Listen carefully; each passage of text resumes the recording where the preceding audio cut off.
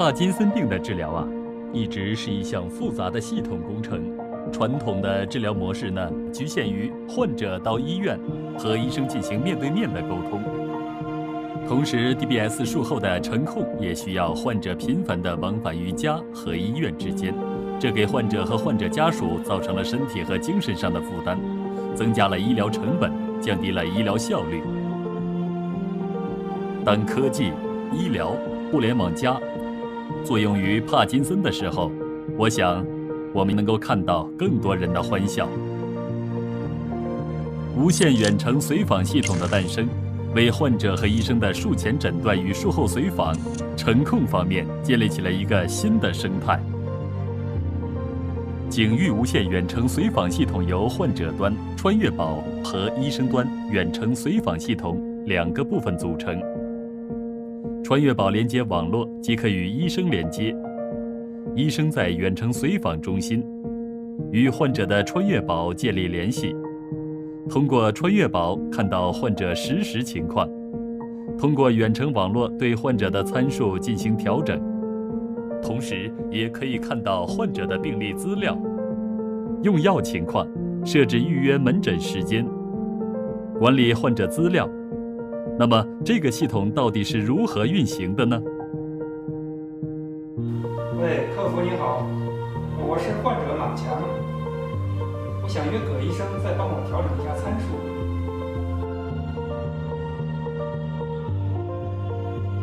马先生你好，我是葛医生。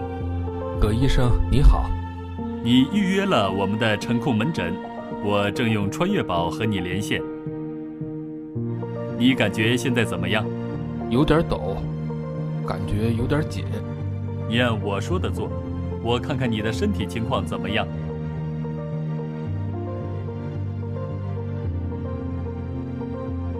马先生，我需要给你调整参数。好的。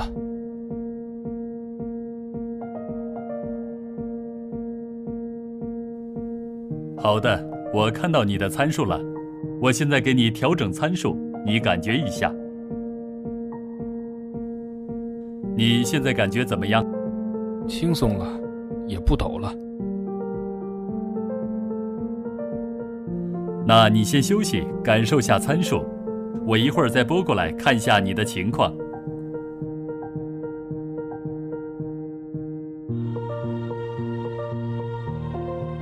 现在你站起来走几步看看。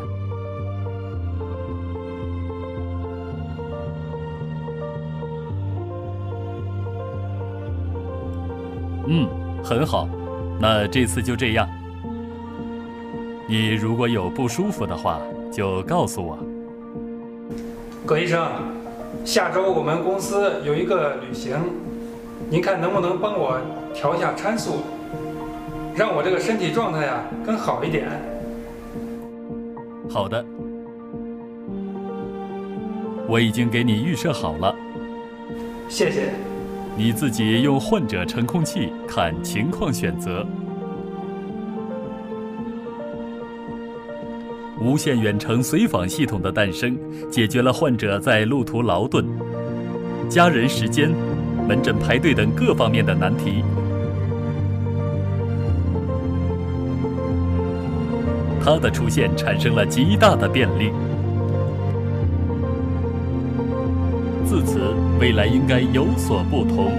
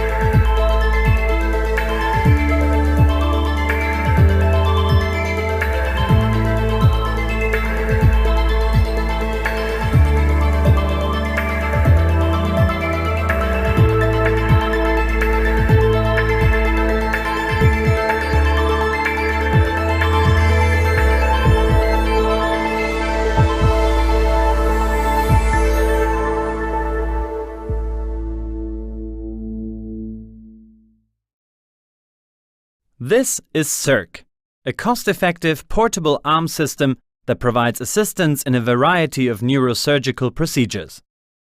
Its full integration with BrainLab navigation leverages established workflows, setups, and instrumentation.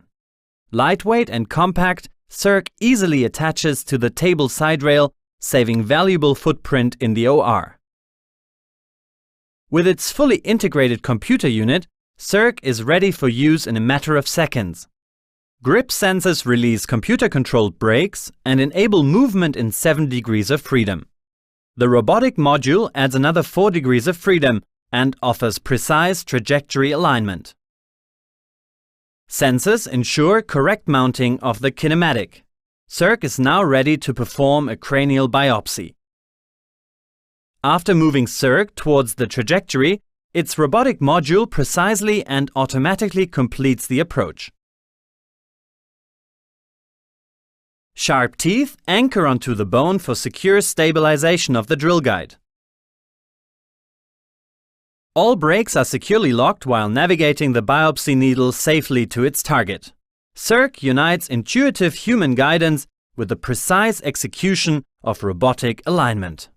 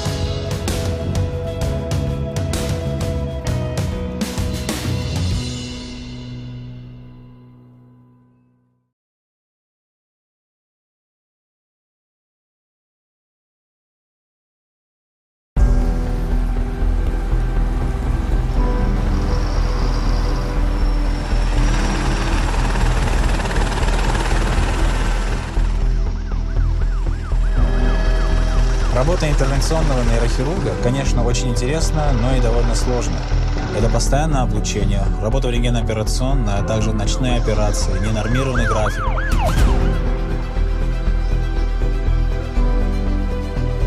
Но самое сложное – это невозможность помочь пациенту вовремя. При остром ишемическом инсульте, когда закупорился сосуд головного мозга, лечение очень зависит от скорости проведения операции и реканализации сосуда.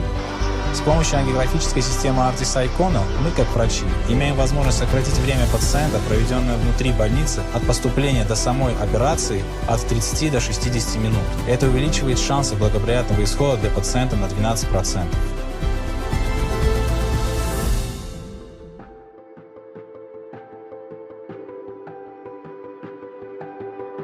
Меня зовут Давид Саакян, я эндоваскулярный нейрохирург в медицинском центре Эребуни в городе Ереван. Немаловажное значение имеет именно скорость проведения самой операции.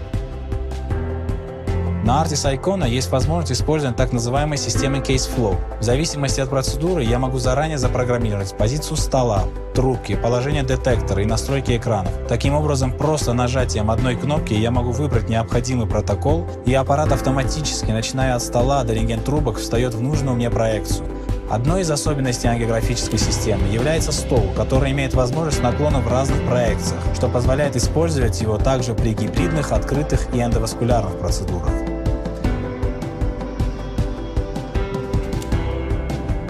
Ангиограф дает широкие возможности нейровизуализации.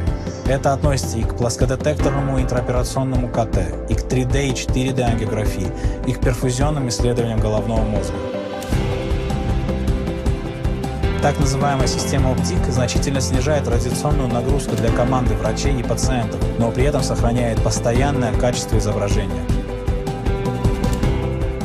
Мы очень сильно зависим от оборудования и очень сильно зависим от инструментов, которые мы используем. И я выбрал для себя ARTIS-ICONA, потому что он позволяет расширить мои возможности в оказании своевременной и качественной медицинской помощи моим пациентам.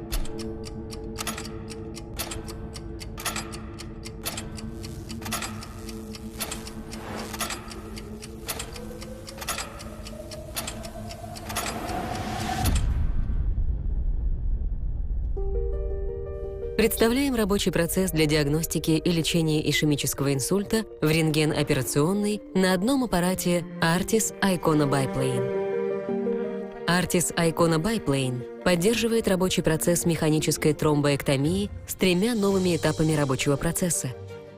Он сводит к минимуму переходы между модальностями и может сократить время от двери до области паха за 34 минуты. Сначала необходимо определить, нет ли кровотечения. Чтобы повысить качество визуализации, в ARTIS-ICONA используются 2 ротационные наклонные траектории для 3D-сканирования, помогающие преодолеть появление артефактов от костных структур, окружающих базальную часть головного мозга. Второй этап также важен, как и первый. Теперь ангиографическая система оснащена режимом динамической визуализации коллатеральных сосудов, что позволяет сканировать 10 объемов примерно за 60 секунд. Третий этап соответствует действующим рекомендациям по тромбоэктомии о проведении перфузионной визуализации для выбора лечения в течение 6-24 часов после появления симптомов. Программный режим Dyna-CT Multiphase предоставляет КТ-подобные карты перфузии, позволяющие определить области головного мозга с нарушением кровотока и сниженным объемом крови, а также с задержкой поступления контрастного вещества непосредственно в ангиографическом кабинете, что сокращает время до начала лечения. Не покидая рентгеноперационную, мы можем выполнять механическую тромбоэктомию и документировать ее результаты, используя гибкие возможности биплановой системы. В частности, после тромбоэктомии можно выполнить цифровую субтракционную ангиографию. Клиника Базельского университета добилась значительной экономии времени благодаря новой системе, о чем свидетельствует доктор Мариус Психагиус. Теперь мы проводим все диагностические исследования в рентгенооперационной. Для пациентов с подозрением на окклюзию крупных сосудов и оценкой NIHS больше 9 это может сэкономить от 30 до 60 минут времени внутри больницы.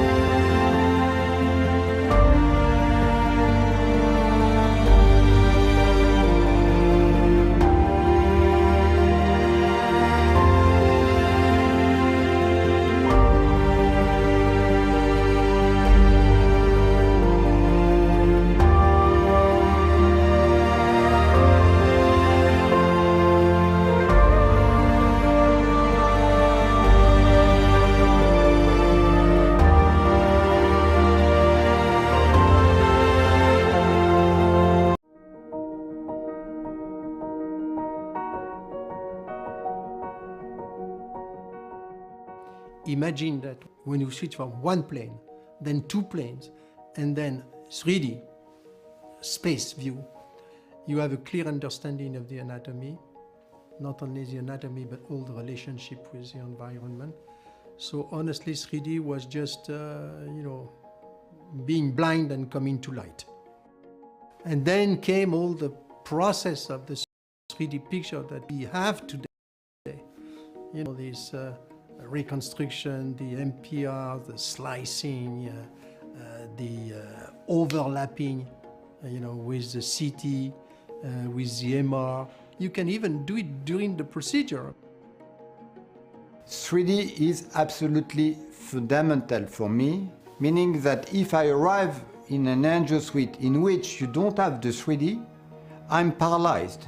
And I always say to the young doctors, if you don't see, you don't understand, and if you don't understand, you cannot treat. And 3D is the key tool. I will trust and base my treatment on all the 3D measurements, because we live in a 3D world, it's a 3D anatomy. So I need this perspective and this understanding that is brought by 3D. Then I can adapt myself. I can work in 2D, but I will work in 2D based on the 3D knowledge. No, I cannot imagine working without 3D. Today it's mandatory to have 3D array to benefit from the maximum information. I would consider this as an essential step. I think it's extremely hard for us now to consider treatment without understanding the 3D images. You always have the fear of a trap that you have not seen, a side branch, a protrusion of the neck which you don't control, a protrusion of the device that you have not understood. It can be very helpful during the navigation. For example, in an AVM, why you cannot catheterize a small branch, it's always the same rule. Come back to the 3D, change the position, understand better, to do better. So now that the 3D is fully doable and also manageable inside the angio suite with this pad, I think it's also a big push for people to use 3D in a very concrete fashion into the angio suite. When a physician is understanding better, you are always safer for the patient.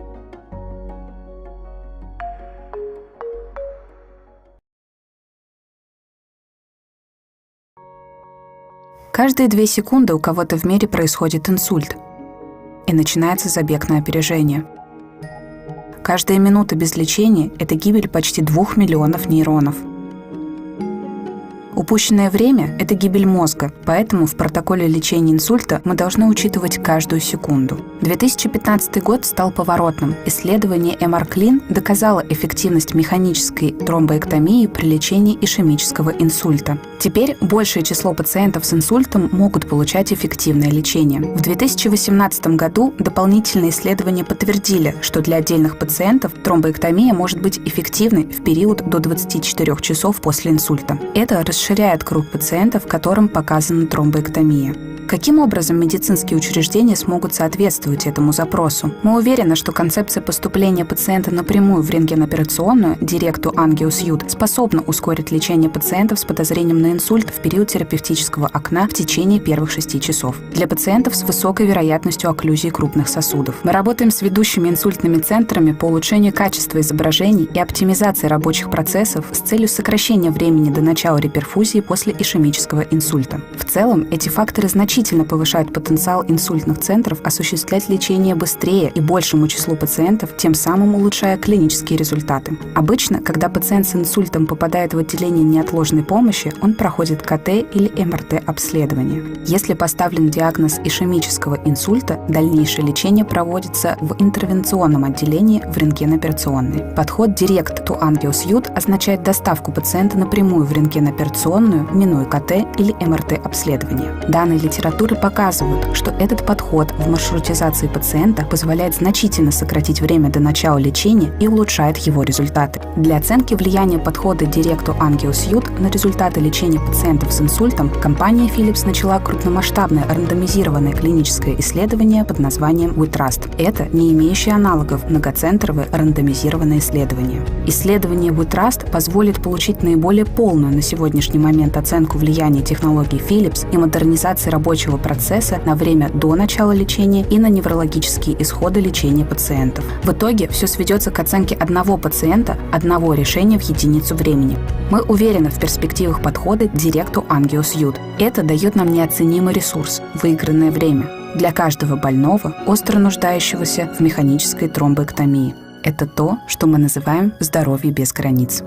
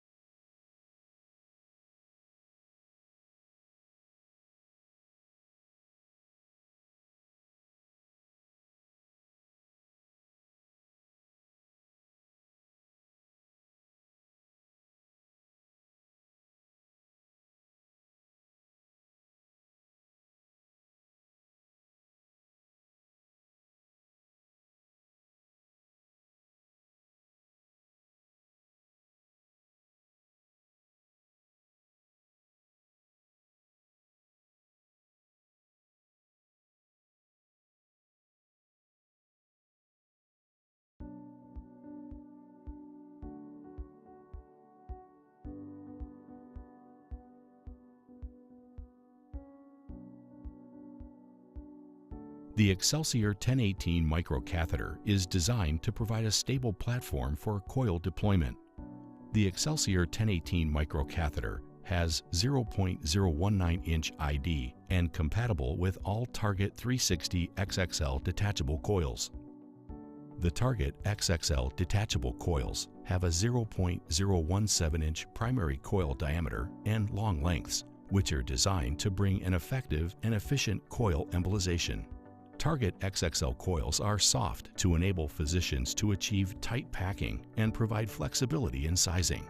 All of Target family coils are developed by the Target platform, which is known to be a smooth and stable delivery wire technology. Through the distal 2D loop and 360 shape of Target, physicians can anchor and frame the coils to the desired location.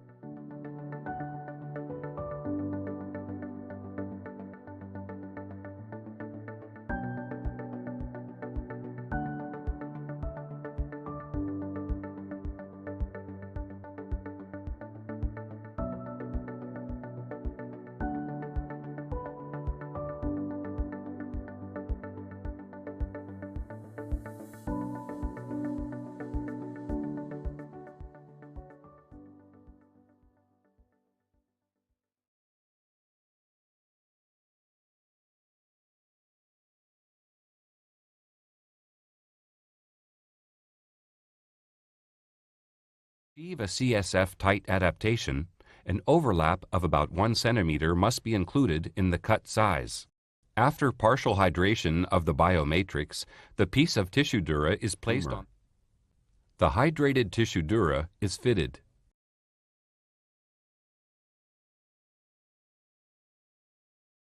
Fixation of the briefly hydrated biomatrix along the sinus edge with 3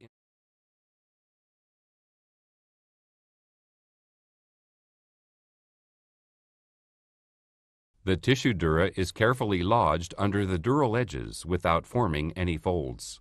The subbase is filled. Insertion of the bone cap. At the end of the procedure, the bone cap is attached with bioplates. First postoperative day show the radical resecumulation in the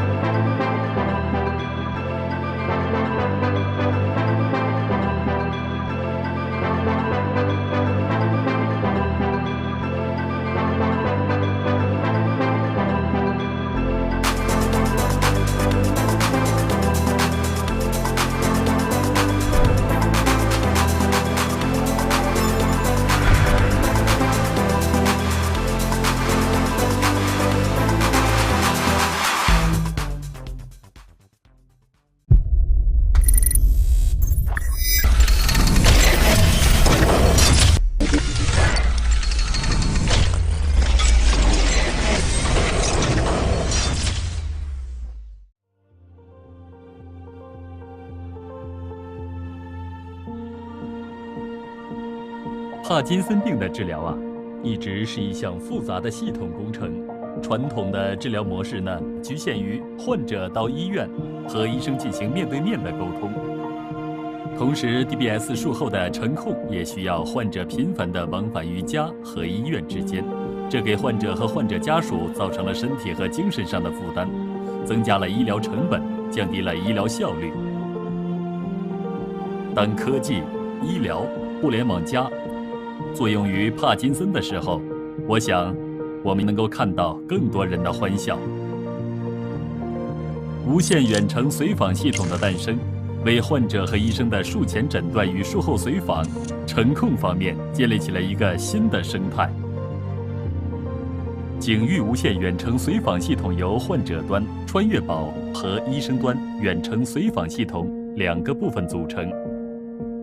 穿越宝连接网络即可与医生连接，医生在远程随访中心与患者的穿越宝建立联系，通过穿越宝看到患者实时情况，通过远程网络对患者的参数进行调整，同时也可以看到患者的病历资料、用药情况，设置预约门诊时间，管理患者资料。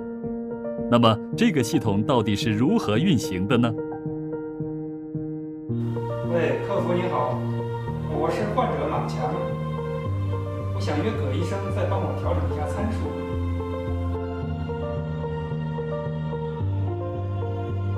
马先生你好，我是葛医生。葛医生你好，你预约了我们的晨控门诊，我正用穿越宝和你连线。你感觉现在怎么样？有点抖，感觉有点紧。你按我说的做，我看看你的身体情况怎么样。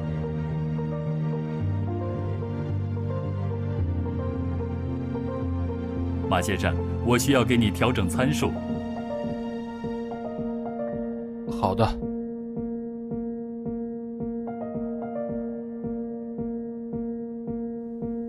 好的，我看到你的参数了，我现在给你调整参数，你感觉一下。你现在感觉怎么样？轻松了，也不抖了。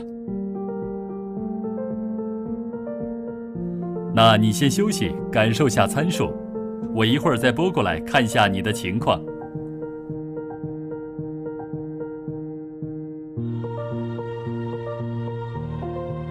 现在你站起来走几步看看。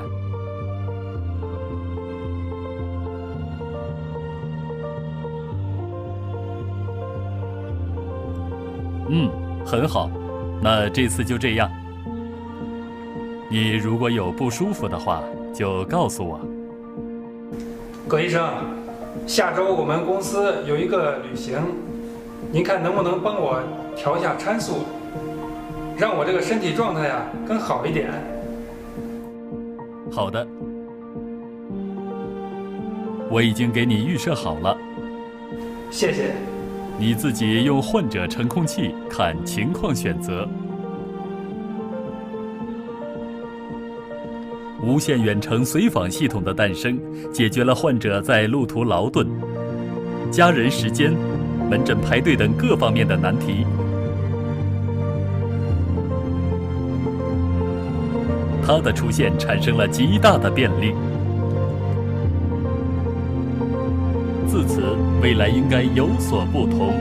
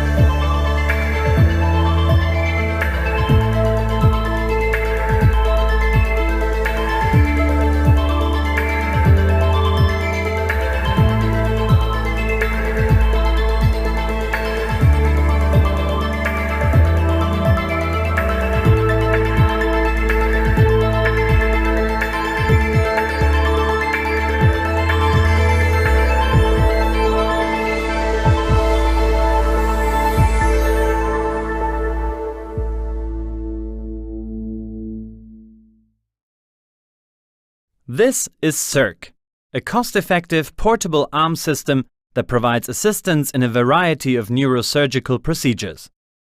Its full integration with BrainLab navigation leverages established workflows, setups, and instrumentation. Lightweight and compact, CIRC easily attaches to the table side rail, saving valuable footprint in the OR. With its fully integrated computer unit, CIRC is ready for use in a matter of seconds. Grip sensors release computer-controlled brakes and enable movement in 7 degrees of freedom. The robotic module adds another 4 degrees of freedom and offers precise trajectory alignment. Sensors ensure correct mounting of the kinematic. CIRC is now ready to perform a cranial biopsy. After moving CIRC towards the trajectory, its robotic module precisely and automatically completes the approach. Sharp teeth anchor onto the bone for secure stabilization of the drill guide. All brakes are securely locked while navigating the biopsy needle safely to its target. CIRC unites intuitive human guidance with the precise execution of robotic alignment.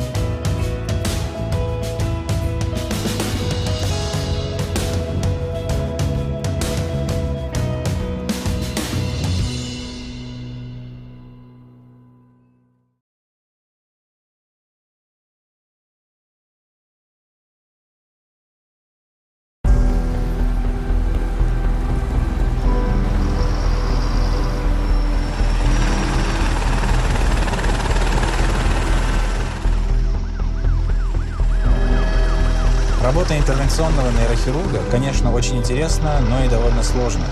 Это постоянное облучение, работа в рентгенооперационной, а также ночные операции, ненормированный график.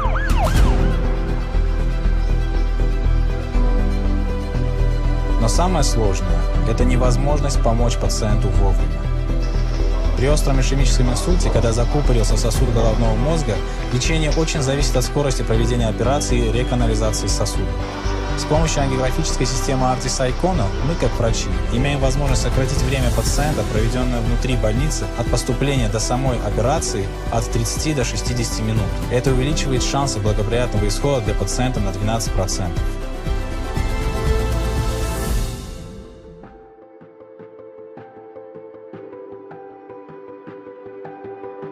Меня зовут Давид Саакян, я эндоваскулярный нейрохирург в медицинском центре Эребуни в городе Ереван. Немаловажное значение имеет именно скорость проведения самой операции. На ARTIS-ICONA есть возможность использования так называемой системы Case Flow. В зависимости от процедуры я могу заранее запрограммировать позицию стола, трубки, положение детектора и настройки экранов. Таким образом, просто нажатием одной кнопки я могу выбрать необходимый протокол, и аппарат автоматически, начиная от стола до рентген-трубок, встает в нужную мне проекцию.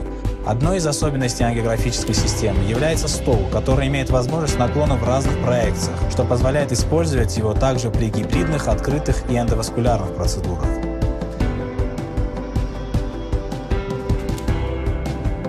Ангиограф дает широкие возможности нейровизуализации. Это относится и к плоскодетекторному интраоперационному КТ, и к 3D и 4D ангиографии, и к перфузионным исследованиям головного мозга. Так называемая система оптик значительно снижает радиационную нагрузку для команды врачей и пациентов, но при этом сохраняет постоянное качество изображения. Мы очень сильно зависим от оборудования и очень сильно зависим от инструментов, которые мы используем. И я выбрал для себя ARTIS-ICONA, потому что он позволяет расширить мои возможности в оказании своевременной и качественной медицинской помощи моим пациентам.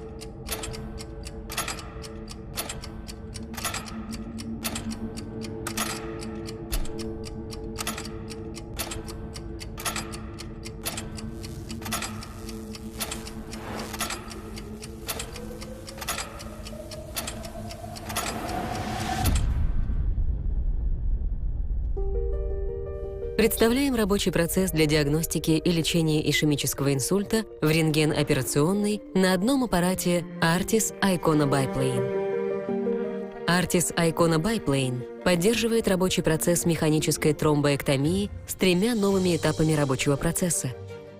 Он сводит к минимуму переходы между модальностями и может сократить время от двери до области паха за 34 минуты.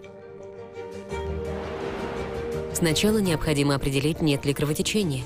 Чтобы повысить качество визуализации, в ARTIS-ICONA используются 2 ротационные наклонные траектории для 3D-сканирования, помогающие преодолеть появление артефактов от костных структур, окружающих базальную часть головного мозга. Второй этап также важен, как и первый. Теперь ангиографическая система оснащена режимом динамической визуализации коллатеральных сосудов, что позволяет сканировать 10 объемов примерно за 60 секунд.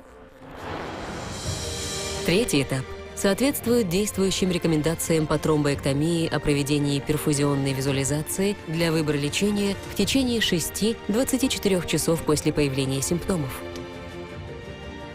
Программный режим Dyna-CT Multiphase предоставляет КТ-подобные карты перфузии, позволяющие определить области головного мозга с нарушением кровотока и сниженным объемом крови, а также с задержкой поступления контрастного вещества непосредственно в ангиографическом кабинете, что сокращает время до начала лечения. Не покидая рентгеноперационную, мы можем выполнять механическую тромбоэктомию и документировать ее результаты, используя гибкие возможности биплановой системы. В частности, после тромбоэктомии можно выполнить цифровую субтракционную ангиографию. Клиника Базельского университета добилась значительной экономии времени благодаря новой системе, о чем свидетельствует доктор Мариус Психагиус. Теперь мы проводим все диагностические исследования в рентгенооперационной. Для пациентов с подозрением на окклюзию крупных сосудов и оценкой NIHS больше 9 это может сэкономить от 30 до 60 минут времени внутри больницы.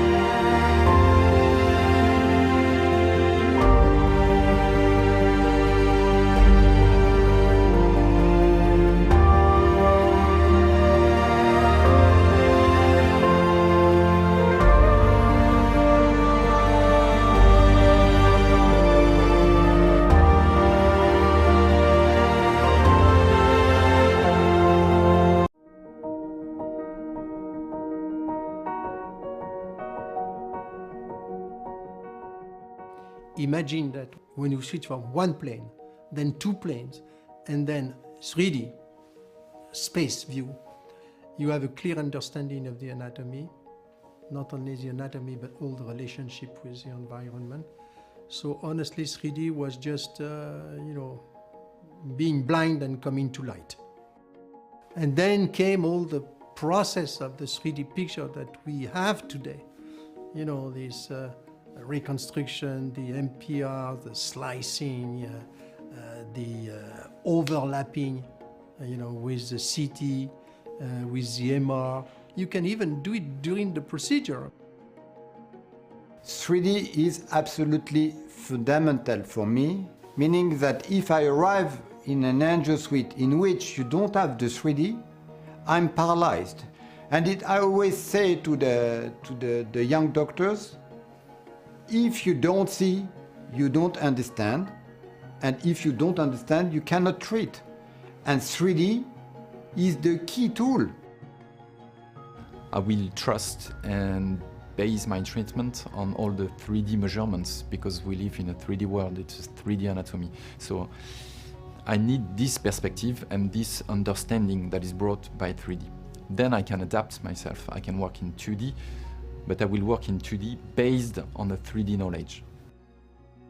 No, I cannot imagine working without 3D. Today it's mandatory to have 3D array to benefit from the maximum information. I would consider this as an essential step. I think it's extremely hard for us now to consider treatment without understanding the 3D images. You always have the fear of a trap that you have not seen, a side branch, a protrusion of the neck which you don't control, a protrusion of the device that you have not understood. It can be very helpful during the navigation. For example, in an AVM, why you cannot catheterize a small branch, it's always the same rule. Come back to the 3D, change the position, understand better to do better. Now that the 3D is fully doable and also manageable inside the Angel Suite with this pad, I think it's also a big push for people to use 3D in very concrete fashion into the Angel Suite. When a physician is understanding better, you are always safer for the patient.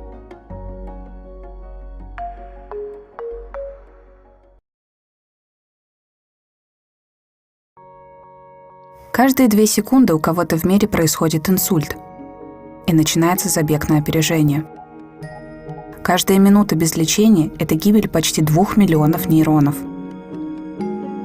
Упущенное время – это гибель мозга, поэтому в протоколе лечения инсульта мы должны учитывать каждую секунду. 2015 год стал поворотным. Исследование MR-CLIN доказало эффективность механической тромбоэктомии при лечении ишемического инсульта. Теперь большее число пациентов с инсультом могут получать эффективное лечение. В 2018 году дополнительные исследования подтвердили, что для отдельных пациентов тромбоэктомия может быть эффективной в период до 24 часов после инсульта. Это расширяет круг пациентов, которым показана тромбоэктомия.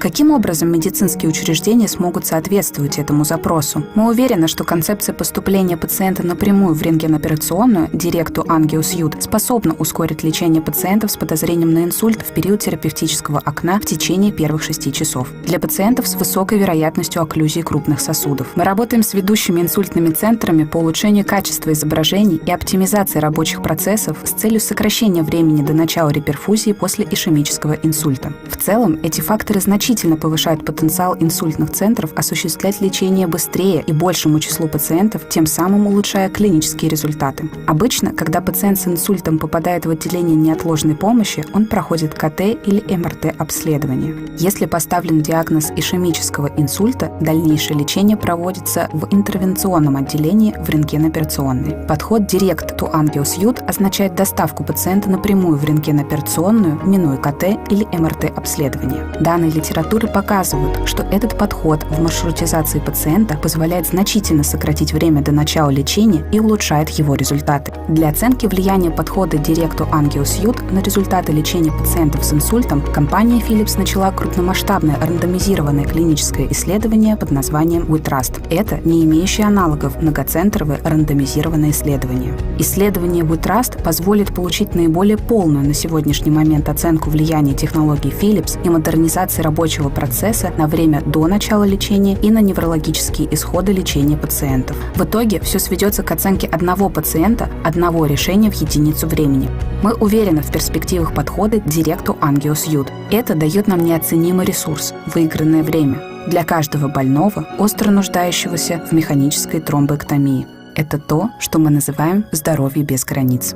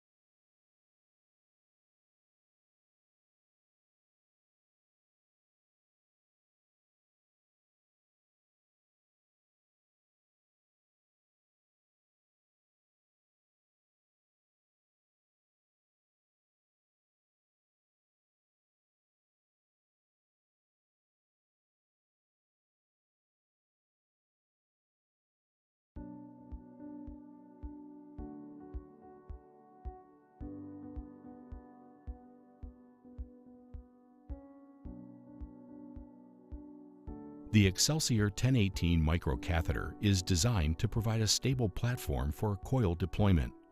The Excelsior 1018 microcatheter has 0.019-inch ID and compatible with all Target 360 XXL detachable coils. The Target XXL detachable coils have a 0.017-inch primary coil diameter and long lengths, which are designed to bring an effective and efficient coil embolization. Target XXL coils are soft to enable physicians to achieve tight packing and provide flexibility in sizing. All of Target family coils are developed by the Target platform, which is known to be a smooth and stable delivery wire technology. Through the distal 2D loop and 360 shape of Target, physicians can anchor and frame the coils to the desired location.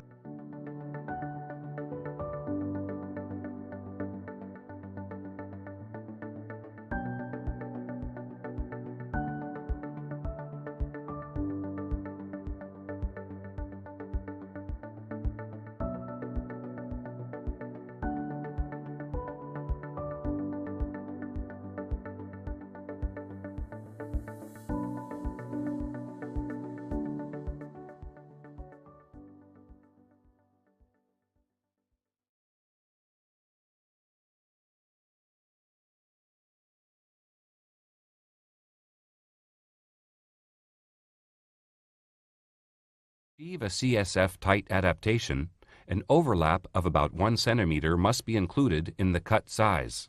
After partial hydration of the biomatrix, the piece of tissue dura is placed on. The hydrated tissue dura is fitted.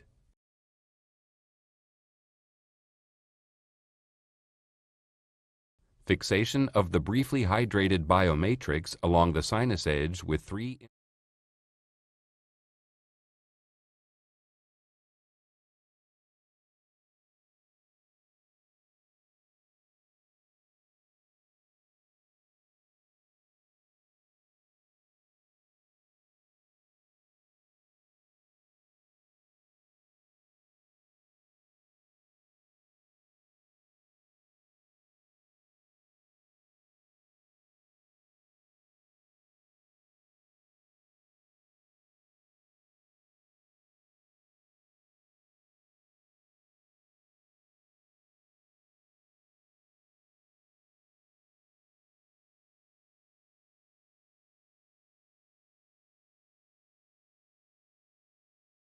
online, so we can go online.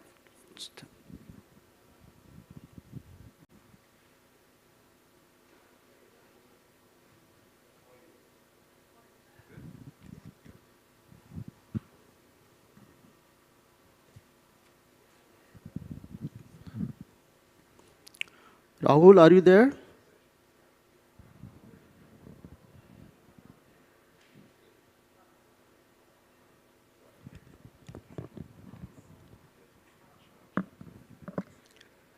Can we have his presentation?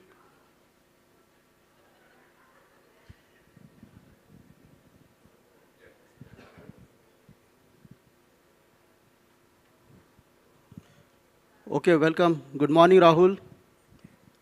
Can you hear me? Hi, good morning, good morning. So today yeah, I can hear you. Yeah, please, if you are ready, please go ahead with your presentation. Yeah. Can you see my slides? Yeah. Okay. Good morning, everyone. Greetings from India. And at the outset, I would like to thank Minzil for inviting me for this wonderful meeting. And unfortunately, I could not be there with you physically because of some illness. I had dengue a few days back and I'm just recovering. I have still not started working. So this is my first period of work, so as to say, after my illness. Today, the topic for discussion that has been given to me is to discuss the angio-architecture of the nidus of brain AVMs. And we will see in this presentation what are the recent advances that we have made in understanding these very complex disorders and how imaging plays a key role in helping us to do so. So without wasting any more time, we will straight away go into the presentation. Last many years, we have been treating brain AVMs and We have had significant advances in the understanding of these brain AVMs, these complex disorders. For example, what I'm showing you on the screen right now is a 3D reconstruction of a relatively large AVM. And whenever we talk about these AVMs, we talk about a term called as the nidus. And what exactly is the nidus? In fact, if we look at multiple presentations and multiple lectures from many centers around the world, whatever is not the artery and whatever is not the vein is thrown into a common basket, which is referred to as the nidus. So basically, the nidus to me happens to be the area that we don't understand in an AVM. This is how exactly the entire thought process started, and this is exactly how we decided to look at the AVMs in more detail, and we started developing techniques for the same. Now, this is a 3D VR reconstruction of the AVM. This is very nice to see and very nice to show in meetings, but this does not give us any information. This does not tell us much about what exactly is the construction of the AVM. So what we started doing is we started looking at the source images. We started looking at the axial cut images of this AVM. And we started developing these flat panel CT techniques in which we take very fine cuts through the AVM. Now, these are 0.2 millimeter cuts, sequential cuts through the same AVM that I showed you just a while back. And here we start seeing that some kind of detail starts emerging. What is very obvious to see, for example, if you see where exactly my pointer is pointing, this is the area which is the arterial leptomeningeal arcade, which is ultimately going and ramifying into the AVM, and this is the one which is particularly supplying the AVM. So what we started doing is we started mapping out these small arteries, these small leptomeningeal twigs, which are the ones which ultimately are going to go and supply the AVM, because this is one constant thing we could understand in the AVM. As we understood these AVMs more and more, we started realizing that at the center of every AVM is a large vein. And then in between the artery and the vein is the point of the arteriovenous interaction. So to make things simple for you, if I were to put some color on this, the first structure that is the central component of the entire AVM happens to be the large collector draining vein. This is the centerpiece of the AVM. This is the target of treatment for AVM. And if we do not occlude this, if we do not reach this with our embolic material, we know that the AVM is going to come back. So this is going to be the central portion of the AVM around which the entire AVM is constructed. The second set of structures that we can identify very well are the leptomeningeal arteries. And then you have the sequential small type 1 to type 6 medullary branches, which are originating from the leptomeningeal angioarcade. These also, as of now, are a part of the arterial system. So the one that I showed you before, that is the vein, and the one that I showed you now, that is the artery, these two particularly are not the parts of the nidus, but they are the interface between the nidus and the arterial system, between the nidus and the venous system. So once we look at all these structures and once we subtract the arterial system and the venous system, what we are left behind is the zone of the arteriovenous interaction. And this to me basically is the nidus of the AVM. And this is what is the seat of the disease. And this is what is need to be targeted in curative embolization for brain AVMs. So if we were to put this entire structure together in an AVM nidus, what we are going to see basically is going to be a very large dilated central vein. This vein is going to have multiple small branches. These branches will correspond to the compartmental draining veins. The compartmental draining veins ultimately join together to form the leptomeningeal draining vein or the main collector vein. These small branches or the compartmental veins will be surrounded by these small vascular channels which are basically formed because of the ramification of the arterial system around the vein. And this will correspond to the nidus or the fistula point between the artery and the vein. This can be a direct fistula, or this can be a multiple small capillary, arteriolo-capillary-like network like fistula, in which case we will call it a so-called glomerular nidus. But if it is pure fistulous, we will call it a fistulous nidus. And then finally, you will have the first order arteries, the leptomeningeal angioarteriate, which is going to be supplying this AVM. So these are the three basic parts of the AVM that we have been able to identify on basis of cone beam CTs. Now, with the improvement in the understanding, we have to look back at our own data. Brain AVMs basically in any department will be around 10 to 15% of the workload, which tells us that these are definitely rare disorders. These are definitely not as common as, for example, aneurysms or ischemic strokes.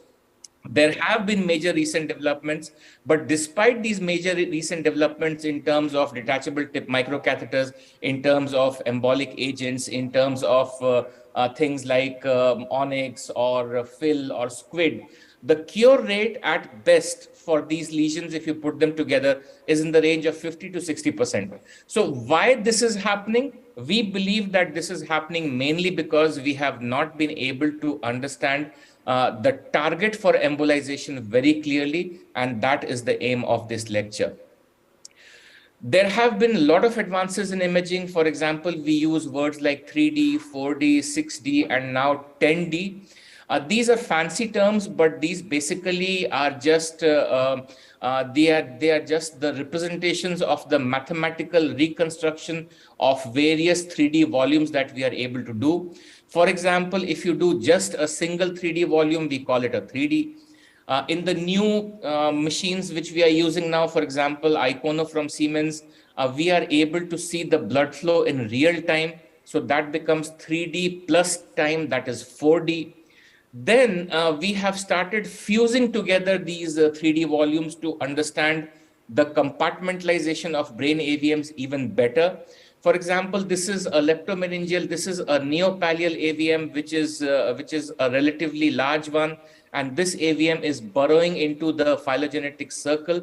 That means this AVM is getting supply mainly from the leptomeningeal system, the MCA branches, but there are also some supply from the choroidal system.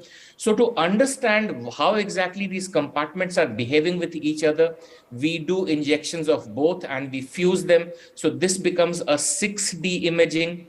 And out of the 6D imaging, we extract the entire nidus, and then we can see exactly what exactly are the nidal characteristics, what exactly is the blood supply, how exactly the choroidal system is supplying the nidus from below, and how exactly the leptomeningeal system is supplying it from above.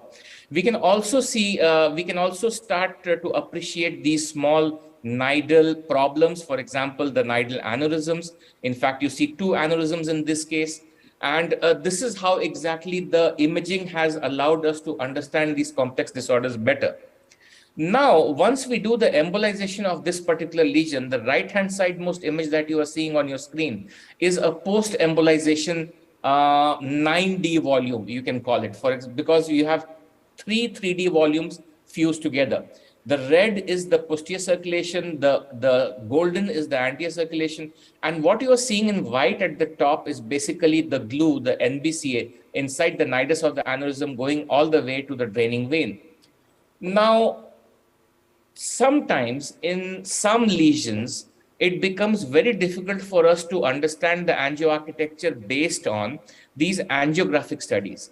So one fine day, we realized that once when the embolization has been completed, the 3D reconstruction of the cast of the embolic material, it can be anything, it can be glue, it can be onyx, it can be any other material. This is basically a surrogate for the structure of the AVM. So this is when we started realizing that a better understanding of the brain AVMs can be sought if we start looking at the 3D of the cast of the embolic material, the cast of the glue. So this was the time when we started looking at parallelisms between the angioarchitecture that is obtained as a study, as a function of the glue cast, vis-a-vis the angioarchitecture that has been drawn by neuropathologists who have been able to study these disorders post-mortem. And that is when we started realizing that the degree of parallelism between the glue cast and the brain AVM is very, very massive. So now what we started doing is we started looking at most of our AVMs. We went back to our data. We took out all our data and we looked at around 120 cases, 120 AVMs. And what we did is we looked at the glue cast of almost all these AVMs. Then in the next step, we started analyzing these casts in detail, what you can see here. And these detailed analysis of the glue cast allowed us to understand the periphery of the AVM nidus, the weak points of the AVM nidus. For example, this is glue inside an intranidal aneurysm, as well as these plexiform structures, which we had no idea about. This is the arteriovenous interface that I was talking about. And we started looking at these things in detail.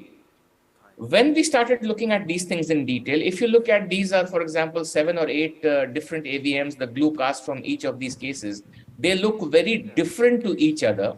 But if we were to orient them in such a way that the AVM PL surface is towards one side and the ventricular surface is towards one side, then everything now starts looking almost similar, in which you have a zone of arterial supply in the periphery, you have a zone of venous drainage at the bottom, and then in between the arterial supply and the zone of venous drainage, you start having these multiple small capillary-like vessels, and these are the ones which we tried to analyze. For that, what we did is we took all these glue casts and we superimposed them on top of each other.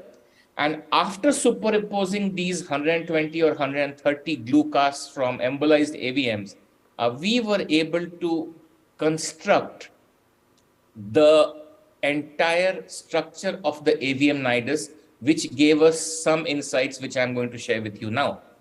For example, the AVM, after this kind of analysis, we were able to see that it is made into at least 3 different zones. You have a peripheral zone, which is the arterial zone.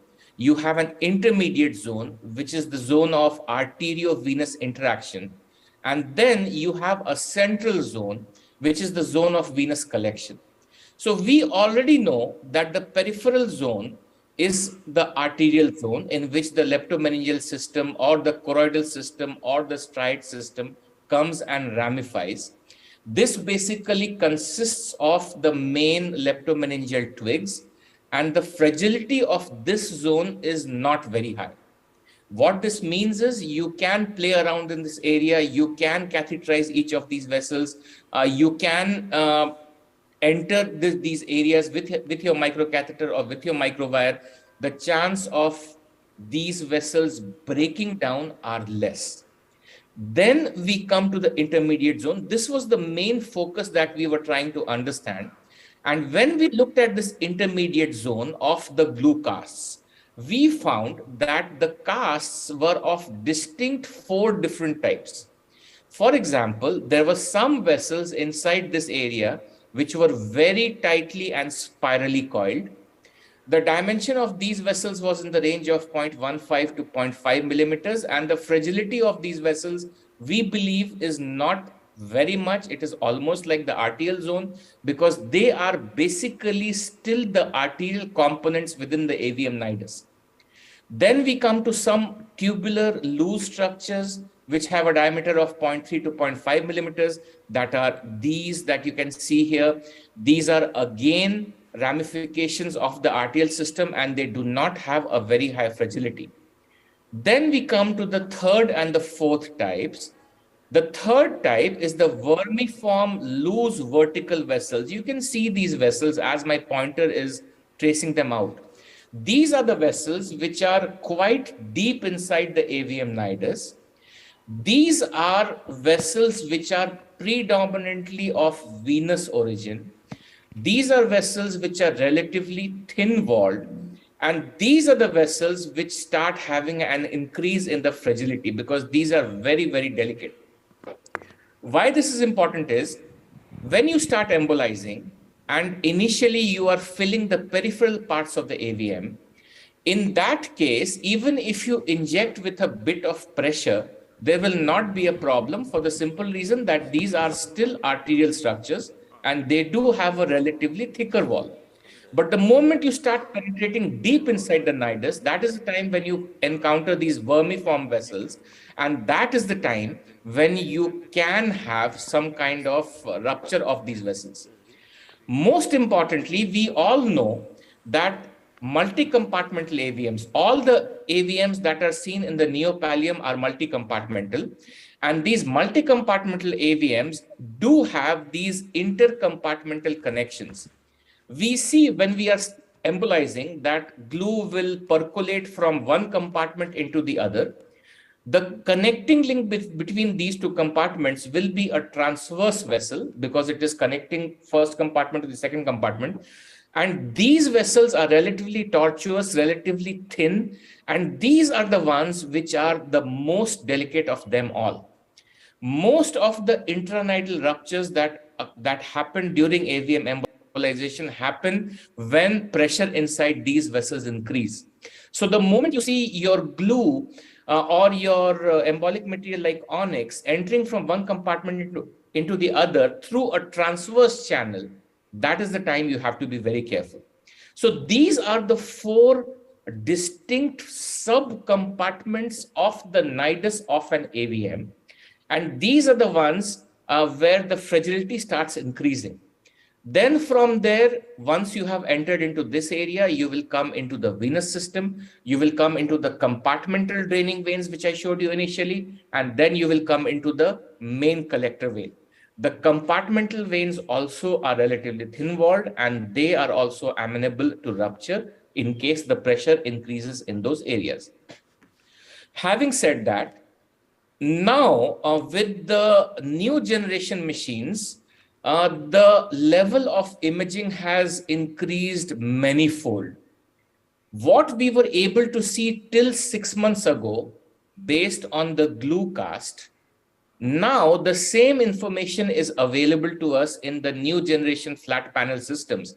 For example, this is an AVM which was imaged very, very recently. Inside this AVM, inside the AVM nidus, you can basically see all the types of vessels that I showed you. In fact, the venous system, the collector veins are the ones which are relatively larger in diameter. But in between those, you can see the vertical, the loose tubular, the spiral, as well as the intercompartmental and the intranidal aneurysm. So what I'm trying to say is, an understanding of AVM was started with flat panel CT. When we realized that the resolution of the flat panel CT was not enough, we started looking at the glue casts as a surrogate. We studied the glue cast for a period of around 5 to 7 years, came up with a particular construction of the AVM nidus, and now we are able to see the same in the new generation machines without even looking at the post-embolization glue cast. So this has been the entire journey, how exactly the understanding of the nidus of the brain AVM has progressed. And in any particular day-to-day case, we use this information to our advantage. And most of our AVM embolizations are single session curative embolizations. What is very important for everyone to understand is the quality of imaging has to be sufficient in order to allow you to analyze and understand the intranidal angioarchitecture in the detail that I have shown you. And once you have this information with you, then it is just a matter of technique. It is just a matter of catheterizing these vessels subsequently or successively, and just depositing your embolic material within the AVM nidus. So based on in fact, I will just show you one last image. The image on the right-hand side of your screen is a cut section of another AVM in which now we have started realizing that the arrangement of the vessels, for example, the arteries at the periphery, the vein in the center, and the arteriovenous interaction in between these two, it is not always like this. In certain cases, the venous system is on one side and the arterial system is on one side. In certain cases, they are all mixed together. So that is the next frontier which we are trying to analyze. We are trying to subclassify these AVMs into if they are eccentric, if they are concentric, or if they are a mixture. And we will see how that also translates into a different rate of cure during embolization. Clinical applications, I will not go through all this because that is, you will see a lot of live cases in the meeting. And just to suffice that with this information, we can have curative embolization in almost 80% of brain AVMs that we are encountered with, that we treat in our day-to-day practice. The principles will remain same for whether the AVMs are small or whether the AVMs are large. It is just a question of how much time it's going to take for us to embolize these AVMs. And for me, a large AVM or a small AVM is just a matter of how exactly you are going to approach it and how many sessions. And if you're going to do it in one session, how much time it's going to take. There are not many AVMs which are not amenable to endovascular treatment, and most of them can be taken care of isolatedly by the endovascular route. So basically, to summarize this presentation, the biggest barrier for endovascular treatment is a lack of understanding of the angioarchitecture. Multiple advances in imaging lead to much better cure rates during embolization. And it is high time that embolization for brain AVMs becomes the primary therapeutic modality and becomes a standalone therapeutic modality. Thanks a lot again for having me in the meeting, and again my apologies that I could not be there with you in person. I will make sure that next time I'm there a week in advance, and I'll cap in Almaty with Minzil so that I meet all of you personally. Thank you. Thank you, Rahul, for a very comprehensive review on the angio architecture of AVM. So if there are any comments or questions from the floor?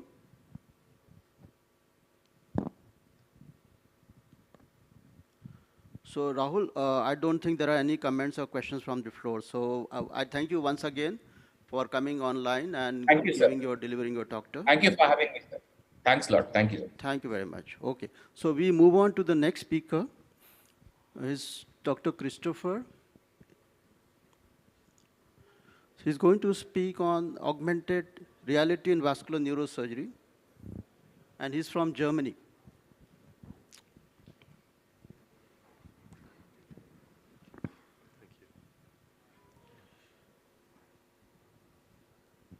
So good morning, everyone. Thank you for inviting me. It's a pleasure to be here.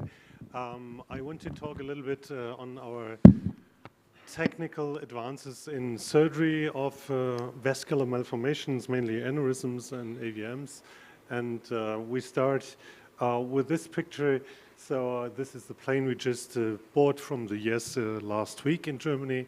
And why I'm showing you, because we benefit in neurosurgery much on military technology.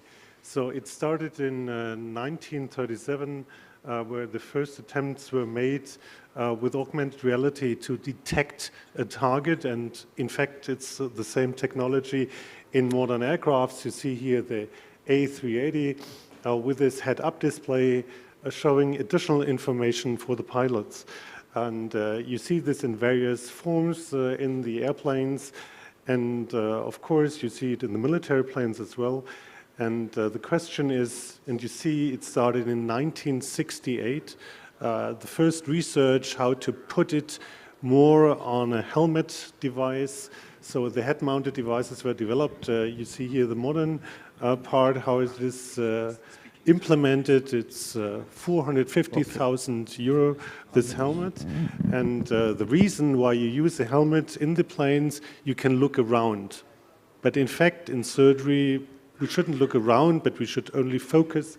So I'm not convinced that really wearing helmets is the solution in neurosurgery. There are in principle 3 possibilities how to implement augmented reality, and they are all in use in parallel. So we have this more monitor devices, so just looking on a monitor and seeing something projected there. I do not believe that this is the way how to do it. I'm not convinced about the head-mounted devices, and what I'm relying on since 1996 is the microscope-based variation. And you see it started in 95 with Barnett with the first head-mounted solutions, and even in some epilepsy surgery there was the concept to wear a device, and you see if you compare what you are seeing here, it reminds me on another thing also from 1968, a device placed here on the head. But it's bulky, and I'm not convinced that you really want to do microsurgery for 8 hours or 10 hours with such a heavy thing on your head. You can just imagine that this is not very comfortable.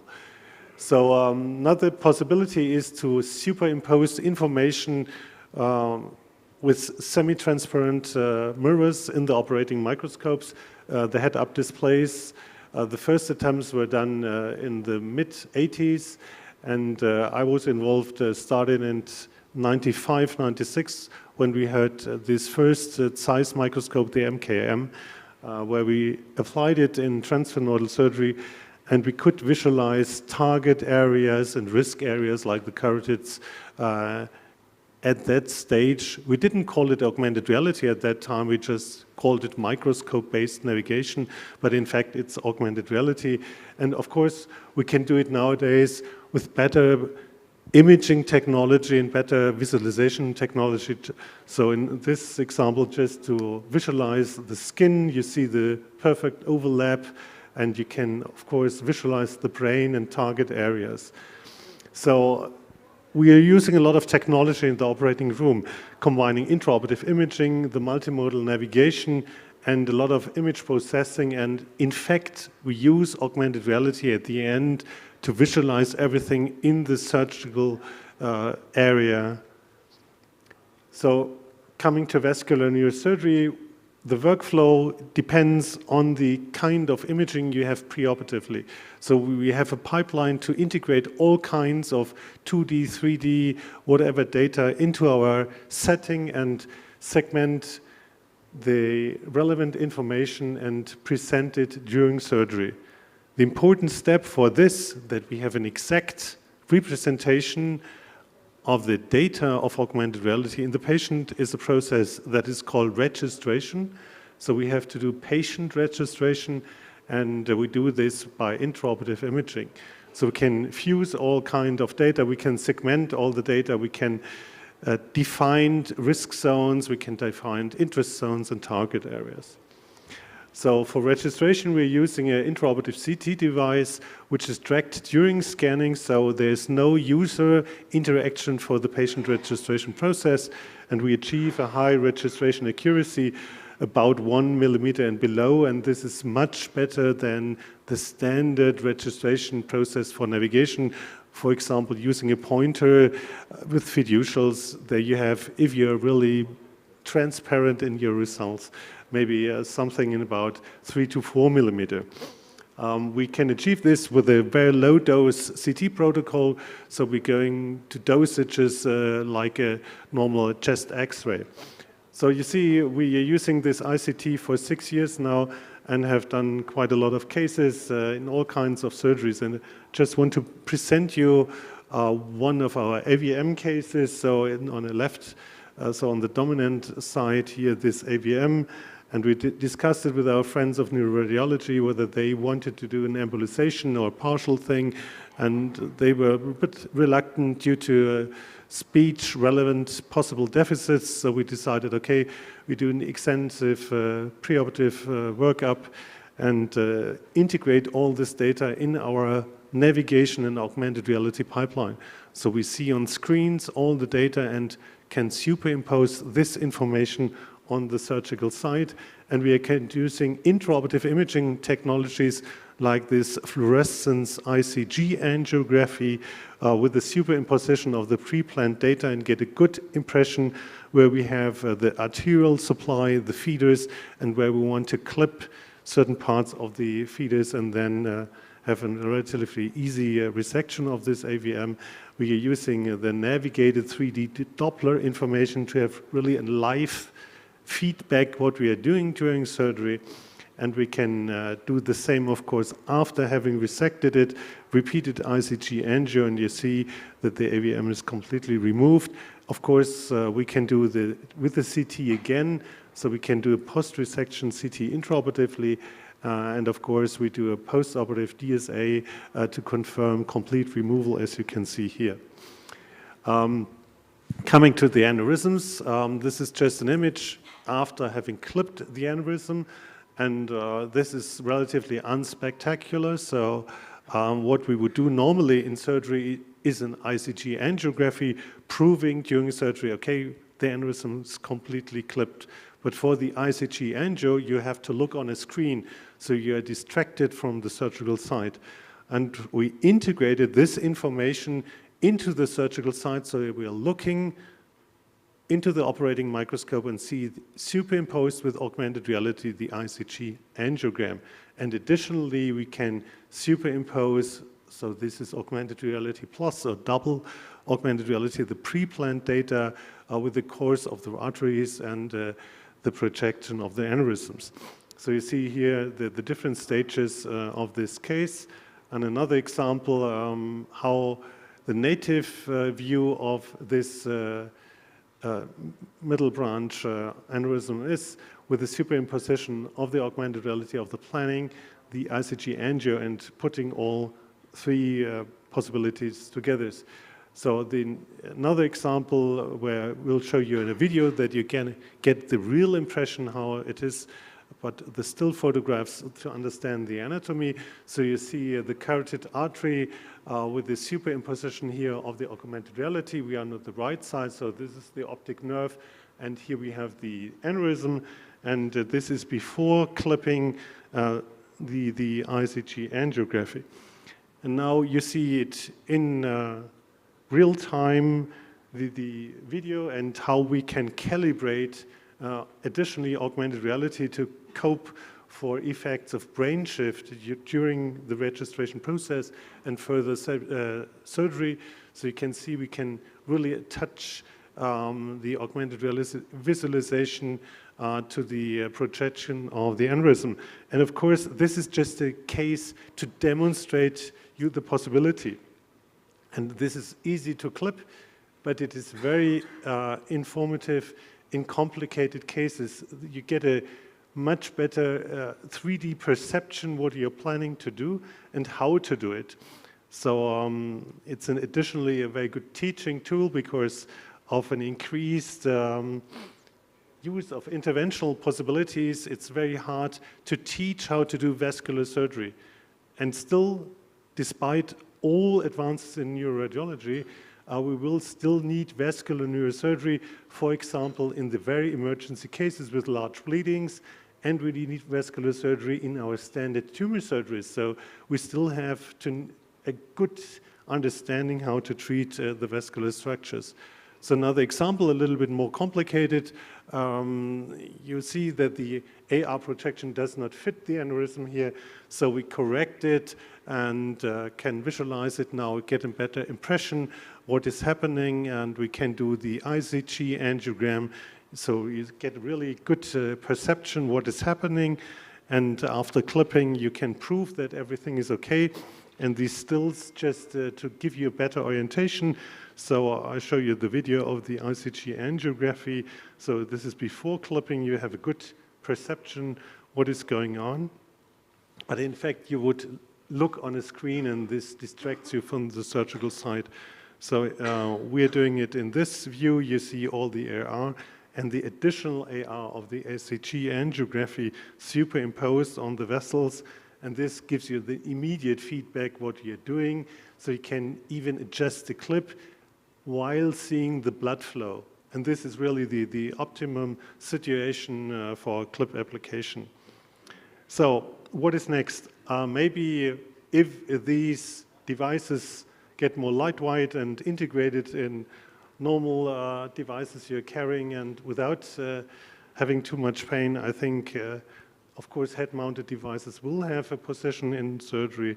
And what is very important that we are going into a more mixed reality environment. Everything will be digitized and visualized.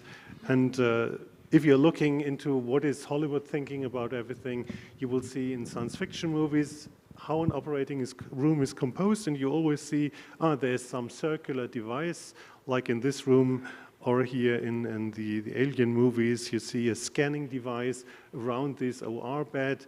So it quite resembles our modern rooms with a scanning device for registration, and you can see the new models coming up with more robotic devices integrating everything.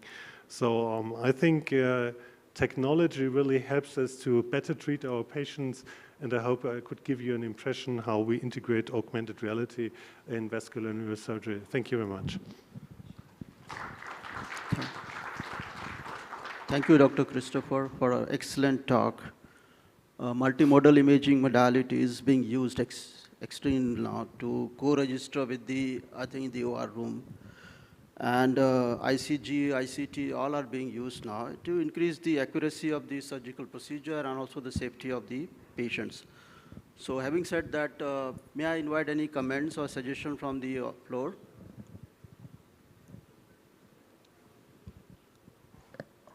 So I think there are none. So we thank you once again for a very excellent talk. So I will request all the speakers to respect their timing, 10 minutes per presentation. And in between, if there are any live case transmission, we'll move and log in with the Angio Suite. So we move on to the next topic.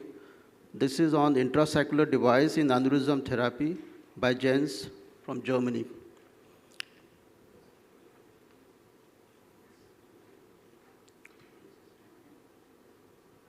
What?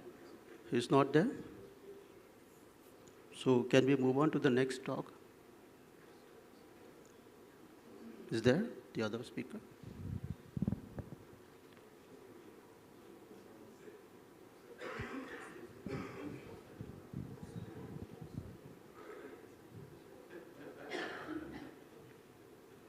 Yeah, Joe's from Israel.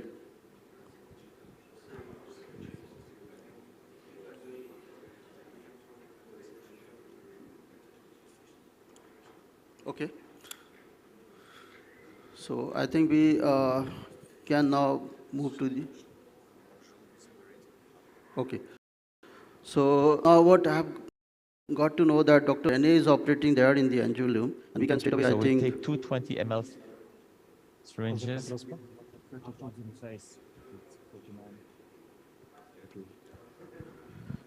Okay. Okay, it's rotating. So, good morning, Here Rene. it's fine. I think maybe we need to. Dr. Rene, do you hear us? Menzili, can you hear us? Okay. Yes, we can hear you. Okay. Here, can you push this? So now we're, push it and forward.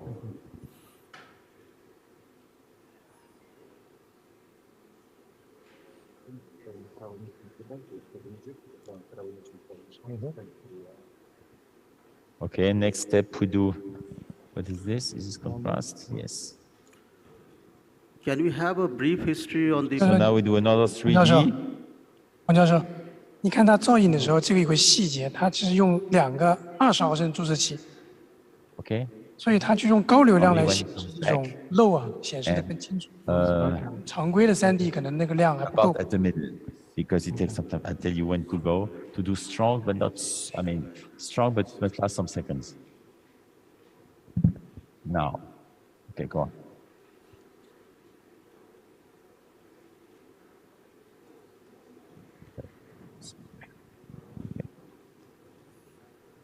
Good.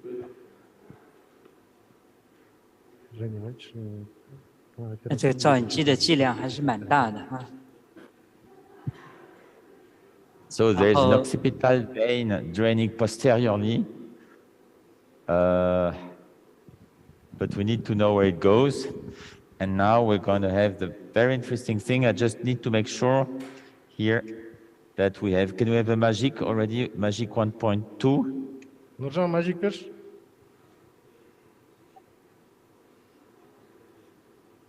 Can I have new compress? New stop?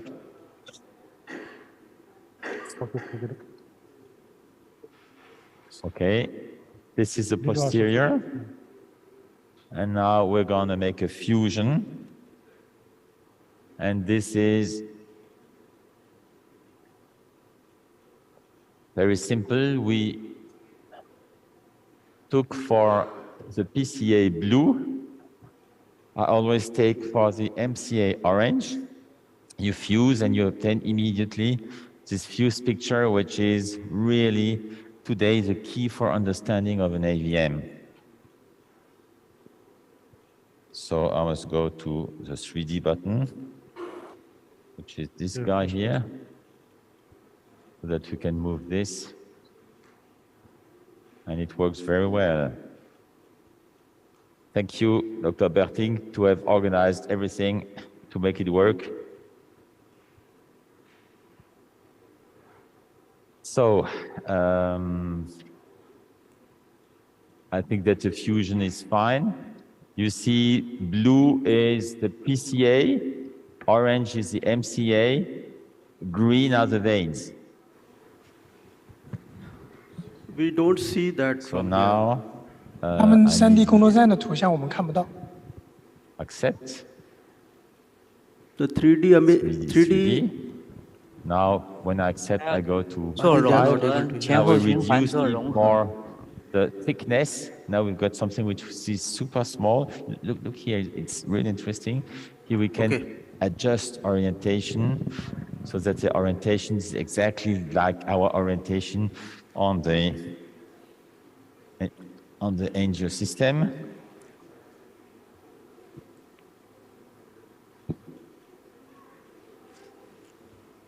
Good. And let me go back to the roadmap. We want to have the same projection than before. And now we're going to start to analyze the AVM based on two things. One is going to be to analyze it through the microcatheter to check most of the feeders. And to be able to obtain a cure in these patients, we need first to do the more difficult vessels. So we don't try to go to the PCA. The PCA is very easy and uncomplicated. You find there immediately some way to get access to some shunts. But the problem is not to reduce the AVM, because this can be done always and usually with results that are variable, but rarely a cure. And if you want to go on for cure, it should be done this way.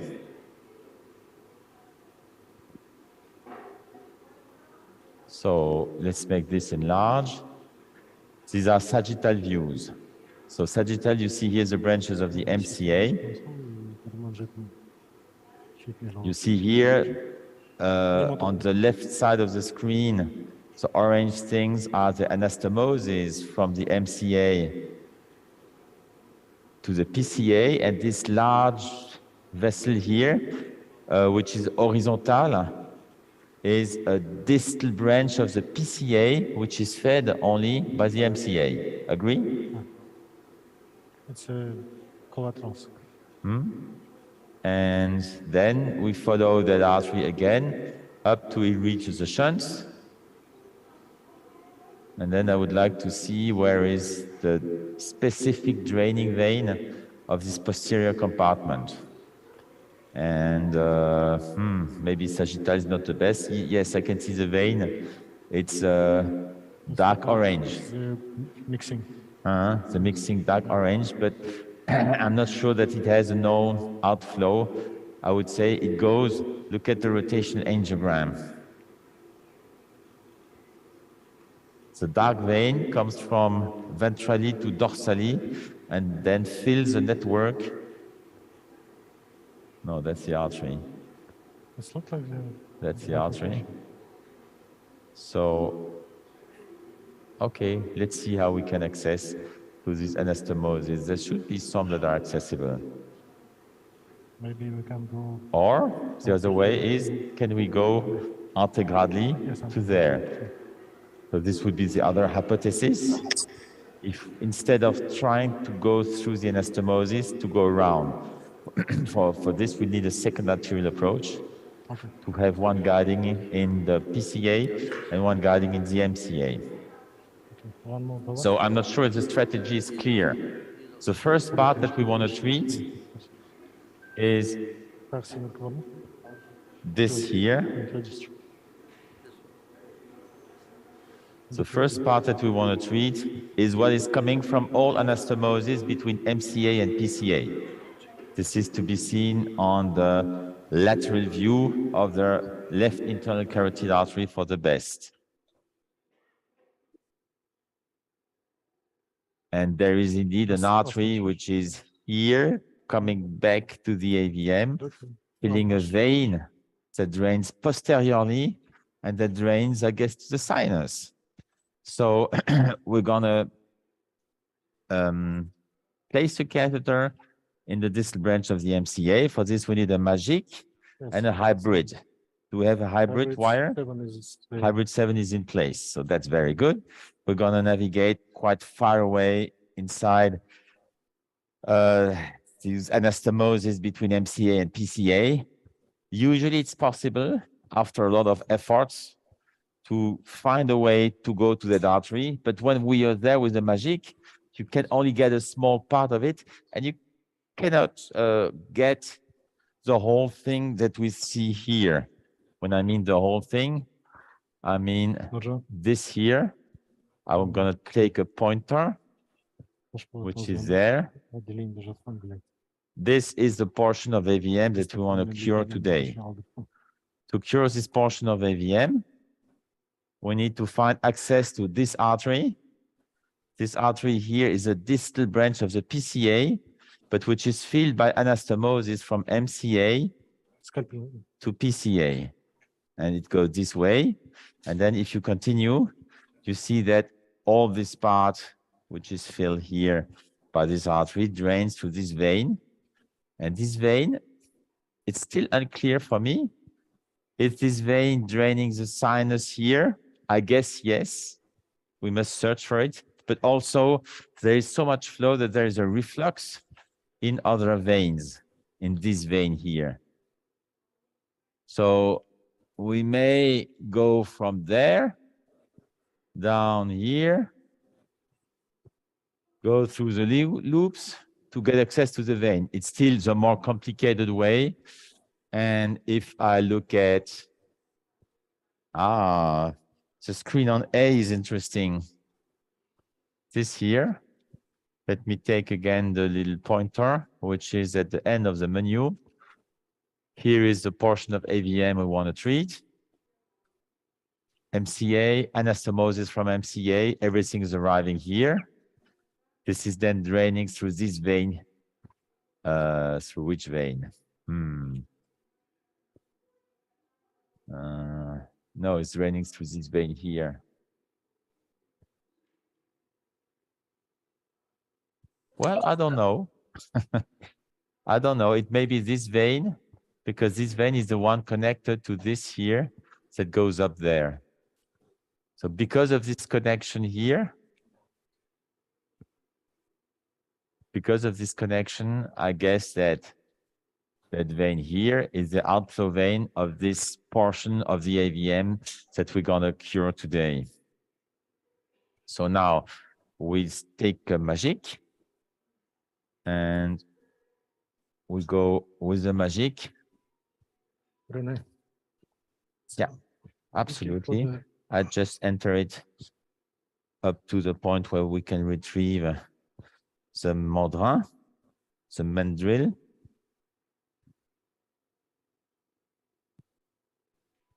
Okay, let's take it out. And I put this one in here.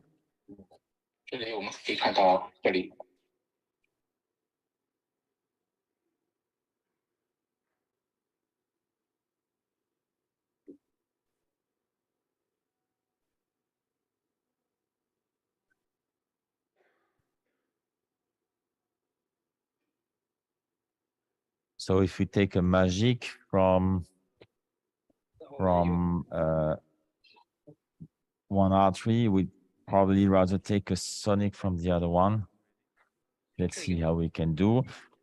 Put the Fubuki 7F in the left vertebral artery, which is here.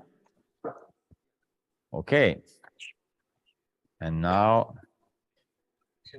can I have some new sponges? Can you put, sorry, can you bring this here? And these are the new sponges.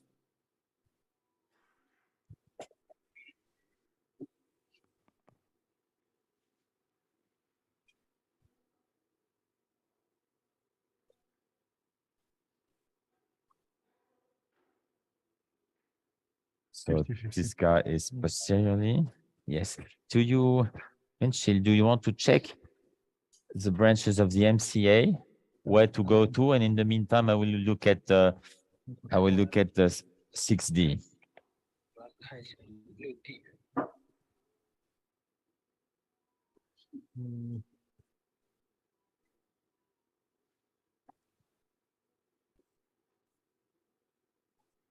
So I'm scrolling again the 6D display.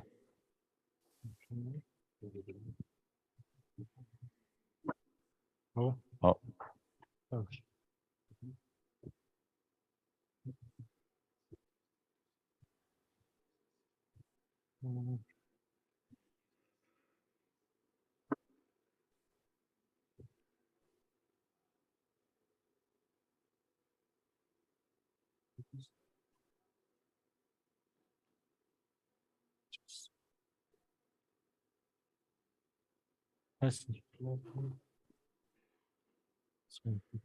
You're doing fluoro? Yes. Okay.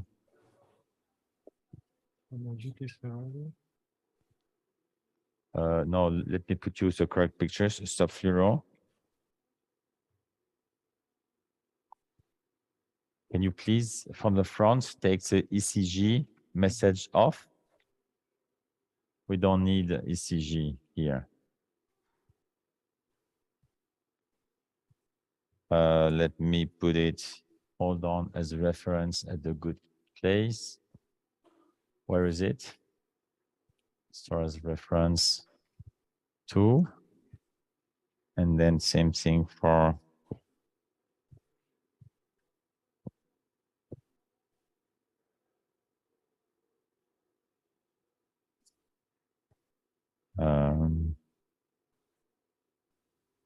no, I need to do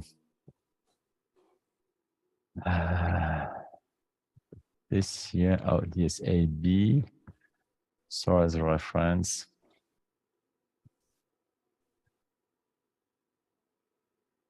That's the one I want. Here, so as reference 2. Hey, why did it do 2? Lane A. You need to disable. Ref 2B I want. What can I?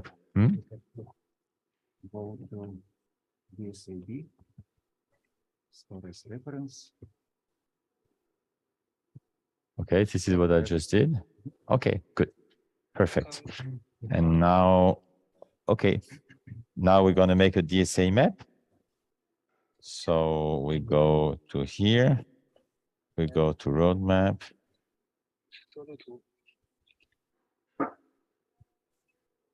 So we don't need to do, okay, we don't need to do a new roadmap. We can take the pictures of the acquisition, which are here. We should be able to see the magic coming on as we can do, yeah. So you can do, okay, stop fluoro. We can now unsubtracted fluoro. If you make an injection like this, where is it going? Is it good? Do you want to maybe make a run?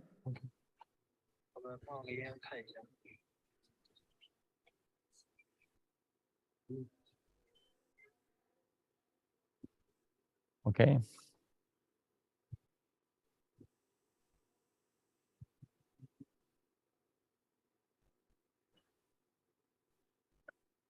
So can we pass to the anastomosis? I expect so. I still don't know which one, but I expect so.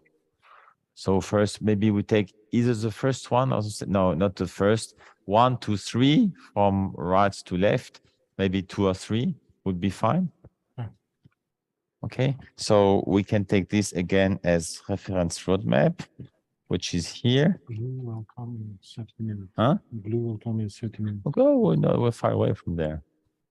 Okay, and make some fluoroscopy. Now we have it, and we even put a roadmap on this. Good.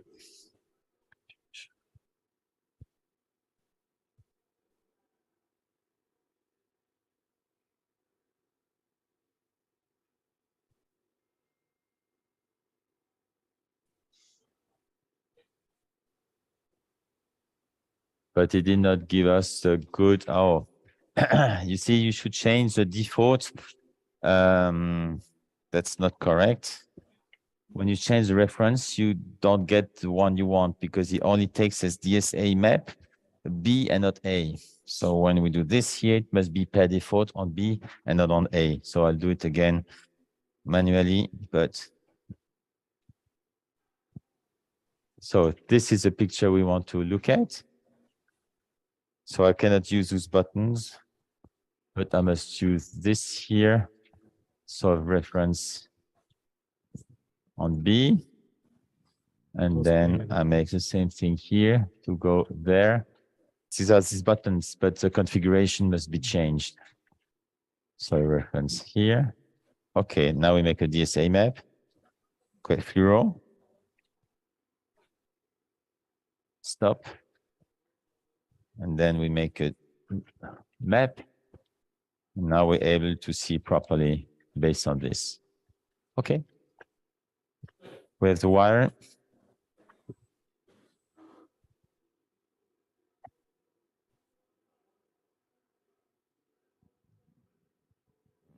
Good. So now we're going to start exploring the anastomosis.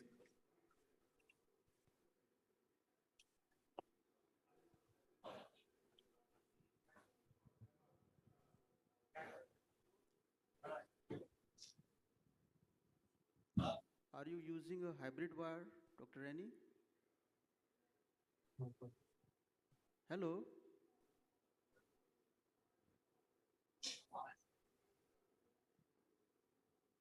Different to the second one. Okay, yeah, go on, go on.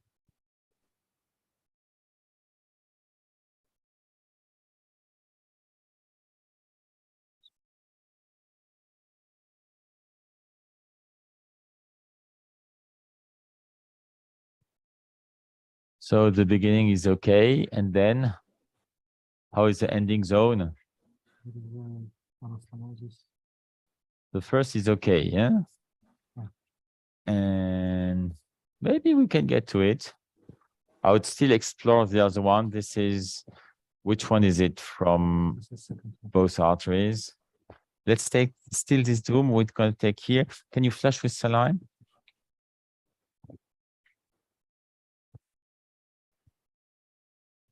or let's bring it more inside and then we'll be able to see. But I think that some of those arteries are a bit tricky.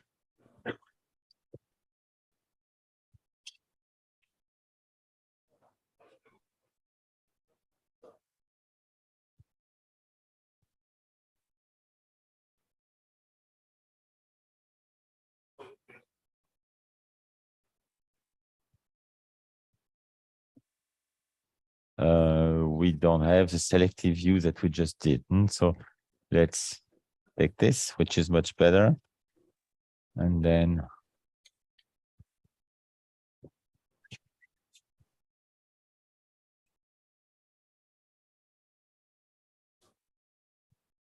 okay, we should have this as ref map. We have it, and then we're gonna enlarge it. Okay.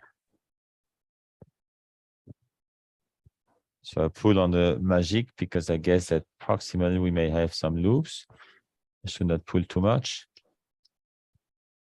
Okay, magic is going alone on itself, as it does usually.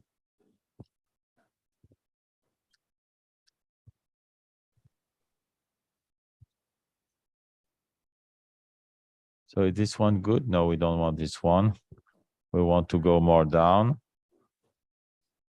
So time to bring the wire outside the magic, which it did just now. And now we're arriving soon to the tricky part.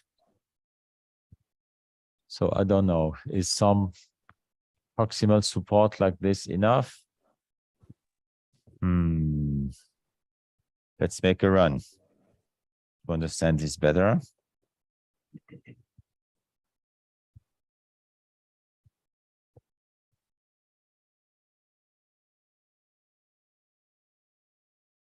Which is a flushing with NIMO? No, flushing This one. is this Okay. one. Oh, question.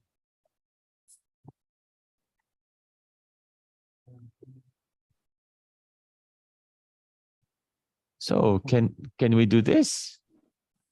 Yes. What do you think?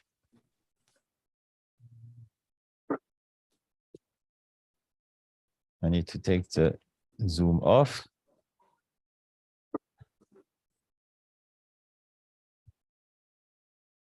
To bring the table up.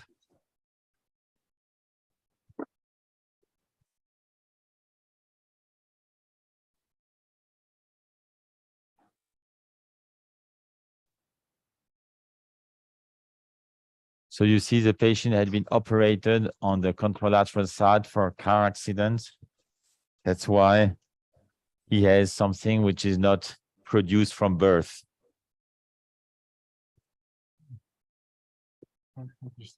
Seems good.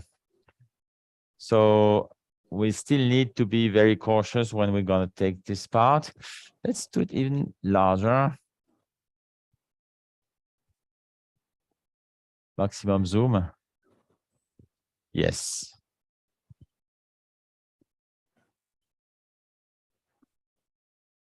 We need to be able to see each detail. Can we have some flushing for the magic?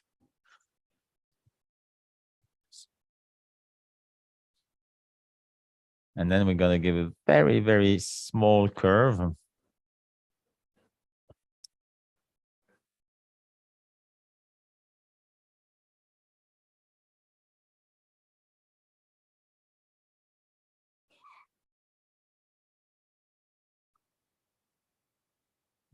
Let's put this behind.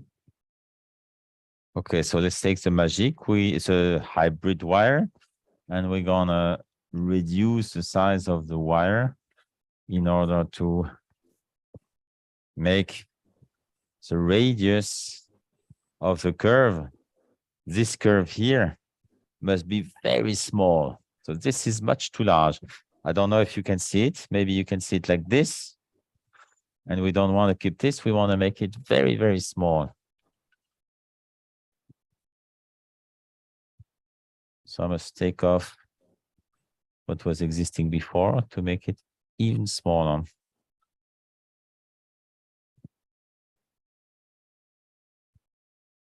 Now that's a curve. And I hope, yes, micro J. Anyway, it will lose very rapidly its curve. All wires have different characteristics. This is today the smallest, the softest. So it's the one which is adapted for this microcatheter. But the hydrophilic coating has a duration of life which is quite short, so that the wire must be changed a bit too often. Point 1 and point 2. If you give a curve, you know that after a quite short while, most of the curve will be lost. So let's see where we are. Did we put these pictures as reference? Let's do it now.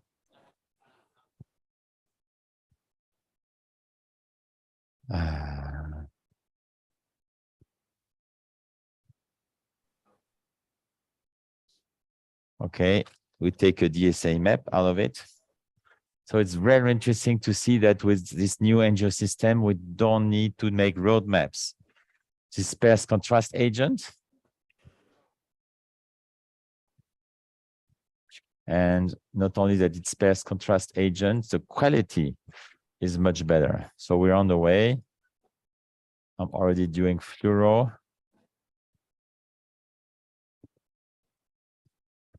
I'm already pulling a bit on the magic because sometimes there are some proximal loops. And the fact that we gave a tight curve to the magic makes its progression within the wire more difficult.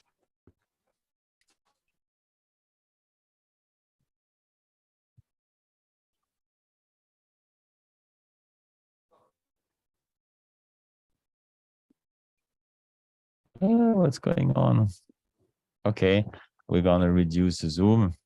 I hope there was no loop proximally, which is the big classic issue. No, I don't think so. Already? If this is a magic 1.2 F, if you take a 1.2 FM, the 1.2 part, which is in fact slightly more than 1.2, is 3 centimeters. So the amount of friction is a bit lower. Okay, let's see if I can go back to this here. Is it correct, this? I don't remember precisely. I would presume that yes. We did not see the artery proximally. So let's bring this guy down. And now we are where we were before. Okay, it works, but the level, the all-over level of friction is extremely high.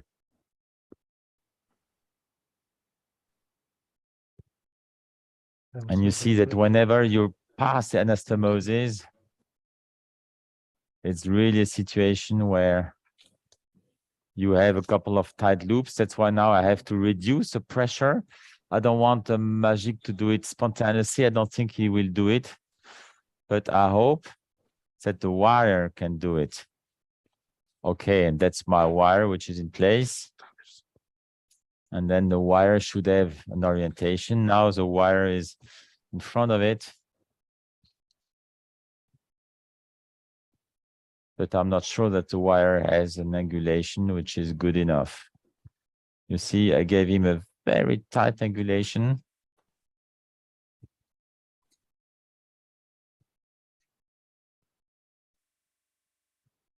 But it does not seem that the angulation is strong enough. It's a pity because we're very close to it. Oh, it's turning. I see on A that there is some turning. Yes, you see the magic is moving on A. It's doing it. So that's giving steadily some support like this. A bit of rotation. A bit of something, but the magic is doing it on its own. So we're lucky that we have a highly flexible microcatheter And just by pushing proximally from the magic, enable to pass this super tight curve. And you see that now we're over the top of the mountain. The magic now is going to progress. Within 10 seconds, we're going to be where we want to be.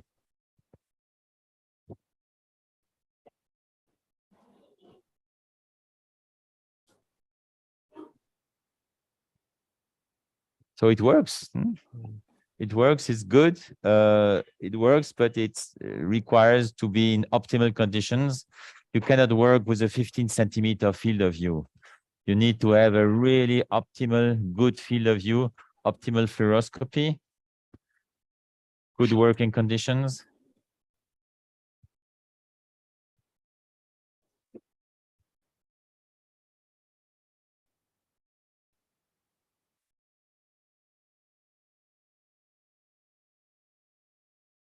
Okay. Okay.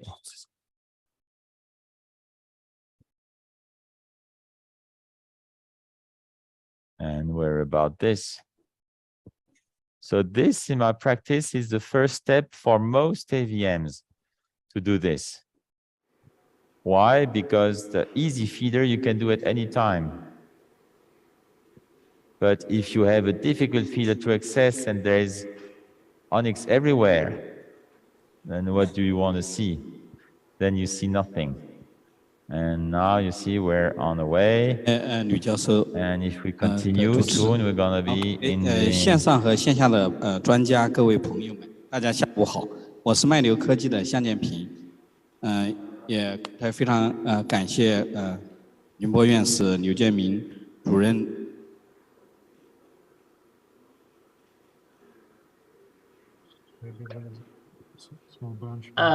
洪波啊，我们这个只看不讨论。Even if it's turned around.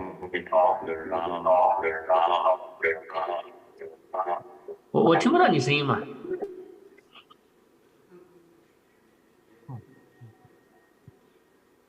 我听不到。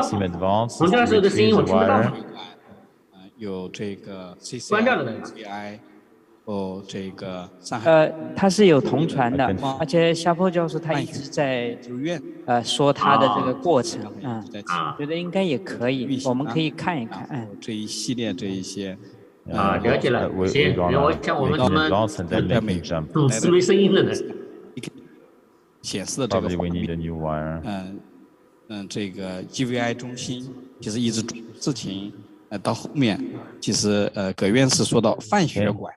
这个是的确是感觉这个以前做的这些事情是泛血管。那大家刚刚看到的 GVI。So now we're not on the picture we saw on the roadmap. Look on B, because there are many divisions, but I should be able to making jump. So that's interesting. Let's make a run to immortalize this moment. And now I'm going to make him jump with a 3 ml syringe. You know, never. Okay. It jumped to the main part.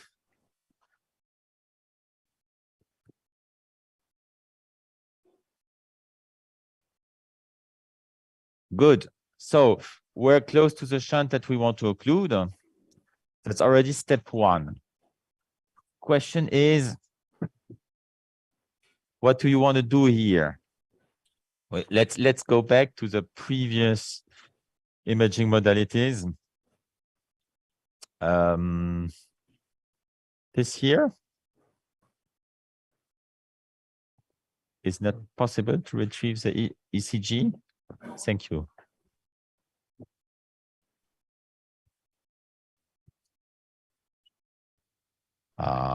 Stupido.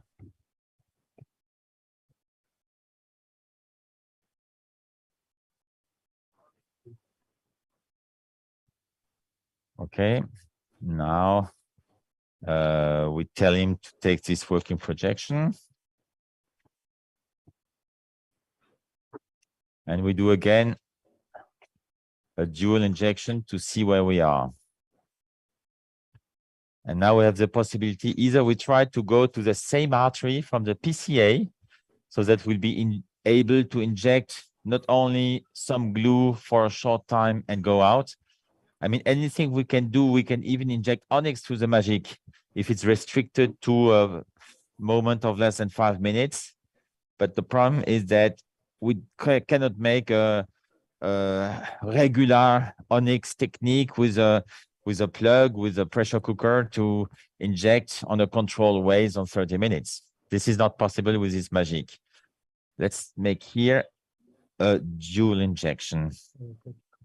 What is this? This contrast. So here, let me take this. This is contrast. This is here. Here, take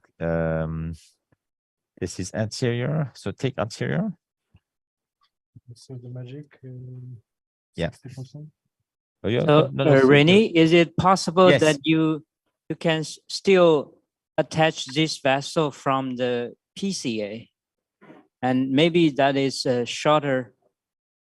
Exactly, that is our intention. I start, and then you do immediately after.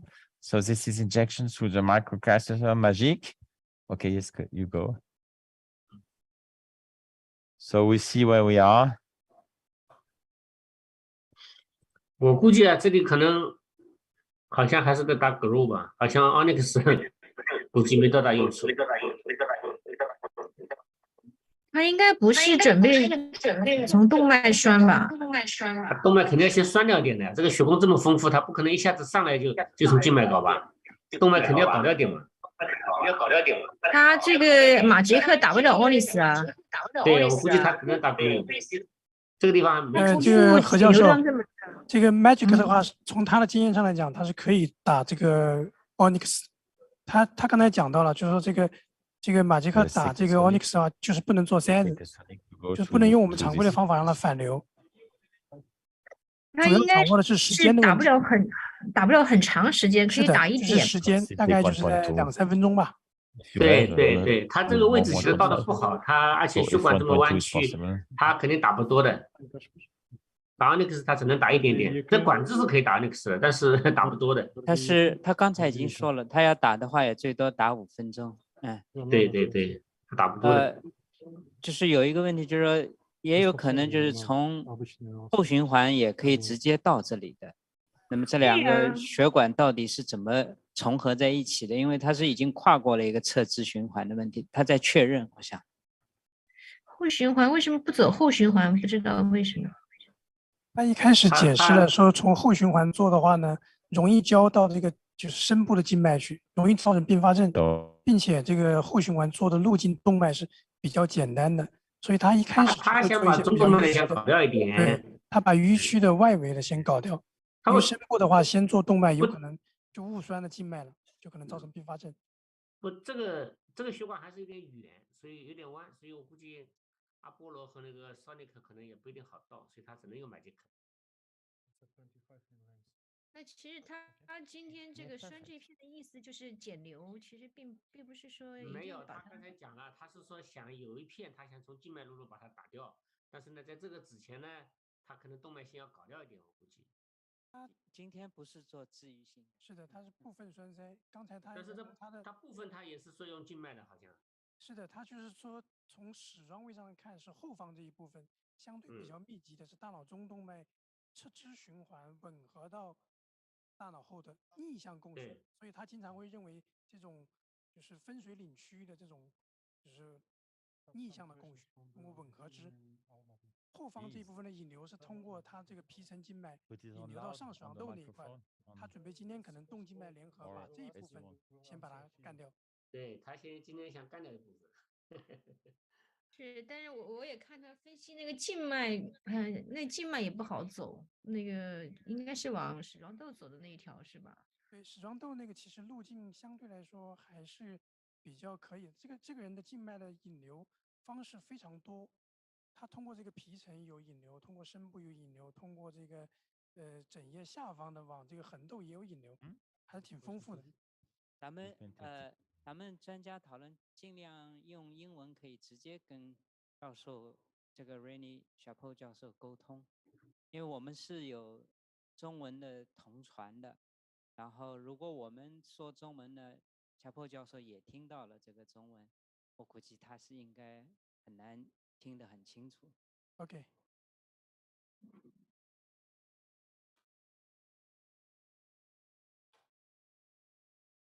So now we're going to take a catheter.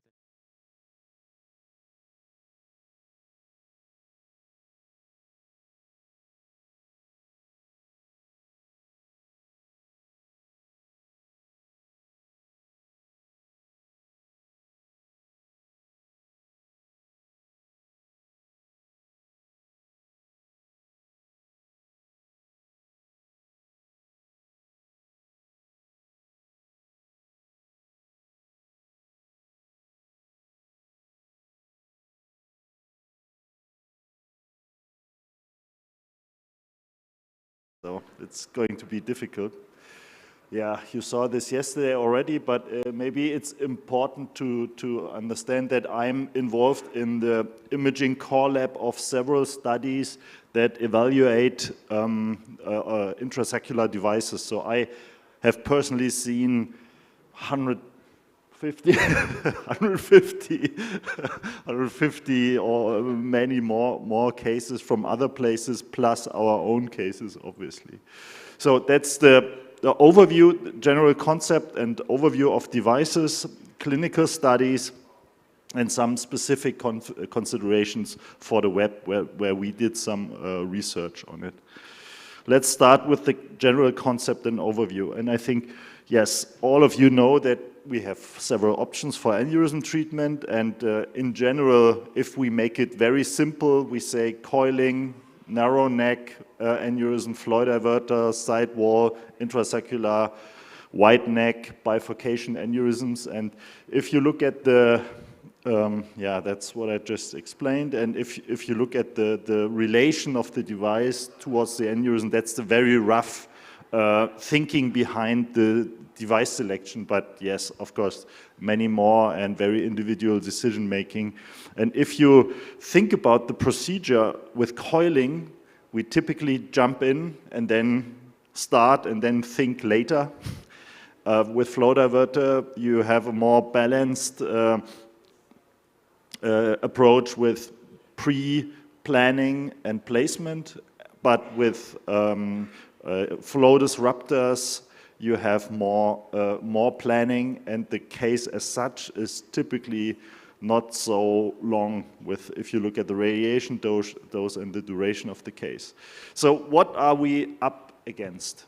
So this is a very nice overview with wide neck aneurysms, and they analyzed in 2017 what's the actual outcome in wide neck bifurcation aneurysms. And more than 5,000 patients on safety, and more than or approximately 3,000 patients on effectiveness. And this is the result. If we look at all endovascular approaches, I think it's very important to understand that we achieve a complete occlusion only in 40% of the cases in these difficult aneurysms. And I'm really strict here with complete occlusion. Raymond Roy, 1, perfect result. Adequate occlusion, also not hugely better. We see much better results in many studies, but they are not core lab adjudicated, and people are often very generous, looks good, and so on. And if we look at clipping, same aneurysms, it doesn't look much better actually. They achieve a complete occlusion in only 50%, which is really not that good. And so of course we see more case series with better results, but it's really not that impressive. And this is a very thorough analysis of high-level evidence here by Dave Fiorella's group. So if we look at it, so we have complete occlusion, 45%, adequate occlusion in 60%, and safety event in approximately 20%. This is the goal, the bar that we need to improve upon. I think it's very important to understand this part. So what kind of intrasaccular devices do we have? So obviously we have the web, which was the first really introduced in clinical practice. From microvention, we used it a lot. We were using it when it was coming from Sequent at that time. Then we had the Medina, which is not on the market anymore. Then we have the Artis, which looks now a bit different. I show you later. Then we have the Contour, which is the real intrasaccular device. Next then is more supporting device. And then we have the Seal, which is from Galaxy Therapeutics, essentially a company founded by Zem Zaidat in the US. And they did the first cases, and they're going to do a large study very soon. Hopefully, I'm also involved in this. So I'm involved in many of those studies, so I have a bit of an insight. So the web device is the, let's say, the OG of intrasaccular treatment. And you have the basic concept of a high metal coverage at the neck of the aneurysm, which is the basis for the entire flow disrupting effect. You have different sizes. You have two types, essentially, single layer and single layer sphere. You have a spherical version and a more barrel-shaped version. And you have many different sizes that fit into differently sized catheters, which makes, let's say, it makes it very important to choose the right one for the right aneurysm. And then we have the Contour device, which is kind of half a web, but it looks obviously also a little bit different because it has a different shape at the neck. And in the beginning, I was really wondering, does this really work? So how does it stay in the aneurysm? But it does. It really does. We tested it in flow models, and obviously now it has been implanted in I don't know, way more than 1,000 patients. And it works very nicely, actually. And the sizing is simpler compared to the web. So you have much fewer sizes, so 21 catheter, 27 catheter, and it goes up to 14 millimeters, which is, very, very, very big. You have a 27 catheter for the large ones, 21 catheter for the small ones. You have no 17 version like with the web, but probably it's not that terrible. So this is an example, and I think that's you can see it very nicely how it works and how it occludes the aneurysm in the end. And then we have had very recently, in November 2022, the first human cases with the new Artis. There has been a version before. This is how it looks like now. It's from Medtronic. And the first case has been done in Turku, Finland, by Rita Rautio. And Markus Möllenbruch here, he did also a few cases already. And if you have questions how it feels, you may approach him. So I haven't used it, so we don't use it because we are, as I mentioned, the imaging core lab for the study, so we are not involved in these first cases. Then we have a different scope of intrasaccular devices. This is more a coil support option. We have several of these devices, the Pulse Rider, Piconos, Eclipse, Nautilus device, and then the neck stent from Ceres again, which is a bit wider contour, but this is a bit of a different focus. You still need coils, so So clinical studies, what are now the results? And the results are actually quite good. We have a very thoroughly evaluated device, which is the web. We have the European studies, and where Laurence Bell was heavily involved. And we have the WebIT trial in the US, which was very well planned and also showed very good results. And but to understand the study results, I would like to remind you of the outcome scores. So you are all aware of the Raymond Roy scale and the modified Raymond-Roy scale. So essentially complete occlusion is class 1, class 2 is residual neck, and then we have class 3 that has been subdivided in the meantime in two types with in the coil interstices and along the aneurysm wall contrast accumulation. And what we are calling this is the Bicêtre scale from, again, Laurent Spell's group, and what we call adequate occlusion is essentially Raymond-Roy 1 and 2. And the beauty of the Bicêtre occlusion scale is it has this within the web opacification. I think it's important to have this differentiation additionally. So we developed a positioning scale for the contour. It's not published, so it's going to be published very soon. And then the results finally. The web procedure details, there are, number one, most important, no bleedings or rebleedings with the web within those studies. And I think that's a very good result, and this is what we were all hoping for. And the adequate occlusion rate was between 78% and 88%. So WebIT 88%, which is, yes, very, very impressive. And it works as well. If you look at the right side, 87% also in ruptured aneurysm very safely. And again, no bleeding after rupture. Contour study was a very small study, just 32 patients, and we looked at the data all ourselves. And I'm convinced that we were very critical with the device, but still the results were very good. So good clinical outcomes, 64% first device success, and a procedural time was something like 100 minutes in total. And the adequate occlusion rate was again 84%.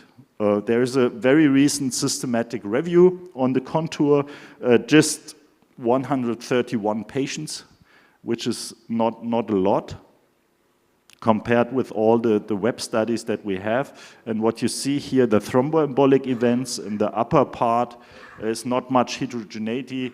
Paul Bogal has the highest rate of any thromboembolic event, no SIHs, minor stroke, or one SIH here, minor stroke, very, very few adverse events here, and yeah, other secondary outcome parameters. So if we compare the results and look at the gray bars are the original Fiorella study of the previous devices. So you have the adequate occlusion, and we are now at 88% within the WebIT study, and in the contour study, 84%.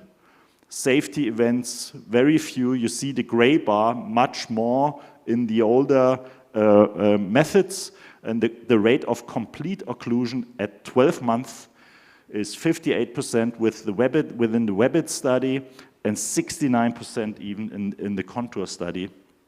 So we are much better than the gray part, so much better than the previous treatment options that were available. But now, if we look at it in a very detailed way, so WebIT, webcast, and contour, this is the rate of complete occlusion at 12 months, and I think that's the most interesting outcome parameter. With contour, we are even at 71%.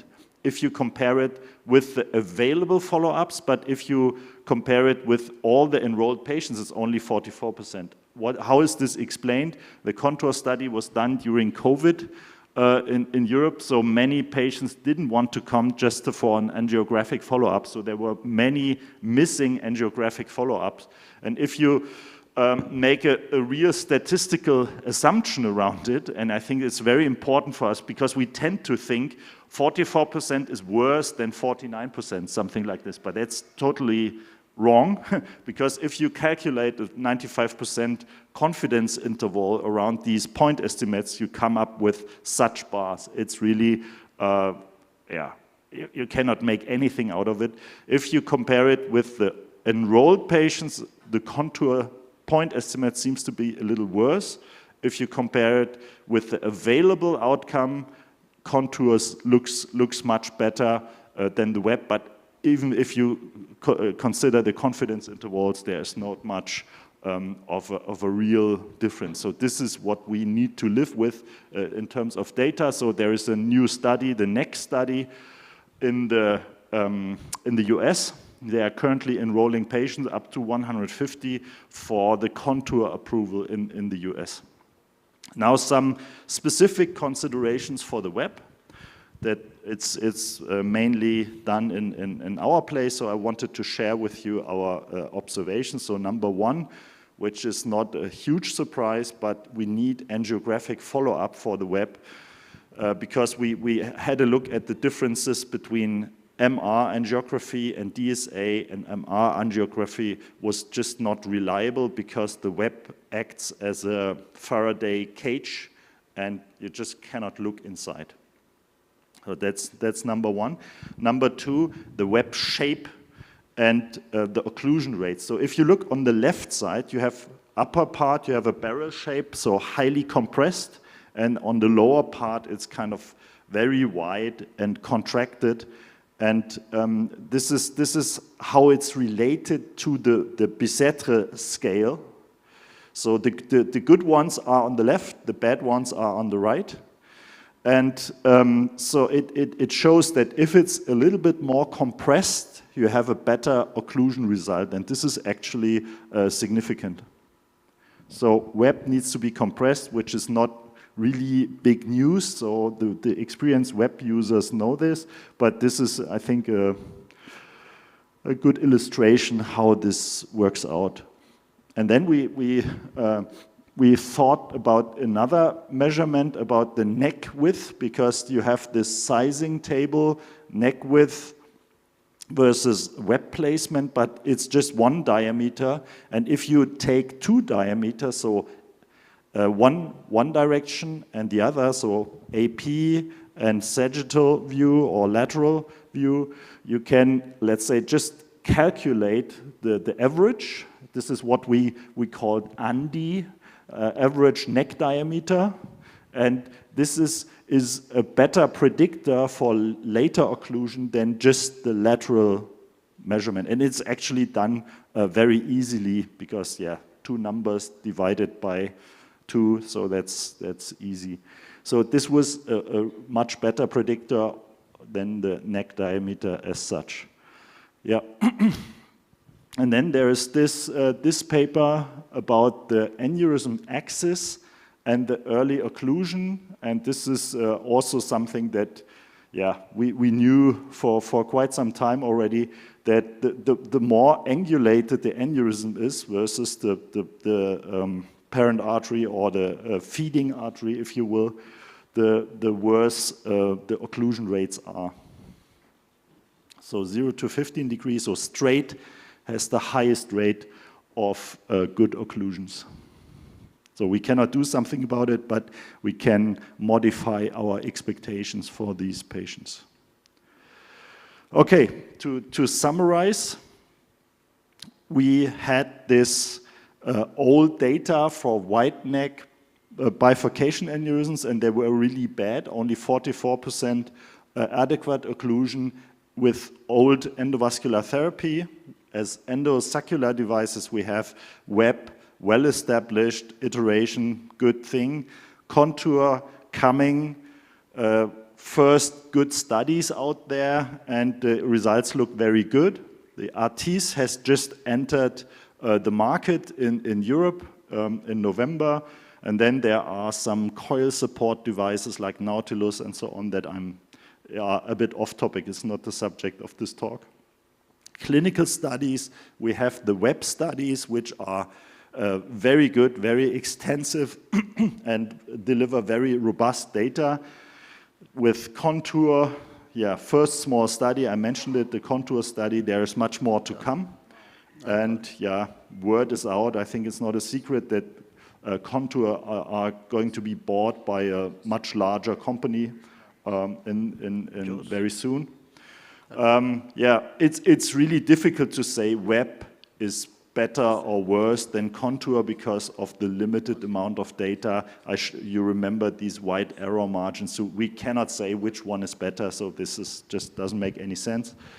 But both seem to be superior to traditional methods. And yeah, specific considerations for the web that I mentioned. Yeah, think about the Faraday cage, no MRA. MRA as an only option is not a good choice. ANDI, the average neck diameter, maybe you consider it for your sizing. And yes, a very straight vessel predicts occlusion with the web, but you cannot do anything about it. Thank you. Thank you, Jens. So unfortunately, we cannot have any questions for this talk. Yes, I have. You want to have? Please do. Excellent analysis of all these devices. Contour, do you have any experience of contour with follow-up on MRI? MRI doesn't work very well with the contour. Yeah. Yes. With the contour, no. CTA is an option, but MRI, not so much. Because it doesn't have a Faraday case, but contour, I think it has a very, it artifacts a lot. Yes, the marker creates a lot of artifacts, yes. Yes, and I don't know, but my personal experience with contour, it compresses a little bit more than, but again, it's a very limited series cases, so I'm not sure on the long run how it's going to end. I have personally seen more than 100 cases, not in my practice, but from other centers, and it really performs very well. So I think... on follow-up? Follow-up, yes. Follow-up, yeah. Thank you, Jens. So the web is absolutely not a revolution as the flow diverter are for the treatment. And we are still searching for the definitive treatment for broad-based bifurcation aneurysms. Having said that, I think there will be a before and after the web just because of the easiness to treat. And this is something we have to take in account, and it's impossible to looking at the data to prove that it's easy to use, but the young generation, they are prone to use it. So, I would like to have your insight regarding the so-called next support devices, and you know, all those devices which are dedicated to support coiling. What would be your insight, and how you foresee those devices to develop in the future, taking in account that you have the web, you have the contour, you have those new devices coming on the market? Yeah, thank you. Good question. I can only give my opinion, so obviously I'm not an oracle, but I personally think it's a kind of dirty approach, if you will. So I think the intracelular devices will develop in a way that nothing else is going to be needed in the future. I don't think that this coil support device will have a very bright future. That's my personal opinion, but I may be totally wrong. Okay, thank you once again. Very nice talk, comprehensively reviewed the entire endovascular devices. So time to move on to the next presentation by Dr. Cohen. He's going to speak on flow diverter stents in the early management of acutely ruptured brain aneurysms. Just 1 second, Jose. Minzil is asking if anybody of the audience have any questions about the case they are doing. Yes, we have. We're in very good conditions. Thank you, Minchil, for organizing a perfect setup. Yes, but so Dr. I have a question. Really, can you hear me? From Forschein, from Siemens. Yes, Renu, can you hear us? Really thank Alexander Kapralov from Central Asia Siemens. He did a great job, and also our operators, Evgeny. We were preparing for this transmission for 2 weeks. Yes. I hope Finally, it would be okay.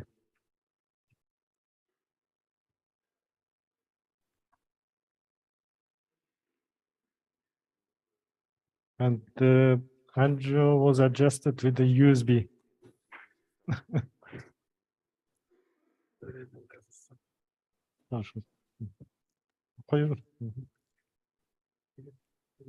Телефон арқылы, телефон арқылы. Жоқ. Солай дұрысырақ болады. Громкий қоя саласың. Sorry.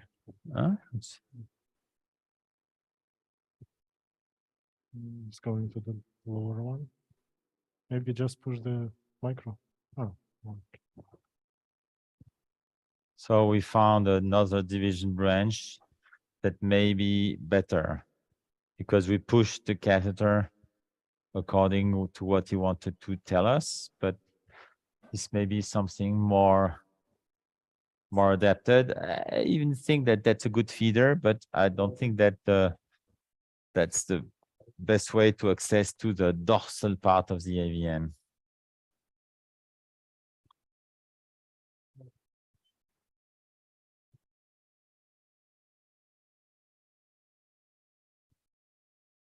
Again, a bunch of anastomoses. Not the same one.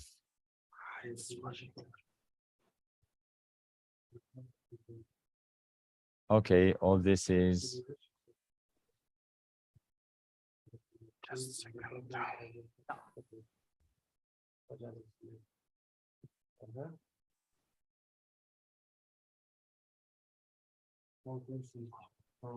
Yeah, clear. Yes, we are listening. Yes. Yes, we hear you. The question, as we were not connected to you for half an hour, can you make a small update of what you are doing actually, how many capitals you have, what are you doing exactly, because we were disconnected for half an hour. So okay. Okay, I will comment. We have two guidings. From the right side is a ballast 6 French guiding sheets, and from the left Fubuki 7. Ballast is in the ICA and the Fubuki in the vertebral artery. We used magic from the ICA. We went to the MCA, and through the collaterals we reached the distal part of the PCA. And now we retrogradely made a control superselective DSA, and we put sonic 1.225 in the PCA to the temporal branch, and now we are doing superselective injection. And also 6D was done. That's okay. This is prepared. This is okay. And we did the 6D from vertebral and the ICA, and then we did the super selective runs with the general. Yes, we can go to make a resume of the situation. Here is the main compartment of the AVM, which is fed by the posterior cerebral artery and several branches giving very good access. But it's not all. And if we look, this is a rotational angiogram. If we look at what's coming from the MCA, we see on the lateral view that there are many anastomoses from the branches of the middle cerebral artery getting connected to the distal posterior cerebral artery, getting back to the AVM. So we've been navigating through one of those anastomoses, which is now that point here. where we could I think here we see that we're about to go through the anastomosis, and now we made it. The catheter is at the junction between at the point where all arteries come together before entering the AVM. So from here, we're trying to see now from the other side, from the MCA. This is here the catheter, the position of the catheter, going through those anastomoses, where we could inject a drop of something, but it's a magic. We cannot make a prolonged injection like we love to do, so that we won't be able to get that whole compartment. And because of this, we're wondering if we can do a trapping by accessing this point via the MCA, via the PCA, but this does not seem to be so easy. Yes, the question from the auditorium, in vertebral artery, we used 7F Fubuki. It's an angular Fubuki guiding. So at this point, we're accessing selectively to the different division branches of the PCA in order to find which one may be connected to the artery where we place the magic through the MCA. So this is what I call the antegrade access to retrograde feeders, but it's still not achieved. So let's see, can we do it? If we can do it, good. And if we can't, the magic is, the hybrid is already tired now. And I think that we're too much in the different compartments, but still, let's see what we can get access from this. It's a good exercise because it enables us to have an idea how many feeders are getting to this AVM and which one are accessible, which one are not accessible. So that's why that's a good thing. However, I made a selective injection here, and all the things we can see are very distal. We have a magic and not a sonic, which ability to navigate is by far not the same. So I'm routing the ability here for the sonic. And probably I should have. I need to bring the guiding higher. Okay. Good. So I don't think that's a good way to proceed. By this way here, we should check again the last injection of the posterior cerebral artery, where we had something oblique, which is this one. We take this as reference image so that we'll be able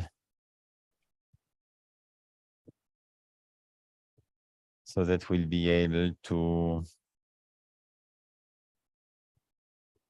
we ask the system to move to this picture. You know, some years ago, we all had a memory for working projection, and then we needed to read which working projection it was. Now we look at the pictures, we say that's a good picture, and we tell to the system, go to that picture. And the reliability of this is quite high. Let's see if it works. Seems to work. Good. So now I take that off. This is the artery where we were. I'm getting all of this. This is here's the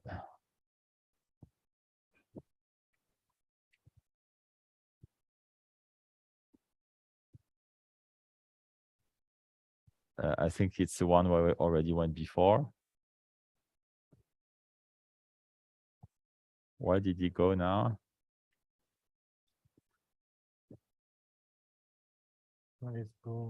Okay, no, look here. He found a way to this branch here, which is, of course, a normal one. But this is not the territory we want to get access to. The wire is, hold on, I must take this off. There is a question when Professor Chapeau is using intermediate catheters, I can answer. You can answer, yeah. Never.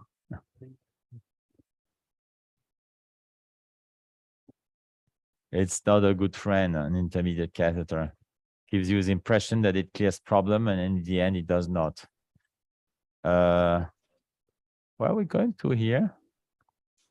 Where are we going to here? Could it be that we're getting closer to where the other magic is? We can do select.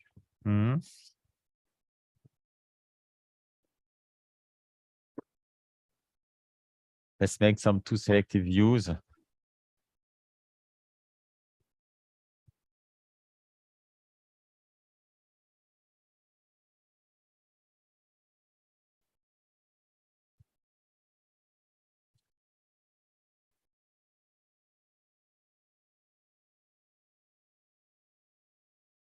Maybe they're going the same direction. I'm not sure. You see? Both are getting retrogradely, interestingly, but not exactly. Not exactly. Here, take it. I start. And you go. No, we see that very large artery. It's still not this one. Let's take me.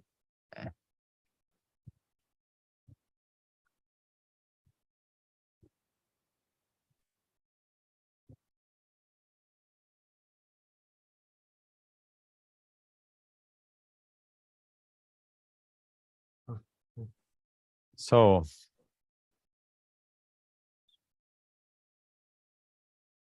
we see a lot of anastomosis. And this is injection through the PCA. This is injection through the MCA, through the anastomosis. What if we would try to follow the magic and look for similar anastomosis? From MCA. From MCA.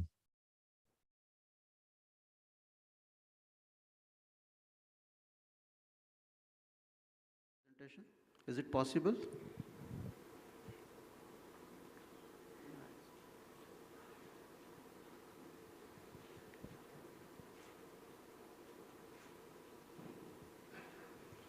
Okay, so it's going around. Please go ahead. Thank you so much.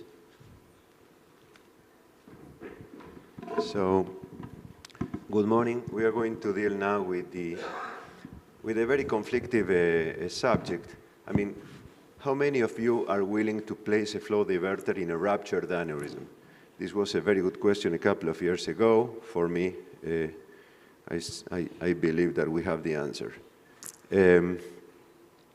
So flow diverter stents have undoubtedly redefined the endovascular management of aneurysms.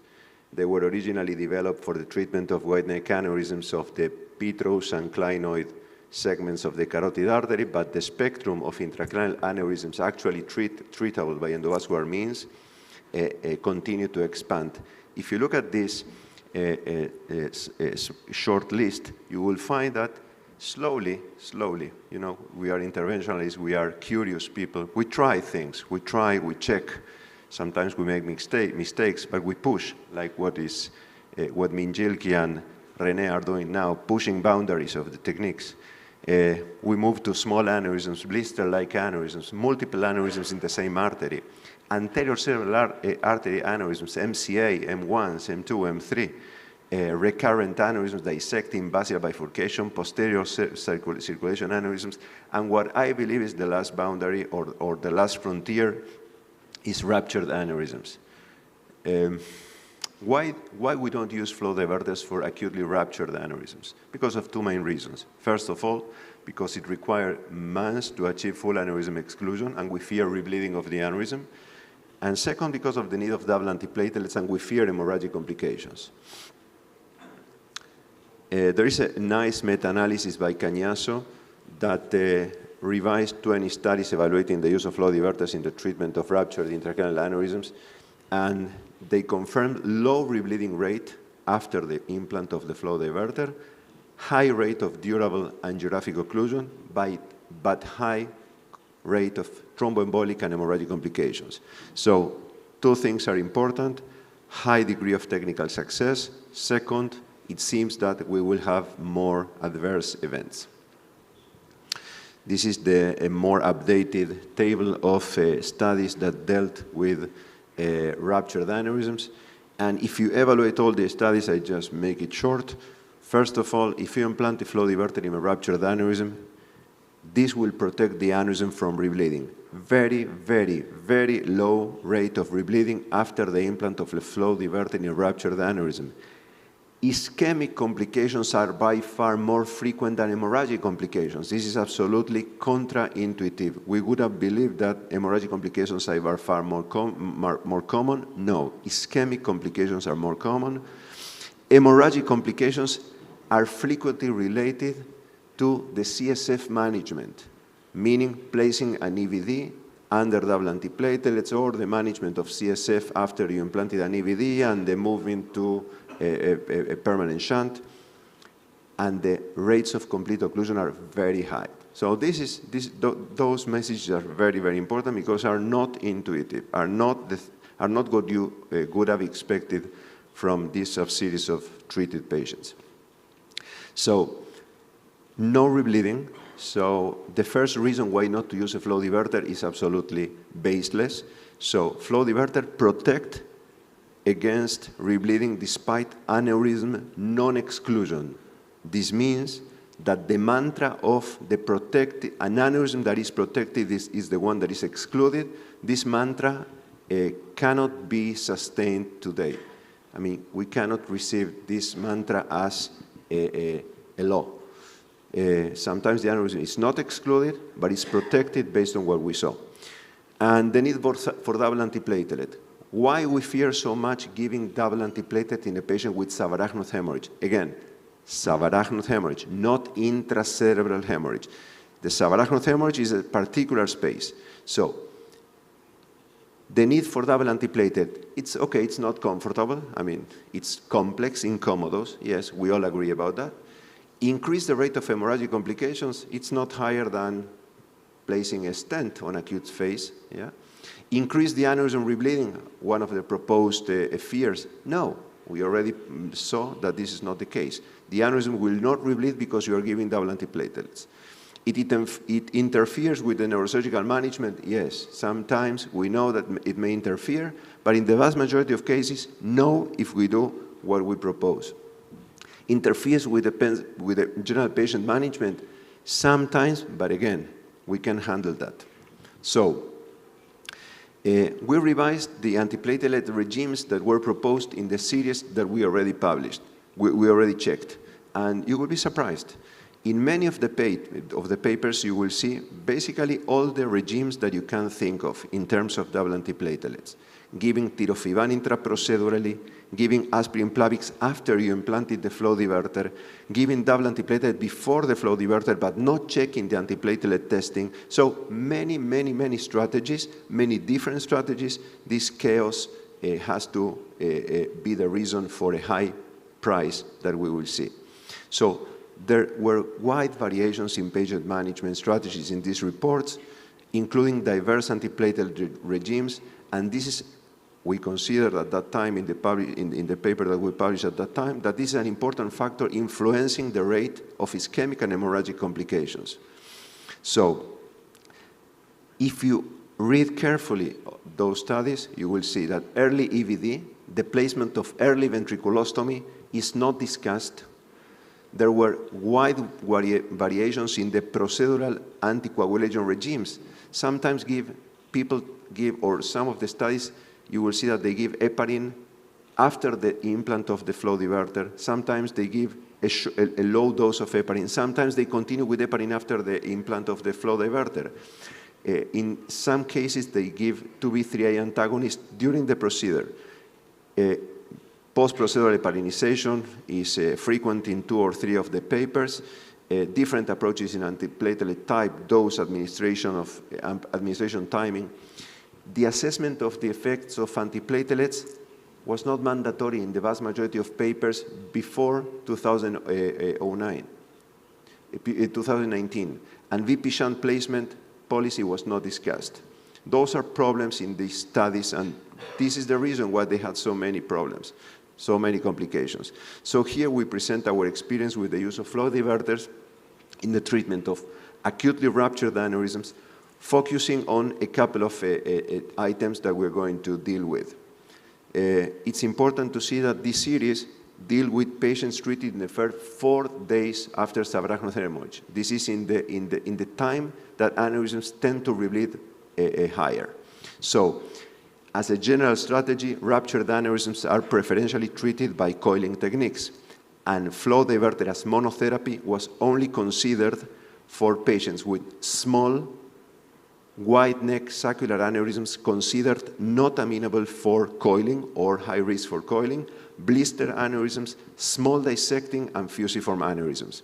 We retrospectively reviewed our database for patients treated with flow diverter as standalone therapy within 4 days after subarachnoid hemorrhage without coiling or clipping in a period of 9 years. For example, this case, 70-year-old Glasgow 7, you see, for example, this type of aneurysm. That was the case that was done, similar to the case that was done by Minjilki yesterday. In this case, this patient bled because of this MCA aneurysm. The first thing that we do to place a ventriculostomy, then double antiplatelet. You see a flow diverter from the main branch of there is a larger branch here. You see here. This goes from here to here. This is the flow diverter with another catheter into the aneurysm. So we do the implant of a flow diverter and coils. And if we have coils, this case is not going to be added to the series that we are willing to present now with zinc. So this type of combined coiling and flow diverter cases are out of the scope of this talk. But again, you see the nice result. At the very beginning, you see some entrance of contrast here, as you can see. And then on the follow-up, the aneurysm is completely excluded. The branches are preserved. Yeah? But for the purpose of this talk, we remove those cases. Again, another type of cases that we remove. Sometimes you have this type of hemorrhages in patients with 2 aneurysms. So we are not really sure what aneurysm bled. So those cases are excluded because we wanted to add to put in this series only patients after hemorrhage. And we are not sure what aneurysm is the one that bled. In this case, we treated with distal coiling of the saccular and a proximal flow diverter for this dissecting frontopolar pericallosal. So we are not sure what was the reason, what was the cause of the aneurysm, despite the fact that we believe that was the more distal, but those cases are excluded. We deal only with monotherapy, flow diverter as monotherapy. Our protocol is based in low threshold for EVD placement. What does it mean? With the exception of patients with unaltered sensorium or minor hemorrhage, meaning fissure 1 or 2, every single patient that is going to sustain the implant of a flow diverter is going to sustain an EVD. You place a ventriculostomy. The endovascular treatment of a patient that is going to be treated with a flow diverter as a monotherapy starts with the implant of an external ventricular drainage. You need to place the ventriculostomy before you are going to deal with the implant of the flow diverter. This is very important because many of the complications that you saw, that you check in the studies that were published before, is that they put the EVD after you started the double antiplatelet, and this is the time where problems start. So put the EVD before, because you can anticipate the use of a flow diverter, yeah? And if you see that this is going to be your strategy, bring the patient to the OR or put the ventriculostomy in your INR, and then continue with the treatment. So EVD first.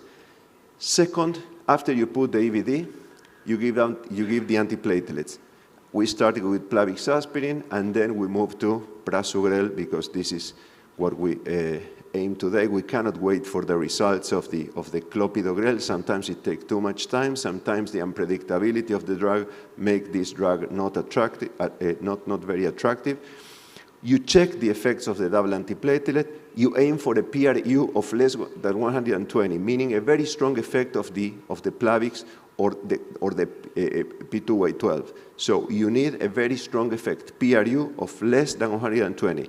If you check the information of the Verify Now regulations, you will find that less than 120 means a strong antiplatelet effect. This is what you want. You want to prevent the ischemic complications. This means that you're going to give double antiplatelets. You are going to check that the PRU is before 120, and only if the PRU is below 120, and sometimes can be as low as 1 or 2, don't worry, continue. Only after you check that the PRU is okay, you can implant the flow diverter. So this is the idea. You place the EVD, then you give the double antiplatelets as close as 1 hour. You place the EVD, you give the double antiplatelet, you wait 1 or 2 hours, and then you do the testing. If the testing shows that the PRU is low, you can go with the flow diverter implant. The general technique is classic, nothing new. So in 76 patients, as you see there, most 61% of the patients were female, 50% of the aneurysms were saccular, 25% of the aneurysms blood blister, dissecting 14% of the cases, fusiform in 9%, anterior circulation 90% of the cases, Hantan-Hess 1, 2, and 3. As you can see, most of them were Hantan-Hess relatively high, with Fisher grade high, and this is the days, the last item, the days where, when the aneurysms were treated. Check that 18% of the patients were treated in the first day, 40% in the second, 22 in the third, and 18 in the fourth day after hemorrhage. Just a classic example of a blister, because sometimes we don't know how to even define blister aneurysms. A massive hemorrhage, you do the CT angio and the rotational angio and the reconstruction there in the upper part, and you see that it's difficult to say what is going on there, yeah?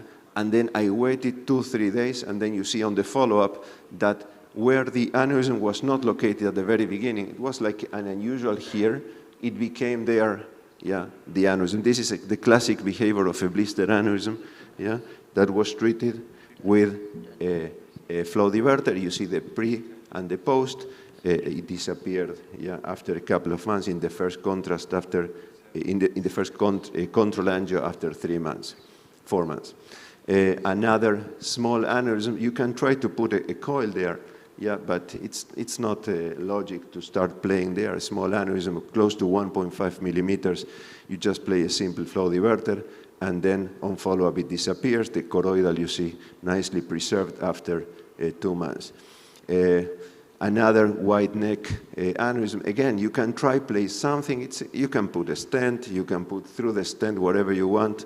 Again, I'm not wasting time with that. You just place a flow diverter, and on follow-up, nothing disappears completely. Pre-post after 4 months, patient doing well, no rebleedings. You look at this, again, wide neck.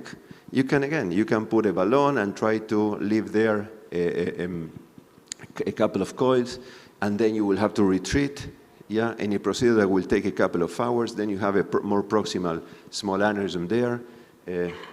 No need. Flow diverter, you see the flow diverter, the stagnation, the bleb at the fundus, yeah, and this is the follow-up after 6 months, patient doing perfectly well. So this is regular. You see, in this case, it's a very small aneurysm located at the ventral part of the proximal P1 on the right side. It was difficult even to do the diagnosis, but you can look there. Angiographically, it hides there in these positions. You find it there. Yeah, a small, subtle finding. Sometimes you think that these are completely benign lesions, but in this particular case was the reason of the subarachnoid. And there, a simple flow diverter, yeah, with a complete occlusion. Dissecting aneurysms, like in this case, this patient, you see here, dissecting prepica aneurysm, flow diverter disappears. Yeah, this patient required this not only double antiplatelet, but also Coumadin because of prothetic aortic valve. And this can, it's a constant. Most of the cases are very similar. So antibiotic impregnated EVD, was placed in 81% of the cases. So this is the price that we pay. Sometimes one of the questions that we usually ask, you are placing EVDs in patients that otherwise would not require. Put an EVD, it's a very low place for a procedure that will eventually be less traumatic than any other option. Clopidogrel was our main recipe at the very beginning of our series. Now we go more frequently with ticagrelor. You need to wait much less. It's more effective, predictable, etc. Patients that were clopidogrel resistant were moved to ticagrelor, and PRUs usually look for low PRU, less than 120, as we said. If it's less than 100, it's also much better. So one flow diverter were implanted in the vast majority of cases, no complications in the implants that are absolutely standards. Pipeline was the most common, P64 and VALT, the baby, and P48 are the ones that we are using a little bit more in the last couple of cases. Procedural complications, as we predicted, ischemic complications were more common than hemorrhagic complications. And again, 7.9% of ischemic complications, but only 3% of permanent complications. Among the permanent complications, one complication was because of the catheterization of a very atherosclerotic artery. It's not related to the implant of the flow diverter at all. I mean, a case of basilar aneurysm we treated with flow diverter, but the catheterization, not the implant. So, in fact, complications are not common at all, and if complications occur, are going to be ischemic, and permanent ischemic complications are even less common. Yeah, it's absolutely uncommon. Clinical outcome: no patient experienced aneurysm rebleeding. That this is what we did. We want to avoid rebleeding, and this technique helps and proves its efficacy. No patients presented aneurysm from the treated aneurysm or from other unsecured aneurysm.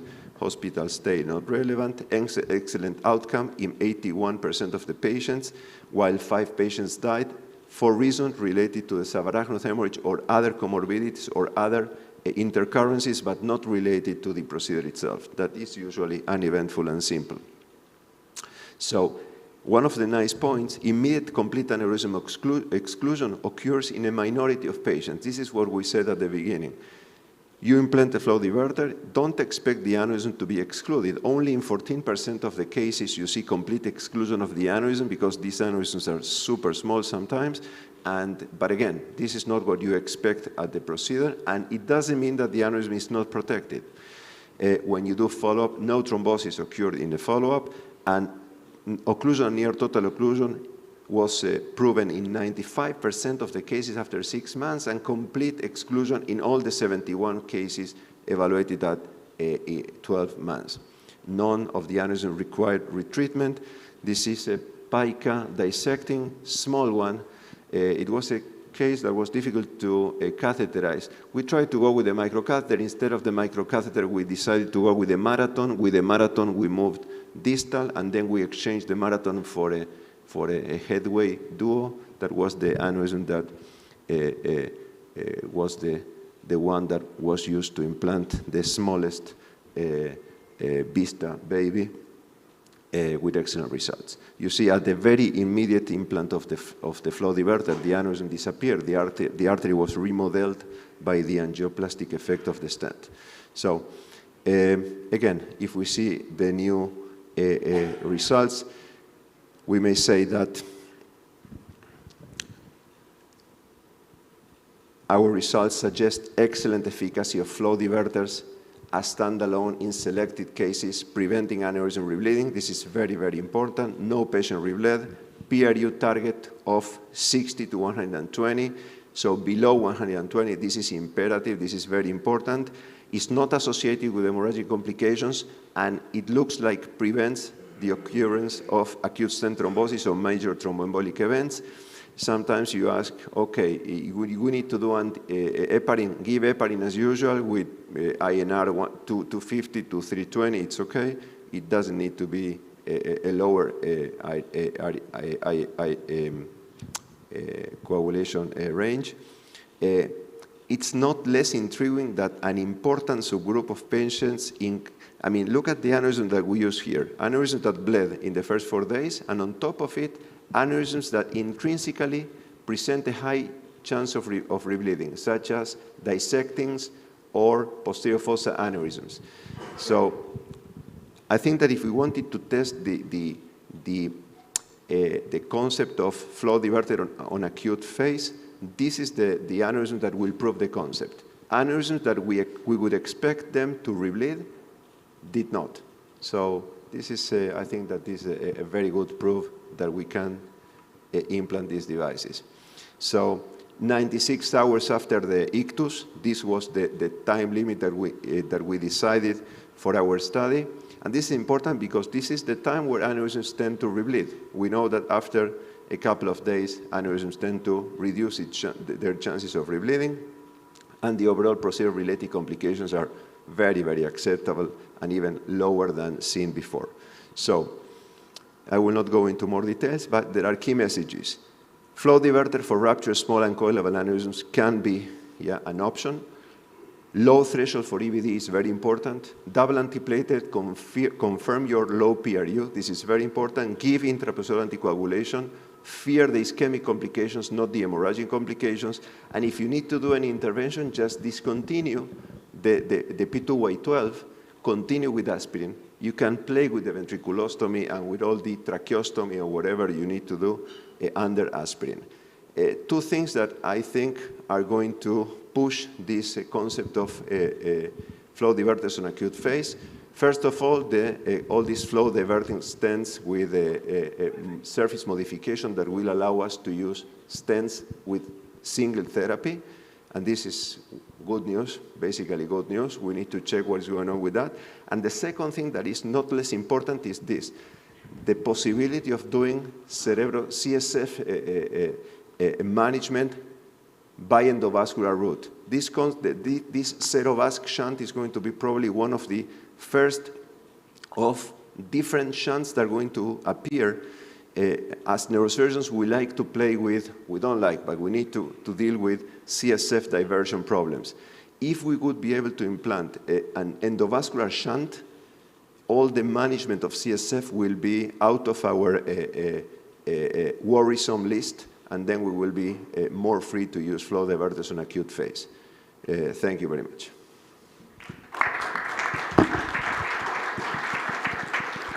Jose, very nice presentation. We do the same in our department now with especially with blister or aneurysm that we cannot coil without putting a stent. But you remember that at a certain point we will really fear to use double antiplatelets on acute phase. Yeah, it's the neurosurgeons, they don't like it because they put a lot of EVDs. As soon as we saw a small dilatation or it's a fissure 3 or 4, it's automatically EVD. So they are afraid of, while removing the EVD, the double antiplatelets make severe hematomas. The only difference with your technique is that we use Cangrelor. Cangrelor. Yes, with it P2Y12 also antagonist. It acts within 5 minutes of injection, and it stops after the action. It stops after 5 minutes of. You discontinue the infusion and then. Exactly. So what we do, the only problem, it's very expensive.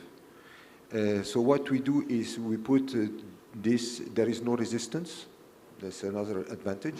So we do it with aspirin IV.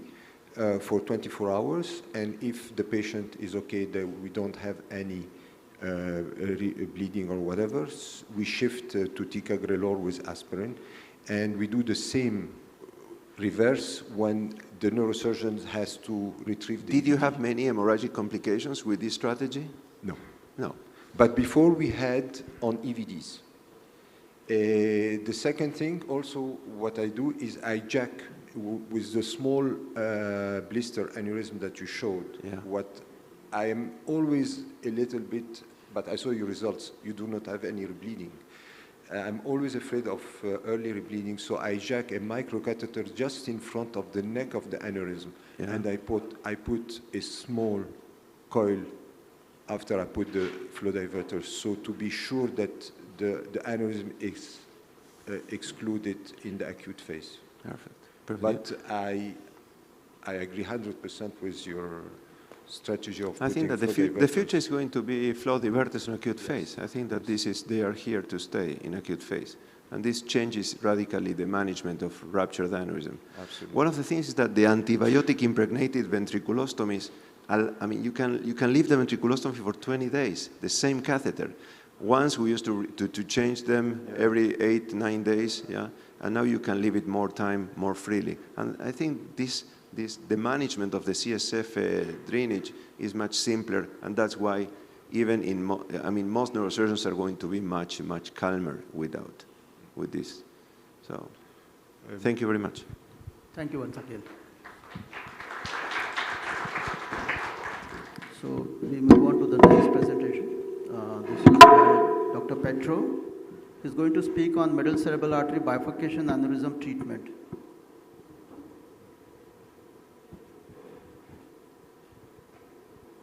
So as Petro was loading his slides, Nana, the question to you is that do you do the same strategy of antiplatelets when you put a stent in acute stroke therapy? Mm-hmm. Your antiplatelet strategy of Congrelor followed by injectable?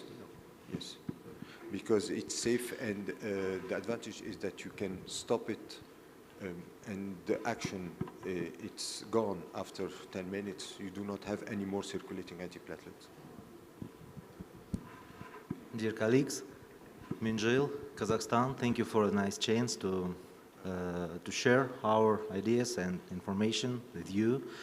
So, talking about the application of flow diverters at the MCA region, first of all, we need to analyze the situation. This is not a question that once you decided to employ the flow diverters everywhere, because of this is a popular, or maybe this is the kind of future. First of all, you analyzing and also analyzing the literature and seeing that this is okay, this is a perspective, this is less risky than you things before.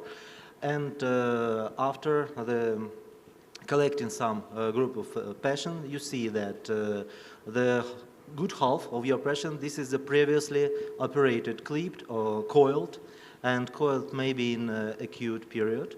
And we analyzed 63 patients, and this group shared for two cohorts of M1 and M1, M2, and all these patients were operated with flow diverters.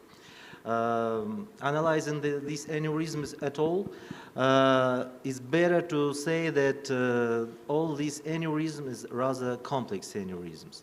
And what is more interesting and important for MCA region, I think. This is for sure from this Spätzler analysis. This is the previous treatment, recurrence, and complete closure, and what is more exactly by our opinions, this is the absence of collateral circulation. But Spätzler analyzing this situation from the possibility to clip to excluding from the flow branch immediately.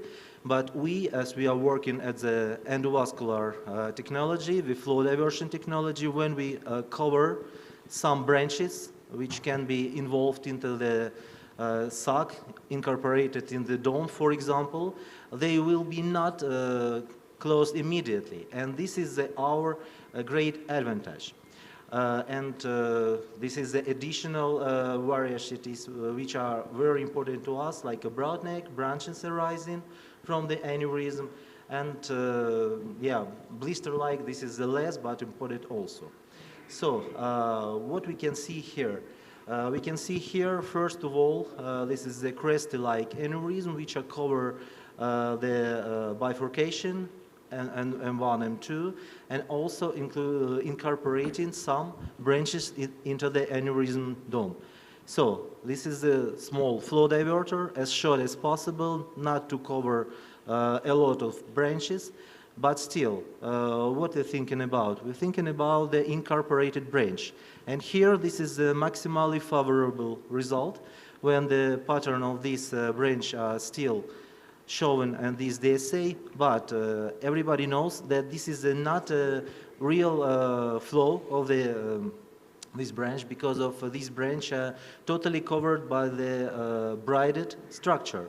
And this will be not the same flow as we found before.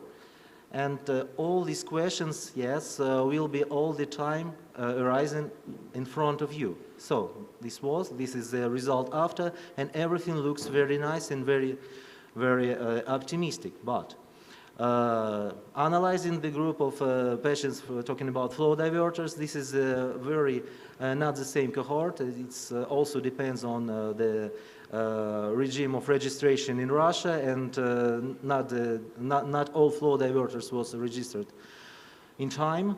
But finally, we're also analyzing in a parallel way the situation with the flow diversion, and here we analyzing the ideas of our Turkish colleagues, Shahrukhan and Isil. And what is important? Analyzing all this, you see that, first of all, aneurysm are still patterned when you cover the aneurysm by a flow diverter. And this is not a big question, with contrast stagnation or without. The most important question, this is what will be with the incorporated branches. And class 1, which divided here in class 1A, 1B, and 1C, this is the destiny of the incorporated branches. And here I'd like to concentrate all of you that this is the most important thing, what will be with these branches. First of all of these branches under risk if your anti-aggregation therapy not in order. For sure, aggregatometry, in any case, you can use light transmission in aggregatometry. You can also use verify now, and it's not a great question analyzing your PRU or some another metrics things. First of all, you should be sure that your parameter, the potential of platelets, decreased up till at least 40%. Is better in this situation, probably by our experience. This is the region between 20 till 30%, because of everything closer to 40 or a little bit higher can be more risky. And by this diagram, you see that our cohort of patients also divided for two big groups. Adopt Plavix and aspirin, and the second one, this is ticagrelor and aspirin 2, and small 6%, this is the prasugrel. Yes, this is a very promising thing, because of its also very nice comparing to clopidogrel. It's easy to obtain to our patient because of ticagrelor. It's strictly oriented for 12 hours period, and from time to time it's very difficult to patients with some deviations, for example with mental deviations, to control this regime. Okay, the majority of our patients was previously operated, clipped or coiled. Talking about the patients after clipping, this is also patients which are absolutely disagree clipping again.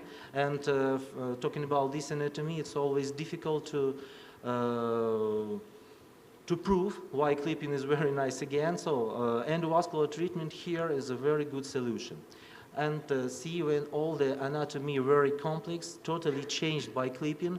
Here, flow diverters, it's a very nice solution just to reconstruct previously destroyed anatomy and just to save all the main branches. Talking about the branches, we always try to use dominant branch because of this is not only the question of how it looks like. This is the question of the flow, and this is the question that a smaller branch potentially can have maximal chances to reconstructing where anastomosis, even if at the time the diameter of the osteum incorporated of artery will be changing and disappearing finally. And also some patients were coiled, and when the coil was not 100% effective, and when we see a rising and growing of the neck, here the same strategy, you can reconstruct very nice dominant branches, and here this is more or less adequate and understandable. So what is the next question? Next question is maybe we can use before flow diversion, before MCA bifurcation diversion, something like first stage with maybe web, maybe with coils, maybe with something else, just to prepare this bifurcation to the implantation of the flow diverter. What's the advantage of this technique? Here we can see the possibility to decreasing the risk of thromboembolism from the aneurysmal sac to the branch which was incorporated and not covered by the wall of the stent. And here, after some initial step, the same maneuver as short as possible flow diverter and reconstructing in a good way, and the artery will be safer, and thromboembolic complication, talking about the thromboembolism from the aneurysmal sac, will be also reduced. And all the branches in order, no distal embolism. But this is a very discutable thing because of coils or web, or maybe we can skip this stage. We have absolutely a small number of cases just to summarize in more or less severely. And for sure, situation with ruptured aneurysm, first you need to close the aneurysm ruptured area, and after that the most favorable thing is try to save the area where the osteum arises from the aneurysmal sac, and follow up after 6 months, and later you can see how growing the aneurysm, and reconstructing the flow diverter, which shows us a nice result of excluding the aneurysm from the blood flow. But you can see that the branch also disappeared with the aneurysmal sac, and this is the normal question for M1, M2 region. Because of sacrificing or not, you have time or not, will be, this is problematic or clinically important for patients. We really didn't know.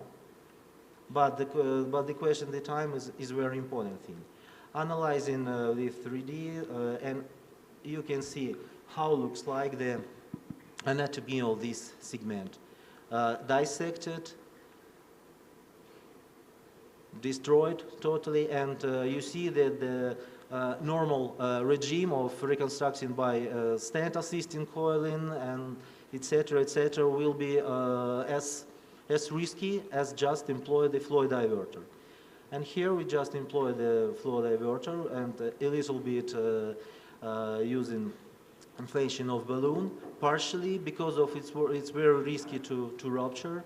And finally, we got a good result. And here, talking about the VASA-CT, for example, it's better to analyze all the small arteries which are arising from this segment, just to, after flow diversion, to be ready if some branches will go on, just to have a solution to use to be free A, for example, eptifibatide, and just to save all these arteries.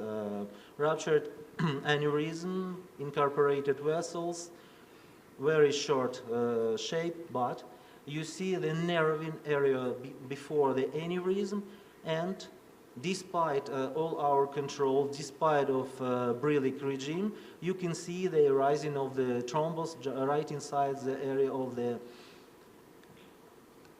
the neck. And yes, after eptifibatide, everything was solved, and everything very nice. And what is more interesting, when this episode gone, we shouldn't change something in Brillig regime, because of everything was absolutely fine, and we controlled also by aggregatometry. It was a little bit higher than 20% of activity of platelets. Yes, it's true, but talking about this episode, I think this is the question of not only turbulence or changing of the flow, but also I think this is the reaction of the intimal, reaction of the artery wall right at the implantation area, because of it's probably was damaged because of this is a pipeline, and pipeline even pipeline 2, this is stiff enough thin because of this is not a low profile flow diverter, but this is just our suggestions. Same thing, the other design of the stand, and you can see here that we analyzed all the vessels, all the branches arising from, but after 30 minutes after implantation, we see the situation like this, small thromboembolism, small clots, but one branch is gone, and our patients arising with the neurological deficit. We went back to the operation room, epiphybatid again, everything absolutely nice, ranking scale 0, but the question is why this situation arising and what's the reason for? We can analyze in the design of the stents, we can thinking about the maybe we push stent too much, maybe we shorten it too much, and we increasing the density and increasing the density, porosity are going lower, but this is not the answer, because of we never know what exactly happening at the level of the implantation. So, and talking about the double anti-aggregation therapy, it's always important just not to change something in this period. Like here, employed pipeline, cover it very nice, good feeling of the incorporated branch, but after after 3 or 4 days, this patient was still under our control. This lady changed the regime, and she obtained this pill 3 hours later. And we saw what was done. Partially thrombus stent and the same solution. Everything was open. And look at this situation with the aneurysmal dome, partially thrombosed, and still pattern incorporated artery, and good final result. And the same thing, we created very, very big structure. We created something like a bridge between M2 to ICA. After that, we employed pipeline flexive shield technology, but the person stopped breathing because of the celebration of something or something else, and we got this situation open, this with aspiration and thromb extraction at the same time. Very nice result. And after 12 months, everything nice too. But this is very, very important questions: how to organize this double anti-aggregation regime in order for every case. A lot of aneurysms, longer stent, everything 9, and look at the follow-up. Absolutely asymptomatic. Absolutely without neurological deficit, all the incorporated branches in order, but the main trunk disappeared. So, talking about the complication, no hemorrhagical complications at all at this cohort. The majority of patients MRS 0 till 2, but we can share these things for 3 groups. One group, this is the intraoperative complications. Second big group, this is RON, double anti-aggregation regime. Somehow because of maybe run of patients, maybe run of time, but still. And 2 postponed thrombosis, which we got only on the follow-up. DSA control shows this very nice. Why it was, we also can control. And finally, we have a very big percent of thromboembolic complication. This is not a major stroke. This is not a big problem, but finally, here we just concentrated and just sharing the result in that this is the main question for this technology. And I don't know. I think this this stick.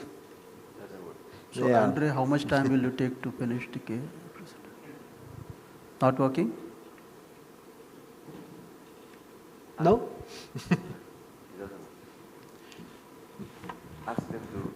Can we have the another point? Next slide. Yeah, next slide, maybe. They can do it by themselves.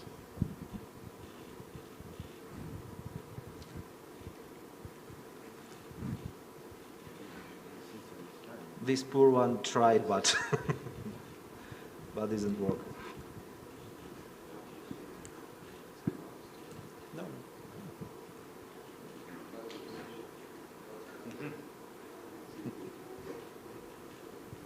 This pointer is not working. The pointer you have a second. No, pointer.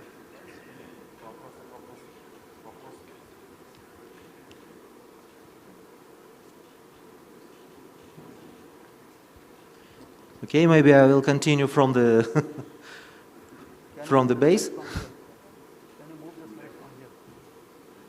Does much better at all.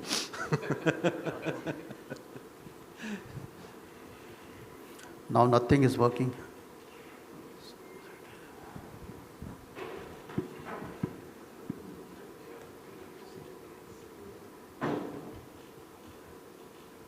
Okay, can we have some questions addressed to him?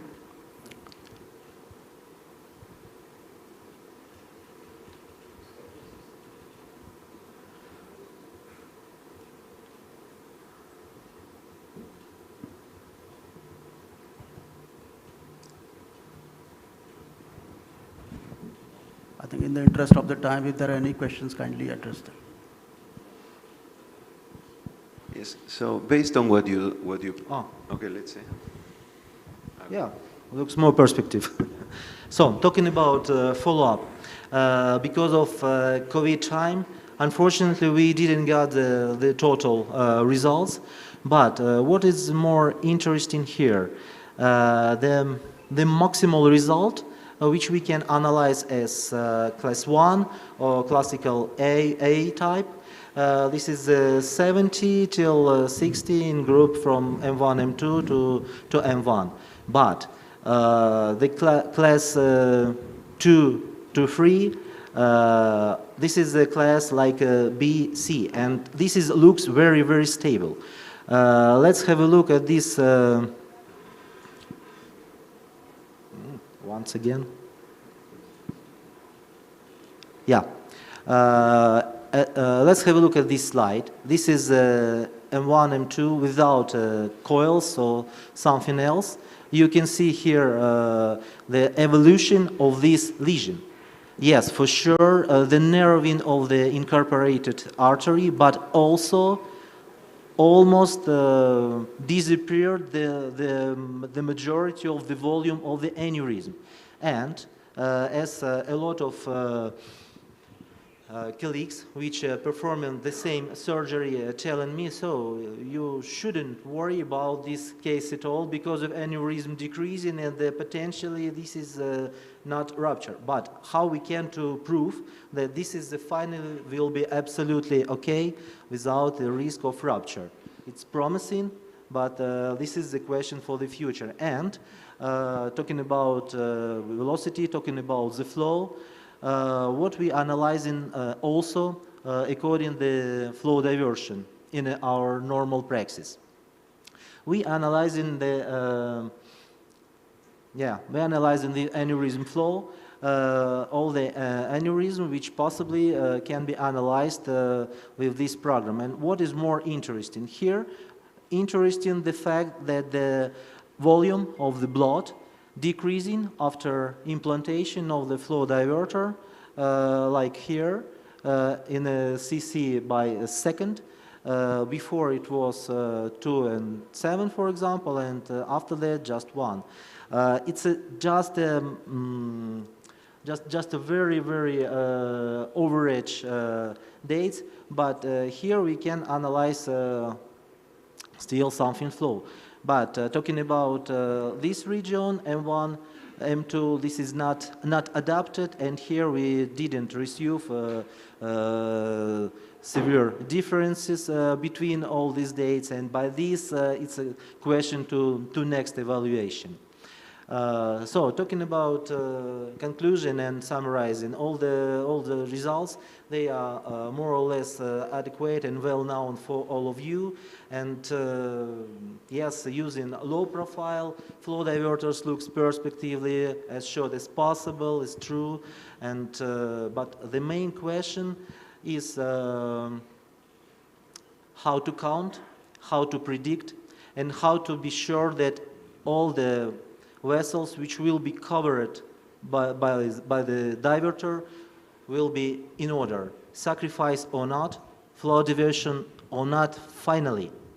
And this is not a retrograde conclusion. If everything will be totally clear, we will not play with intrasaccular devices, we will not play in a very, very difficult and severe reconstruction by using a lot of stents, Y stent in T, half T, a lot of techniques. This is the question that we need to select every patient, and we should analyze every case very, very, very gently and seriously. And the main conclusion here, this is high enough level of thrombosis or thromboembolic complications. Thank you, Andre. Thank you for this presentation. Is any questions? Thank you very much. So we have next presentation from Nader, brain EVM treatment. Probably a comment on your last presentation. Next time that I will treat an MCA aneurysm, I will be more worried regarding thromboembolic complications and the idea of probably adding a third antiplatelet agent, because again, the rate of complications that we see in MCAs, and we all fear the same, looks to be higher than in other territories.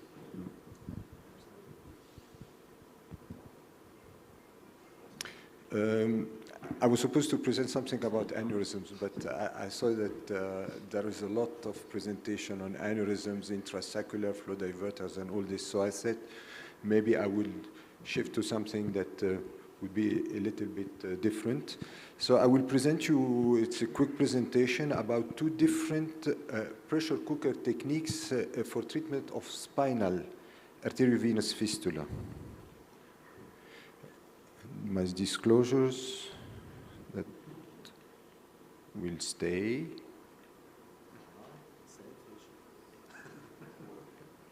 Yeah.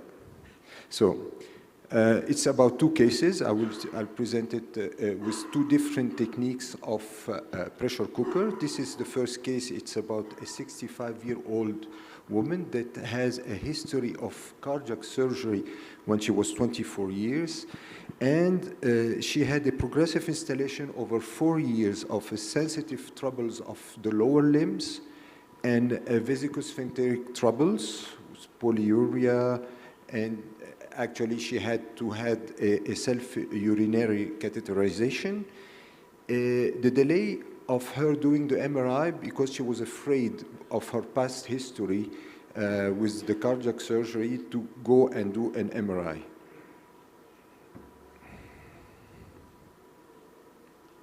Should I?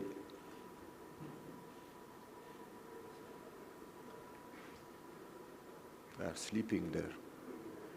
Hello? Okay. So this was the MRI of this patient. As you can see, we had a hypersignal with enlargement of the conus medullaris, and that's it. So after seeing this, the diagnosis was a tumor of the medulla. It's not working.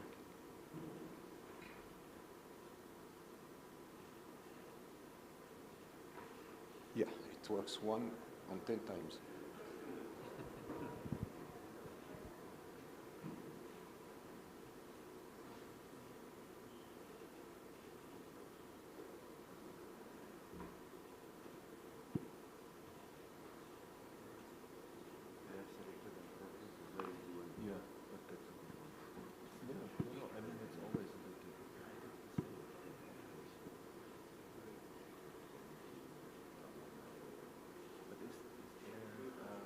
We control there. So I say next. Okay, next, please. Next. So diagnosis was a tumor, and she went to be operated, and the neurosurgeon before operation he asked for an angiography. Next, please. Next. Next. And this is what we do. We have a hybrid with all the angio, medullary angio, is that we do an angio CT with intra-arterial injection and reconstruction. And this facilitates a lot for us to see the anterior spinal artery or to see a fistula. So this is what they are doing. No, I cannot present like this. I'm sorry.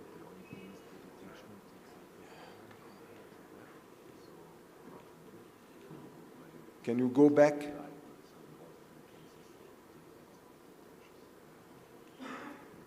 So as you can see, this is the intra-arterial aorta scan, and you can see here that you have something, you have a blush, which was on the axial images. You can see it here on the right side, and actually this was a fistula. Next, please. And this was selective angiography of all to do an embolization of this patient. So what should we use, NBCA or EVO? So we used to do the pressure cooker. Why it's advancing by itself?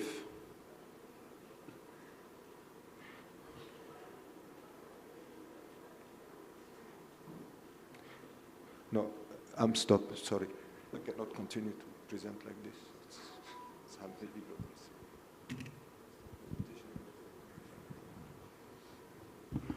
So can we go to the lab? There's Dr. Rennie, can you hear us? Menzil?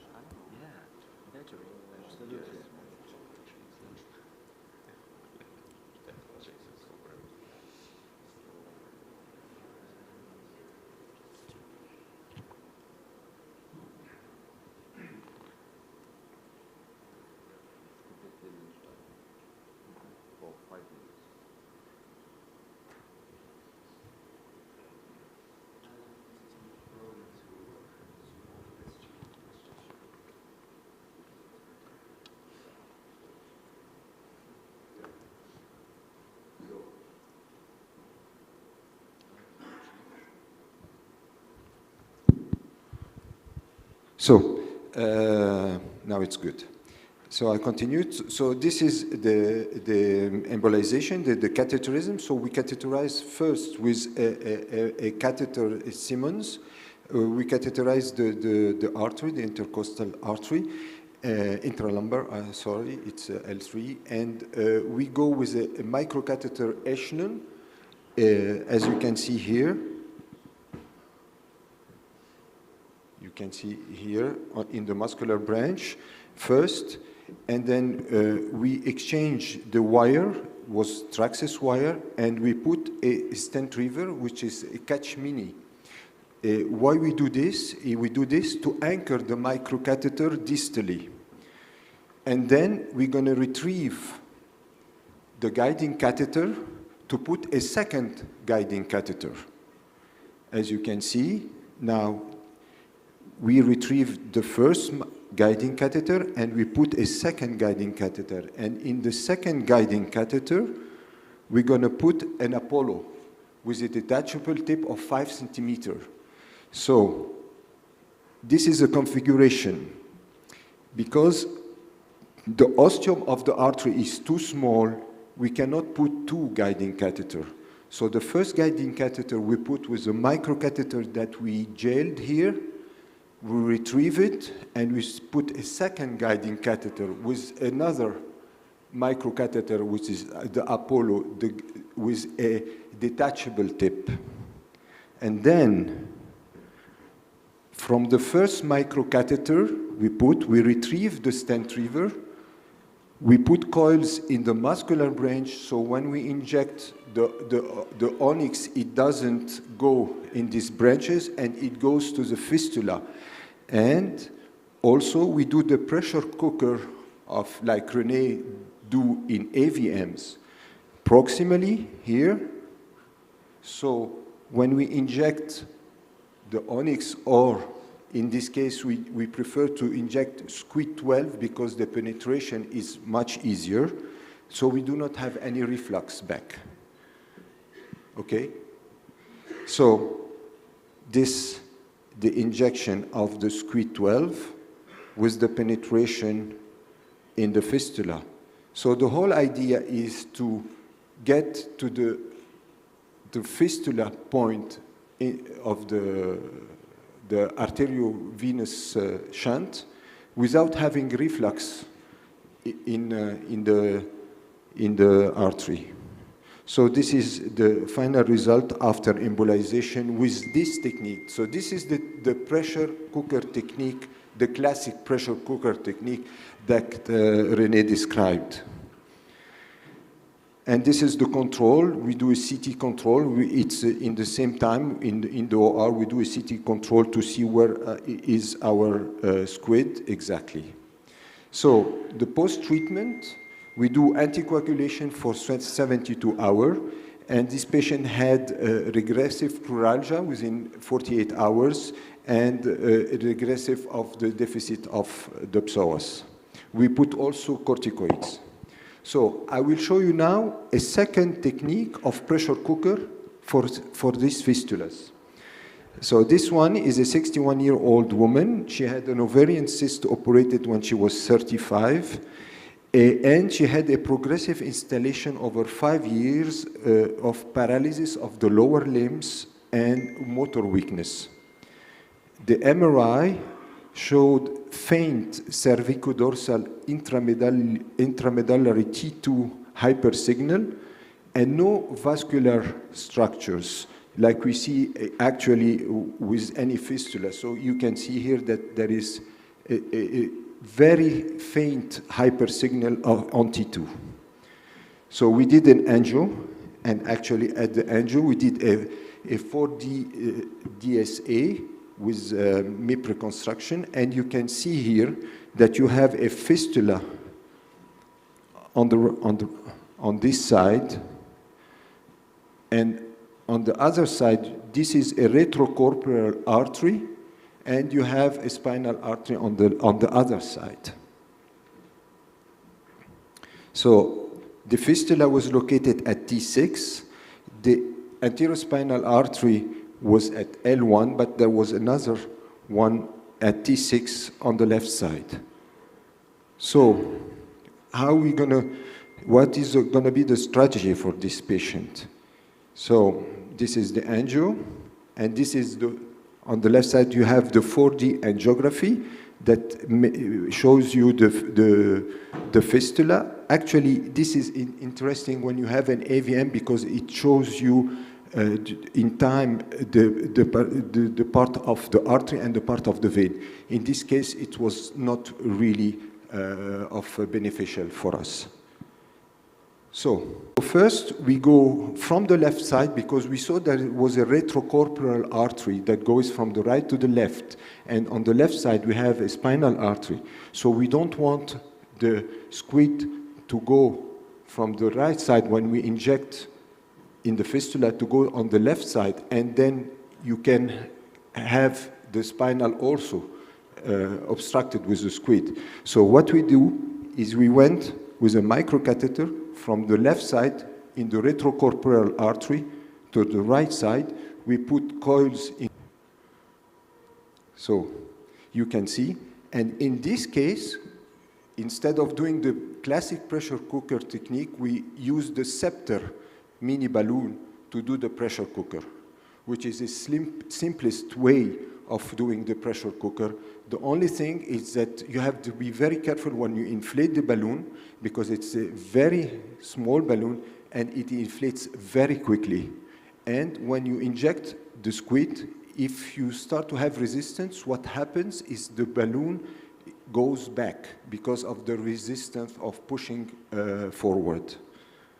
So here is the balloon. You see in the red arrow, you can see the balloon, and on the left side you can see the injection. In this case, we injected Onyx 18. And you can see the penetration of the Onyx. And look, we had, as we thought we had a reflux of Onyx in the retrocorporeal artery, but we put a coil so it didn't go back till the spinal artery. So this was the injection. This is the end of the embolization, the CT control. And you can see here, it's very nice. You can see here the Onyx reflux in the retrocorporeal artery. You have to be very careful about this because the patient will wake up and she will have symptoms and you do not understand why. So this is very interesting to understand the anatomy before you do any intervention. So this is the Scepter Mini, which is very interesting balloon. We use it now also to do a pressure cooker for AVMs. So we use it in brain AVMs. We use it instead of doing the classic pressure cooker technique. It's very helpful. But as I said, it's very interesting. You have to be very careful. When you inflate it, you have to use a 0.25 syringe, and you have to use pure contrast. You do not mix the contrast, it's pure contrast. And to be very careful when you inflate it, because it inflates all of a sudden, and you can have a rupture of the artery. So this is my conclusion. Anyway, I said what I have to do. Thank you very much.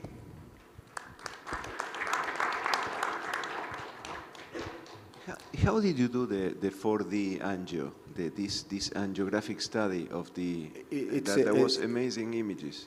Yes, it's a special program on Siemens. We have a Siemens machine, and they have the 4D angiography.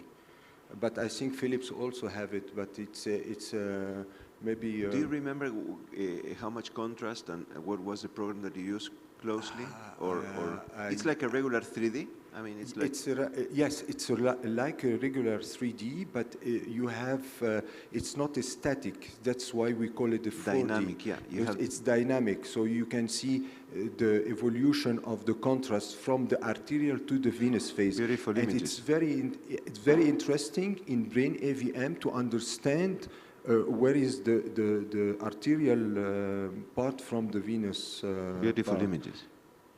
Thank you very much. But I think Philips, maybe Laurent, you have also the 4D, no, on your machine? No, you don't have it? No, they don't have. I don't know if Philips have it. No, they don't have it. They don't have it. In fact, you know, the 4D was a software which was developed by Charlie Schroeter and team. And 15 years ago, there was an agreement between Siemens and this company. At that time, Philips decided to not agree with them. So the true 4D doesn't exist on the Philips. So we move on to the next presentation. It's going to be by Dr. Uday. Rani is busy with the procedure, so we can move on with Uday's presentation.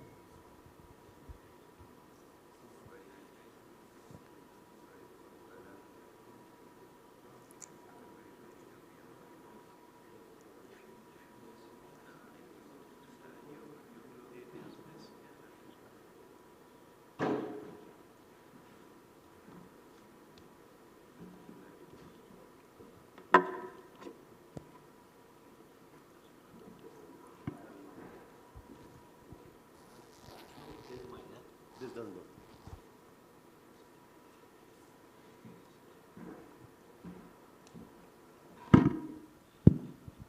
Thank you. Now, I'm not going to break into a lecture on giant and complex. We have had enough of that. This is the exact offshoot that we had a discussion on the group about some giant aneurysms, and many of you actually said that when you diagnose aneurysms like these, the end is near. And so there was a discussion whether to do something about it or just leave them alone. So looking at that, just before I came here, short of time, I could just take out a few cases done over the last few years. As I said, it is not anything which is greatly technical, but my point of view was that we should not have a totally pessimistic attitude towards these aneurysms. Giant is about size. Complex is about difficulty in treatment, or we do not get the result that we want, or difficulty in cure, or maybe in some cases, despite what you do, you'll still lose them. Okay, great. So go back. Yeah, so these are the pictures, as I said. I just got them on my way here. So this patient we treated a few years ago, and when you follow up your patients, you do get surprises like this. It's a partially thrombosed giant aneurysm, and we had treated it with regular stent and coils, unlike the cases that we saw in the presentations before in a flow diverter in the dominant motor strip artery. So just stent and coils. Patient came for follow-up, and we did the angiography because she was getting some new headaches.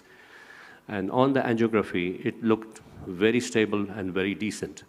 And this was what was it. Did we actually know what we were doing, or we will have a nice follow-up years later? We didn't. The aneurysm looked bad. It looked as though we will be treating and retreating it, but it didn't happen. So you will have good surprises like this. This was what it is. It's still very stable, and 2-3 branches coming out of it with a stent inside the main one and just a regular stent with coils. 3D picture of the same. That was example 1. This is example 2. Terrible looking aneurysm, as we had the discussion, I think, last week, that regardless of what you do, or maybe René said that you will put 2 flow diverters, that's the only way to treat them. We didn't do anything fancy. What we did was we inflated the balloon on the basilar top to see what was the support to the cerebellar arteries and probably the PCOMs. And we had some sort of a support to those arteries on inflating the balloon inside the aneurysm neck at the basilar top. And once we had the information like this, we knew that this patient is going to come back. This is on balloon test occlusion. At least on test occlusion, the pictures look good. And so we went ahead and treated it by regulation coiling with balloon assistance. Now this balloon is inside the basilar, partially in the neck, hoping that maybe we would save the arteries which are coming, because the PCOMs are very, very small, and the cerebellar arteries through the pica to superior cerebellar was not all that great. So this is what we could offer to the patient. This was treated in 2015. And so after that, it was looking okay, but we know that these aneurysms do come back. And the referring doctor has done imaging till 2019, just before the COVID and the lockdown. So I don't know, we will call them again, but it is not, at least till 2019, for 4 long years, this patient has lived well. Maybe we don't know what happened in the last 3 years, and we don't have an angiographic follow-up. But it is not as hopeless as it looks. This was a ruptured one. The strategy was the same. We inflated the balloon at the top to see that what were the PCOMs doing and what were the cerebellar arteries doing. And because it was an acutely ruptured aneurysm, at least one good PCOM was there. So we depended on that PCOM. We inflated the balloon inside the superior cerebellar artery and the basilar top and just coiled the aneurysm simply. This looks great. I don't have to tell you that this is going to stay like this, of course not. But at least acute rupture, bad-looking aneurysm, we could discharge the patient. She promptly came back 2 years later with new symptoms. I mean, she did not bleed and rupture. But at least because of this, she gave us time. The MR looked terrible, so we first got a shunt done on her, and then we treated her with more coils, and then the dependent PCA to the basilar flow diverter. So this was, what was it? The pre-picture, post-treatment 1, recurrence looks terrible, and this is how we treated her. A little long the flow diverter was, but that was what we had at that point of time. And this was PCA, the dependent PCA to the basilar, and with more coils. Again, this looks okay now. Her symptoms resolved, and we were able to discharge her. What I'm trying to say here is that maybe she will come back, but at least for a few years after having a terrible aneurysm, she is having normal life. And this is what we should not discount completely. So very bad recurrence and post-FD. This patient I try and show everywhere because it was a fully fusiform basilar artery, and there was no other way of doing it. We placed 3 flow diverters coming in from PCA. At least we had a landing zone distal and proximal into the vertebral. So from there to here, 3 overlapped flow diverters that we put. This was before the time of the triple therapy and all the fancy stuff. So we just gave her low molecular weight heparin, and of course she was on dual antiplatelet. She promptly had a few hours, or I think the next day, after this treatment, she did have the perforator infarction. Luckily for her, it was not very debilitating, and over the period of time, she improved. So we did the MR on her, and we could do the angio on her. This is spectacular. And this is, of course, there was a small little incident after the treatment, perforator infarction, from which she recovered significantly, and the flow diverters are doing their job. So not as hopeless as we once thought.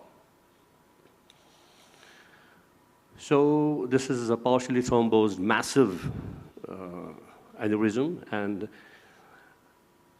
apart from the fact that there is a big aneurysm there, there's also one internal carotid artery which is occluded, and so what we did was, it's a bad-looking aneurysm. We did not know what is to be done with it, along with the fact that at least one hemisphere circulation is dependent on the posterior circulation.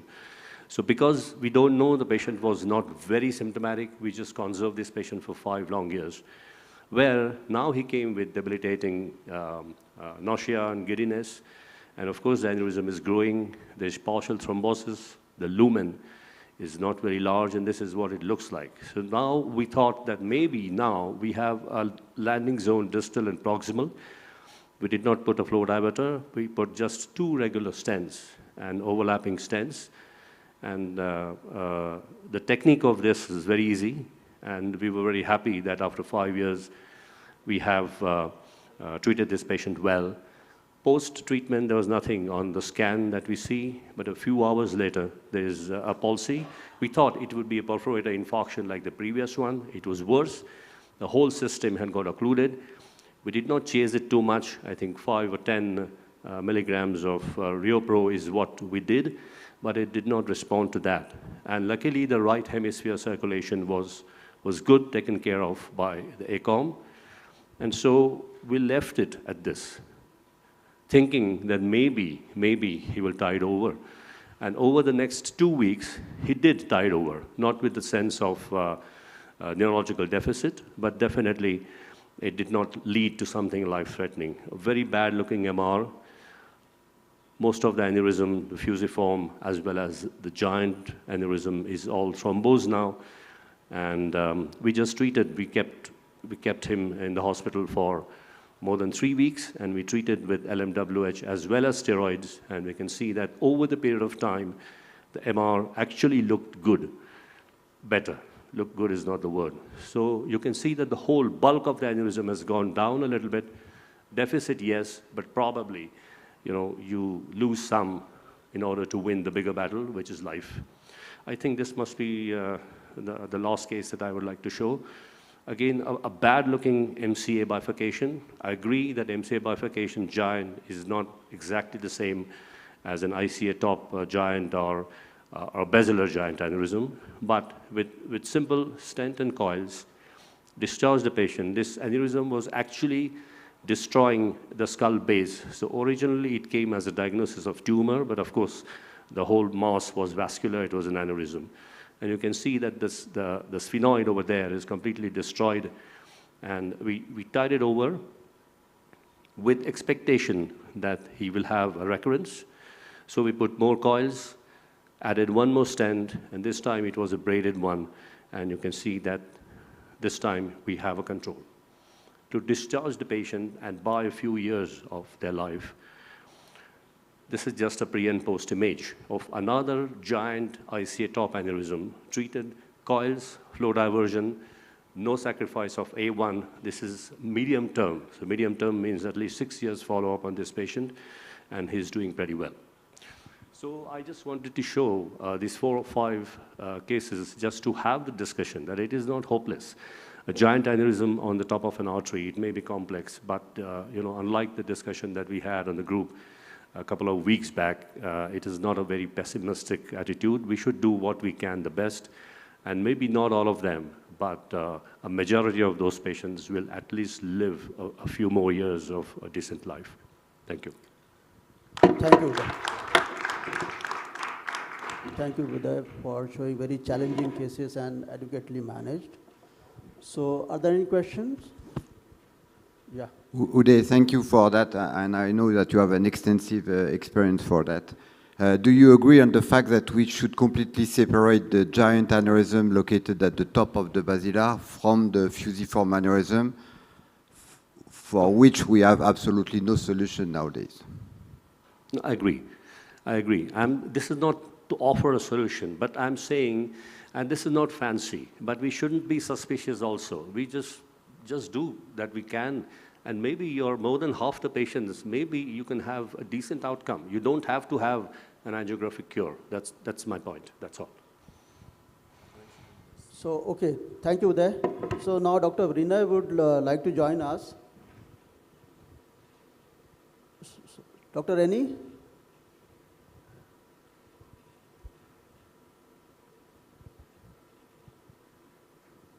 I think they have finished the case and would like to give us an update on the procedure that they have done and what is the outcome. So we are waiting for them. After this, we are going to have a lunch, then we can reassemble later on. So subsequent presentation can go on later.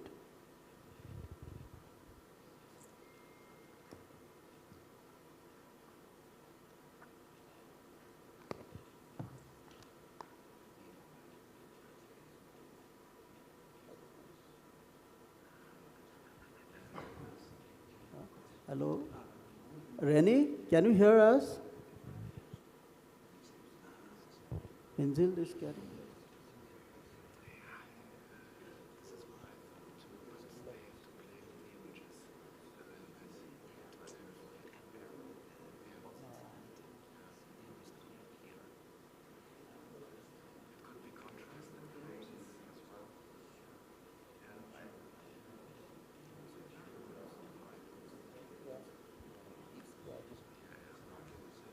So, can we break for lunch?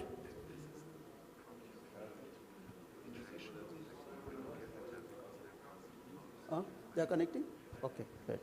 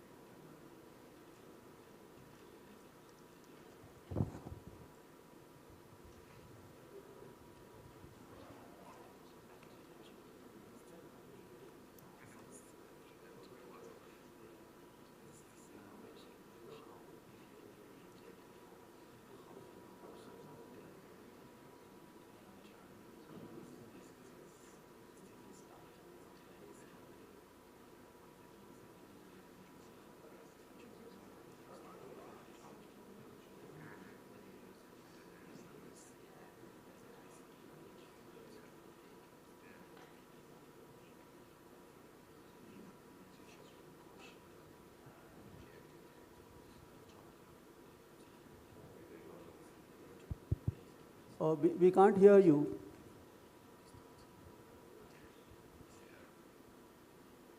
Hello? You're not audible.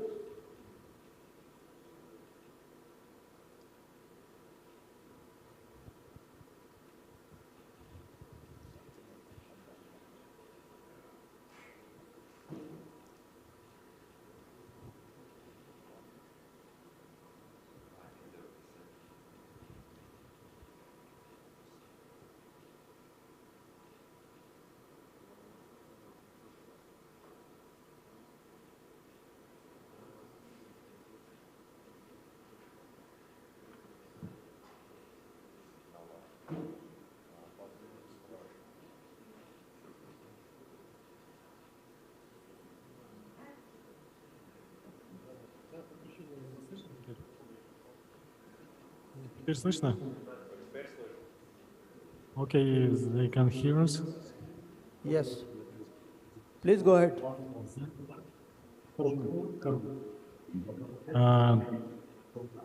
Yes, now we can communicate with you. Could you hear us? Yes, yes. Please go ahead. Okay, any questions on this case? We missed out the case presentation. We were not hearing you, so if you and René can make a resume of, we saw that you were injecting onyx at the end, and just if you can make us a small resume of what you did. With pleasure. Can you put the camera here on the screen? Okay, here, make a zoom on this one and this one. That's the AVM with the direct supply from the PCA and with a bunch of anastomosis between MCA and here an artery that you can see at a later phase, which is this one here. And this artery here is a distal branch of the PCA of this one. Normally it should come from here behind, getting to the AVM and doing a significant part of it. If we start to do the easy things through the PCA, we will have a lot of onyx, and getting through this anastomosis is going to be a nightmare. So idea is to start with the more tricky things. That's why we took a MAGIC and went through different branches of the MCA and could find quite well an artery that enabled us to go up to there. Then we considered, should we try to take this outflow vein, the dorsal one, or the ventral one? But when we were injecting through the microcatheter, we saw that both veins were to be seen simultaneously. So we then considered as next step to try to access this artery where we were from the PCA, but we did not succeed. We tried 2 or 3, and definitely the flow was so important from the proximal PCA that we did not do it. So we changed strategy, and we decided to make a sheeping alongside the MAGIC to get a position here, which is what I should be able to show you somewhere.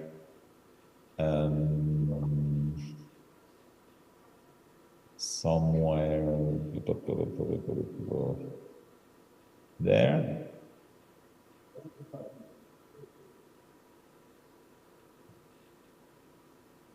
And here we're just before, at this level, we have, where's the native? Oh no, you have the sonic, which tries to reach the position of the MAGIC here. So these were the arteries, quite difficult to understand.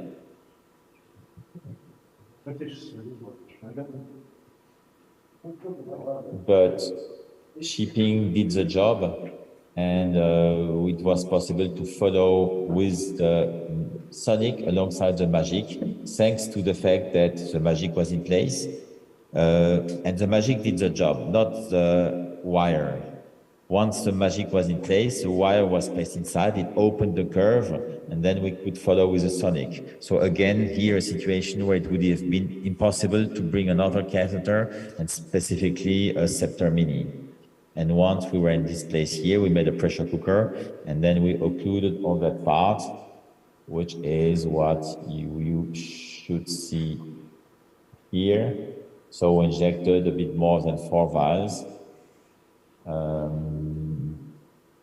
And I will show you now this. The subtracted picture is this one here, where this is the artery that we access to. This is what we could inject. And you see that after the treatment, we have a bit the PCOM showing the anterior part of the AVM, but all anastomosis coming from behind are gone. Just to remember, if you have both screens visible, the situation initially was like this, with all these anastomosis getting through that artery, filling this part, and this is gone now. So for a first step, 4 vials is usually the moment when we stop, and then Minchil will have probably two other steps to finish the AVM, I guess. Next one, 2 or 3, depending. Next one will be transarterial from the PCA, and then last one will be transvenous with a very high likelihood. René, I have a question for you. You said that you started with the branches of the MCA because you were afraid of having opacity. What about low density EVO?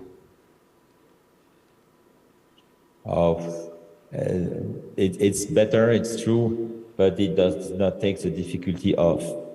So I think that if curative embolization is to be done, the whole strategy must be done in order to have the difficult things done before, then you can cure it. Otherwise, I'm not sure it will do it. But at least this is what I try to do usually. René, another question. The navigation with the MAGIC was not simple. It's a very distal artery, and you did several turns. Did you find that the second catheter... Yes, absolutely. It was not simple, but it was doable. I mean, we spent 10 minutes or so. Let me show you the most critical part of this. It was... should be able to see very soon. We did a couple of selective views. No, in the end, it was not difficult, but we did not spend an hour. It was 10-15 minutes, so it was very reasonable. And in order to upgrade the shipping, you leave the guide wire into the MAGIC, as you said? All right. This is an important thing here. The microcatheter at this point just reached the desired position, and the one before is probably the one showing which curve we had to do. So maybe I change here the confirmation of the system in order to have viewer 1A and B here. Oh, is that configured? Viewer 1A and viewer 1B. Here was the tip of the MAGIC that was tricky this year, which is MAGIC is going down to make this U-turn, and then the rest was okay. Here we could push the MAGIC having a wire inside. Bringing the wire out did not do the job. Pushing it from the wire inside did do it. And once the MAGIC was far away inside, then we pushed the wire inside the MAGIC, which opened the curve, so that at a later stage, following with another catheter was indeed quite uncomplicated. Surprisingly, I would have expected more difficulties here, but it went on quite straightforward. And the second microcatheter was a sonic. Can you repeat? The second micro was a sonic. What sonic was that? 1.2 with the tip. 3. Second catheter was Sonic 1.2. First was Magic, and second Sonic 1.2 still the smallest available. Thank you very much.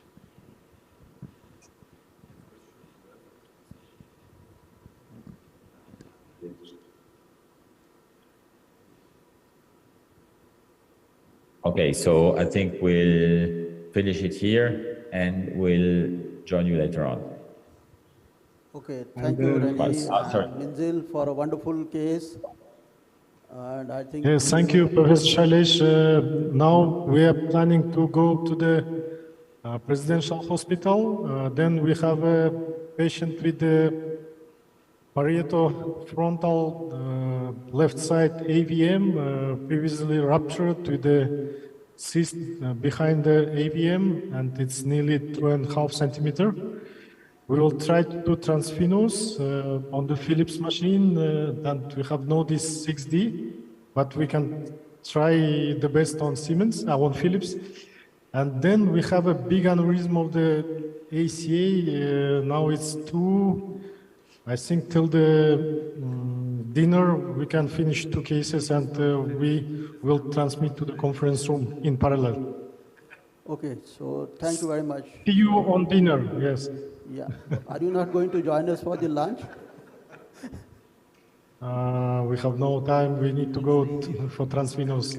I hope we can see you at dinner, guys. Okay, no issue. See you then. Yes, thank you very much. Some more food that tonight, yes. Thank you. Thank you. Thank you. Thank bon you. appetit. So Enjoy I lunch. think they deserve a big round of applause, please.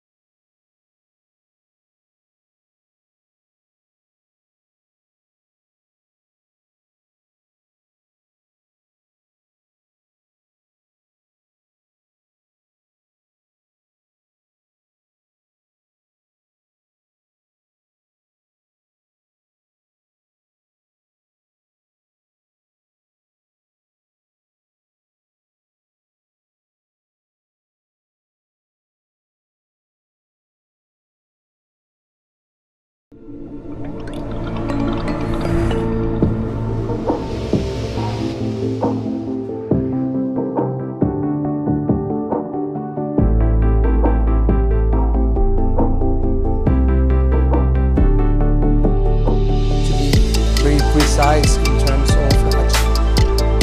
and we did a CT behavior, and what we saw was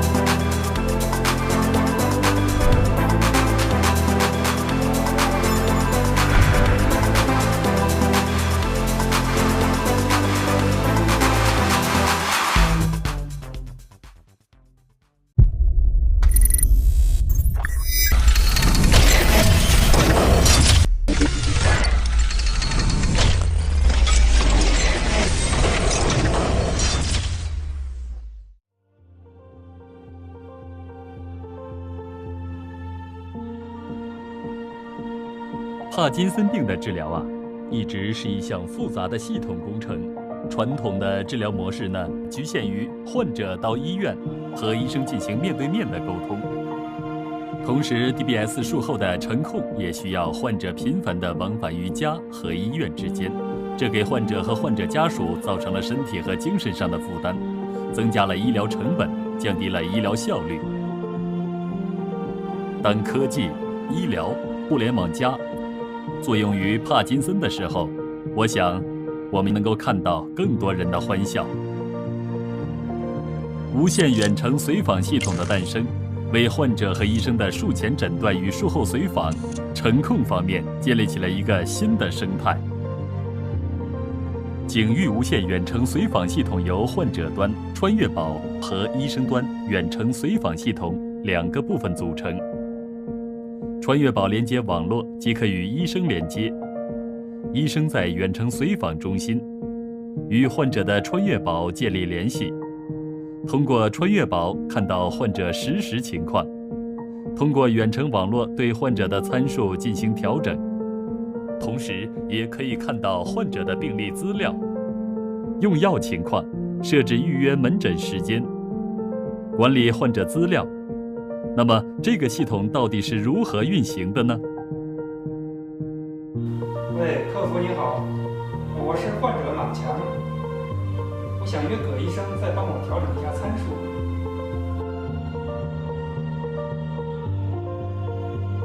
马先生你好，我是葛医生。葛医生你好，你预约了我们的晨控门诊，我正用穿越宝和你连线。你感觉现在怎么样？有点抖，感觉有点紧。你按我说的做，我看看你的身体情况怎么样。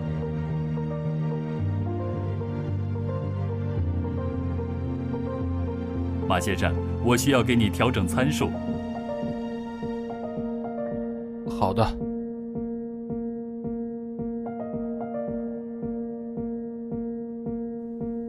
好的，我看到你的参数了。我现在给你调整参数，你感觉一下。你现在感觉怎么样？轻松了，也不抖了。那你先休息，感受下参数。我一会儿再拨过来看一下你的情况。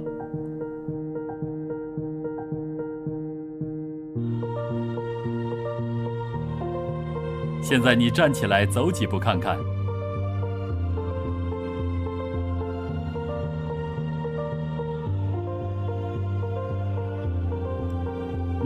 很好，那这次就这样。你如果有不舒服的话，就告诉我。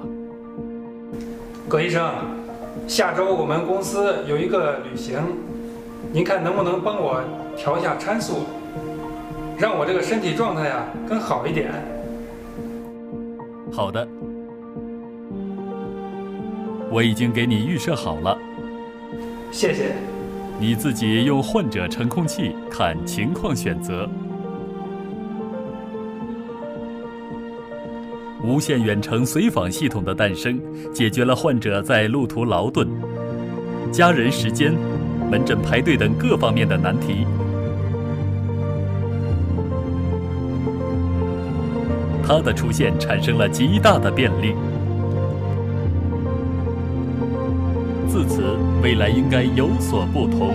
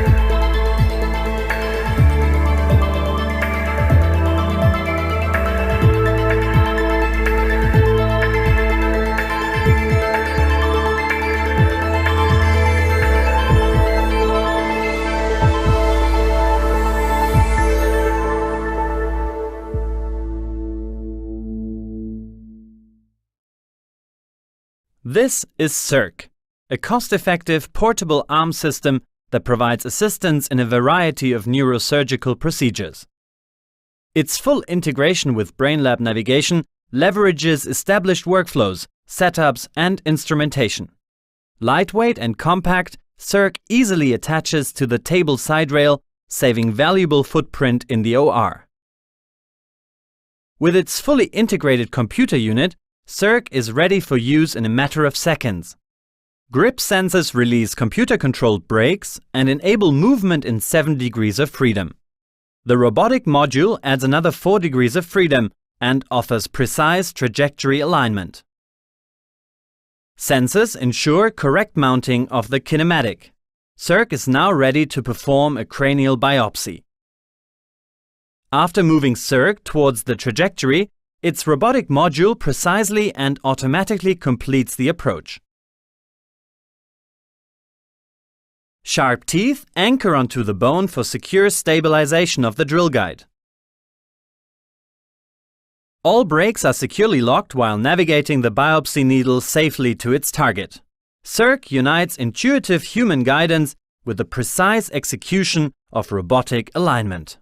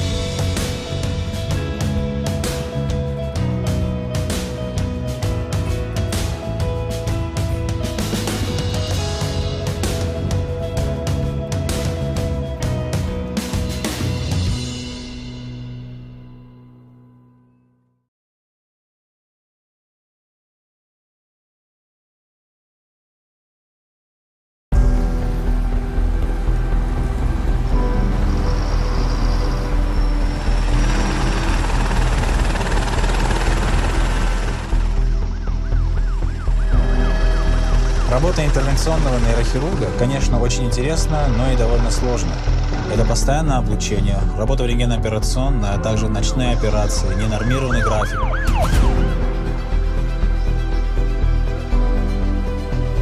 Но самое сложное – это невозможность помочь пациенту вовремя.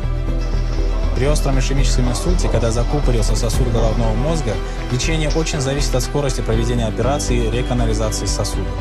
С помощью ангиографической системы ARTIS-ICONO мы, как врачи, имеем возможность сократить время пациента, проведенное внутри больницы, от поступления до самой операции от 30 до 60 минут. Это увеличивает шансы благоприятного исхода для пациента на 12%.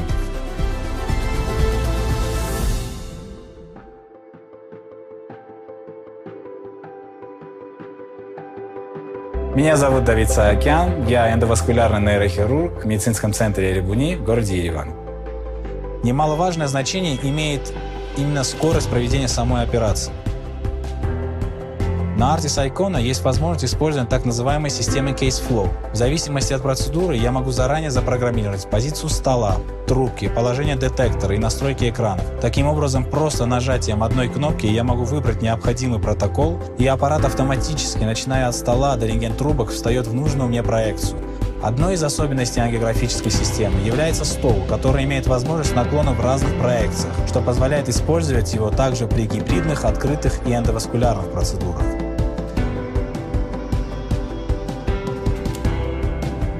Ангиограф дает широкие возможности нейровизуализации.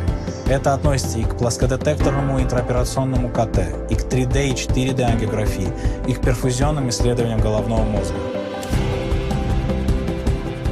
Так называемая система оптик значительно снижает радиационную нагрузку для команды врачей и пациентов, но при этом сохраняет постоянное качество изображения.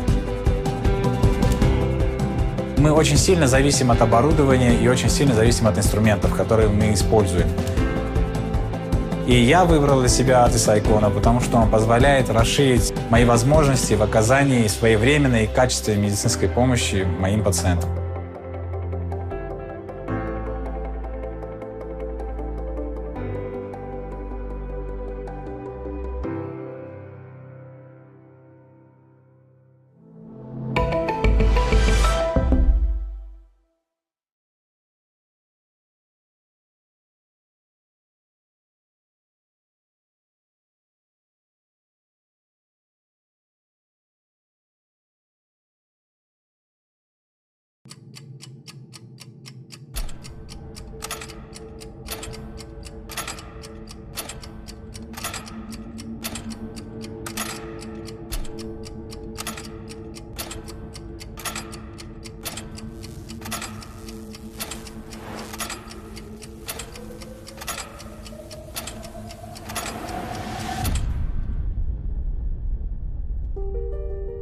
Представляем рабочий процесс для диагностики и лечения ишемического инсульта в рентген-операционной на одном аппарате ARTIS-ICONO Biplane. ARTIS-ICONO Biplane поддерживает рабочий процесс механической тромбоэктомии с 3 новыми этапами рабочего процесса.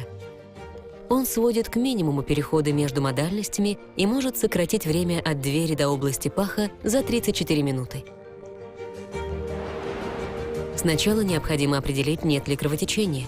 Чтобы повысить качество визуализации, в ARTIS-ICONO используются 2 ротационные наклонные траектории для 3D-сканирования, помогающие преодолеть появление артефактов от костных структур, окружающих базальную часть головного мозга.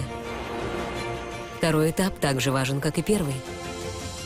Теперь ангиографическая система оснащена режимом динамической визуализации коллатеральных сосудов, что позволяет сканировать 10 объемов примерно за 60 секунд.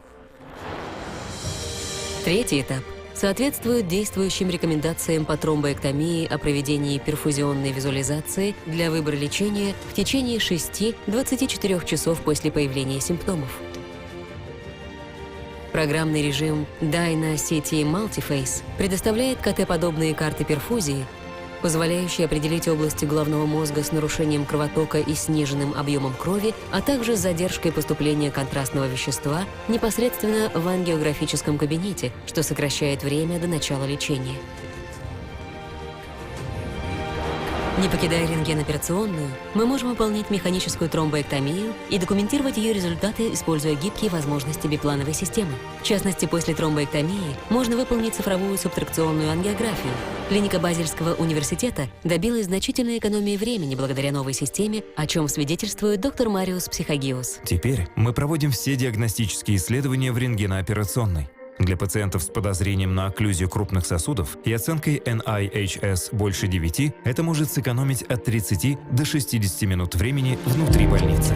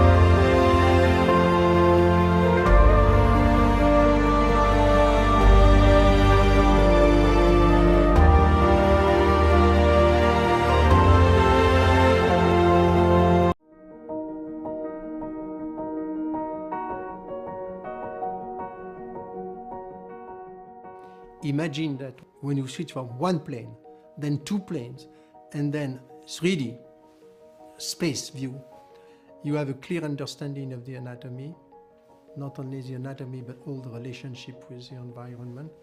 So honestly, 3D was just, being blind and coming to light. And then came all the process of the 3D picture that we have today. This reconstruction, the MPR, the slicing, the overlapping, with the CT, with the MR. You can even do it during the procedure. 3D is absolutely fundamental for me, meaning that if I arrive in an angio suite in which you don't have the 3D, I'm paralyzed. And I always say to the young doctors, if you don't see, you don't understand. And if you don't understand, you cannot treat. And 3D is the key tool.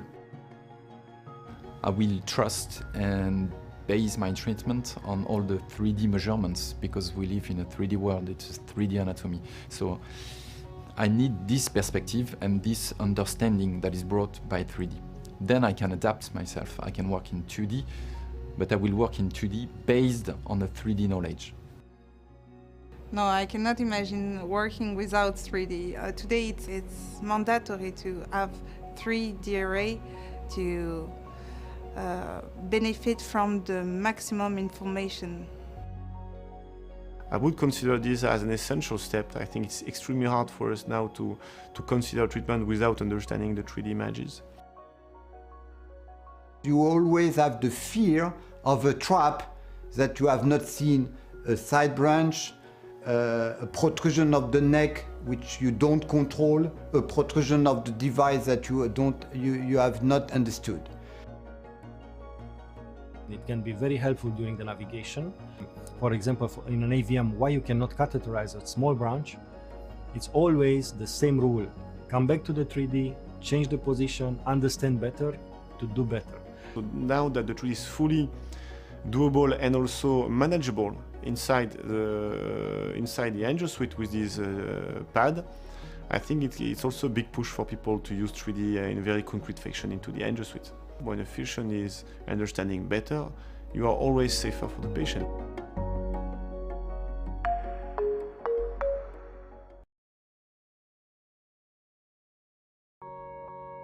Каждые 2 секунды у кого-то в мире происходит инсульт, и начинается забег на опережение.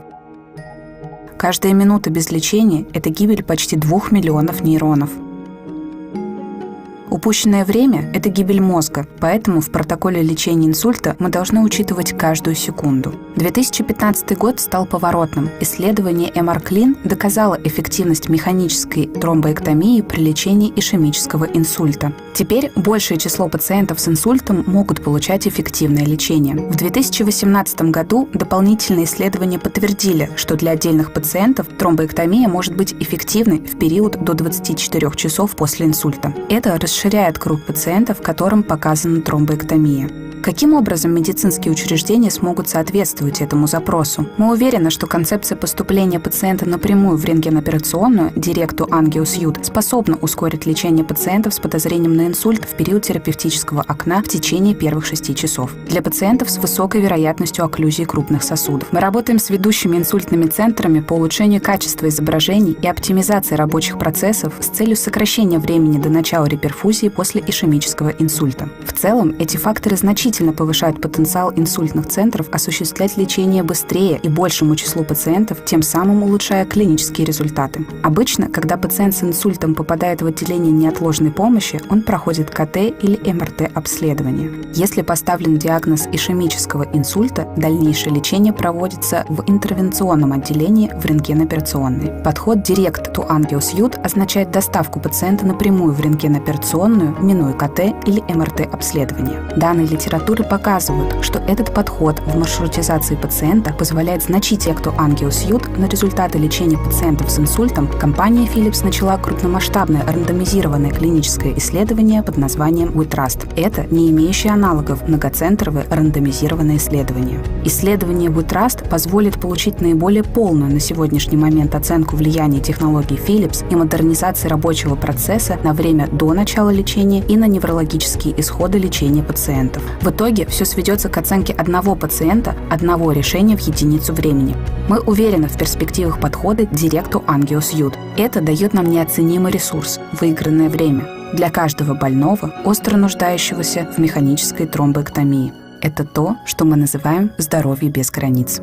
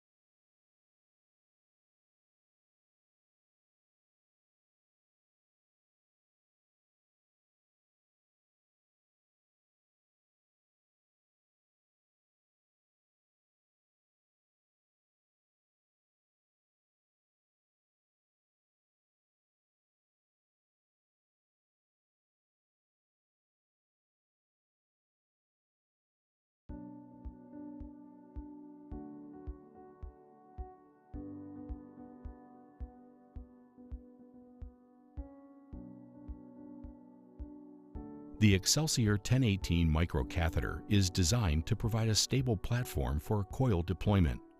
The Excelsior 1018 microcatheter has 0.019-inch ID and compatible with all Target 360 XXL detachable coils. The Target XXL detachable coils have a 0.017-inch primary coil diameter and long lengths, which are designed to bring an effective and efficient coil embolization. Target XXL coils are soft to enable physicians to achieve tight packing and provide flexibility in sizing. All of Target family coils are developed by the Target platform, which is known to be a smooth and stable delivery wire technology. Through the distal 2D loop and 360 shape of Target, physicians can anchor and frame the coils to the desired location.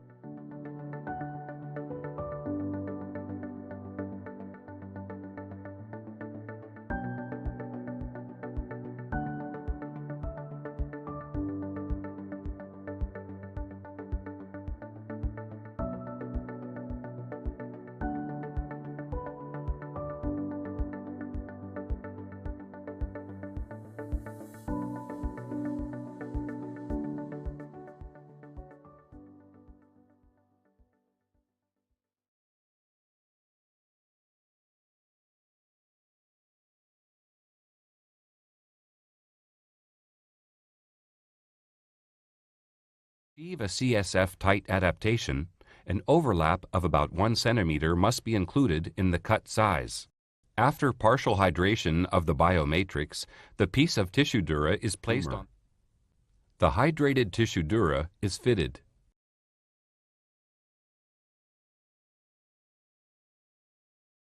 Fixation of the briefly hydrated biomatrix along the sinus edge with 3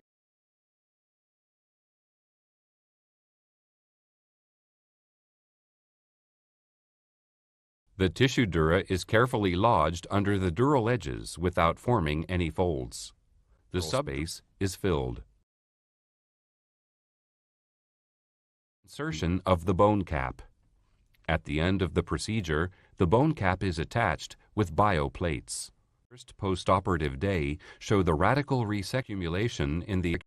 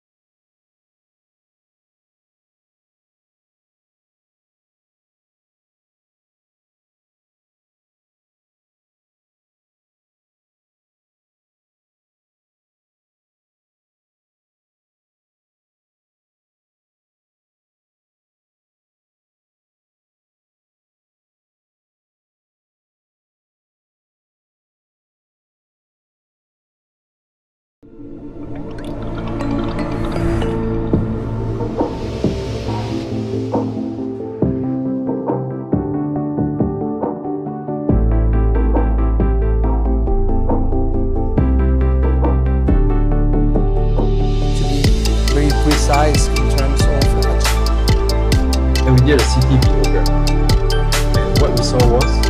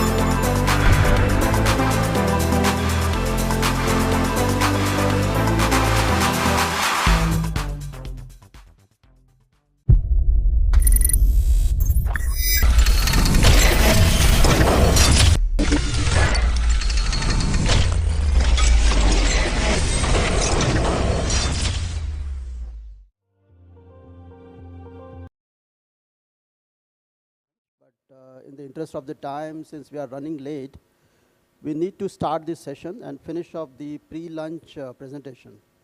So the first one is mine, and followed by one more speaker, and then we'll change the moderators.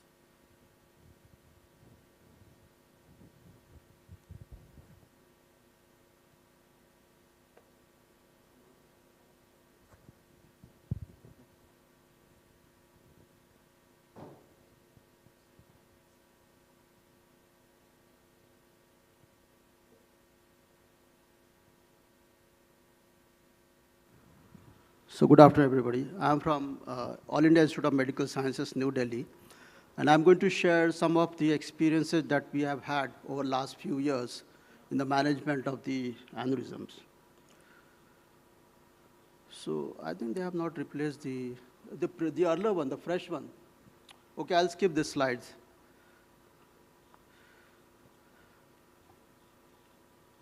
So complications of flow diverter, we all know the techniques like constructive, deconstructive, jailing technique, everything is displayed here in this slide.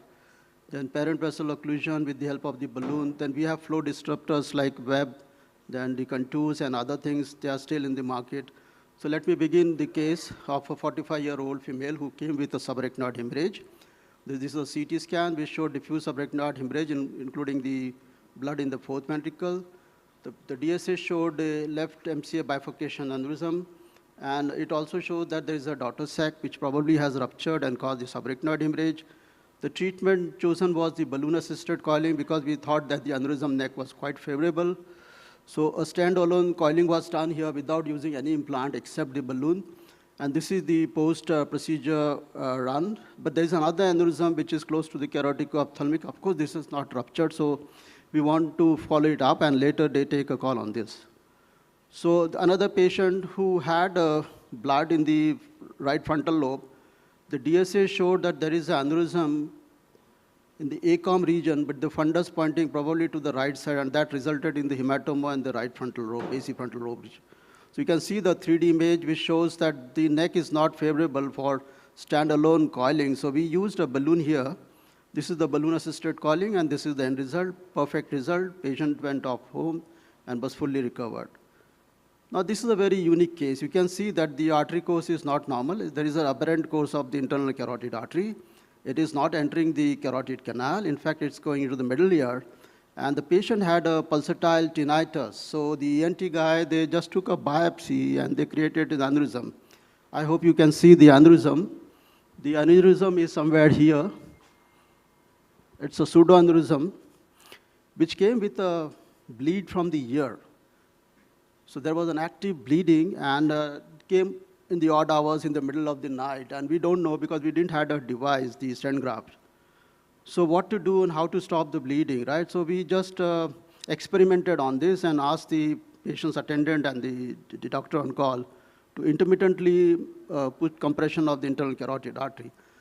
So after a few minutes, the bleeding stopped, and that gave away a little bit leverage time. So in the morning, the device came, and we took the patient on the angio table. So now what we did, the first thing that we did was to cross the aneurysm with the help of the guiding catheter.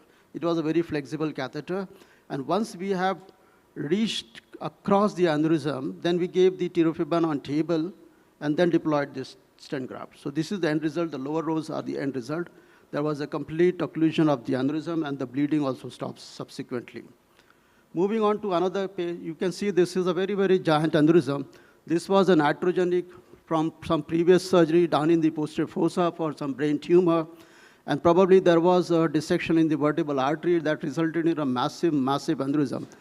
Now, yes, of course, people can try and put a flow diverter here, but then it was very difficult to get a distal purchase and to get the complete occlusion of such a massive aneurysm. We decided that since the other vertebral was normal, though we decided to trap this aneurysm. So we went from the right side vertebral, came to the V4 of the contralateral side and deposited some coils there. You can see the lower row, the first image. The coils are proximal and distal to the aneurysm, and this is the end result, which shows complete occlusion or exclusion of the aneurysm from the parent artery. And the left vertebral artery is occluded, but it was occluded at the point where the PCA was still filling. So we saved the PCA and we did occlusion. just in order to save the posterior cerebral, the pike artery. This is another interesting case. This came to us in the year 2008. We didn't have a flow diverters approved for the clinical use in the country. And there was a dissecting aneurysm plus a basilar top aneurysm in a female patient, which did not had any subarachnoid hemorrhage, but a history of headache off and on. So this was treated as in the usual way, like we decided to put a Y stand. So in Y stand, we generally take two accesses, both the femoral, the vertebral. You can see there are three systems here. One for the one stent on the right side, the other microcatheter placed in the left PCA for the another stent, and the third catheter is inside the aneurysm, jailed before, so that we can put some coils there. So subsequently, then we started putting coils, and then we released the stent on one side, completed the coil, and on the left side where there was a dissecting aneurysm, we chose a closed cell design in order to facilitate a partial flow diversion because we didn't have a flow diverters in those times. So this was the end result, that we were able to secure the basilar top aneurysm. At the same time, we took care of the basilar, the PCA P1 dissecting aneurysm by putting a closed cell design, and the patient did well in the follow-up also. So another patient, when we started having flow diverters in the department, they were approved. So this was our first patient who came with a progressive diminution of vision. There was no headache, so it was an unruptured aneurysm. There were some no history of hypertension and diabetes. The patient had visual symptoms in the form of left homonymous quadrantopatia, but there was no ophthalmoplegia. So these are the MR, which was done before the angiogram. It shows the aneurysm in the superior hypophyseal region, which is lifting the A1, at the same time causing compression of the optic nerve on the right side. So this is the axial images, which show that the aneurysm was partly thrombosed. So these are the CT scan, which is done before the angiogram, and shows that the aneurysm is, yes, partly thrombosed. These are the DSA run, these show in the AP and the lateral view. The flow in the MCS was very poor. This shows that the ICA, the distal segment, is completely encased by the aneurysm, and even the bifurcation of the artery was not clear. So we decided to put a flow diverter here. So we took an axis for the flow diverter. You can see that this was the best projection that we could profile to profile the neck of the aneurysm separately from the parent artery. So this was chosen at the targeted angle, and then we decided to put the device. So this is post flow diverter deployment, and you can see there's a lot of stasis inside the aneurysm. But since we feared post-procedure complication in the form of delayed rupture, we had already jailed the catheter inside the aneurysm, and then we started to put some more coils inside it. So this was the end result. We have placed quite a bit of coils, and there was significant stasis, and the aneurysm was not also filling the way it was filling before the treatment. So these are the images, follow-up. Then this is the CT post-embo. There's a lot of artifacts because of the coils in the aneurysm, and then this is again a follow-up. It showed that the aneurysm size was shrinking. So we just, 7th day on, we got an MRI done. It showed a complete thrombosis of the aneurysm. These are the flare and the T1 weighted MR image. We got a top sequence also done. So what the flow diverter as well as the coils have done, they have excluded the aneurysm, and this was a fairly quite good result. So moving on to another situation. Now this is a situation where there is an aneurysm which is in the intracavernous segment, but it is not ruptured. It is causing ophthalmoplegia. Patient is non-affording for flow diverter. It's a fit case for flow diverter, but we didn't have a flow diverter. So how do we manage such patients where patient is poor, from low socioeconomic status, there is no insurance cover, the government support is also not available.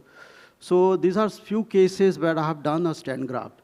So here, the last row, you can see there is a complete exclusion of the aneurysm after putting a stent graft, and the CT shows that the device is fully patent. The MR showed that the aneurysm is completely occluded. I have done almost 26 cases of stent graft in a similar situation like this. All those patients were non-affording. We just had 3 closure of the arteries because they were probably resistant to one of the drug of the dual antiplatelet agent. Now, stent inject technique, you know very well, Professor More has described this technique. And Of course, these days we can straight away go and put a flow diverter. But what are the situations where when the flow diverter is patient is not able to afford? Can we treat it separately? Yes. So here there was an aneurysm in the distal basilar artery. Is quite irregular. The fundus is narrow than the neck of the aneurysm. So in this situation, when the aneurysm is size is small, the neck of the aneurysm is also not favorable to put a standalone coil like here. You can see this. This is a broad base. The fundus is narrow. So here I decided to use this technique, stent jack technique. So took a microcatheter for the aneurysm, a separate one, and a separate catheter for the stent. So after releasing the coil, when the coil starts prolapsing into the parent artery, then I started releasing the stent.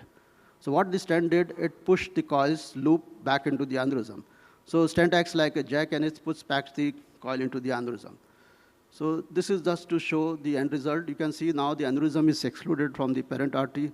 The shape of the basilar also looks quite regular and smooth. So this is just to explain that the stent jack technique, how it works. And you can see that there is a separate markers for the stent and the coil. One loop of the coil which was prolapsing into the parent artery was pushed by the stent. So this is what stent jack technique. Now, of course, we will have a different approach towards such aneurysms because the flow diverters are available. We have started using it, I think, in the blister aneurysm also. So this may be one of the blister aneurysm or dissecting aneurysm of the posterior circulation. Vasospasm, we know how to manage it. I'll try to skip these slides. So the pica aneurysm. This was a very difficult case because the pica was arising from the aneurysm, and it was difficult to maintain the patency of the pica. So the morning case where it was shown that you can put a, what do we say, headway duo into the microcatheter into the one of the artery and use the Komuneshi. So those things I didn't try. I just placed one microcatheter, O21, into the pica across the aneurysm and kept it flush. Another catheter was jailed into the aneurysm and we coiled it.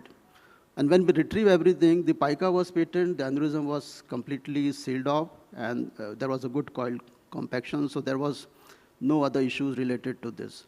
So this follow-up we generally do with CT, MR, most of the time, but DS is repeated after 6 months if we fear early compaction. Otherwise, yearly follow-up is generally done at our place.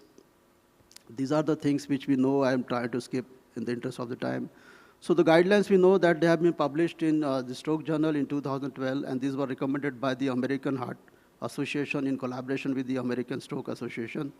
So what it clearly says that for the patients with ruptured aneurysms, just to be technically amenable to both endovascular coiling and neurosurgical clipping, endovascular coiling should be considered as a level 1 evidence and level B evidence. So these are the revised recommendations from the previous guidelines.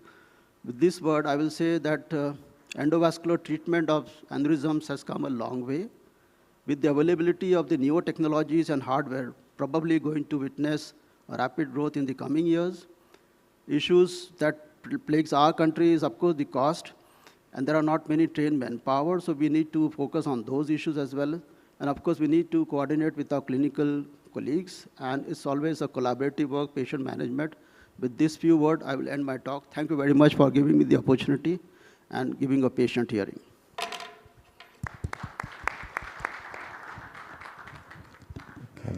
Can I ask a question? Yeah. Thank you very much.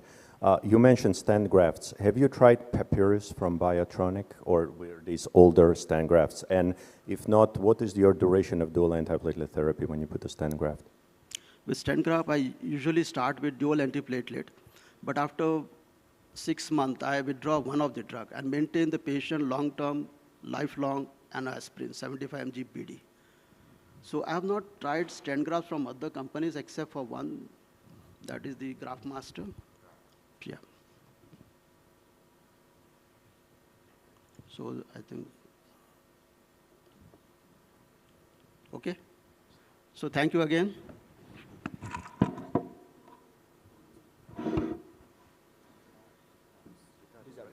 Yes, I think, okay. So we have Vitaly Kisilev from St. Petersburg.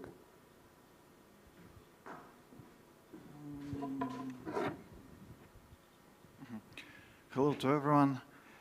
Thank you for organizer for invitation to take part in this meeting. Manjulki asked me to make a small presentation about our experience in treatment of bifurcation aneurysms with stent-assisted techniques. So we divided all aneurysm into 4 groups. This is the main 4 bifurcation groups. It's basal tip, MCA, ICA, and ACA aneurysm. So this is, we will talk about these aneurysms. So there are a lot of different kinds of stenting. Why stenting? When we use the one stent or different techniques, X techniques or transverse stenting. So we have 2 main stents which we use in the treatment of bifurcation aneurysm. This is stents with open cell or stent with closed cell. Now I show why we need to choose one or another type of stents, because if you are looking to this image, you can understand that the opening of the stents depend from the angle of the artery, and you may see the narrow in some parts of the stent, so that can reduce the blood flow and can increase the level of ischemic complications. So if you are looking on this side, you can see that braided stents are not fully opened and they're 180 degrees. And if we use the stent with open cells, like Neuroform Atlas, we can fully open the stents in the such vessels. So for this example, the not big aneurysm of P1 segment of PCA. So initially we wanted to treat this patient with stent-assisted coiling. We started to deploy the stent, and you can see that this is Elvis Jr. The stent didn't open fully. We tried to reposit stent, but it was not success. And so we, in this case, we changed our tactic and we used the balloon. And with balloon, we occlude this aneurysm with the coils. So this is final result. We'll save all branches. So there are 2 main causes of which are influent for radicality. This is incorporated vessel or large size of aneurysm. There are some problems with them in one situation during the catheterization of vessel, or we need to use a lot of coils. And incorporated vessel in most of publications showed us not good result, because aneurysm not fully opened after 6 or 12 months. So our material is from, for 3 years we operated 386 patients with aneurysm, so bifurcation aneurysm was 60%. Most of patients were female, the age, middle age, 52 years. A lot of aneurysm were saccular, and only 3% were fusiform, and we performed 67 operations. So, and our result, in the group where we use coils and stent, it was 57% of the patient, and 10% where we use a combination with deployment of the stent after balloon-assisted coiling. About flow diverters, this is discussable topic, and we had today a lot of presentation about it. So this here we can see that most of the patients were with basal artery tip aneurysm, so it was 78%. And the results, Raymond Roy scale in the group with stent-assisted coiling we achieved in 84%, but if we calculate it with the second group, it'd be 97%. It's very good result, for my opinion. The complication were in 7 cases, 10%. So in this slide you can see the rupture, hemorrhagic or ischemic complication and period when it happened. So we compare results, functional results of the patient before and after procedures. You may see that not big difference, but in one case, one patient dead from after ischemic complication when she had thrombose of the stent. It was Y stenting of the basilar tip aneurysm. And now a few examples. This is ICA bifurcation aneurysm. So initially this patient was treated by coils, only coils without any assistant technique. And after 6 months follow-up with his recanalization of aneurysm, so we have the T-form bifurcation, and today I think this is the prognostic factor for recanalization for bifurcation aneurysm. So this patient must be treated with a stent-assisted coiling. So we took this patient and we did transfer stenting from MCA to ACA and then put coils, and so this is final result. I think it's good. When we use Y stent, we need to find the artery where the defect on artery is bigger. Like in this case, I say aneurysm, so we put one braided stent and then put coils inside the aneurysm sac, and this is final result. When we use stent, this is one of publication.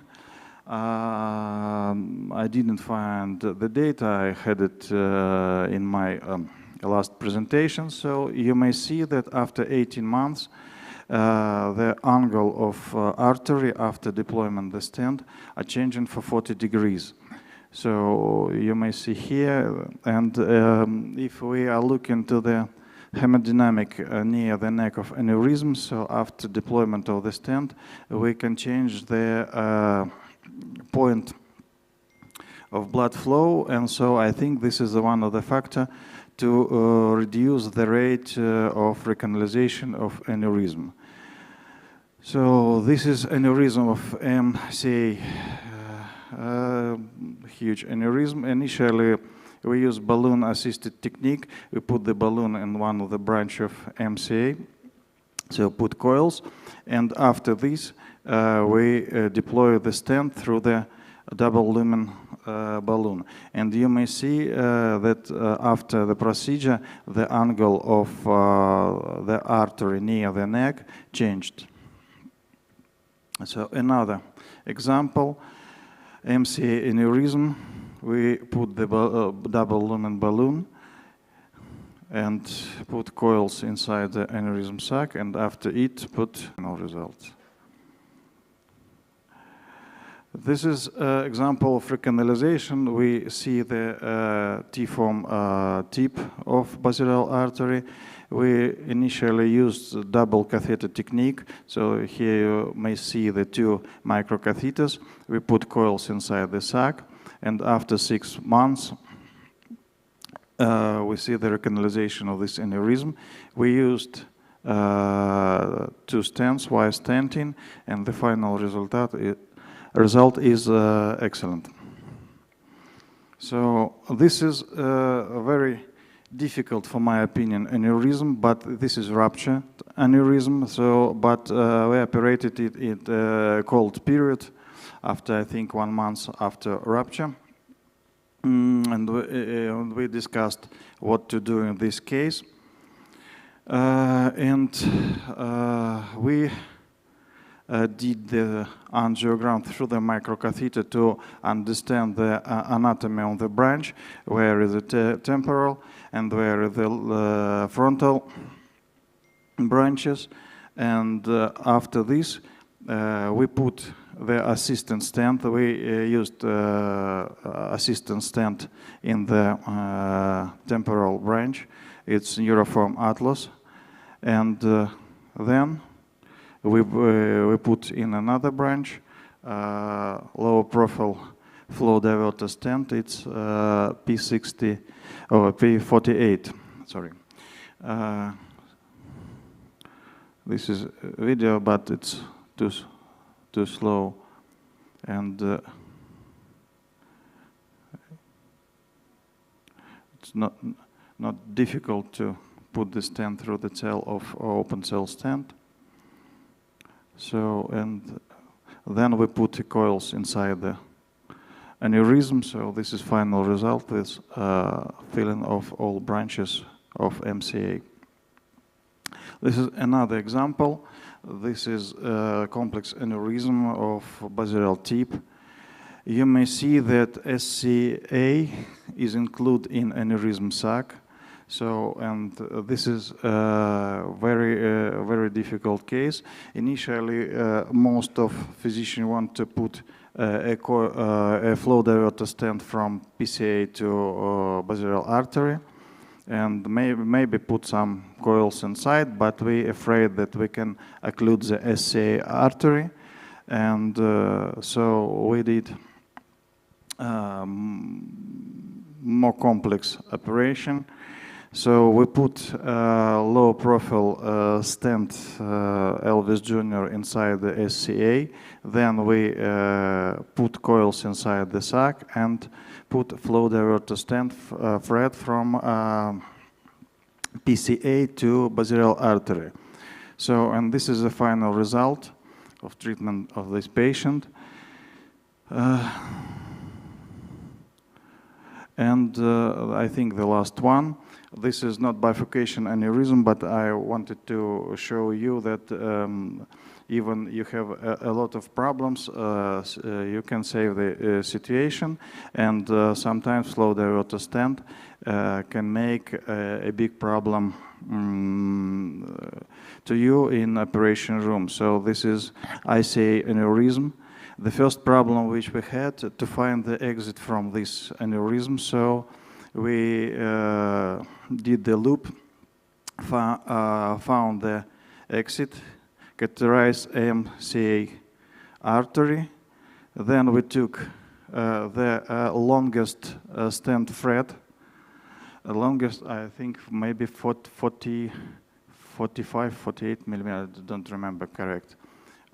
So, and we started from the bifurcation of ICA, and we fully open stent in the normal proximal part of the artery, but after this, after a full deployment, the stent shorter and go inside the aneurysm sac. So it's a big problem because you can't catch the proximal part of the stent in the aneurysm. So, but we found the technique when we use the micro guide wire and microcatheter. So if you catch the proximal part of the stent, you can move it inside the aneurysm sac, or you can fix it little bit for catheterized with another microcatheter, another micro guide wire inside the stent. So we catch this stent and deploy the second one inside. We did a telescopic stenting with second stent thread, but after deployment, stents disconnect. So it was a very terrible situation because you see the two stents stay in different positions. So, and I think it's very difficult to catch them, but using that technique, the microcatheter, we catch the proximal part of the stent, and all two stents stay nearby. And then we catheterize it again, and put the third stent inside these two. So we did this telescopic stenting with 3 flow diverter stent, and in the image on the right side, you may see a double lumen balloon inside. So I understand why, because after the control angiograms, we didn't see MCA filling. And if we back to this image, you may see that stent in the distal part, the first stent, didn't fully open on the angle. So, and we need to put the balloon to make post-dilatation to open this stent. It was, I afraid too a lot because this construction for me was so difficult, and I'm afraid that I broke this construction, and so but we put the balloon inside and did dilatation, and you may see on the right image that MCA fully filling. The patient with a good clinical result. I have no control angiograms, but I know that that patient did control after 12 months after procedures, and everything okay. Thank you for your attention.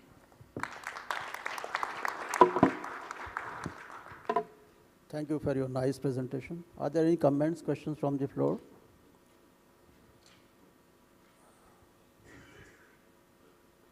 If no, then I think that brings to the end of this scientific session, and I would like to hand over the mic to Dr. Uday, who is going to moderate the next session. So we'll start the stroke sessions, and Dr. Jan Filler will be the one starting.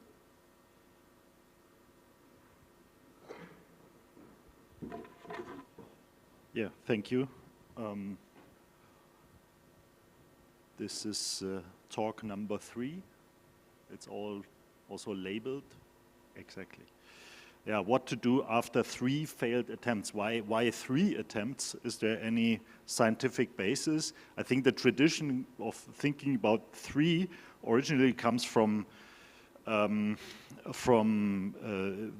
mechanical testing of the devices, that you are per IFU, you are allowed to use one device 3 times typically, and then you have to use another one. So this, and it turns out that this is also, I skipped this part, is also reflected in the clinical outcomes. So we have seen these curves before, but I'd like to draw your attention this time to another aspect. So what you see here is the success at a certain retrieval.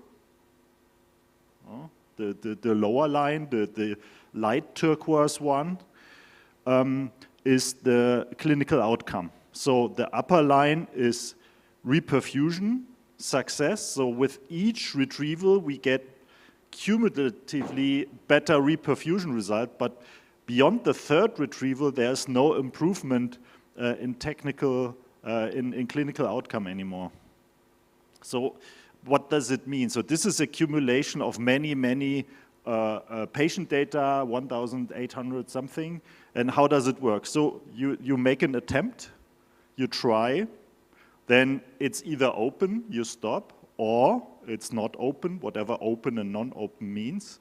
Then it's still occluded, and then you decide either stop or try again. And then you do this again and again and again until, yeah, finally you have to stop. And the question is, all these processes, when should they stop? Is there a certain magical threshold? And all the considerations that get into this is how much function can be saved by this reperfusion. I'm not talking about volume alone, it's about function, obviously. The risk of the coming attempts, patient age and other factors that determine the prognosis, and of course, the ego of the interventionist. You just want to get it done. It cannot be that this branch still occluded, and this needs to remain in check, as we all know. But it's sometimes difficult. If you want to think very deeply about this, there is a nice paper from Johannes Keesmacher from the Bern group, and essentially you have different situations, and he has this table. So either you have spontaneous reperfusion, obviously you stop. If you have a complete infarct in the territory, obviously you stop. And then you have the impression the collaterals are so good that they will hold infinitely.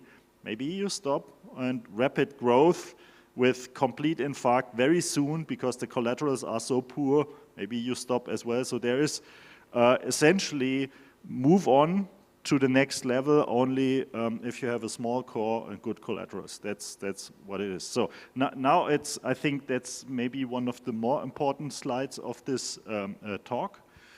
So this is the rate of good outcome per retrieval with TICI to B3. And this is the rate of good outcome without success. And what you see, and this is very important, at each retrieval, it's better to be reperfused than not to be reperfused. Why am I saying this? Because there's this 3 attempts thing that beyond the 3rd attempt, it doesn't get better than no reperfusion. But the thing is, if you are at the 3rd attempt and you are not successful, you cannot go back in time and have 0 attempts again. This is the comparator. So you cannot be there because you are already down there at the 4th attempt. So essentially, once you are there, the data suggests that we should further try to get it open. So what's the success rate at each retrieval? This is another figure from this German stroke registry paper, and what we see is the success at the 1st to 2nd, 3rd, and so on retrieval. And we see it goes down very strongly. So first retrieval success rate is 45%. And then it goes down very clearly. And at the 3rd retrieval, the success rate is 14%. And if you are beyond that, it's approximately 5%. So if we are down that road, the success rate is just 1 out of 20 patients where we achieve reperfusion at this later time. So this is the per attempt success rate. So the good news is that there are only 17% of the patients in this paper, and this comes back and back again, where we have no TICI to B3 within the first 3 attempts, which is, I think, good. So there are reasons for failed reperfusion, and we analyzed this in our own data set of 72 patients with TICI 0 and 1, so without reperfusion. 15 of them had no access, and occlusion was reached in the remaining 80%, and 60% we didn't get through. We got through the vessel, and 20% we didn't pass with the flow diverter. So if you summarize this, it's 60% device and 40% access related, the failure of reperfusion. At least in our hands, maybe we were one of the leading centers of failed reperfusion. The no access thing is getting less and less with radial approaches and maybe other bailout options. So we saw this yesterday. There are many other things than just the stent retriever, and if we have a failed attempt, let's say after 3, what are the options? The options are to stop, obviously, to use TPA, to change the reperfusion method, or to PTA. And if we TPA, IV, IA, change reperfusion method, so number 1, this Nimbus device is from Cerenovus. It's a bailout device for difficult clots. It's available in Europe. It works quite nicely, actually. Change to other stent retrievers. Use double stent retriever technique, as we saw yesterday. or switch from aspiration to stent retriever or the combined therapy. And then PTA, obviously you can do PTA only or combine it with stenting. So if we look at the reported studies, what did they do? This is the ARISE-2 study that studied the EMBOTRAP in the US, and there the 22% failed attempts, and this is not accumulating to 20% because some things have been done together. So the major method was to switch to another stent retriever. This is what they did. And then the other was to have a combined therapy. And if we look at the TIGER study with the TIGER retriever, and the major bailout method again was another stent retriever, a bit more PTA and combined therapy. The COMPASS study that I mentioned yesterday, contact aspiration versus stent retriever, the contact aspiration group used stent retrievers in 21%, so these are the bailouts, so 20% bailouts in contact aspiration, and the stent retriever group used more than one stent retriever in 13% of the cases, but there are other bailout methods, obviously. The rate of second-line therapy in the ASTA-2 study, stent retriever, contact aspiration versus stent retriever, was 20 to 30%. In the stent retriever group, the major bailout method was the combined method, stent retriever plus aspiration catheter. And yeah, in the combined group, also the combined, another combination was the major bailout.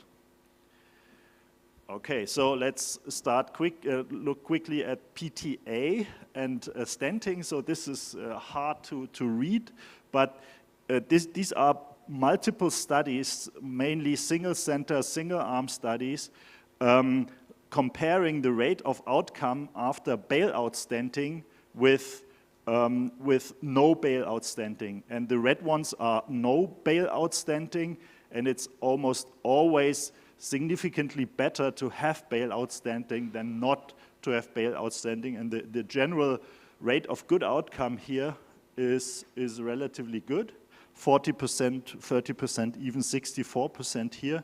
So it's in the ballpark of the regular stent retriever reperfusion therapy. So it works.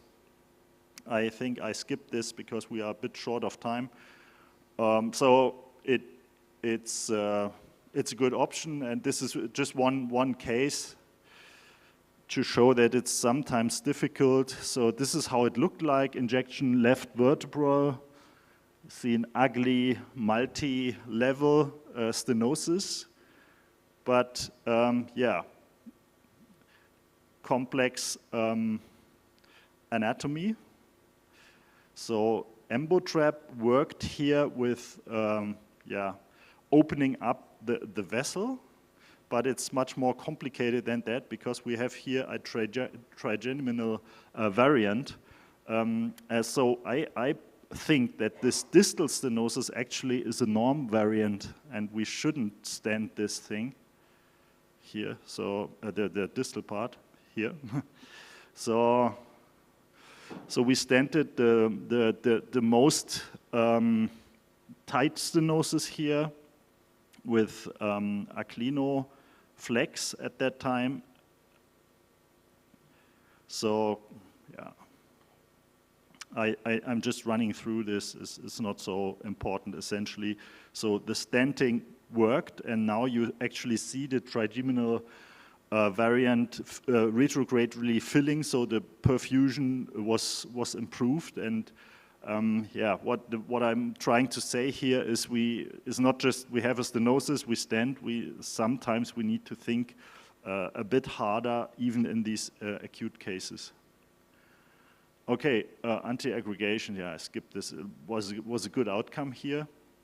And then the other bailout method that I want to mention quickly is the double stent retriever technique, and this is I got those slides from Marcus on the flight. So this is a nice drawing. for how the concept of why stenting or why stent retrieving here, how it works. And yeah, M1 occlusion, aspiration catheter up, good aspiration result, so quite a big thrombus out, but still not exactly what a good result looks like, so need to move on.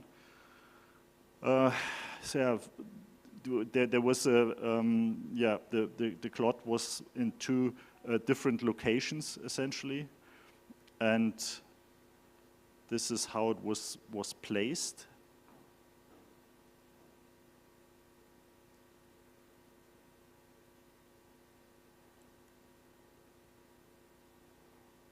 So double microcatheter.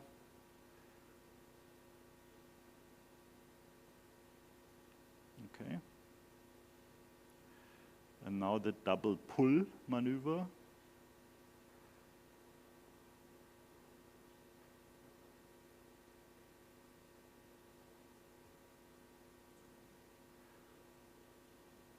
Intermediate catheter going up. Did you aspirate during this retrieval?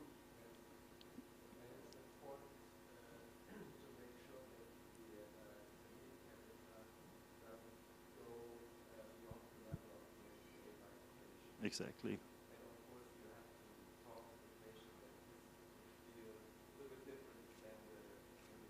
Yeah, yeah. Can you use the microphone? Do you have? Why don't you want to put the guiding beyond? In this case, we have two stent retrievers. One is in the superior and one is in the inferior trunk. So it doesn't choose one of them? Yeah. Yeah, and if the intermediate catheter slips into one direction, which any direction can be, then obviously the whole thing is doomed. Yeah. Okay. You see the two stent retrievers. Sorry? So the question was which intermediate catheter we used. That was a Sophia 6 French. Yeah. No, it was 121 and 117. You see here the construction. I think that was a solitaire and a preset maybe. I'm not 100. Yeah. Yeah. No, but Marcus, does it really happen that you're not watching your intermediate catheter or the aspiration catheter, and when you're pulling both the stent retrievers back, does it really happen that your aspiration catheter would choose one of the arteries? It happens? I think it can happen. Yeah. Yeah. Okay, TICI 3, obviously. Good result clinically. So to conclude the talk, reperfusion is better than no reperfusion likely at any time. So I think there's a major misconception that after 3 you should stop because then it's not better anymore than nothing, but you cannot go back in time. I think that's a very important message, maybe the most important one. Yeah, so attempt success rate falls very rapidly, so only 5% beyond the first 3. So it's really difficult with the regular bailout methods, but maybe with double stent retriever and so on, it's going to be better. It's approximately 20% of procedures actually require change in reperfusion method. This is something that goes through all the studies. Let it be 15% or 25. The most popular second-line options are switch of the stent retriever type, perhaps double stent retriever, and stenting. So acute stenting as well out is most likely a very good option. Thank you.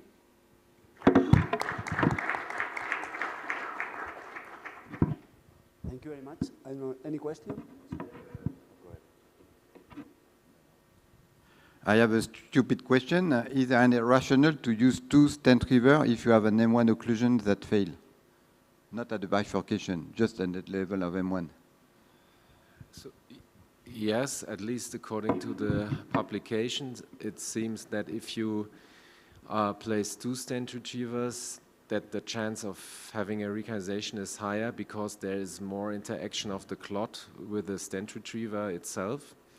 But usually we use it still as a rescue maneuvers, especially if we have the impression that the clot is moving from the inferior trunk to the superior trunk and the opposite around. So, but I know, for example, René told me that if they are not able to navigate, for example, the superior branch in an M1 occlusion, and as he mentioned yesterday, they always start with 2 stent retrievers nowadays, then they deploy the second stent retriever at the level of the first stent retriever.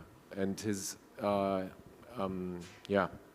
his experience seems to be very good with this technique. So you consider it like a kissing stent retriever? Yeah. In M1, for instance? Yeah. And which size you would choose for each one of the stents? So you basically we use in M1 occlusions or proximal M2 occlusions we use 4 or 5 millimeter devices, and for carotid T more 6 millimeter devices.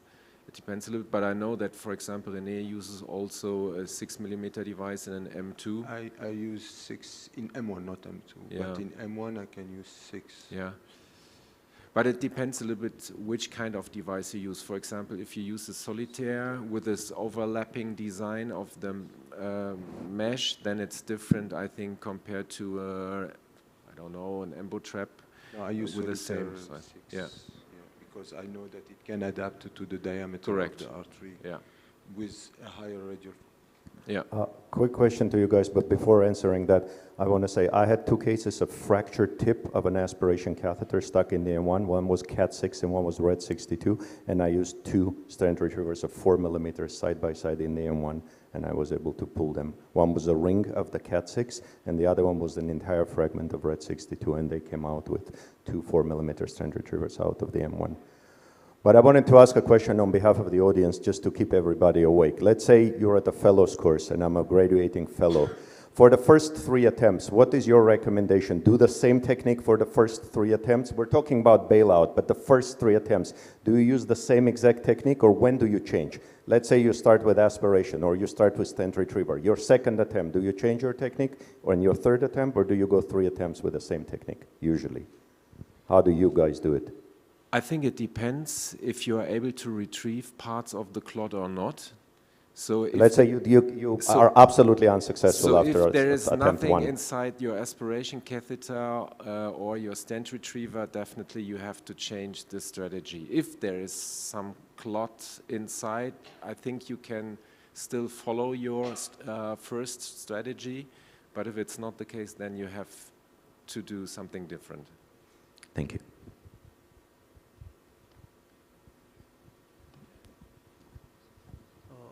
Can I ask one question? So are you using always a combination treatment therapy like Solomra technique, means placing the aspiration catheter first and then taking the catheter for the stent retrievers? So in our center, we like to use the so-called badass technique. This is the term from Mayank Goyal, so the combination of balloon guide catheter, aspiration catheter, and stent retriever. But what we have heard today and yesterday, so it seems there are not big differences in terms of first pass effect. For example, if you use just a balloon guide catheter and a stent retriever, it's, at least for younger physicians, this is what they tell me all the time, that using an intermediate catheter for them is easier in use if they use it in combination with a stent retriever. The other option would be just to use a balloon guide catheter and a microcatheter for placing the stent retriever, but most of the younger physicians in my team, they tell me that sometimes for them it's more difficult just to place a microcatheter instead of placing an intermediate catheter and then placing in a microcatheter. And one more concern, that as you cross the genu of the MCA, when you are pulling out the stent retriever, what are the chances that it will shear off the perforators taking off from M1? That's interesting question. Actually, I'll have a complication case later on. If you want, then we can discuss I have also seen in some of my patients, when I go beyond the genu, I'm always concerned about the sharing of the perforator and causing either subarachnoid hemorrhage or a parenchymal. Yes, so I have a perfect case for this. Okay, I have an answer. We have around 30% of subarachnoid when you use stent retriever in M2, because we are in the study of about treating patients distal with stent retriever, and we are around 30%, but they're mostly asymptomatic. But 30% the CT. One particular one? No, the small ones like the 3 or. So that brings out to the interesting, I think, part of the discussion, that we know that the MIVO trial is ongoing, and where Mayank is proposing using the stent retrievers in distal MCA or in the A2s and even in the P2s. So rather than using stent retrievers there, why not use aspiration catheters and avoid the sharing of? I used last week aspiration. What's the aspiration catheter? You can use this in this. 3-max. 3-max. Yeah. 3-max is like a nail. I used the 3-max, and the 3-max was like it was a pericallosal, and it didn't go beyond A2. No way to put it up. So I finished with a Tiger 13 to retrieve the clot. But the 3-max doesn't navigate very well distally, and it's very stiff. We have 2 presentations coming on distal occlusion, so I'm sure that will come up soon. The red 62 is good to distal occlusion. Okay. I second that wholeheartedly. That's the best aspiration catheter. Sorry? I don't want to take away from but yeah, red 62 is awesome. We don't have it.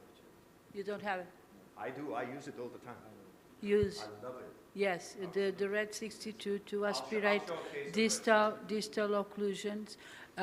It's a good option, yes. Yes, you agree. We have 2 talks about this topic. We can continue later. And move to next talk from Dr. Sper. Okay. I'm running also a live course, so there is a priority for the live transmission. Does anybody have any information from the hospital, or because I can be interrupted whenever you need? Okay.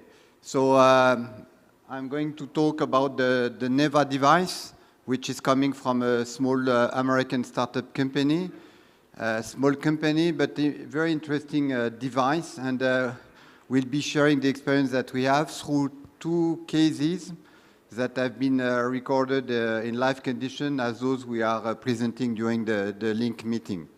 So these are my disclosure, and especially I'm consultant for Vesalio, which is producing the NEVA device. So everybody knows Salvatore Mangiafico from Florence in Italy, and he's just retired in a very good shape. And he was the first one to use a stent to retrieve a clot.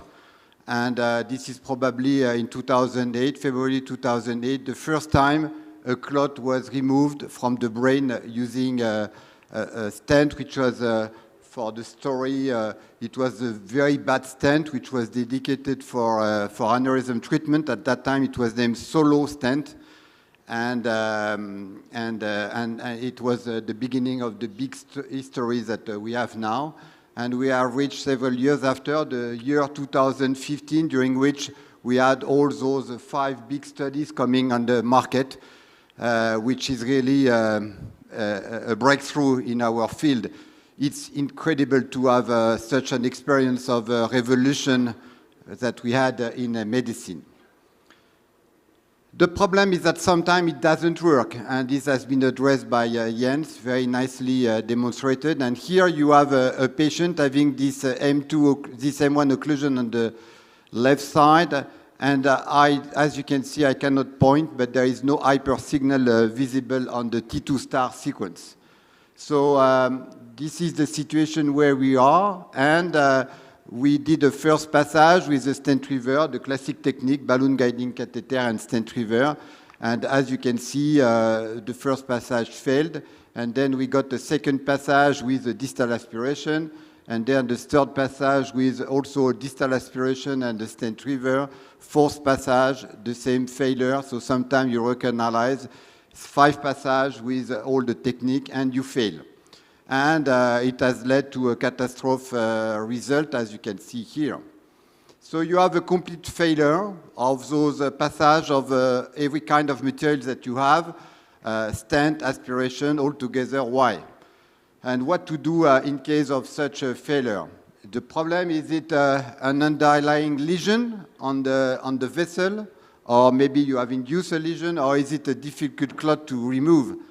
And looking at the RCT, the 6 RCTs that were published in 2015 and 16, you see that you have a pretty good result, but you have also bad result. And you should not neglect the fact that we have bad result with thrombectomies. As you can see, you may have MRS 4, 5, or 6, which are really very bad clinical result. And as you can see, everybody knows that the best is the recanalization, the best is the outcome. So for sure, we need to have a recanalization, which is the real important point. So and looking at the recanalization rate on all the different studies that were published, you have roughly 1/3 of the patients for whom you cannot reach a revascularization. And we have to address this problem. This is really something that we have to think about, how we can get rid of this problem. So we should probably look better of the composition of the clot. And everybody among us, we know that some of the thrombectomy, we think that it will take minutes. It will take 10 minutes to remove it, and it's fine. We remove it quickly. And sometimes we fail completely to remove the clot. Even it looks to be very easy, even it looks to be in a young patient. And we have a failure of removing the clot in, I have said, 20 to 30%. And if you look at those different patients, except the access to the clot, the only difference is the composition of the clot. And it's obvious to everybody doing thrombectomy that you have differences in the constitution of the clot. We know that for a long time, but this was not known before. You know, before doing thrombectomy, nobody in medicine was even trying to think about the composition of the clot. And probably we could achieve a better recanalization if we could know in advance the clot composition and probably adapt the technique. And this is probably the thing we have to do in the future. So what to do is in case of a difficult clot, as pointed out by Jens Filler, you could change the technique, change the brand of the stent reaver, add another one, and this is something we don't know. The reason too is the stroke etiology doesn't give you the answer regarding the composition of the clot, and it depends on how you search for it, but roughly you have 30% of stroke which are unknown origin, so you don't know where the clot comes from. And the other thing is that even you have a cardioembolic stroke, it doesn't give you the answer about the composition of the clot, because you could have, from the same atrial fibrillation, either a fresh clot or a very old clot. So the problem is you could look at the composition of the clot looking at the picture. So most of you are using CT, so you could have an hyperdensity. In France, we are lucky to have MR systematically been done, and you see this black clot on the T2 star, which is usually a sign of easier removal of the clot. Nowadays, you have so many devices on the market, you have so many stent reaver, you have so many possibilities to aspirate, and you have so many possibilities to mix all together. So this Vesalio company has developed a stent reaver which is, in my opinion, a little bit original compared to the other laser-cut stent reaver, because the design has been developed in order to better capture the clot inside the device compared to the stent retriever, which was in fact not designed to capture the clot. As I told you, Salvatore Mangiafico was using a stent which was dedicated to treat broad-based aneurysm. And the fact is that if you design a stent retriever to better remove the clot, you could probably expect to have a better clinical result, which is, as I showed in the beginning, the goal that we should reach. So most of the stent retriever, the classic generation, I would say, which was developed by hazard. It was not developed on purpose. It worked by pinning the clot to the artery wall and dragging it down. So most of the cases, the penetration of the clot within the stent retriever is only partial, and usually the hard clot, they will not penetrate and they will slip when you will retrieve the stent retriever, and then the hard clot, they will stay in place instead of being removed outside the brain. And this is the design of the NEVA, which is the name of this stent retriever from Vesalio. And as you can see, I cannot point, but there is a kind of basket which are designed inside the stent retriever. Here you have three different baskets, one which is distal where you are here, you have another one and another one here. And it was, of course, there is a matter of marketing. So this kind of basket, which was there to capture the clot, were named drop zone by the company, which is something which is interesting because on the fluoroscopy, you can see nicely those drop zones because there is a platinum marker at the level of each of one. So depending on the length of the device, you could have 2 or 3 such baskets, such a drop zone. So as you can see, you can capture, and those basket drop zone, the baskets are visible thanks to the platinum marker. They are oriented 90 degrees, one from each other. This is a closer view of the system. And as you can see, it's completely different from the stent that are used usually for thrombectomy, except the one from Cerenovus, which was also developed with the goal to remove clot. Last point is that, as you can see, distally, you have something which is closed. The device is closed at the tip in order to avoid as much as possible to lose part of the clot and having a distal migration. So just to demonstrate that with this stent, you have almost quite a radial force, which is in blue. The radial force is stable over the different diameter of the vessel. Conversely to the other, here there is a solitaire for which you have a drop you have a very high radial force when you are at the small vessel, and it's dropped very quickly at the end. Very briefly, you have 3 different stent retriever. One on the left, which is dedicated for the large vessel, which is the termination of the ICA. The middle one for M1, and the last one, which is a smaller one, with only 2 basket, 2 drop zones for a more distal occlusion.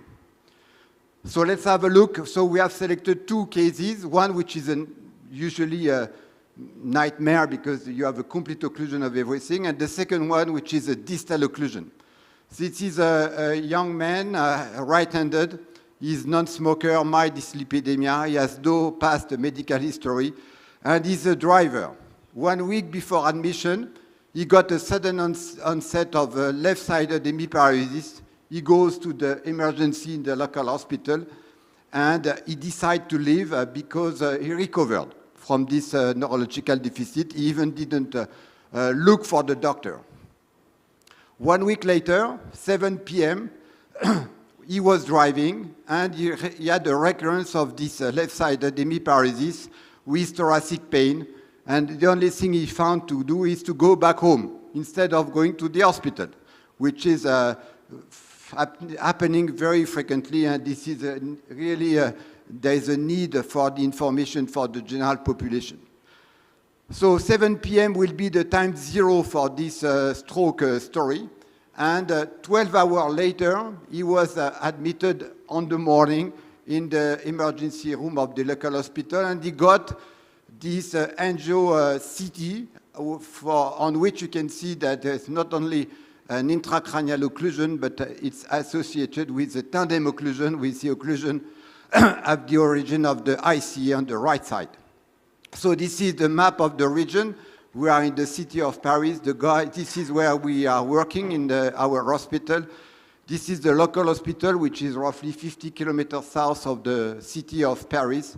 And the guy was transferred to the stroke center with availability of IV thrombolysis, which is 20 kilometers away. But it took 2 hours to transfer the patient to this local hospital, where he got the DMR.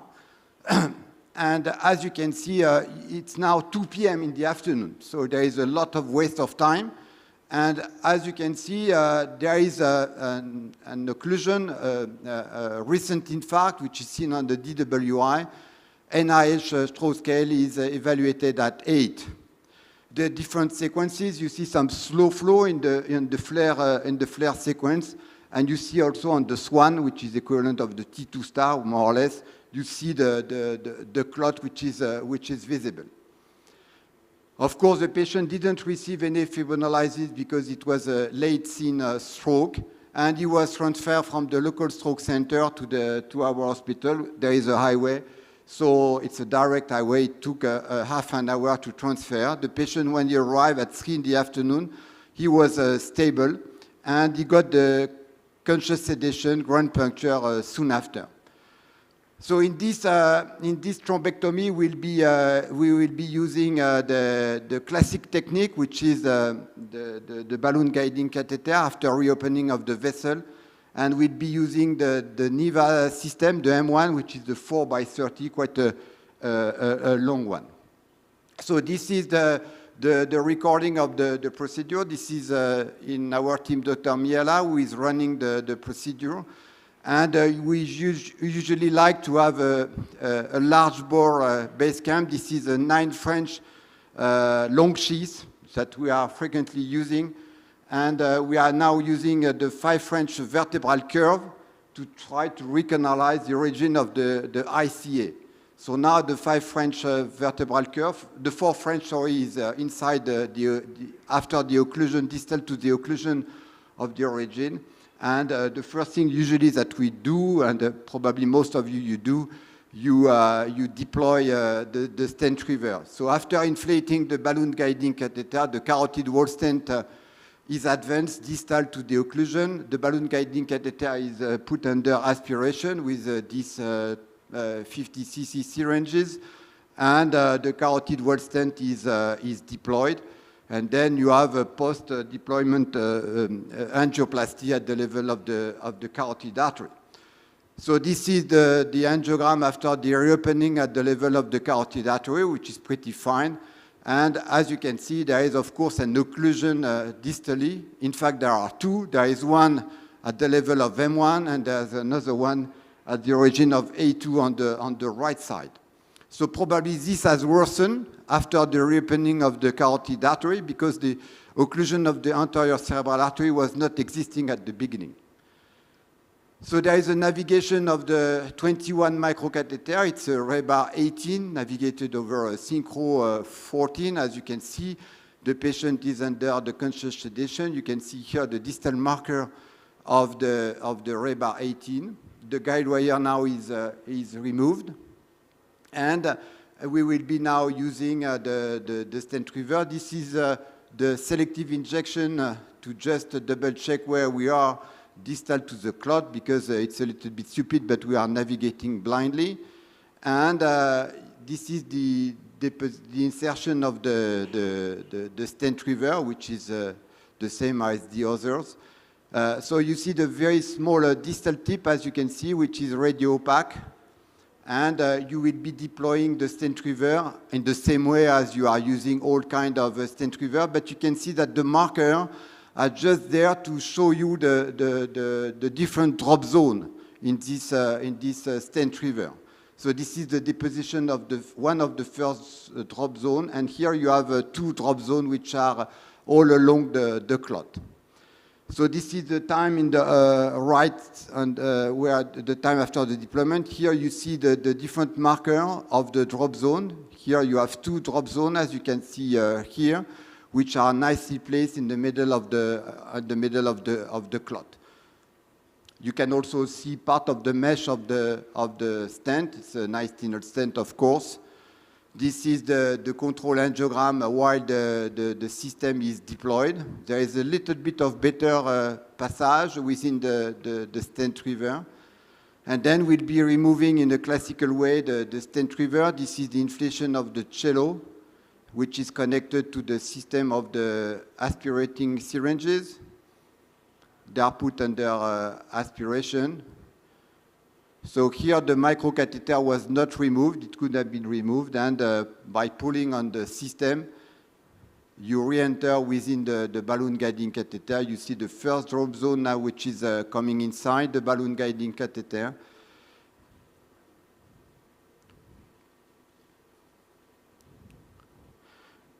Christian has opened the second syringe to keep the aspiration as long as possible. And now all the system is within the balloon guiding catheter and is removed at the level of the Y connector.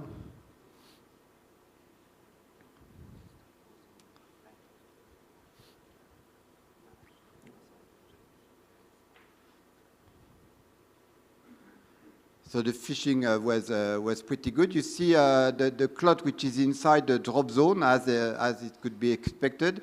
This is the control angio, which is clearly demonstrating the complete reopening, but there are still some job to do because there is an occlusion of the anterior cerebral artery. This one has occurred after the reopening of the level of the bifurcation of the carotid artery. So we'll be using exactly the same kind of material, which is the 21 microcatheter, the rebar 18.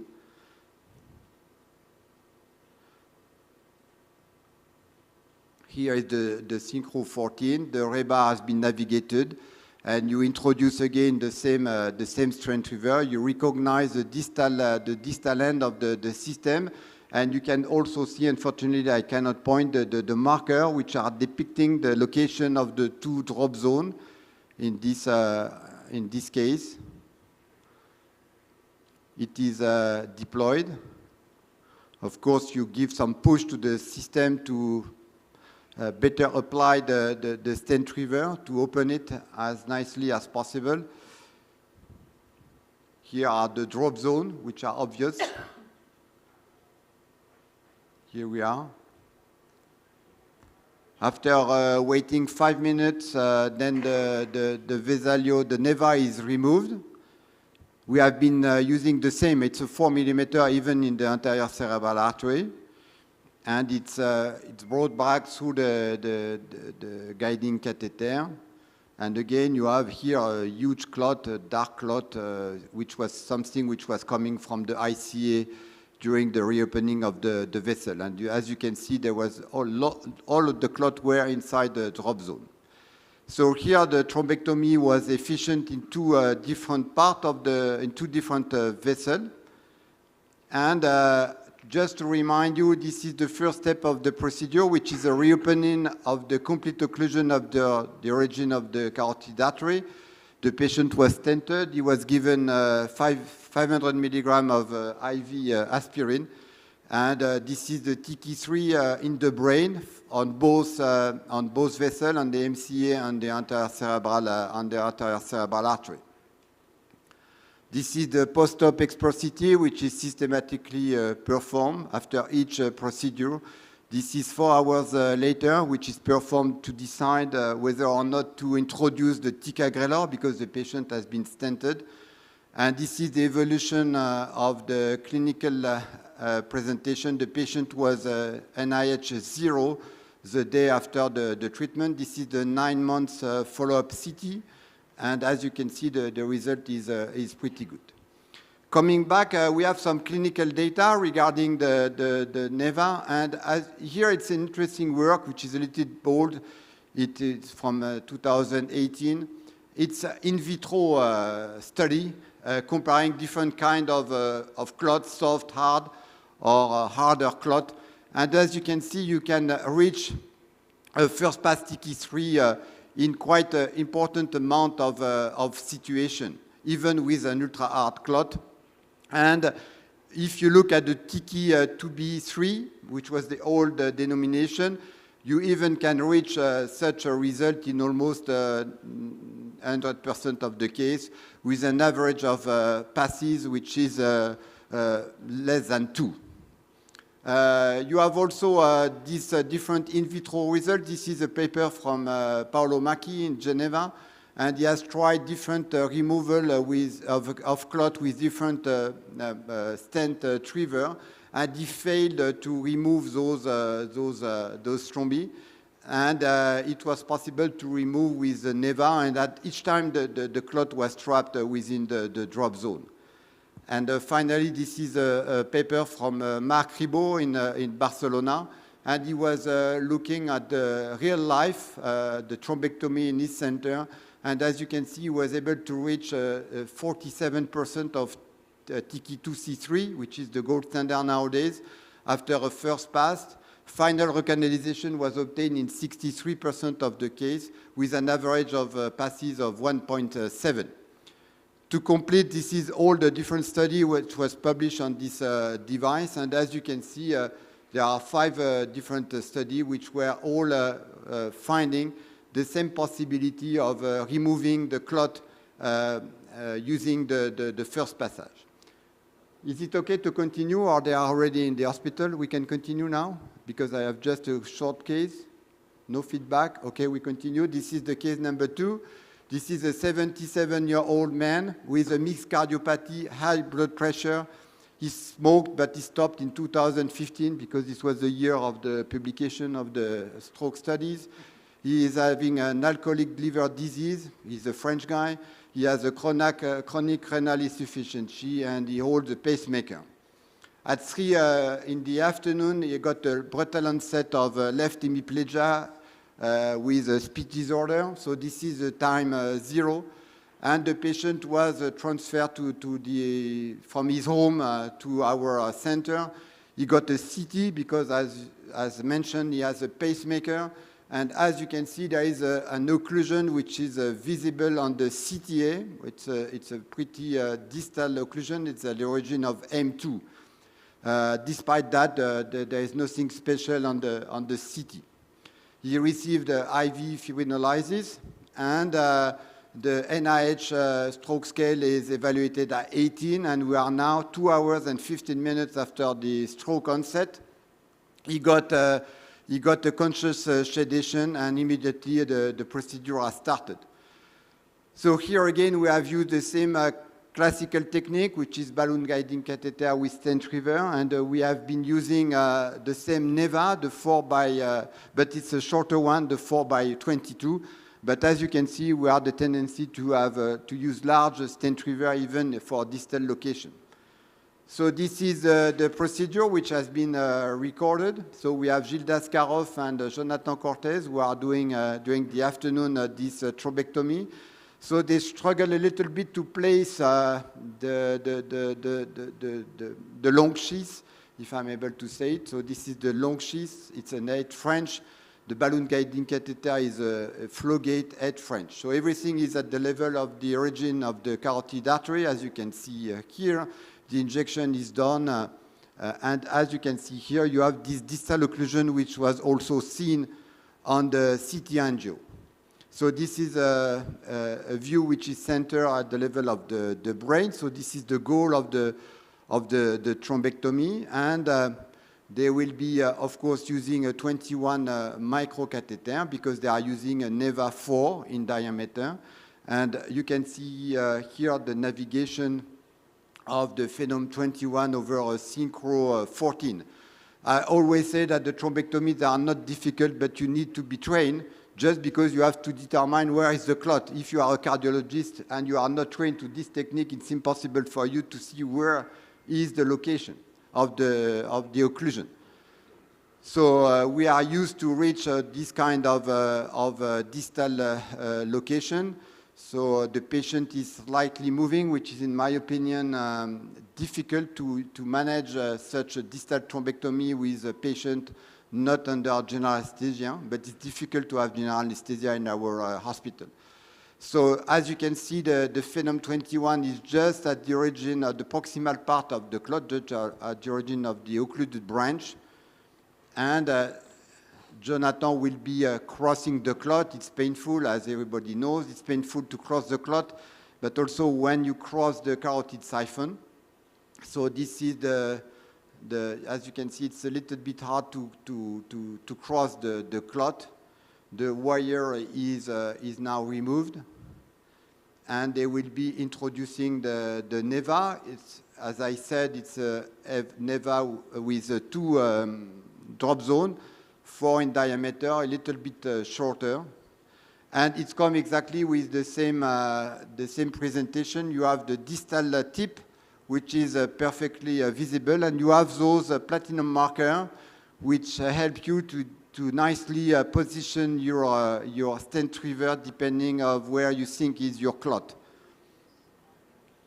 So this is the deployment of the system. Now they just deposit the first drop zone, and you have now the second drop zone, which is more or less deployed. As you can see again, they push on the microcatheter to better deploy the stent retriever. I think everybody do the same nowadays. It helps to better compress the stent retriever and to better open it. So this is the control angio with the stent open. And the stent has reopened the vessel. You still see perfectly the clot, and you have here the perfect visibility of the true drop zones.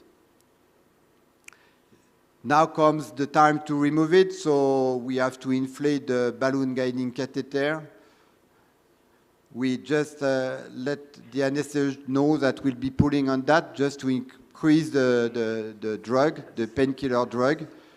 And they remove the system.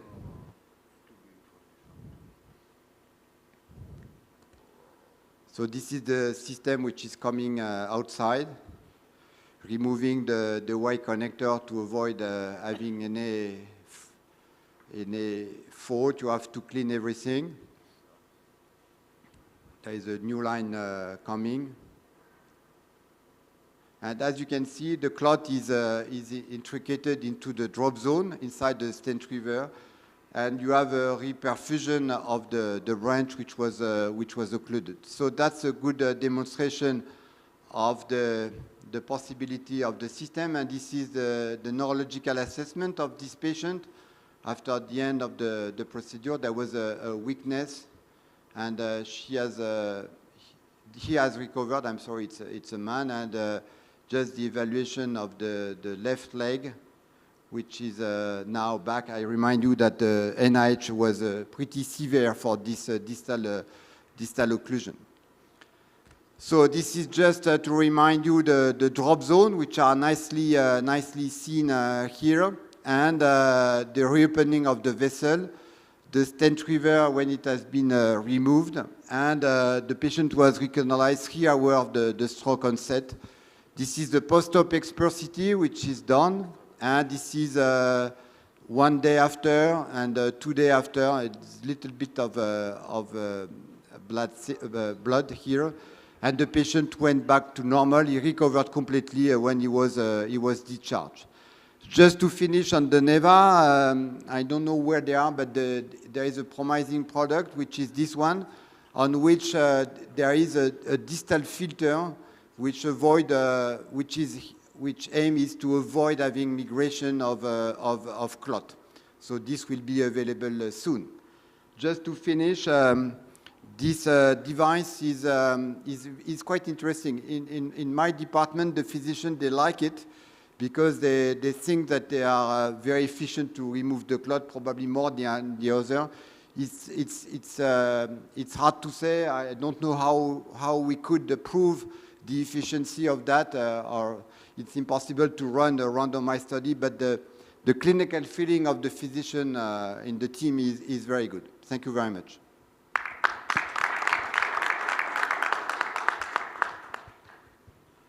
Okay, I don't know if there's any question, even.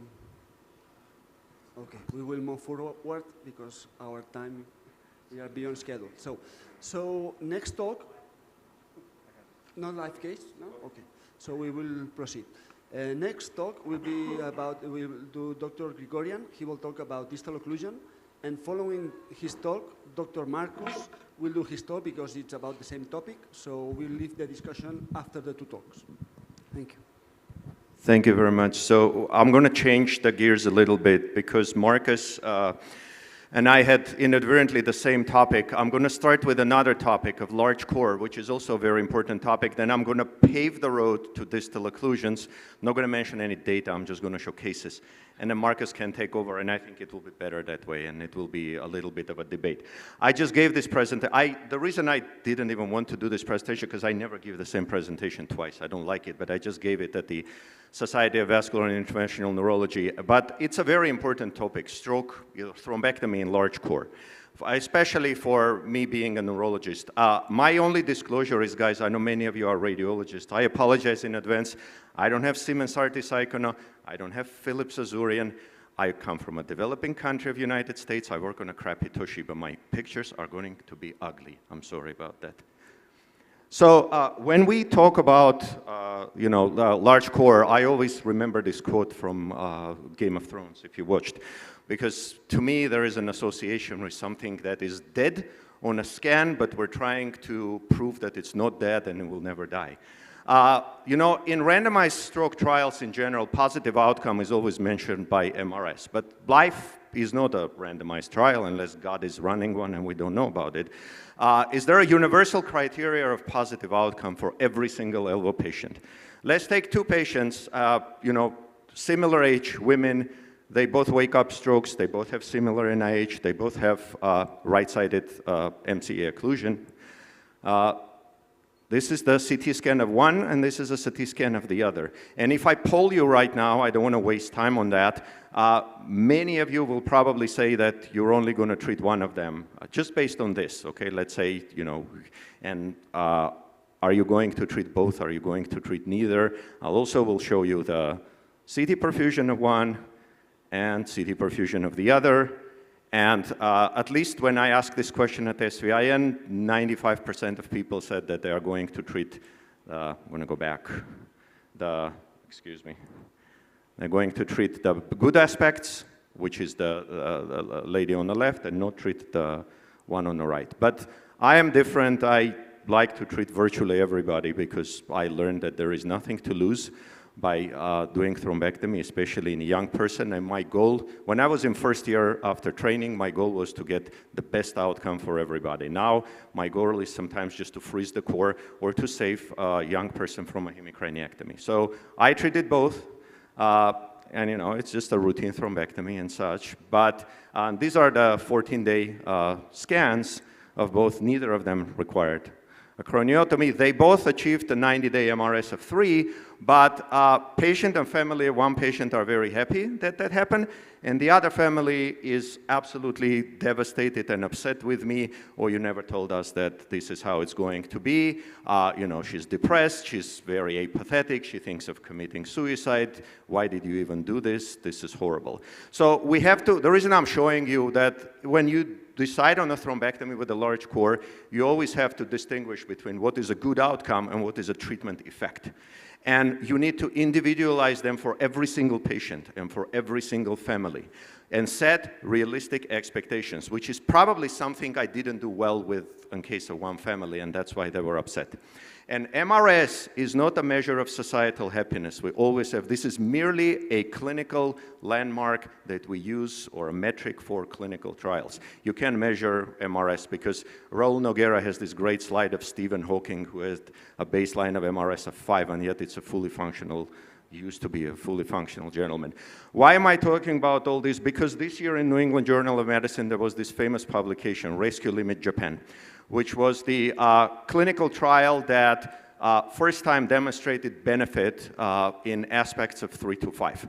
Does that mean we should just start treating every single LVO? All of us should go and just say, hey, let's just do aspects, not even count it, and just go. No, because this is just the first trial, and it had multiple limitations. It took 3 years to enroll 200 patients. The biggest limitation for me is that 85% of these patients had MRI aspects. And if you compare CT aspects and MRI aspects, you always know that the only MRI, you know, the aspects is calculated differently. 70% of these patients presented within 6 hours. The late presenters were flare negative, the majority of them. So you sort of have this selection bias in this trial. It was all done in Japan, so there is limited external validity for this, and there were more ICHs, and the reporting of symptomatic ICH was unblinded. So while this is promising and exciting, and I'm all in favor of treating more patients, we need to wait for all these ongoing trials. There are many of them. Tesla just completed and will be presented at the International Stroke Conference in Dallas in February of next year. So hopefully we will have more data on this very, very important topic. But more importantly, what is the universal definition of the large core? What is the large core? And what is the probability of that core to progress to histologically confirmed necrosis? I don't know the answer to that. And what is the gold standard for core assessment? Is it aspects? Is it certain threshold of the perfusion? Is it CBF less than 30%? Is it the MR perfusion? These are all open questions, and they require, you know, further clarification and beg a good discussion. There are multiple interesting articles on these topics, and I'm just listing them here for people to use. Mayank Goyal's article, I think, is excellent for challenging the ischemic core concept. It's a very good starter point to discuss this, but there's a lot of interesting information. So in conclusion of this topic, I will say that decision-making on EVT is very multidimensional and difficult. There is much more to consider than just the core size and the NIH stroke scale. And there is much more to the outcome of the patient than just a TICI and the MRS. And we need to select carefully and await for more randomized data, and hopefully it will give us some more answers on which of these patients we should be treating and which should not. And with that, I'm going to quickly talk about distal occlusions really quickly. René Chapeau yesterday mentioned that, you know, vascular tree is like, I mean, vascular AVMs are like a tree. To me, distal occlusions are like a tree too. And are we doing too much or are we doing too little? Is an open question. I'm going to skip all my data slides and just show the cases, and then I'm going to ask open questions to Marcus, and he can take over from that. Main question, what is M2? Is M2 a proximal occlusion or a distal occlusion? From the standpoint of trials, M2 almost never was included, and yet there are a lot of guidelines that say that, you know, you can do thrombectomies in the M2, especially if it's a dominant M2. What about A1? Is there ever a clot in the A1? Does it usually go to A2? Where do we stop counting of these MEVOs or DMVOs? That's one question. Shall we just go by size? Like Jeff Saver suggests that anything between 0.75 and 2 millimeters should be considered a medium distal vessel, and it should be bundled up and either called MEVOs or called DMVOs. We have very good evidence for class 1 level A for proximal occlusions and for proximal dominant M2. We finally this year got very good evidence for thrombectomy in basilar occlusions. That was a huge accomplishment. So given all this benefit, it's possible that we are going to have you know, good evidence for MEVO. I can make arguments in favor and against of treating of it, and I will quickly go over them. You know, it's very common and frequently disabling. Treatment paradigms are suboptimal. You know, technology is very, very rapidly evolving, and the community is really committed to treat this. This is a case which haunts me for many, many years. This is a gentleman, investment banker that was in downtown negotiating a trade or something like that. His left leg stopped moving. He came to us very quickly. His NIH was 4. He only got intravenous thrombolytic. Back then we were using alteplase. We completely switched to tenecteplase, and I'm very happy that we did. But back then it was alteplase, and I you know, went against myself. I decided in this case, either I was tired or something. I said, I'm not going to do thrombectomy on this guy. Let him just have intravenous thrombolytic. It's an A3 clot, anterior A3. He's going to be okay. 90 days NIH. His NIH is 4, but his MRS is also 4. His left leg is not moving, and that's my fault because I should have done the thrombectomy. I mean, medical legally, I'm okay, but from the standpoint of conscience, I'm not. And that is his stroke. So, you know, DMVOs are common, or MIVOs. They're very, very common, and they can be very disabling. So sometimes you have secondary DMVO. What that is, and you saw it in the presentations of the colleagues, is that when you start with the M1, and I very frequently see this, we have a lot of Russian-speaking Telegram groups from colleagues from you know, neighboring countries. When they do the thrombectomy and they put a picture and they say, oh, look, we got first pass TK3, but if you look carefully and if you look on that case, you can mistakenly say that that's a first pass TK3 because you see 2 branches of the MCA, but the reality is that's just the superior one and you have a short M1, and the thrombectomy is completed when you had a secondary DMVO of the inferior M2 branch occlusion, and you got the clot out, and then you have a full reperfusion. On the right side, it's those passes and attempts that Jens was talking about, that you should either stop after 3 or keep going, and you keep going until you get a full reperfusion. And again, you have a secondary DMVO because your clot keeps moving distal and distal and distal. What I really recommend to starting neurointerventionists in these cases is to use the lateral projection, because frequently you have overlapping of distal MCA branches on the AP, and the lateral projection is going to show you whether your thrombectomy is complete or incomplete. There are many, from the neurological standpoint, disabling deficits depending on the branches. And in this article of Jeff Saver, I think this is a brilliant illustration that deserves thorough studying, that you have branch by branch description of what kind of deficits you are going to have. This helps you gauge the necessity for endovascular intervention in distal occlusions.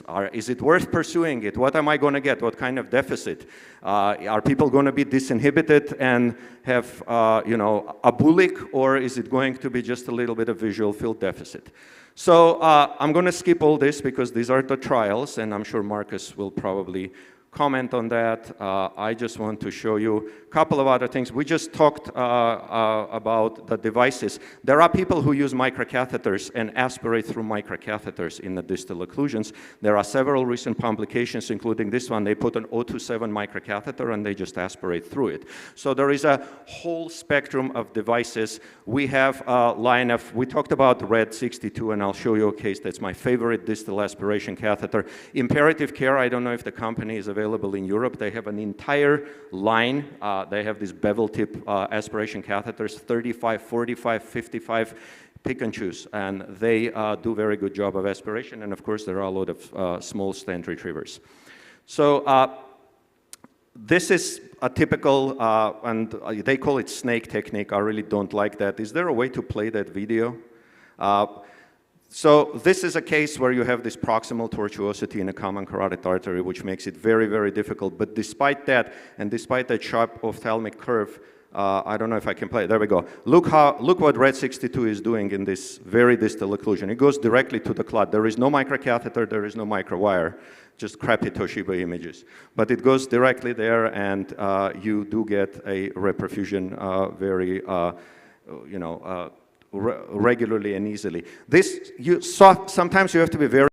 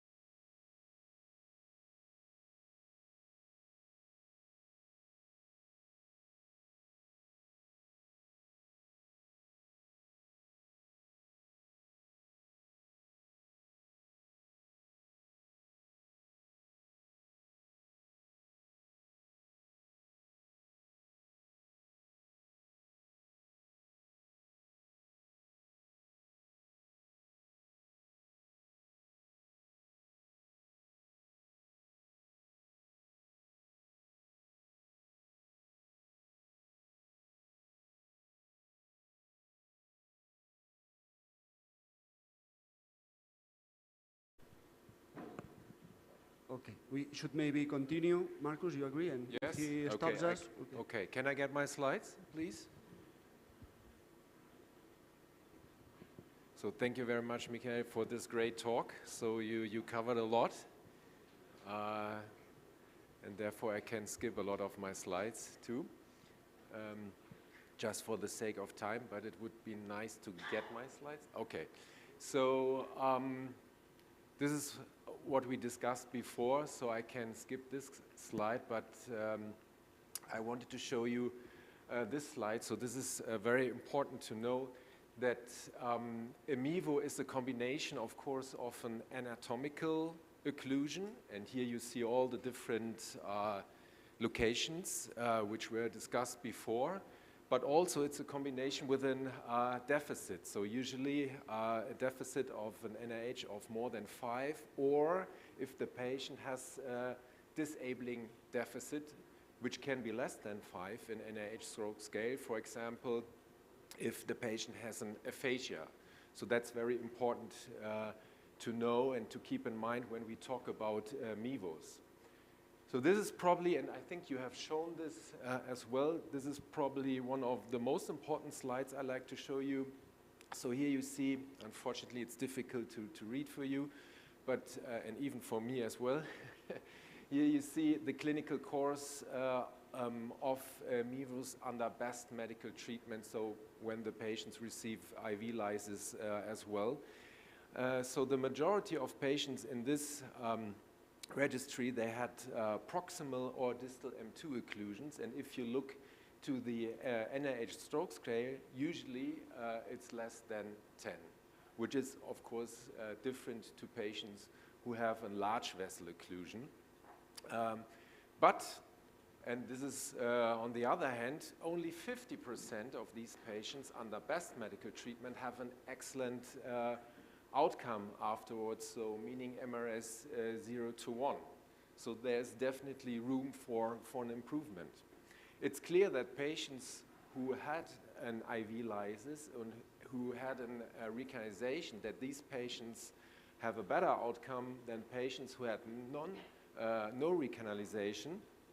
But, and this was the interesting part of this registry, they performed a CTA up to 6 hours after IV lysis, and less than 50% they observed a recanalization after IV lysis for these small and distal occlusions. So therefore I think there is definitely room for a mechanical thrombectomy. The problem is, how can we detect these occlusions?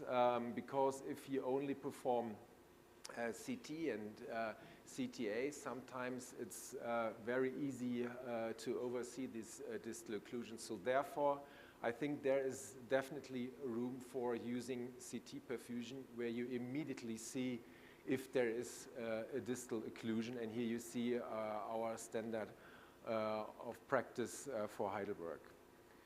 So when we talk about the anterior cerebral artery, and this was probably for everybody of us the first distal occlusion, because when we treat M1 occlusions from time to time, we lost some parts of the clot in the anterior cerebral artery. It's clear that the territorial ischemia is depending on the ACOM complex. But we looked at that a couple of years ago, so that was in 2016, and even at that time we had already 30 ACA occlusions. Half were actually produced by ourselves, because it was an emboli to a new territory, and half of these cases were primary ACA occlusions. So here you see where the occlusions were located. So the majority of occlusions were located at the A2 and A3 level, and at that time we used more or less the first generation stent retriever devices which were available at that time.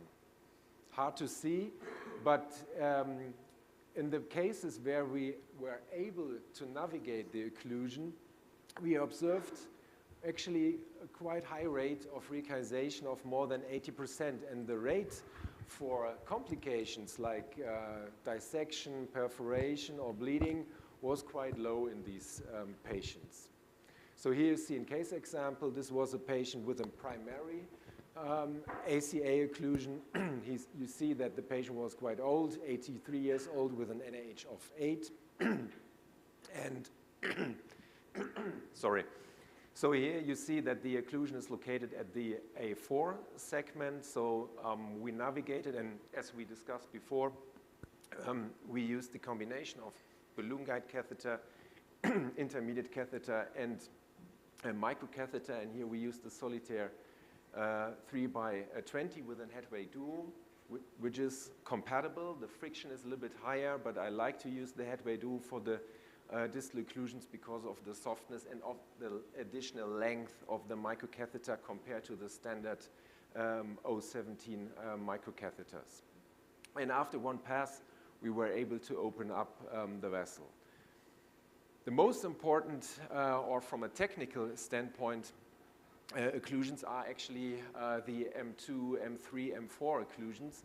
And it's important to remember the anatomy of the MCA. So this is the original publication about the different segments of the MCA. I cannot show, but it's important to know that, of course, this horizontal segment, which is the sphenoidal segment, is the M1. Then we have a vertical segment. This is the insular segment, which is M2. Then again, we have a horizontal segment. This is the opercular segment, which is M3. And then we have the cortical branches, and some of the colleagues, they use M5 as well, which are even located more distal to the M4 branches. From this post-hoc analysis of the Hermes data, we know that patients who had an M2 occlusion with a high NIH stroke scale, that these patients definitely had a major benefit if they were treated by mechanical thrombectomy compared to patients who only receive best medical treatment. But if the patient had a low NIH stroke scale, so less than 5, for example, and this is data from the group from Jan Gralla, then you see that the difference between patients who were treated with mechanical thrombectomy versus best medical treatment is not really significantly different. So only when you, for example, in this publication, look to the MRS shift after 3 months, and only in patients who were treated later, so in the last years, then they were able to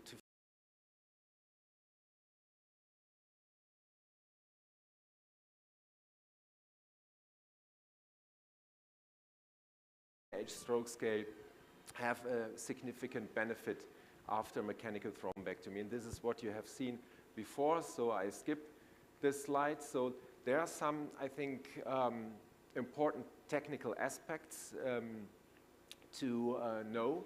And one, yeah, thank you. So is it working better? Yeah, okay. So, and one important point is the so-called Sylvian point, which you see here marked with a yellow cycle. So this is the angiographic point and the most, which is most medial, where the last cortical branch, and this is usually the angular artery, turns inferiorly to exit the Sylvian fissure. And here you see an example where a very important branch is occluded, because this branch is responsible for the Rolandic area. So here you see this patient, and this is the stent retriever, which is in place, and then according to the anatomy, which I have explained to you before, you see that the stent retriever is almost exclusively located in the M3 segment. So in this patient, after one retrieval, we were lucky to open up the vessel. But this is another patient with the same occlusion site, as you can see here. So, and the problem is, of course, the straightening of this course of the vessel, which you see here marked in yellow. So after one pass, we create a subarachnoid hemorrhage. More or less on DynaCT, you see that most part is more or less contrast, but it's still, it's a hemorrhage. And this can occur, of course, every time. So the major problem when we work in the periphery of the MCA territory is the straightening of the vessel course. And here you see a nice illustration from Marius. You see what happens. So if you place the stent retriever at the level of M3, and you always have this angulation between M2 and M3, you straighten the vessel course, and all the tiny corticomedullary branches were straightened up, and of course these can lead to a rupture. So one option would be to use a stent retriever with a lower rate of vessel deflection, and here you see a direct comparison between two different stent retrievers, and the stent retriever on the left side is a Solitaire 3, which is, at least for us in Germany, now available since summer. I know in US it's available for more than 1 year, right? So this could be, for example, an option to use in order to reduce the vessel deflection. So here you see this Solitaire. Another important tip is to avoid an S-shaped configuration of your stent retriever, which is very easy. Of course, if you take longer stent retrievers, we like to use longer stent retrievers for the M1 or for carotid T, but not for M2, M3, because this is what you can see here. If you place a stent retriever along an S shape, here you will see this phenomenon that you compress and maybe deflect even the part which is proximal located to the stent retriever even more. And this, again, of course, could cause an hemorrhage. So the option would be just to deploy the stent retriever along one curve and to prevent the second curve. And even with this, as you can see in this example, it's possible to retrieve the clot and to reduce the vessel deflection.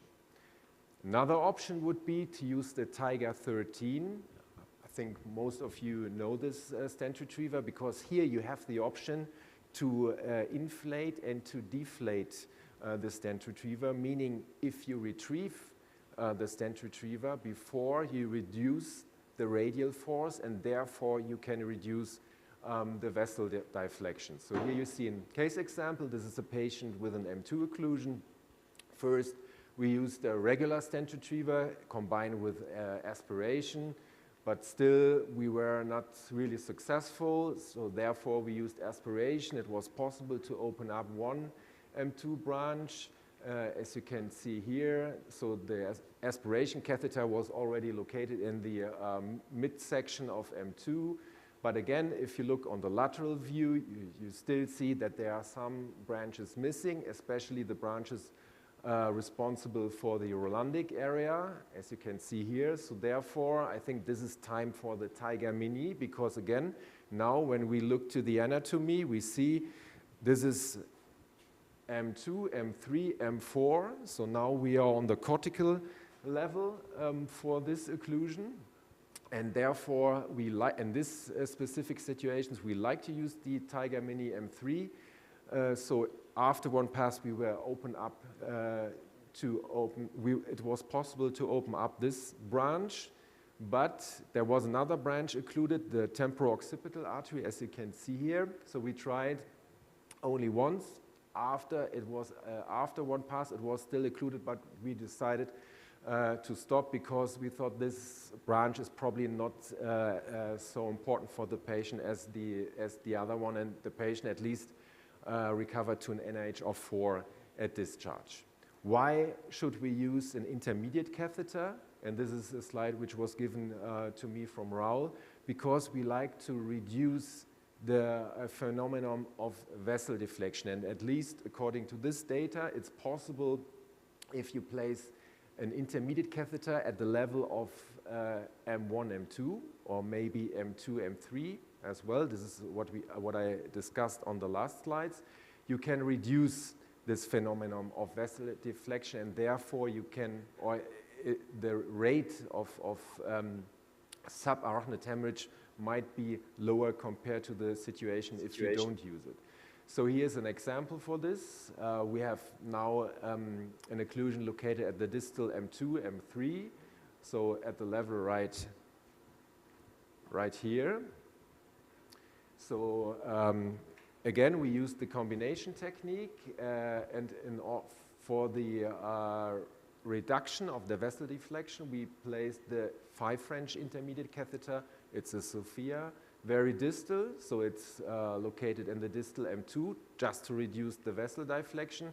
And after one pass, there is some slight vasospasm if you look careful, but after one pass, it was possible to open up the vessel, and the patient had a good outcome.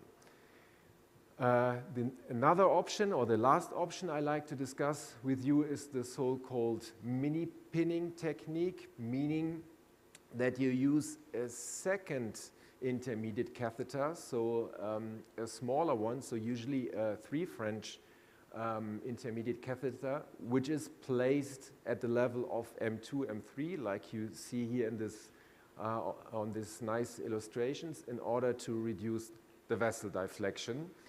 And that was published from a group from Spain, that with this so-called mini pinning technique, in comparison to the regular technique, that they observed in higher first pass rate and in higher rate of successful TICI, meaning eTICI2C at 3 at the end of the procedure, and the rate of symptomatic intracranial hemorrhage rate was lower, but not, as you can see by the numbers, but not the rate of subarachnoid hemorrhage, which we actually like to reduce with this technique. Aspiration is an option, at least in our experience. It doesn't work so well, so therefore we still use in the periphery at the level of M2, we like to use stent retrievers, but it's possible. So maybe with the new aspiration catheters, which at the moment are not available in Germany, we will have other options, but this will be, or this can be discussed afterwards. The last option, of course, we have, and this is what we should not forget, is the use of intraarterial fibrinolytics, because here you see the data from the Infinity registry, that even with this old technique, sorry for the German wording, with this technique you are able to improve the angiographic reperfusion rates, for example, in cases where you are not, where it's not possible to navigate the distal occlusion with your microcatheter system. So in conclusion, endovascular therapy in MEVUS appears to result in a comparable safety and technical success profile as in LVO, but definitely I think the rate of subarachnoid hemorrhage probably is a little bit higher compared to the proximal large vessel occlusions. So, and this is what we discussed before, we need randomized controlled trials to prove the benefit for the patients. And because of the fact that these types of occlusions are somehow difficult to treat, and that usually the patients have not a severe deficit, it's very important, of course, not to harm the patient. Thank you for your attention.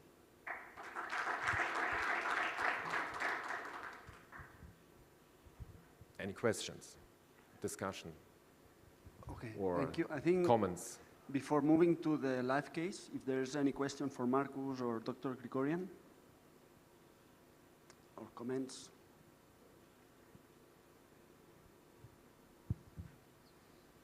Yeah, just one question about the clinical deficit, because this plays an important role for decision-making in distal middle vessel occlusions. How do you deal with fluctuations? Because this is the patient arrives with an NIH of 8 and gets better, and yeah, how do you deal with this? Yeah, that's a good question. I think if the patient has fluctuation in his or her symptoms, I think that's a very good indication to treat, because then we know that if we are able to open up the vessel, that probably the patient will have a clear benefit of the treatment. The other option is, for example, if the patient has a very low NIH stroke scale, like 1 or 2, and some of these patients have, for example, a high blood pressure, then we tend to lower the blood pressure in order to prove if there is a deficit. So one example would be to use the heads-up tests, meaning you position the patient in a prone, and then you bring him very quickly in a vertical position, and then if the patient shows a deficit, I think then again it's a good reason to treat the patient. If the patient has only an NIH of 1 and let's say a distal M2 or M3 occlusion, I think it's a good reason to just to observe the patient and not to treat. But let's say if the patient has some aphasia and only an NIH stroke scale of 2 or 3, I think then we have a good indication for treatment. Okay, you want to add something? I completely agree with dropping the blood pressure. It works very well, and we frequently do that. That depends on the direction of fluctuation. If the patient comes with an NIH stroke scale of 1 or 2, but there is a relatively large occlusion. Let's say there is an M2 occlusion, dropping the blood pressure is exactly a guarantee that if that increases the NIH, then you will be called in later on. So it's better you angio and it's better you treat. On the other hand, if there is no change in the symptoms, this is a good indication that it probably will be stable. If on the contrary, they come with a higher NIH, but they fluctuate to better, I just take them for an angiogram to make sure maybe the vessel reperfused, and then we are done. And that way I have the answer to that.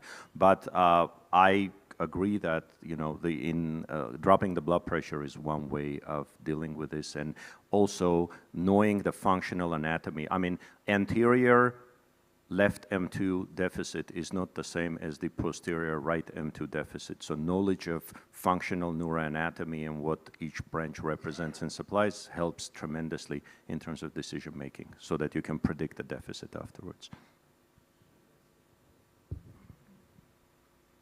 Yeah, I'm not 100% sure I'm agreeing with this, because how do you know that your temporary, let's say, blood pressure manipulation leads to the right result? We never know how long the collaterals will hold. Let's assume you lower the blood pressure, everything is fine, nothing changes.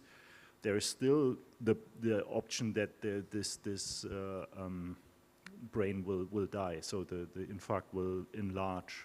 Specifically, another layer of complexity in patients with pre-existing stenosis that can have low NIH in the acute situation. I think that's definitely the case if we talk about M1 occlusion, but I'm not sure if it's similar if we are talking about distal M2 or M3 occlusions.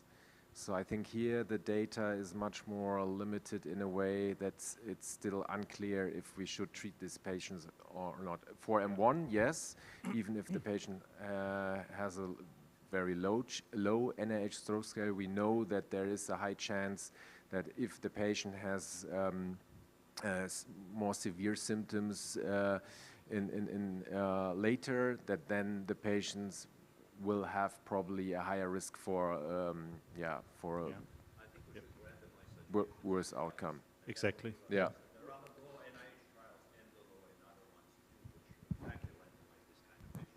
So the more we randomize such patients in trials, the more answers we're going to get. On a pro.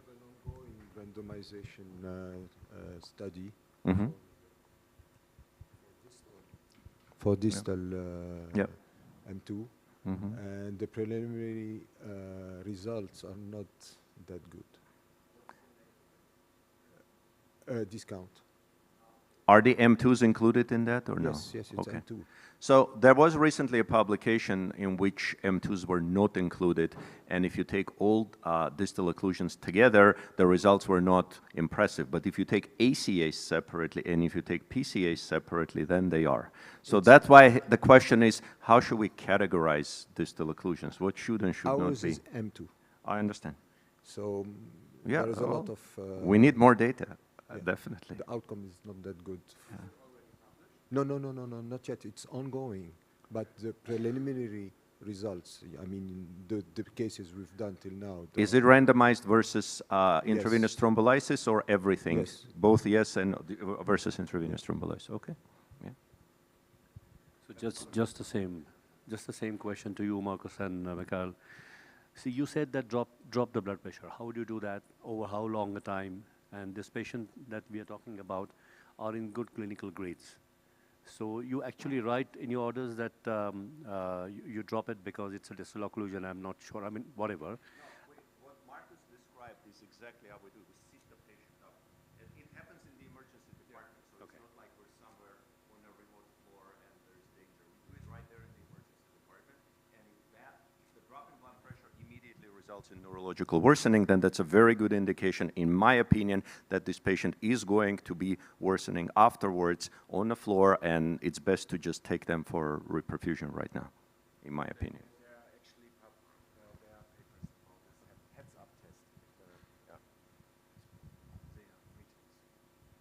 Okay, so we go to the live case. Okay.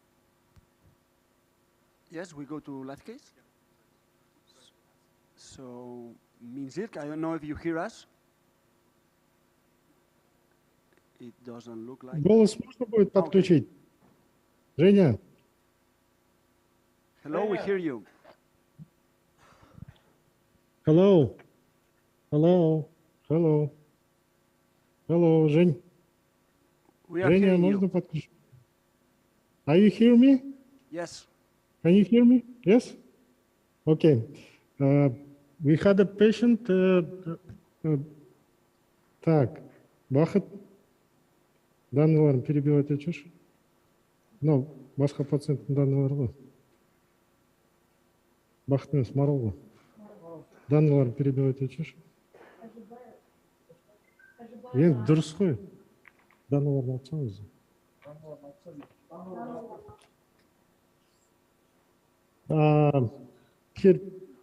Коррекция жасайсаңыз просто. Marcel, we're in between presentations waiting for you. Go ahead, guys, whenever you're ready. Yes,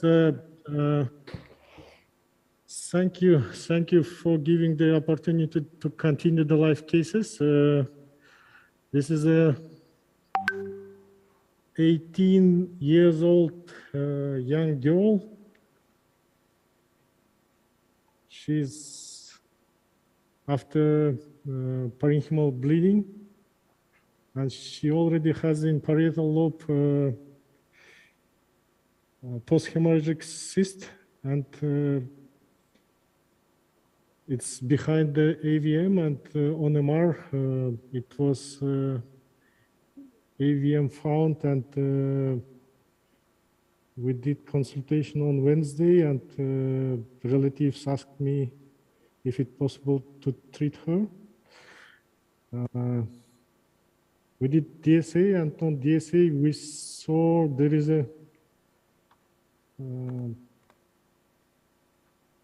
multiple aneurysms on the feeding arteries. The afferents came from mostly from the EA, and there is small branch coming from the middle posterior choroidal artery. I will show you a little bit later. One catheter followed the another. Just a second. Yes, here you can see there is a feeder coming from the choroidal artery, and there is also one aneurysm, flow related, and this part is coming from the posterior circulation, and then it's supplying to the AVM, and this is a draining vein. At the same time, you can see there are 1, 2, 3 branches, and there is aneurysm. I think it was the source of bleeding, might be. This is the second aneurysm, and might be here the third aneurysm. And then the draining vein looks like this, and there are another 2 aneurysms on the draining vein. And vein is draining to the Rolandic, I think. This is a Rolandic vein of the central sulcus area. And the size of the AVM, let's measure the size. That's it. I think from here, 3 centimeter. And from this point to this point, 1.7. And from here to here, 2.2 centimeter. We placed the Fubuki in the sagittal sinus, but unfortunately I have no long 5 French diagnostic catheter, and I think we will use a narrow bridge catheter for this navigation, but there is some tortuosity and Fubuki might be a little bit destroyed. We will see. And after that, we can use only one catheter for venous approach. But we did super selective injection from this point with the sonic 1.535, and this branch gives 2 branches to the AVM. One is posterior one, and the second is anterior one. And aneurysm is located on the anterior one. Just a second, I will show you.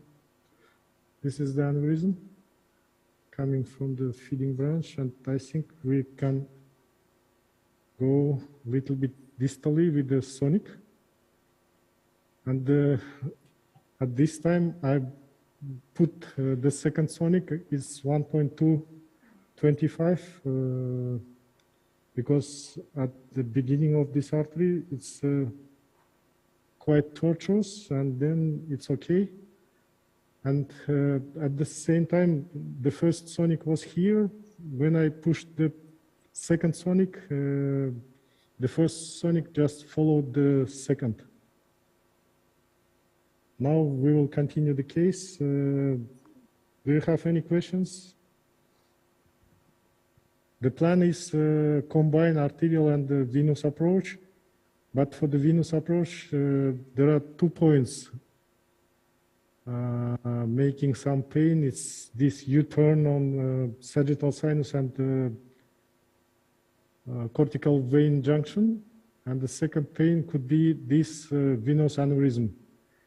We did a 3D like in Icono, but I think this is aneurysm, and the branch venous efferent is coming here. One aneurysm, and I think this is a second one. Nader, Marcus, Mikhail, if you have any question at this point, we are ready to answer.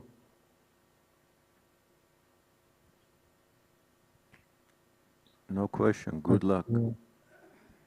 Okay, thank you. Sen позвоночник öncesi önce mi kırıyorsun? Öncesi mi?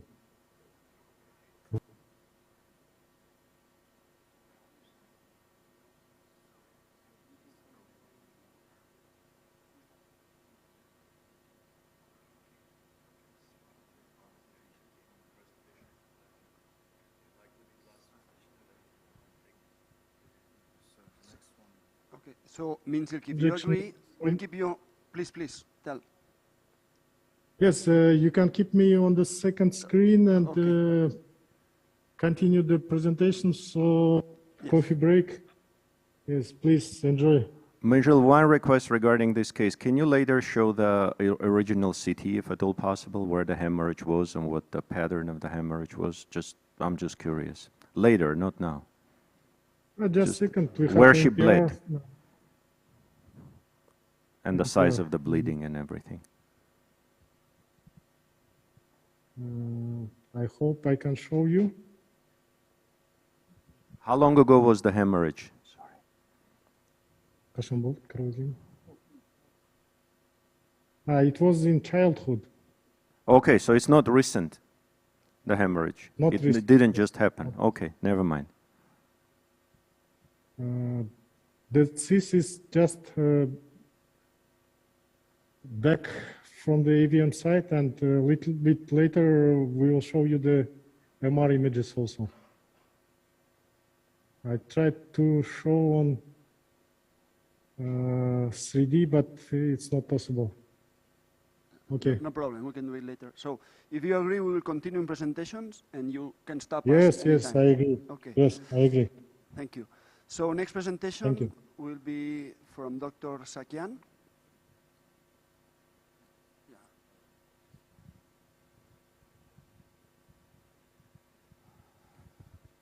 Good afternoon, dear colleagues. My name is David Sakian. I'm representing Armenia today. I'm from Yerevan, which is the capital of Armenia. I will just give a short talk about our stroke program development. This is not so scientific topic, but this is very important topic, especially for the countries like Armenia, Kazakhstan, and other countries that we have same heritage, same system heritage from Soviet Union, because we share some same problems in stroke treatment. So Armenia is a small country located in the Caucasus region, landlocked country with a population of roughly 3 million. The capital is Yerevan, which is about 1 million population. In Yerevan, we have 3 stroke centers, which are equally located in the city. As you can see, there are different numbers of thrombectomy in 2020 performed. And in general, this year, we already have done 382 thrombectomies in all centers. Our center is the biggest one, which performed 260 thrombectomies till now. Yeah, there's also a 4th center, which is located in the northern area of Armenia, the 2nd largest city. So, it was not always like this. We started to do thrombectomies in 2016. However, due to absence of funding, we have really big problem because patients were arriving with a stroke and relatives required to pay for the treatment. But everything have changed in 2019. What happened then? We have government change, and the government started to pay more attention to the stroke treatment. And under the Ministry of Health, first in 2018, so-called SIATA, or Stroke Initiative Advisory Task Force for Armenia, was created, which actually back then were composed of 8 specialists from Armenia and from other different countries. Me and Dr. Mikhail Grigorian were the part of the team. And the main reason for that SIATA was actually to create national stroke program for Armenia.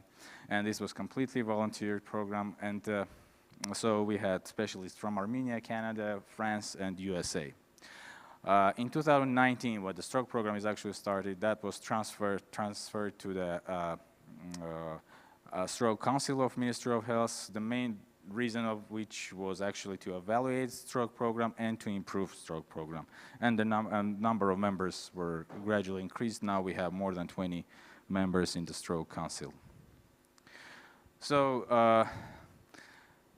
this can sound a little bit simple or non-comprehensible for the Western countries, but however, in Armenia and in some post-Soviet Union countries, we have a big problem with the emergency EMS service, as well as emergency departments. A lot of neurologists does not follow the modern modalities of treatment. So in order to facilitate stroke program development, we try to keep everything as simple as possible for the EMS service.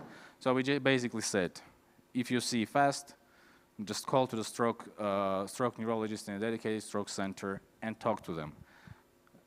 If said to transfer the patient immediately. Don't do anything, just transfer. So in every stroke center, there were dedicated stroke neurologists who work only for acute stroke. They have a cell phone and they receive phone calls directly from the doctors of emergency medical EMS services. So their goal is to go to the ER, meet the patient with their nurse, examine the patient, confirm that patient is lasting well within 24 hours, because if there's more than 24 hours, government will not pay for that patient.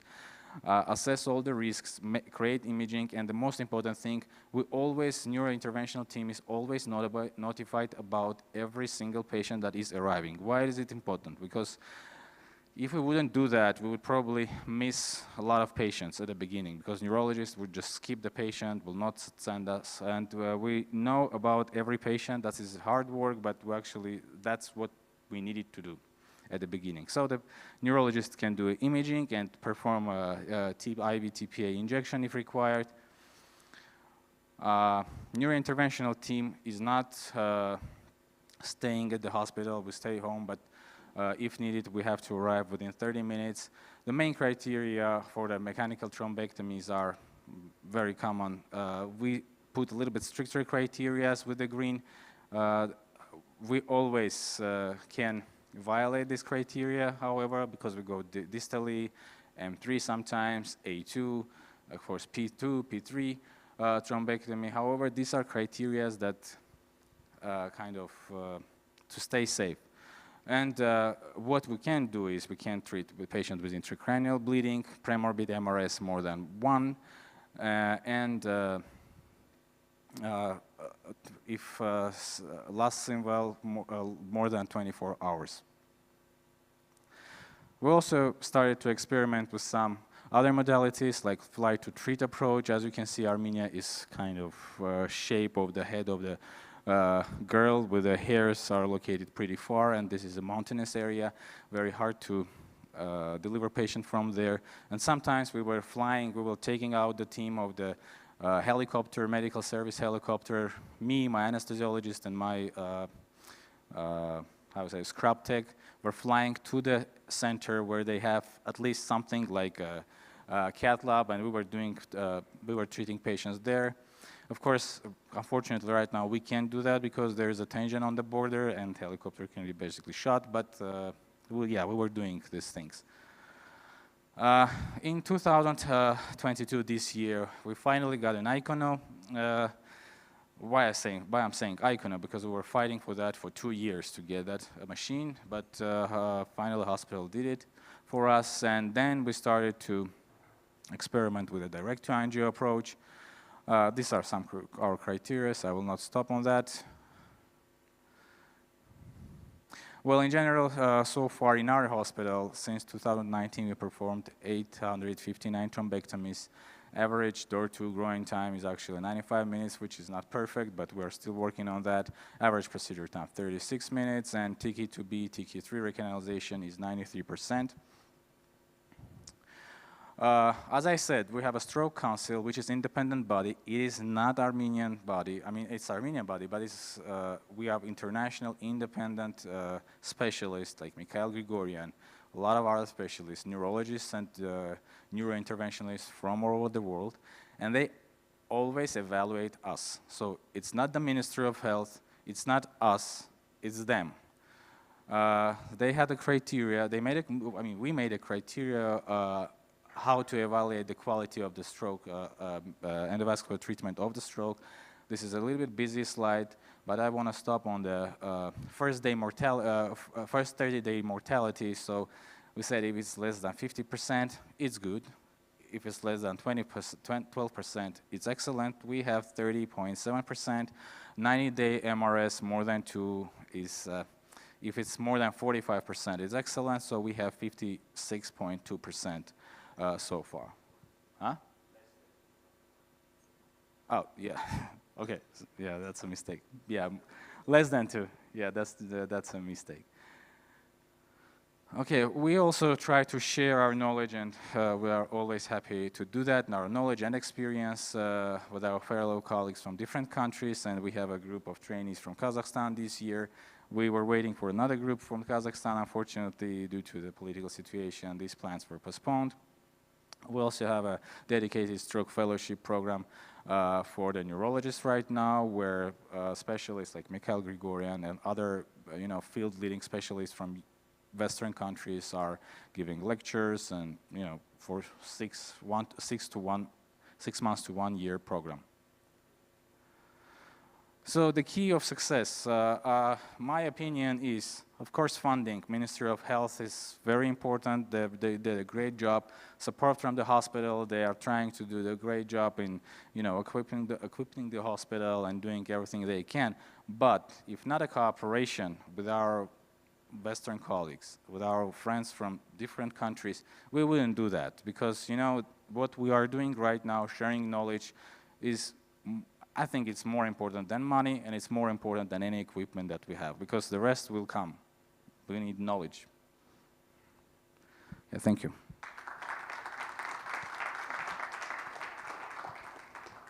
Any questions? No? Okay.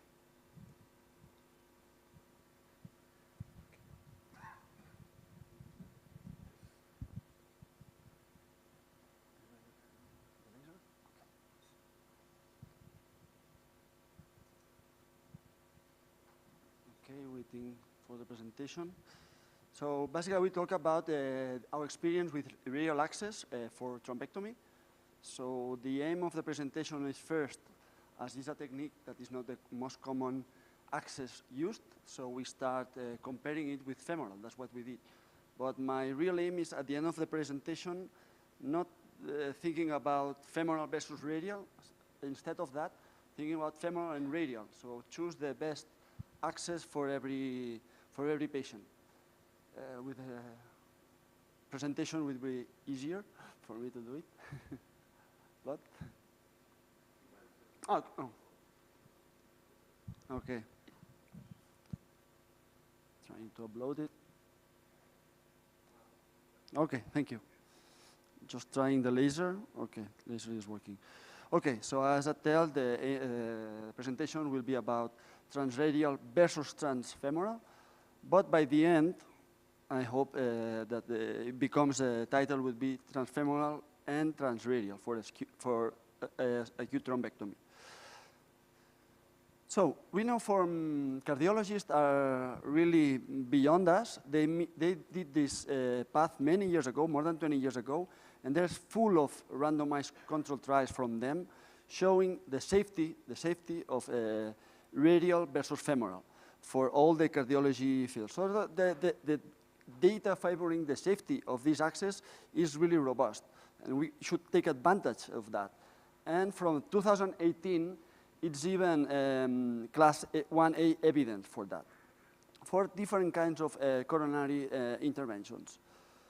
Regarding the femoral access for both diagnostic and neurointerventional procedures, as neurointerventionalists, maybe we suffer from other complications when we have the disaster patients that have bleeding and they can die, of course, but still, femoral hematoma is the most common complication, both for diagnostic, reported to be about 4%, and also for all the neurointerventional procedures. This slide is showing the review of different randomized control studies or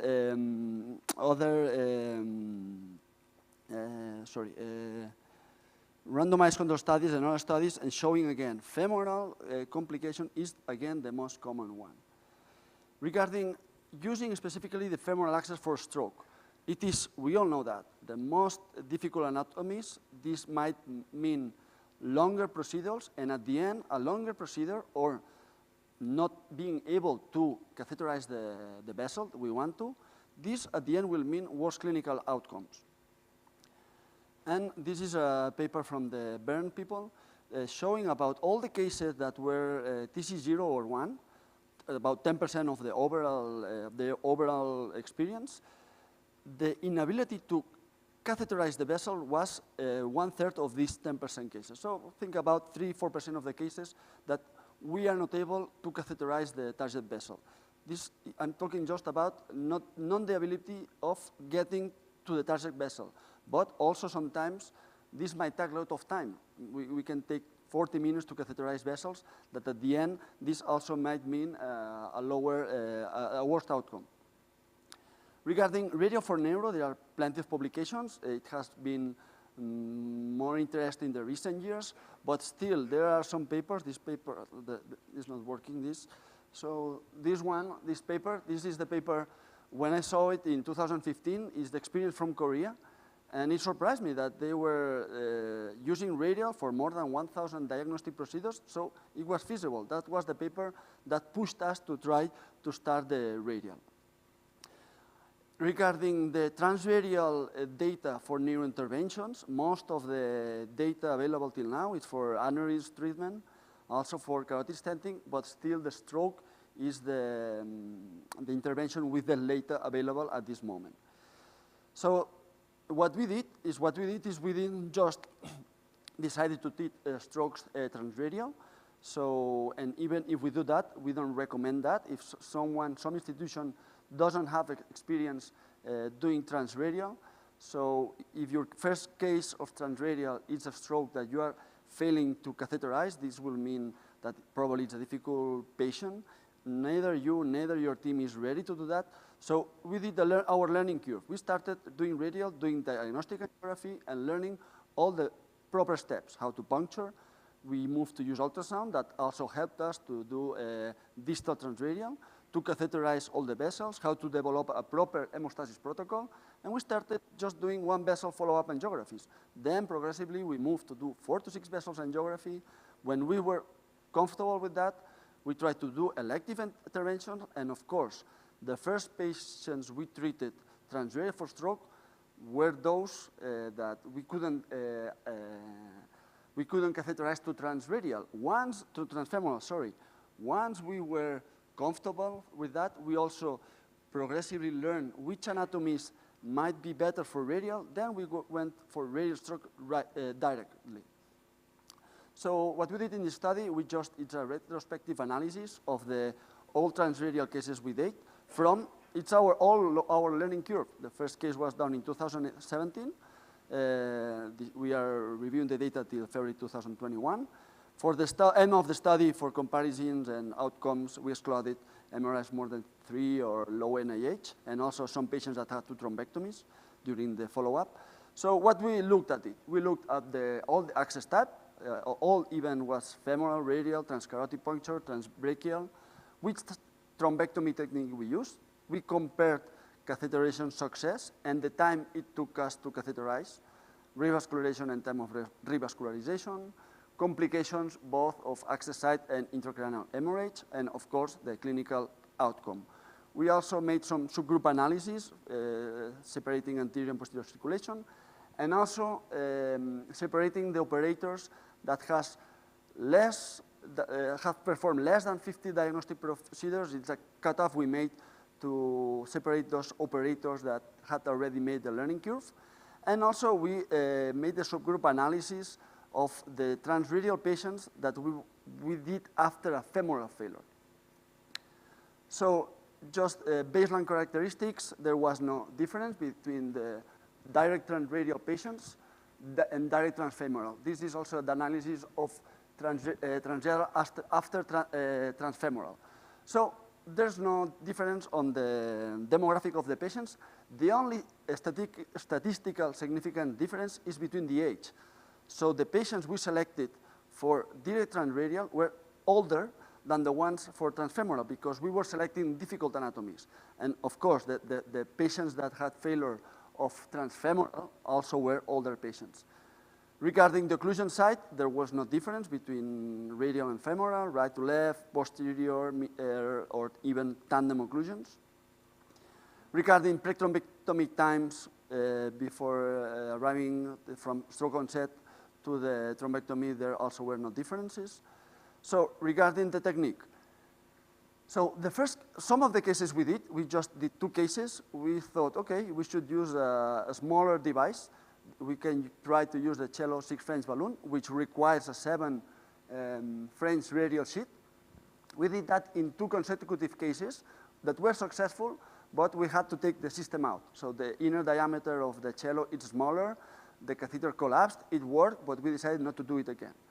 So what we did is we used either a long sheet, ballast or Cook shuttle, and also we used balloons. To use balloons, we didn't use a French sheet. We just used them sheetless.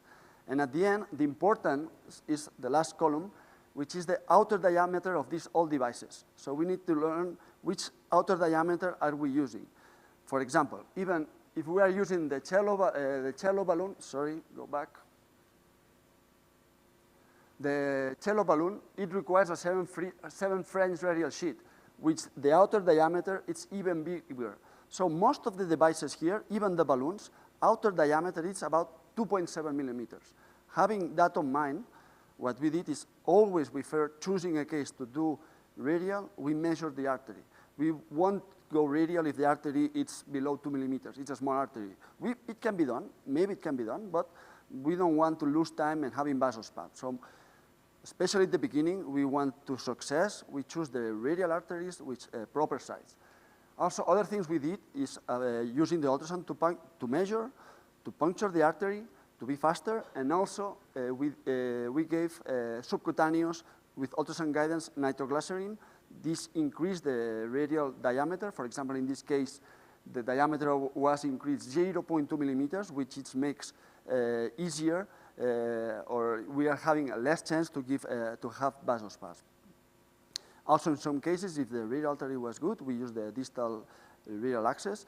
Regarding heparin, of course, we gave heparin when we use radial because we want to prevent the occlusion of the radial artery.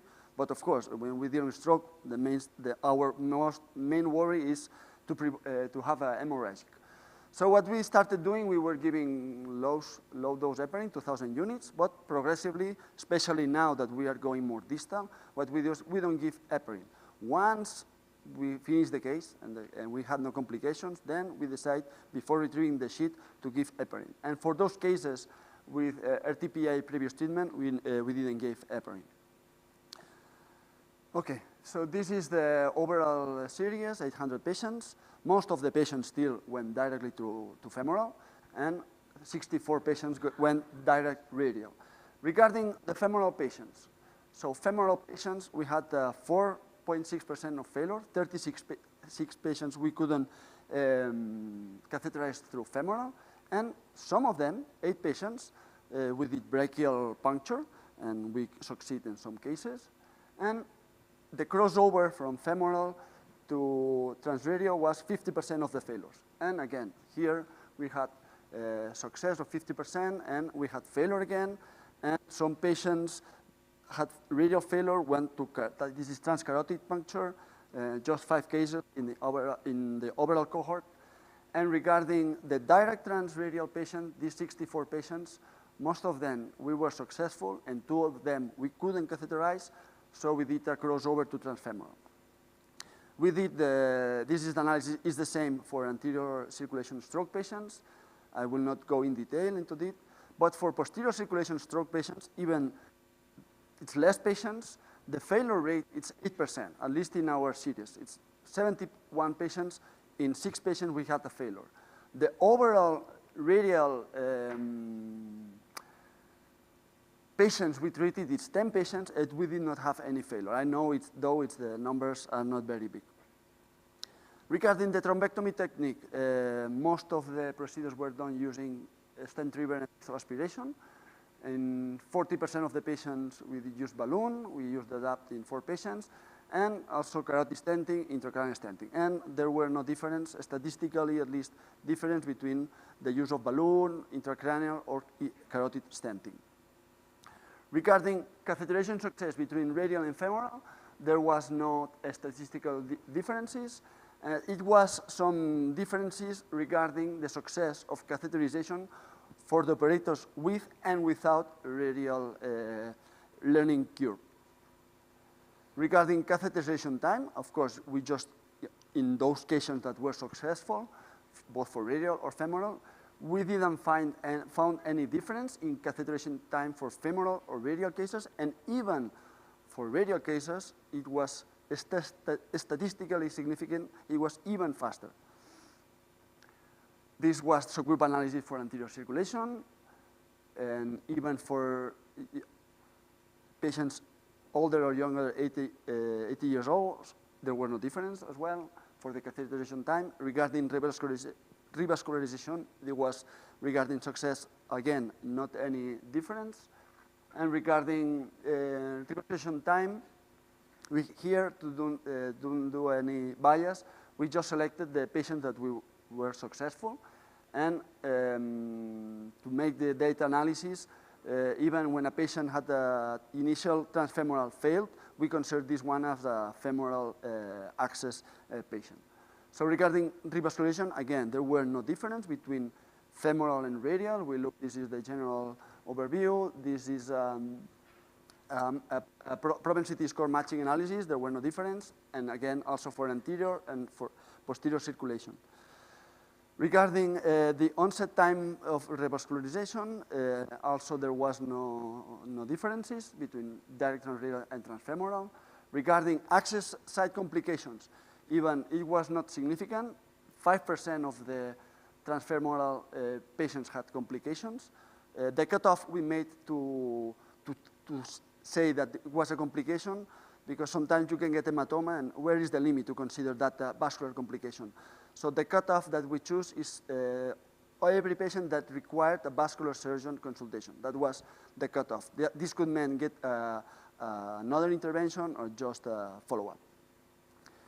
Regarding clinical results, again, no difference in both groups. And I will just show some examples. This is one of the first cases we made, was an elderly female. We couldn't catheterize through femoral. And in my opinion, this is one of the most difficult cases to catheterize. Type 3 arch, I cannot show you here. And when we have this kind of proximal, this type of proximal kinking, so it's surprised that we could, after a long time, through femoral, that at the beginning we thought of femoral, okay, we are just, it's a new approach just to deal up with less complications. It's surprised. Difficult anatomies can work sometimes with femoral. Another example, here we were more experienced. So this is a right M1 occlusion, type 3 arch. And again, this proximal kinking, in my opinion, this can be more challenging to catheterize, so we decided to go directly transradial. This is the video. We place first the long sheet. Through it is a very tortuous anatomy with the Simon's 1 in this case. And just again here, just with the wire, this case was, we were using a ballast. The ballast was able to navigate distally. I will skip and again, also the reader, what another advantage we have found is once the catheter is on place, the long sheet, it's really, really stable. I will skip this. Another case, we choose directly to go radial, type 3 arch. This is the case. I will skip fast this one. This case, another M1 occlusion. What I want to show is the good push we had through radial to navigate even the ballast through this loop in the carotid.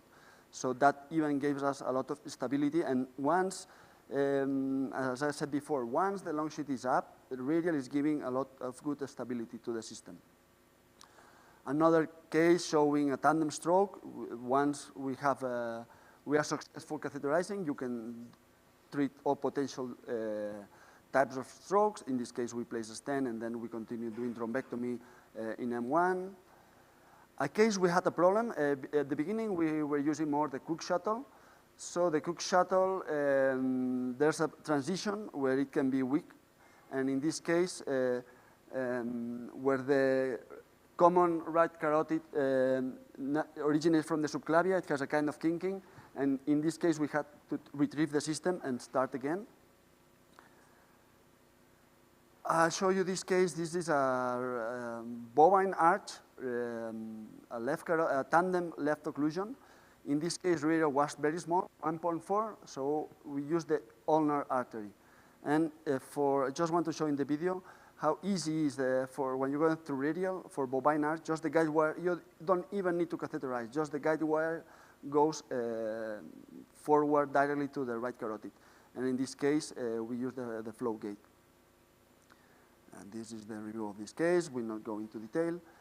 And just to finish, an example of posterior circulation stroke. In this case, this patient had not a right vertebral artery, so we choose to go to left vertebral, and in this case, we punctured the left distal which allows us to do the procedure more easily.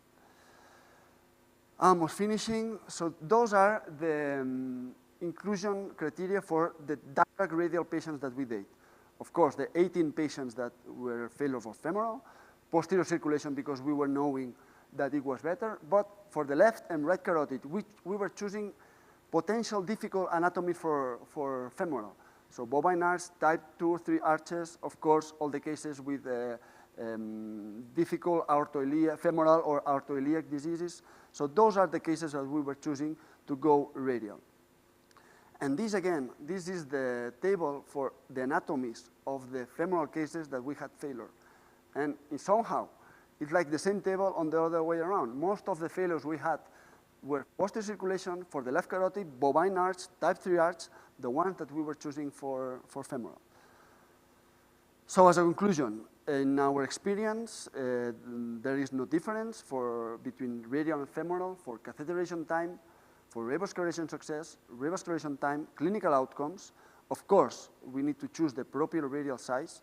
In our opinion, what we need to do is to choose which cases we want to do femoral or radial, choosing them from the CTA. And transradial can work for difficult anatomies for transfemoral. So it's about combining transfemoral and transradial.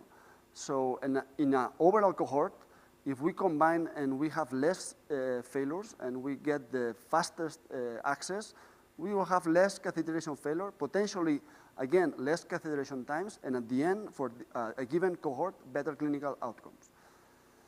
And that's it. Thank you very much. Get you the mic. Thank you very much, Roger. It's my favorite topic to talk about. I'm a huge fan of radial access and a ballast guide catheter, but I have a question because this topic splits my friends and colleagues 50-50. There are people who absolutely hate radial and said that there are a lot of strokes. There were recent publications on diagnostic radial cerebral angiograms causing a lot of DWI hits and strokes. Maybe it comes from the technique that is shown to a lot of people that you have to bounce the Siemens 2 over the aortic valve and it dislodges something. In your experience from diagnostic angiograms, have you seen more strokes radial than femoral? I mean, thank you for the question. I'm aware of this paper that you are telling. I don't know the reason. I don't know if it might be a learning curve thing. I don't know. And again, those are diffusion spots, so maybe they are not symptomatic. In our experience, it took some years before we did the first stroke case. So we were step by step, and we have not complications for that. Also, it is known for some papers that the calcifications in the aortic arch normally are more from the left carotid origin to the distant aorta. So normally, in the ascending aorta is not that common. But I don't have a clear reply for this question. Thank you. Roger, nice talk. I have a question. So what is the benefit in using the sniff box axis compared to the distal? The distal compared to the regular radial axis? Especially we know, so as ever, the cardiologists are the ones having the most data available. Still, the most common complication for radial is the occlusion of the artery. So a lot of hemostasis protocols have been developed to improve that. So distal radial in the snap, puncturing in the snap box has one advantage, that the rate for occlusion is very, very low. So we published, we published 100 cases, but there are publications for cardiology with more cases, so the chance for occluding is very, very low. And even if it occludes here in the snap box, the radial in the forearm, it will maintain patent. That's one thing. Also, it is shown that the diameter in the snap box is very similar to the forearm. Also, if you want to do a bilateral access or use the left radial, it's not the same. If you want to, for Miro, we work from the right side, right? So if you want to go puncture the left, it's not comfortable for the patient. But if you do like this, you can place the hand, it's very comfortable for the patients. Also, if you want to go for example, for spine or for body interventions going to the descending aorta, you can work like this, which is much more common. And even for that, we copy that from cardiologists. We developed a ultra-fast hemostasis protocol for distal, even for patients with RTPA and stroke and using a long sheet, just 15 minutes occlusion time. So the patency you're maintaining is quite big. Of course, if you're dealing with a stroke and you need to be fast, I mean, maybe with the stroke, if the conventional radial is bigger, go for it. But for diagnostic, we shifted to do mostly distal radial. Okay. And do you still use the brachial approach? Myself or in general? Yeah. Okay, I showed I mean, of course, this is the series for all the colleagues. So no one, as he said before, some people were pro-radial, some people not. It takes some time. Some people studying the brachial. 8 cases were done for brachial. 2 cases had a complication and required vascular surgery. So it is known that brachial has more complications than femoral. I remember one case, I didn't put it, that a very elderly patient, 90-something, type 3 arch. I said, okay, I should go radial. Radial too small. Okay, I tried femoral. I couldn't. And I couldn't after a long time. Finally, I punctured the brachial. Maybe I should have done first brachial. You never know. So still, I mean, once you are inside, it's the same. But if it's radial, it's just safer. Or the last option would be carotid direct puncture. Yes, of course. Yeah. Even before using radial, I punctured 3 times the carotid. After radial, never again. But of course, we had 5 cases of carotid puncture. Yes, it can be done.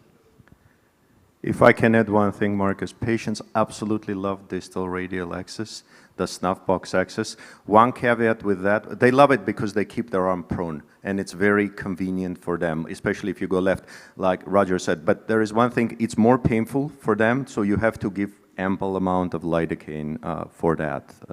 That would be the only caveat, but it's a good choice. I agree. I never had problems with it. It's a good option and safer option, probably. You may run out of the length of the catheter. That's the only thing. If the person has very long arms, you have to be mindful of that. This one from, thanks, Roger. So it's a topic that we are all enthusiasts, yep. And we are all trying to do it. But we also see the complications yep. after, especially when we start to do the controls of our treatments, not in a case like the stroke is. Yep. And the fact is, like, I wanted to ask you, when you go directly, how do you solve the problem if you had a problem with the spasm? Yes. If you go with a direct sheet, then you have a spasm, and then if you inject it directly from the catheter, you inject just above, and that's not the solution. One thing. And the other thing, if you're using the introducers, do you use those one sheetless or slender that they have a smaller out diameter, which is great advance of technology, and I think that they can help a lot. By the brachial approach, we've been doing it a lot in the past, and till 4 French, it's not a problem. 5 French is not a problem. 6 French is a problem. Okay. And it is almost more than 90% problem with the pseudoaneurysm, or if you want to close it with a closure device, it's a high risk to take the posterior part of the wall and to close it. So brachial, I don't consider, or just in extreme cases, and then you have to compress. Yes, I agree with you with the brachial. We use it more in the past. If it needs to be done, of course. Of course. Even I think there's a paper comparing brachial access using a closure device and not. Complication rates are the same. Regarding vasospasm, of course, I had complications with vasospasm, most of them with diagnostic angiographies, scheduled interventions, but not with stroke, because I was choosing the big sizes. I don't want to fail on that. I mean, if I wanted to do more, no. Being honest, after this review, that you get more experience, you are getting to smaller sizes just to try, then I had spasm, of course. And I remember patients with carotid stenting, I tried radial, a huge spasm. So what you have not to, the sheet got stuck. Yes. So just lift it there, did the case through femoral, keep putting verapamil or nitroglycerin step by step and remove it. What we need to do is, it will go out, just a matter of time. Recently, some colleagues we have not about experience of that. To improve that, they were doing nerve block to vasodilate. In some, they did it to save a stock catheter, and it worked. So again, every new technique, the most complications are probably due to the lack of a learning curve. So if the catheter goes stuck, please. Yeah, about the learning curve, but the diameter of the introducer catheter or the aspiration catheter is large, so I got stuck above, and I've solved it. First time I didn't know how to solve it, but then again, asking the cardiologist, and they gave me the trick with the pressure, with the blood pressure. Band, pressure blood pressure band, yes. So pressure band, leave it there, and while it's getting ischemic, it is while that's another way to do it, yes. How to solve it. Thanks, Reg. Thank you. Thank you. Okay, so next presentation will be Luisa Biscoito.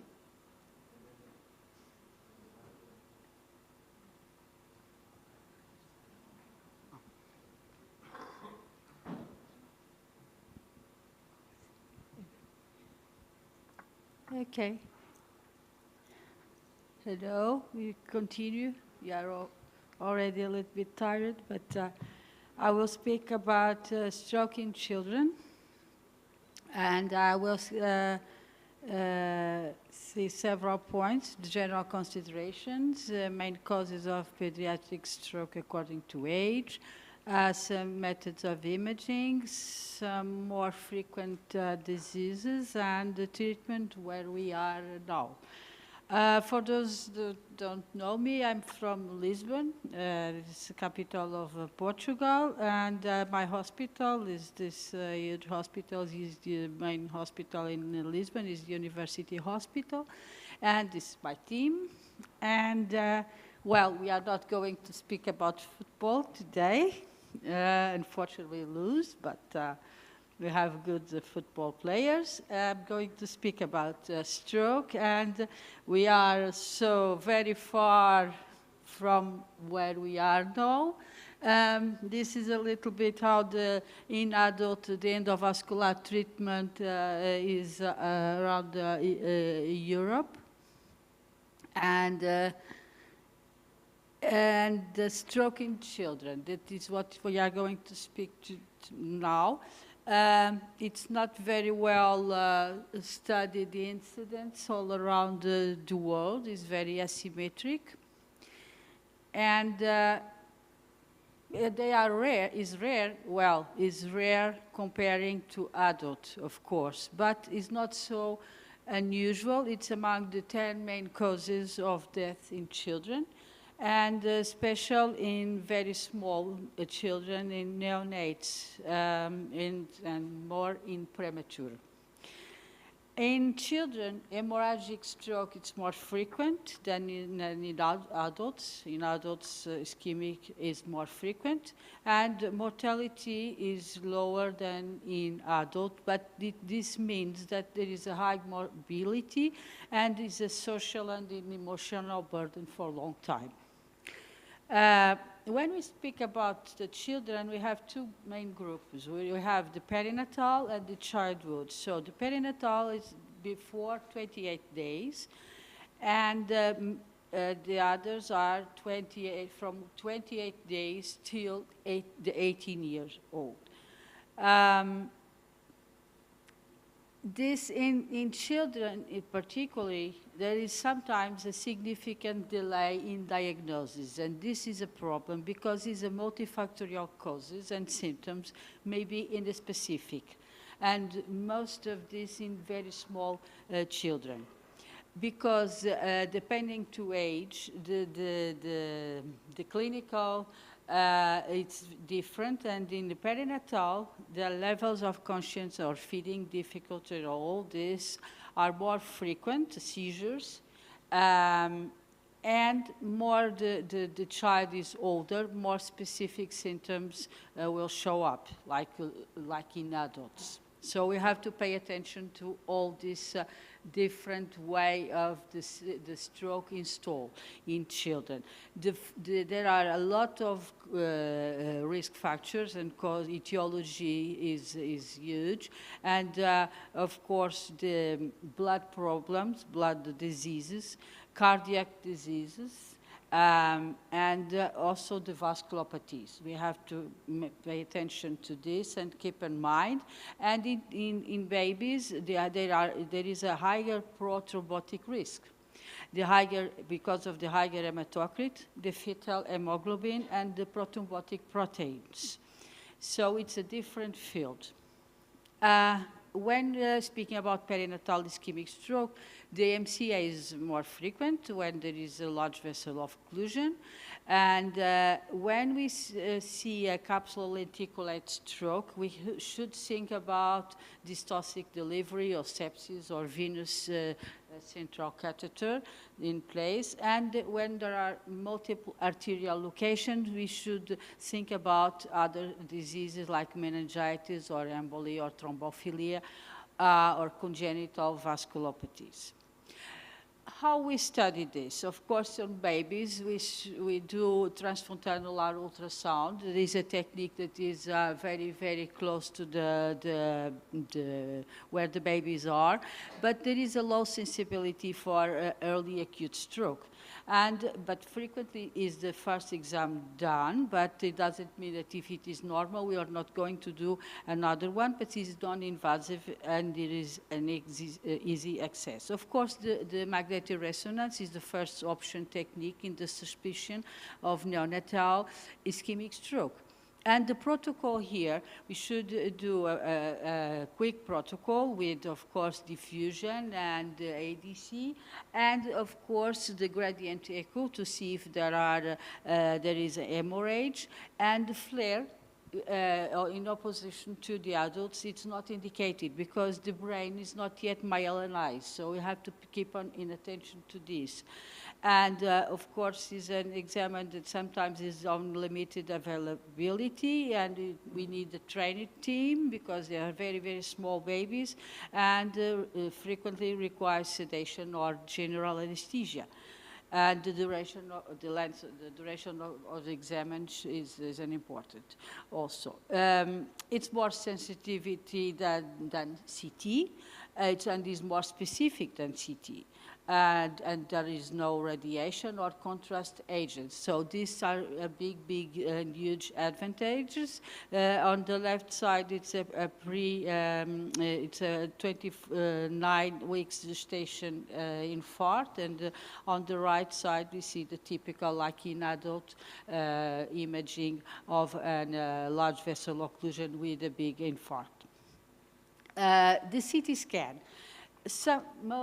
Most of the times is the first imaging investigation because it's very frequent, it's easy access, and should be used when we cannot do MR within 1 hour. And it rule out hemorrhage very quickly, but we have to use radiation, of course, and if we want to inject contrast, we have to have a venous access. And sensitivity is limited also, and much less than MR because the white matter is not myelinized, so there is very few contrast in between gray matter and white matter, and so we have to think about this when we see a very CT scan in a very, very small baby. We can have still 47% of false negative. And if we use only CT, we can delay the diagnosis. So we have to think about this. And we rarely see the hyperdensity of clot like in adults, in neonates. Of course, the etiology in childhood from 28 days till 18 years old. Vasculopathies are more frequent. The cardiac disorders also. And then we have other pathology like infection, inflammatory, or genetic, or clotting disorders, and others that we don't, still we have 10% that we don't know. I'm sorry, this can, yes. And the etiology, so 10% still not know, but the list is huge with all these etiologies that can show up in children. And also the differential diagnosis can be difficult because of the stroke mimics in children, like migraine, then hemiplegic migraine, or seizures, or others. Also trauma is a subject, so here with the trauma with the cervical rib so the aneurysm make an occlusion of basilar. And regarding the etiologies in children, the important thing is to think about what kind of stroke we have. If we have a large vessel occlusion, or if you have a small vessel occlusion, because the treatment will be different. In children, MR, it's also have higher sensitivity and specificity than CT and CT angio, but it doesn't need contrast, but it needs anesthesia, as I said already, and requires more time than CT. So there are some advantages for MR, some advantages for CT. What we have to pay attention is to not lose time. In the diagnosis, vessel wall imaging is very important, but is not something that we can use usually in acute phase, but it's important in children because of the vasculopathies. And of course, the CT, like in adults, if we have an occlusion like here in the basilar artery, see occlusion of the basilar artery, and then after treatment, the recanalization. So it's like in adults. In MR, in this boy with cardiac disease is in children is the more frequent group that will have a large vessel occlusion. And here also there is an occlusion of MCA, but you see there is small infarct because it has a good collateral circulation. That's so, and doesn't mean that in all maybe in all children we should do thrombectomy. And regarding the two pathologies that it's more frequent in children and not in adults, it is focal cerebral arteriopathy. It's around 25% of arteriopathies in childhood that causes stroke.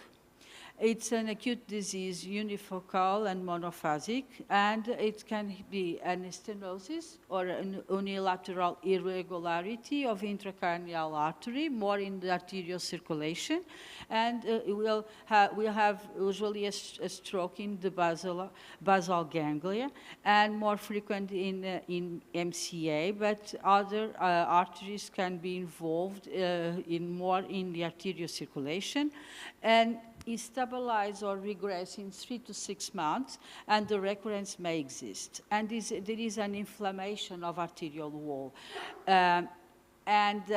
We see if we do T1 with gadolinium, we can see the increase of signal in the wall of the vessel and the thickening of the vessel. And there is a score of angiographic evaluation that is from normal till occlusion. And the other disease that we have to think about is moya-moya disease. It's a progressive vasculopathy, non-inflammatory and non-arteriosclerotic. And it can be idiopathic. There is a mutation associated. And it can be in the syndrome, in several diseases, association with this disease. And is a progressive bilateral stenotic occlusive of the supraclinoid ICAS, or MCA and ACA. Is also less in posterior circulation, and we have this stenotic associated with dilatation and hypertrophy of lenticulostriate arteries, and it gives that image of puff of smoke, as you see here. And we have more cortical infarcts in opposite to the other one, and the basilar and the hemorrhage is more frequent in adults. And there is a grading scale of Berlin grading scale that use DSA, MR, and functional hemodynamics to evaluate who should be treated, and treatment is usually surgery with this Adams technique. Regarding treatment, well, In children, we have not a small adult. We have really a different scenario because the physiopathology is different, etiology of stroke is different, as we've seen, fibrinolytic system also is different, and there is sometimes a delay in medical attention and diagnosis, and we should reverse this because of stroke mimics, and the median of diagnosis is still on 22.7 hours, so it is very important, close to the pediatrics, to see if we can short this time of diagnosis. Depending on age and weight, we will also different approach because of size of the arteries, and the penumbra evolution may be different than adults. And so in adults, we have the CBF, the death values that we have on the right side, and the children have different CBFs. The perfusion pressure is different, intracranial pressure is different, vascular resistance is different. So we don't know really how this works in children, but it's true that it's different from adults. So better outcome than in adults in small stroke is true because they have collateral circulation, they have some neuroplasticity, but we know that it's a favorable outcome in large stroke because there is a neurologic deficit associated with cognitive impairment, and this is a terrible thing for the children. So what to do? Well, regarding these two groups, that is a classification of pediatrics. But for us, what is important? It's more important the weight and the age, because depending on this, we have the femoral artery diameter difference and the brain vessels also different. We know that more than 5 years old, the children have already the arteries at the same size than in adults. And this is the difference depending the age of the children and the diameter of the femoral artery. So this is important to evaluate and to choose which material we are going to use. There are no randomized trials, only case studies and meta-analysis regarding treatment. We have this, the Safe Child study that is from 2020. That was 27 centers. They treated 73 children with thrombectomy, and the conclusion is that thrombectomy is safe and feasible with a low rate of complications in pediatric population, comparable with clinical trials in adults. And the long-term neurologic outcomes were good in most patients treated, and the group of smaller children till 6 years had worse results. And is where the thrombectomy may be fatal more frequently. And we have to consider the risk-benefit in these so small babies.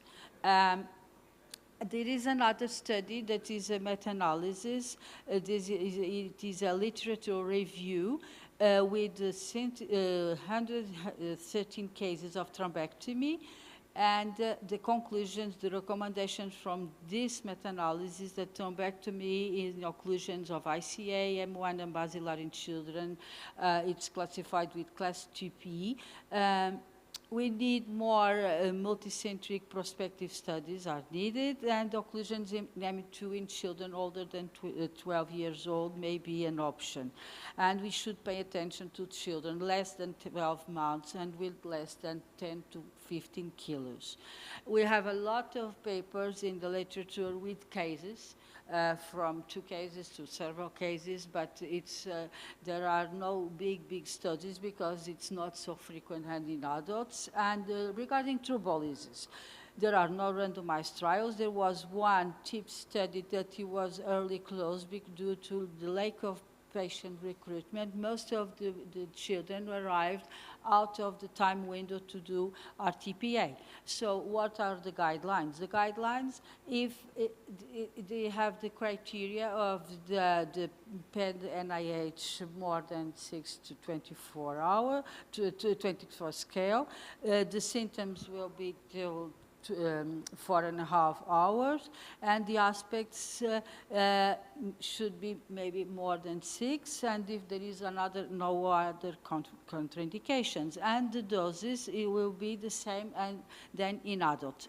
Regarding thrombectomy, there are no randomized trials. There are also case series, and so we should follow the guidelines for thrombectomy in adults. And regarding the materials, strength retriever was the most frequent use because of the vessel of diameter, and the aspiration needs usually larger catheters, and the results, the efficacy and low complication rate and good follow-up in most of the patients makes that we should consider to do this treatment. So results depend on etiology of occlusion, if we have thrombus or vessel wall disease.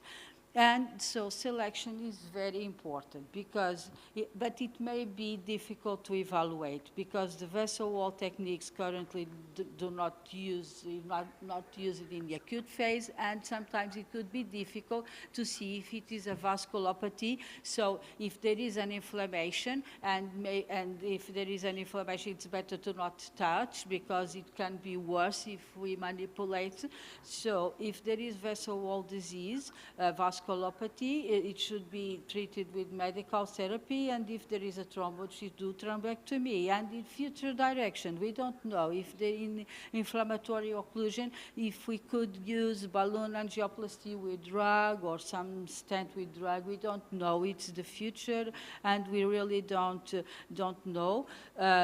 We use the same material that in adults, and the problem is the femoral puncture. Children younger than 5 years old or younger or less than 10 kilos have a higher risk of complications because on the femoral, and is a main problem because of the developing of the leg. So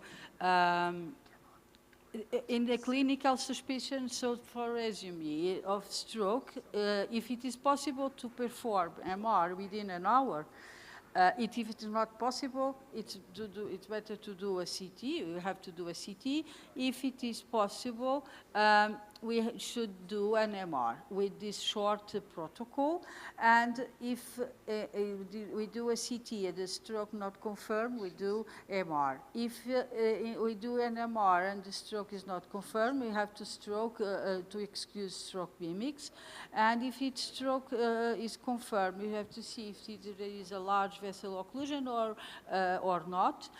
If there is no large vessel occlusion, we should do MR and other studies. And if we have large vessel occlusion, less than 6 hours, we do RTPA and thrombectomy. And if it is more than 6 hours, we'll do only thrombectomy. And we have to pay attention. This is a multidisciplinary, has to be treated with a multidisciplinary treatment team with pediatric department, of course, with neuroradiologists that know about pediatric neuroradiology and interventional neuroradiology. Also, the neurologists with the experience of stroke unit, and of course, the neurosurgery department also with experience in pediatric neurosurgery. Thank you.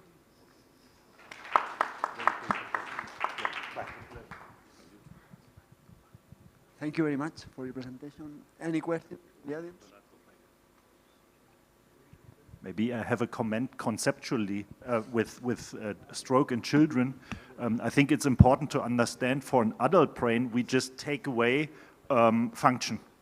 But for a childhood stroke, we take away function that recovers, but we cause a delay in development and impair the further brain development. So it's a bit, has an even higher importance because it's not only what's there that's lost, but also what's coming is lost. Yeah, thank you for your comment. Yes, it's true. It's the reason why it's not only the function, but the cognitive impairment and all the future, it's, yeah, and it's a huge burden, of course, yes. Yes, and I think it's very important because if we talk to neurologists and pediatricians, they say, yeah, where's the evidence and so on. We need to push really hard for what else do you want, because there will never be a randomized trial in children on this. It would be totally unethical. And I think this is our main role to be confident and just push forward, because the results are ridiculously good. Yeah, it's true. We have the same experience. At the beginning, of course, we had the experience. We had to have the experience with adults and to convince pediatrics. You know, everybody that has experience working with pediatric, it's it's a long time to they have confidence on us. And but it's important to explain to them and to be very close to them and to say, okay, now we have a lot of experience, so it's maybe to advance to treat these children. The problem is that it happened to me also is to know if it is a vasculopathy.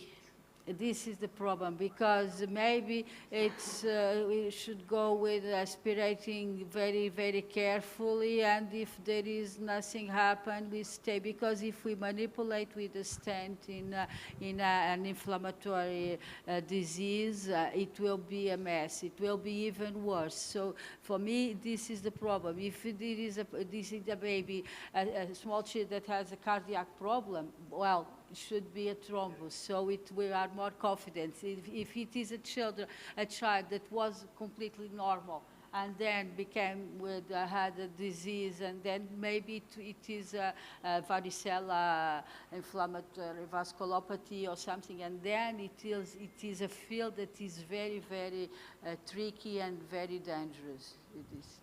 For me, it's the main problem, because the vessels are easy to catheterize. The problem is the femoral, finally. The rest we have already experienced. So, Lucia, one more comment. It was an excellent talk, and give a very broad and very balanced view on the pediatric stroke. It's very difficult to manage in acute setting, pediatric stroke.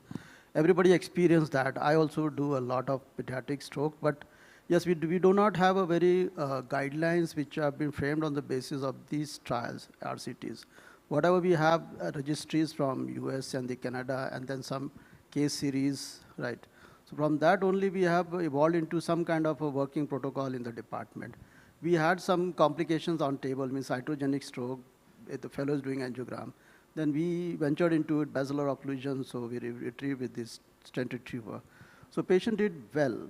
So, but the main concern was about the choice of the system, like aspiration versus mechanical stent retriever devices, which are likely to cause more friction and sharing of the perforators and other things. So between these two, a choice, what you proceed with? First, aspiration technique, or you straight away take a stent retriever? Thank you for your comment. It is exactly what I was saying. Maybe aspiration, if it will be better, because we don't manipulate the place of the occlusion. We try to aspirate to see what happened. And if nothing happened, and we see that maybe it's inflammatory, to not do anything else, because I don't know with a stent with drug will work, or we don't know.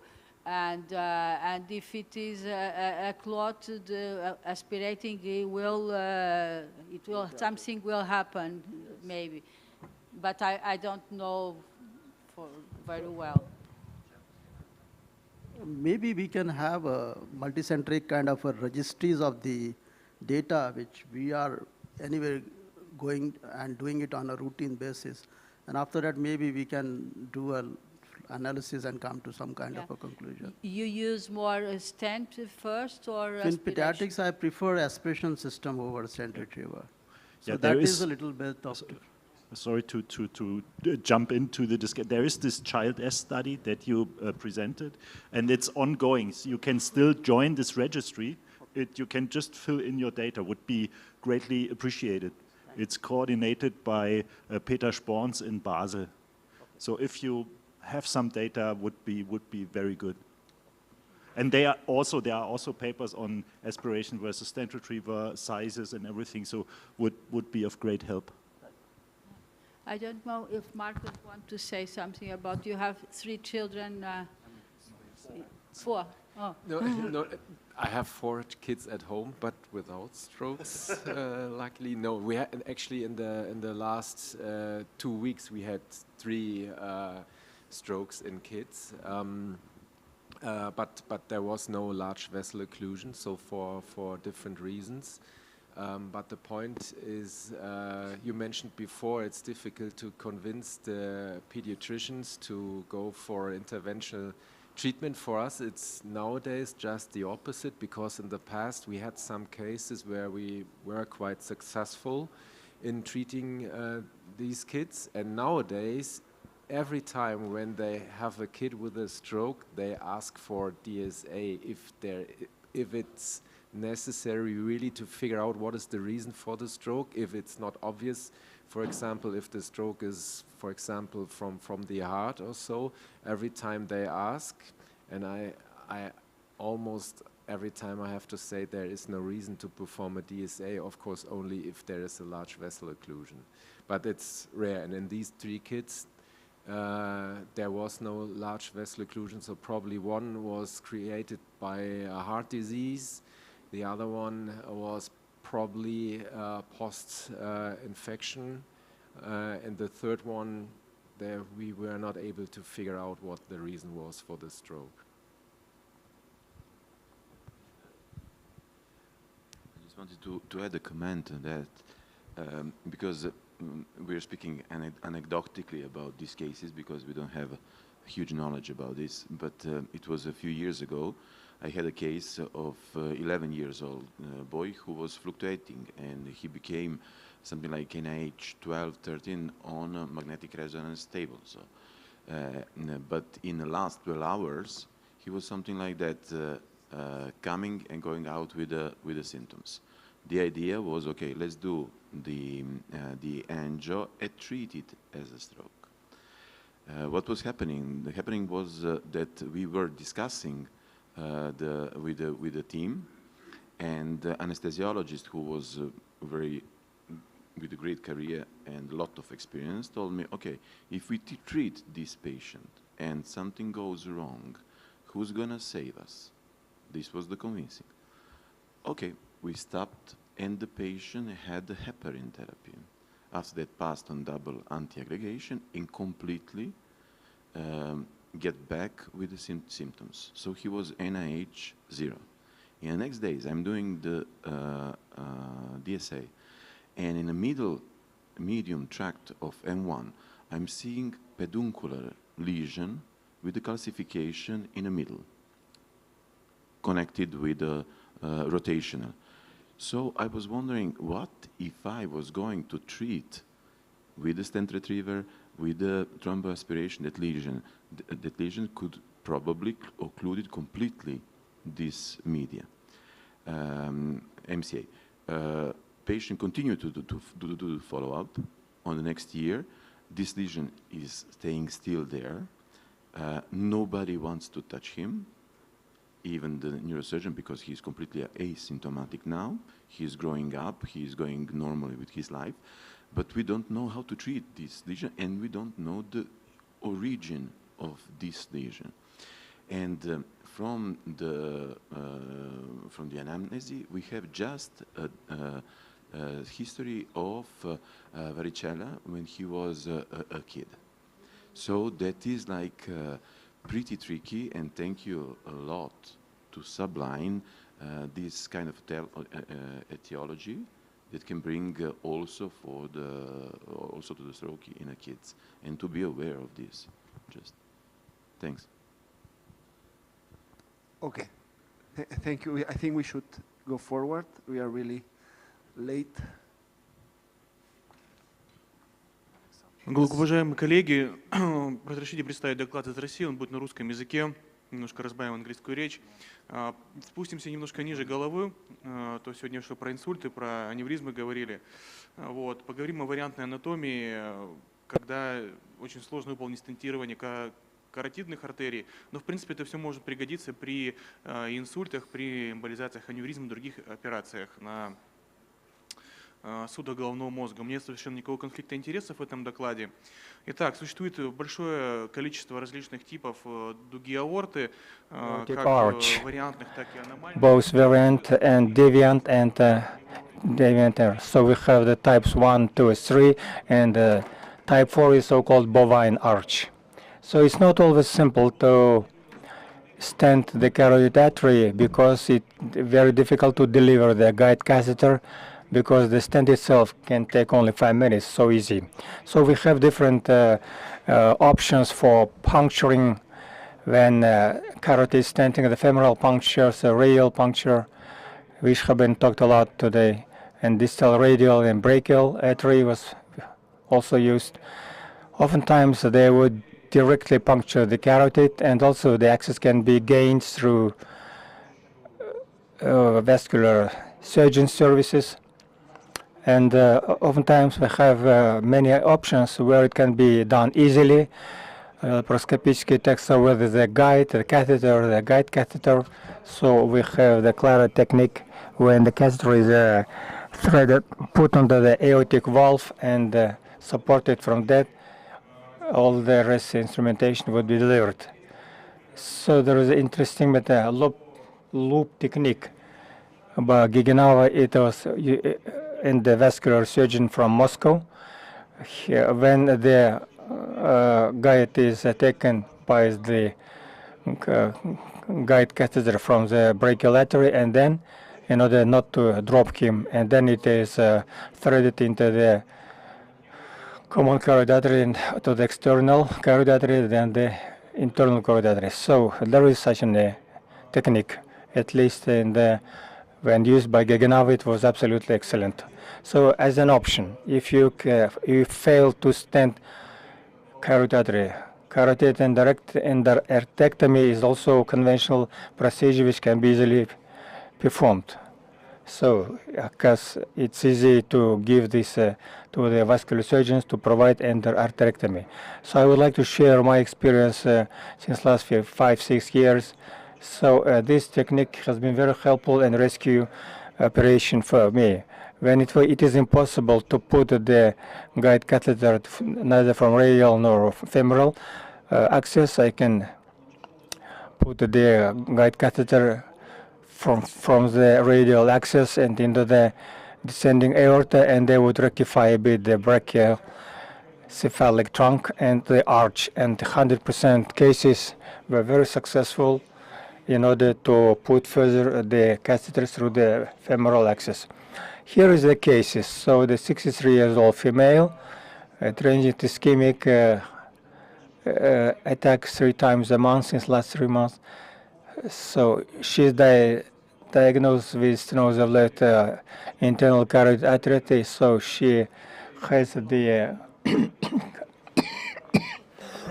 and she was offered the carotid procedure on the left side, and she gave up on the other side. So we took her consent in consideration. So I apologize for poor quality of angio because we use the C-arm instead of angiographer. So you can see there is residual stenosis in the ostium of the common carotid artery after the procedure on it, internal carotid artery. So the patient was operated thereupon. So there is a stenosis, symptomatic stenosis in the ostium of the left carotid artery. So here is the angulation like that when threading the catheter through the femoral axis.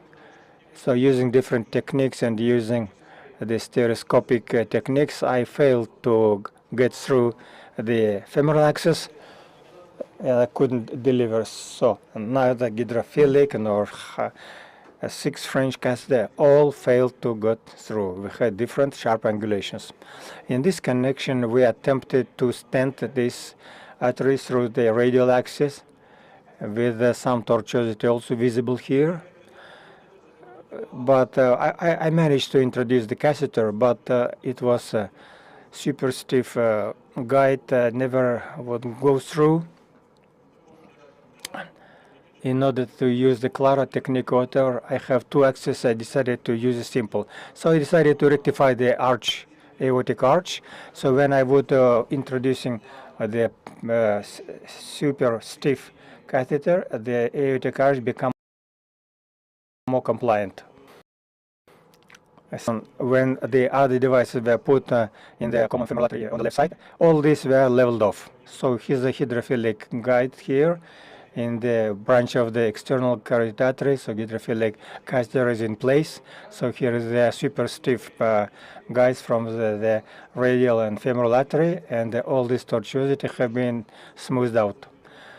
So then the destination catheter was uneventfully threaded through, and the internal carotid artery was successfully stented. So I think it's not interesting because everyone has seen this. So this is the control angiography. Stent is patent, and this is the way it looked with the guide catheter and the super stiff. So I recorded everything, and all these stiffs were tortuosity were leveled off. So this technique is quite useful in cases. So it's even superior to Clara technique time-wise. It can be used before because it's quite simple and easy to perform. And concluding, I would like to say complex in simple, and simple is in complex. So you should be always in search of simple solutions to complex problems. Thank you. Any questions? I will take them gladly.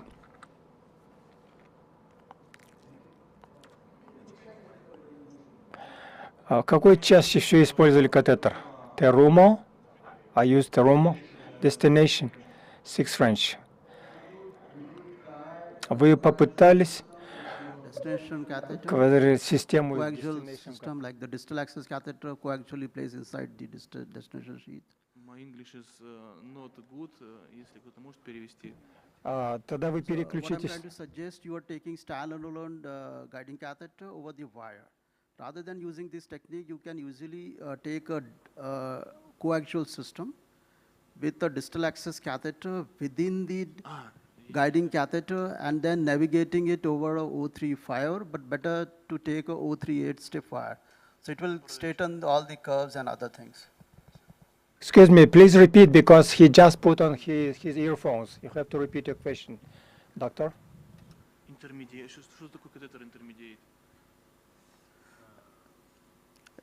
This technique is similar to what we call it a buddy technique. You can use a buddy wire, like a 0.38 wire, navigate those curves and keep it in the external carotid rather than the internal carotid. So by doing this, you can straighten the curves.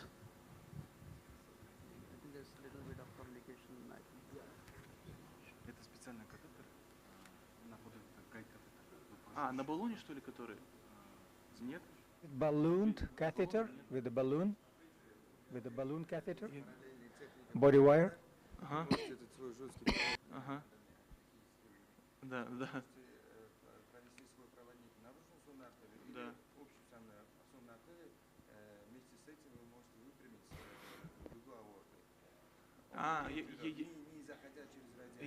Это бодивайр техник называется. Они используют такое. После этого рядом они проходят с следующим проводником и проходят, делают фиксировку. Я понял. Okay, I got you. Спасибо большое за вопрос. Мне, слава богу, перевели. I have the translation, so what you asked. And so you use two guides, right? Two wires you use, right? If we use two wires, they will never go through the 5 French catheter when put through the femoral axis. You have either to have 2 femoral axis sites, or you have a 7 French introducer instead, or 8 French introducer instead. In order to access when we have to stent carotid, we initially take the 5 French one, and then we will replace it with the catheters, whatever, Asahi or Terumo destination. Yes, I know about this technique you are mentioning, but I never used in my practice. But I follow your logic. Thank you. Wait ways to solve this problem. Я but, думаю, что- but we've been shown a way to straighten the anatomy, which can be a good tip. So I think now we'll move to next talk from Arkhangelsk Hill Technology. Yes. Elvira Chorlovska will give this talk, please. Hello. Good afternoon, everyone. I'm Elvira Ciosłowska. I am representing Arkhangelsk company, and today afternoon I would like to do some introduction to the heel coating technology. We are planning to introduce to our the device portfolio in the future, and we're starting to do this through the limited market release already. So, one moment. I'm too. Okay. I'm sorry. Okay, once again.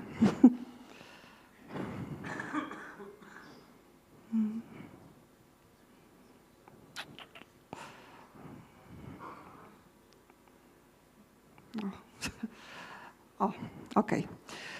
So, very slowly. So, talking about the heel technology, we are talking about biofunctional coating. It means coating which consists of the biological and biochemical matrix, which contributes to improve hemocompatibility. The coating consists of the fibrin network in which heparin is embedded. Heel coating imitates the last stage of hemostasis. Embedded heparin interacts with the antithrombin 3 circulating in the bloodstream, locally enhances its inhibitory effect on thrombin. Inhibiting thrombin means causes that coagulation, of course, coagulation cascade is inhibited, and antithrombogenic effect is achieved locally.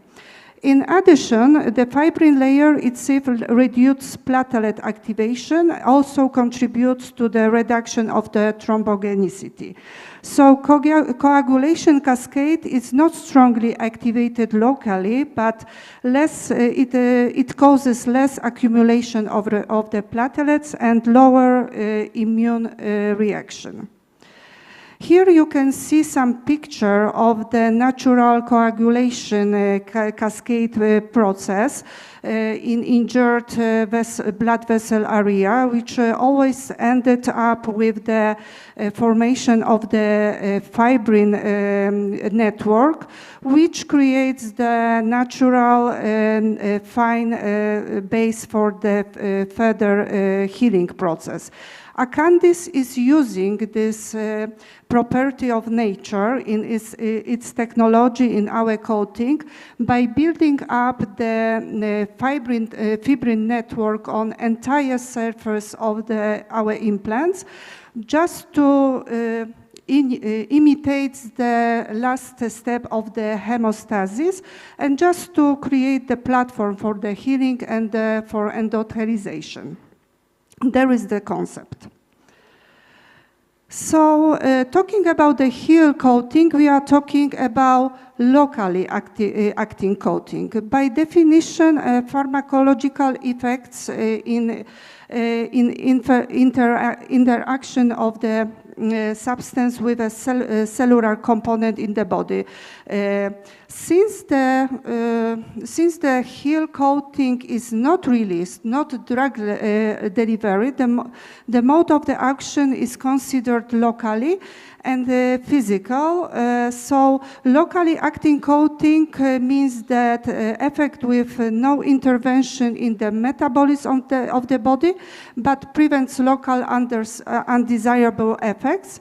We are talking about no general systemic anticoagulation, so only what means accumulation of platelets, and thus the thrombogenicity is reduced locally.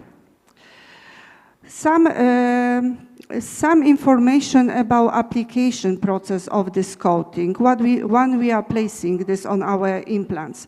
There is the physical absorption, so there is immersion process in solution by attachment of the matrix. We are talking about incorporation of heparin via covalent bonding. Coating is applied after braiding on the completely finished stand before sterilization. Regarding to coating on the crossover points, as the braid expands in the fluid and the wires are thus in the motion, coating adheres everywhere, but of course minimum spots that may not be covered cannot be guaranteed to be excluded. So we already started some limited market release in our flow diverters, it means in the Revo, but we are planning to extend this HEAL technology through another, our implants instance. So we starting the limited market release for Credo, for our intracranial stenosis treatment solution, and for aneurysm bridging stent, it means both laser cut, so a and Acero braided stent. The coating is highly elastic and adhesion is extremely stable, so can be dissolved only with highly concentrated sodium hydroxide solution. So it's very stable. During the development phase, no changes in open behavior are noted. So because there is not because of the thickness of the coating, we are talking about some range of nanometers between 10 up to 50. We are saying, we can say that no allergic reaction are not to be expected because components of this coating are naturally occurring proteins in the human organism, and the processing takes place under highly sterile condition, and the final product is sterilized in usual way. But if there is no overreaction to heparin, the use of this HEAL product is nevertheless not recommended.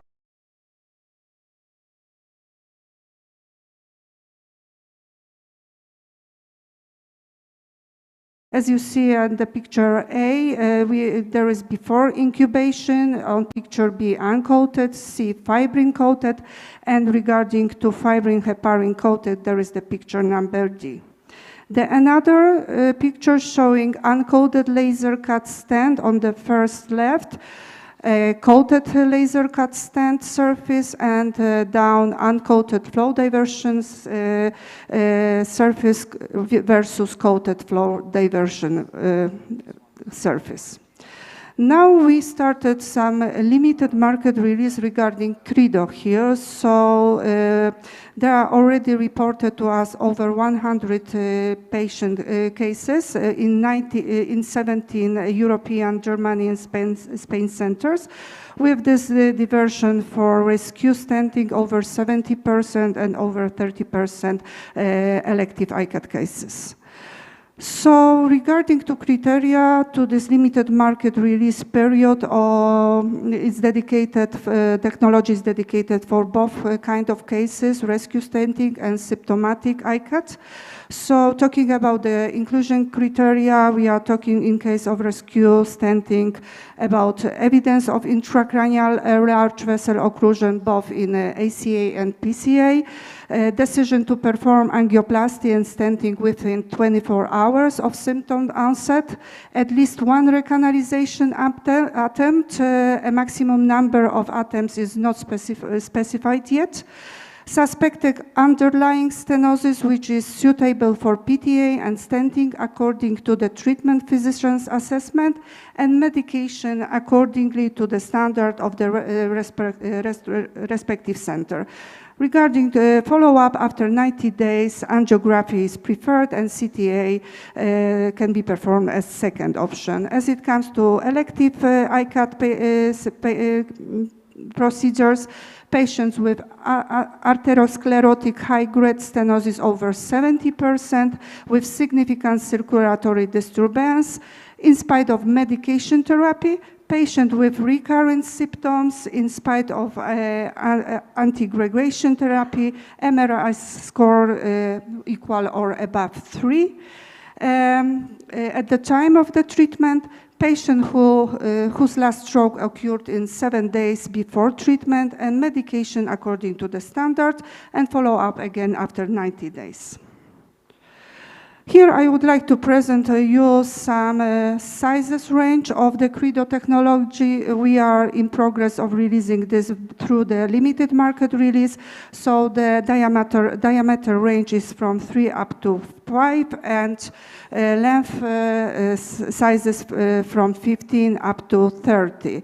So the first line approach for HEAL technology in the Credo line is just to place this coating on the 3, 4, 5 sizes, and for the length 15 and 20. So just to summarize, summarization of this discussion, the fully cured fibrin network covering the entire implant surface strongly reduced thrombogenicity compared to uncoated stents and flow diverters. We observed this in our in vivo test. The fibrin-based coating acts as a surface passivation, which reduced coagulation cascade and inflammation. Covalently bound heparin embedded into a fibrin coating further improves thrombogenicity by locally reducing platelet activation and coagulation cascade. And passivating effect of the fibrin-based coating led to the reduced inflammatory reaction, near stent struts compared to uncoated devices in animal trials. And fibrin-based coating provides an excellent scaffolding for interacting with endothelial cells and therefore facilitating cells proliferation. Finally, the coating is not eluting and has not pharmacological effect on the surrounding tissue. So if you, there is the short introduction because there is a lot of things still in progress. So if you have any further question, detailed technical question and indication, I would like to introduce my colleague who is engineer responsible, and we are available here later in the lobby just to answer your all question if there is needed, because I see there is coffee break just now. So I invite for discussion. Thank you a lot. Thank you very much. Any questions from the audience? Okay, thank you. I think now we are moving to last presentation. It will be a video case for Anton Kilchuk. I think. Okay.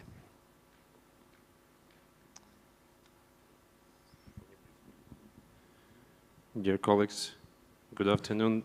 The strongest remain today, for now. So I just want to say a few words before my video case will be presented.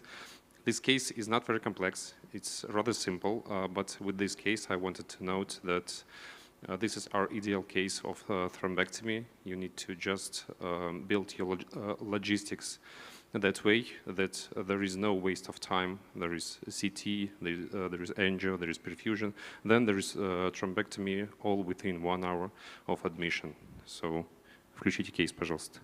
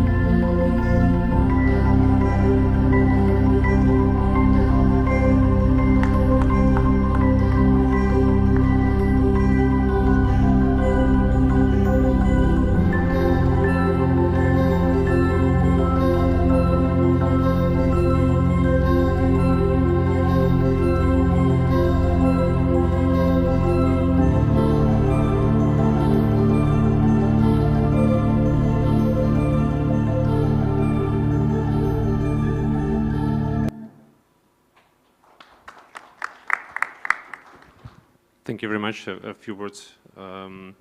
Actually, this is the case. This is the kind of case that I personally want all of my cases to be. There is, and you know that not every case just like that. So thank you. Thank you very much. Any other comment? So I think we are done regarding all the presentations. I don't know if Minzilk is hearing us or wants to do any comment about the case. I'm not sure he's hearing us. Do you hear us?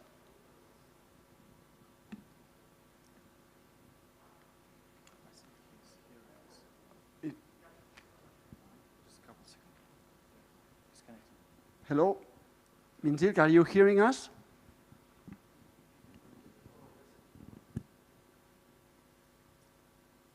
Let's wait for a second.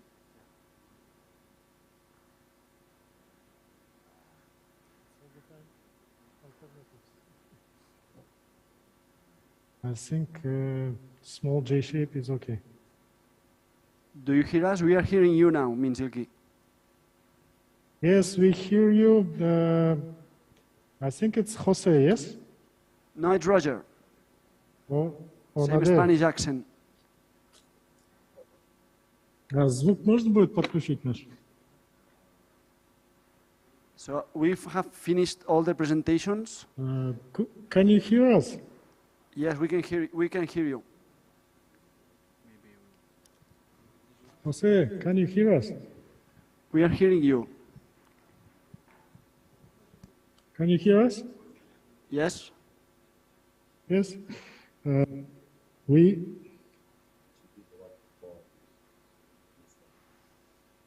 We cut the Fubuki and inserted 5-French deformer catheter.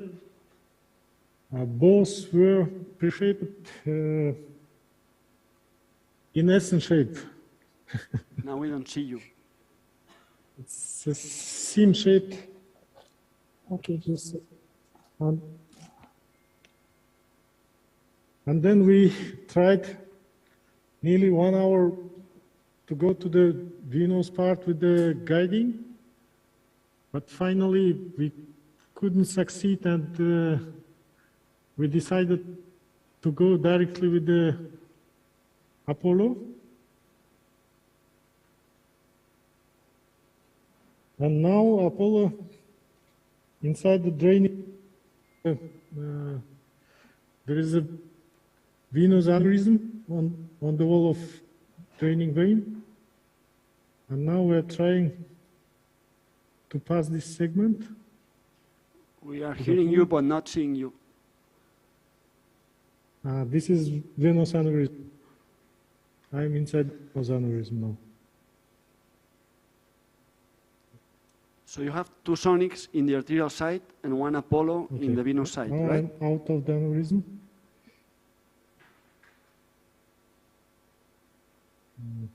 We already put 3 microcatheters in the feeding arteries, and we fully control the AVM, nearly fully. But it's a functional zone, that's why we try to deal with this vein.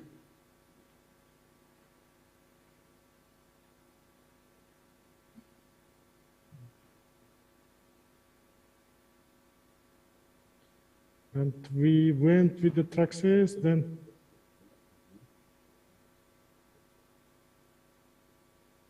it's inside the aneurysm. We went with Traxes, then changed to hybrid, and now we have a Chikai X.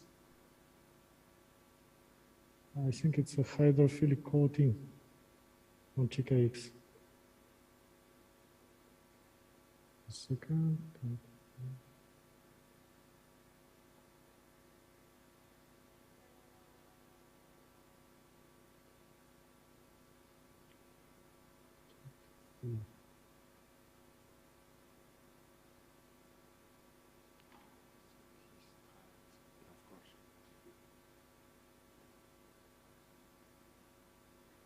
I think it's a different way.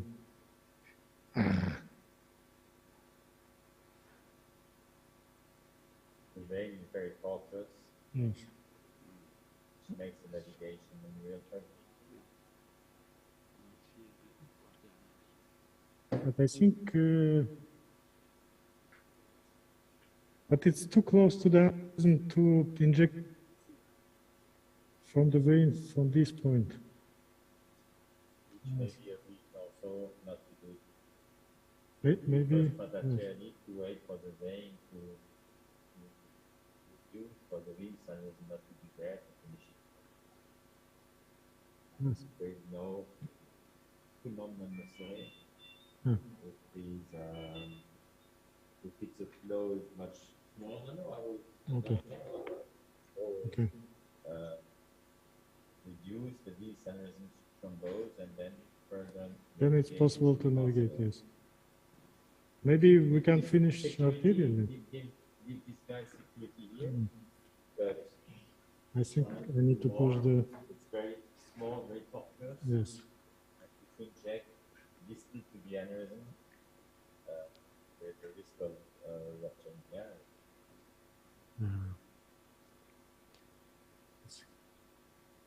I will just put the wire for the security.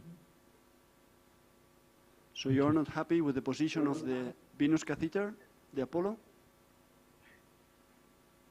Apollo is just behind the aneurysm, just forward the aneurysm. But it's very close, it's nearly 2 millimeters to the aneurysm. And I think now we will start with the squid 12, and we have 3 microcatheters in 3 different branches. And we'll try to finish transarterially. You have 2 micros from MCA and 1 from BCA? Oh, no, all 3 from the MCA. Okay. I will show you. Just a second.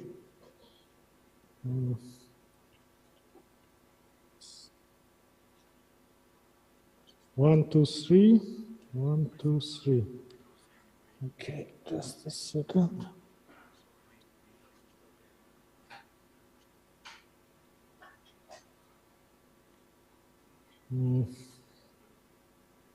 Oh.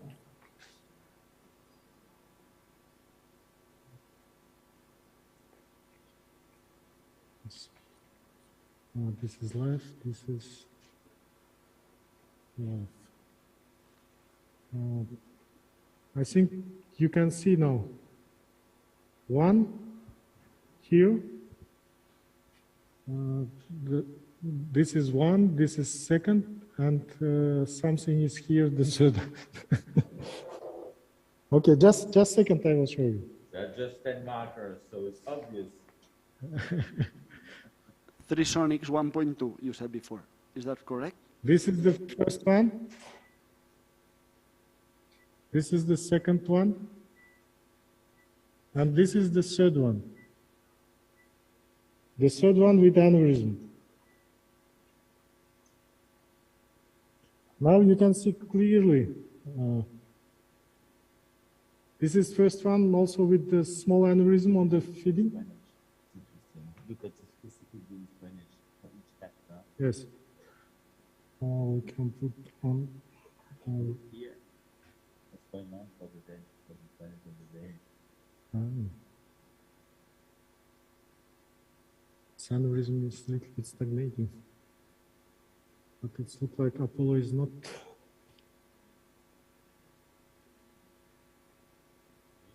Maybe let's look at each feeder because Okay. it shows the vein sequencing. This is first branch. It's more. It's from the upper part of the AVM, and this is the second branch from the backside of the AVM, and the third branch is from the front part of the AVM. So like this. This is aneurysm. And now I will show you the general view.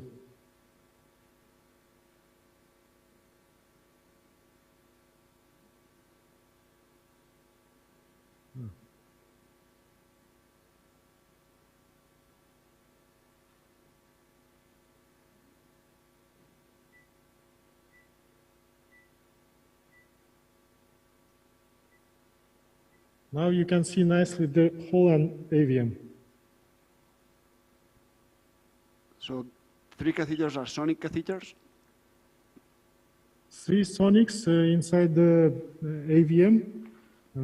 The back and lowest part is a sonic 1.5 and the other 2 is sonic 1.2. And which long sheet are you using? As a guiding, we used Neuron Max, which is 8 French guiding and 6 French long sheaths. And in Pino's part, we used coronary diagnostics and Fubuki. Okay. Squid. Демсо, squid. Squid 12.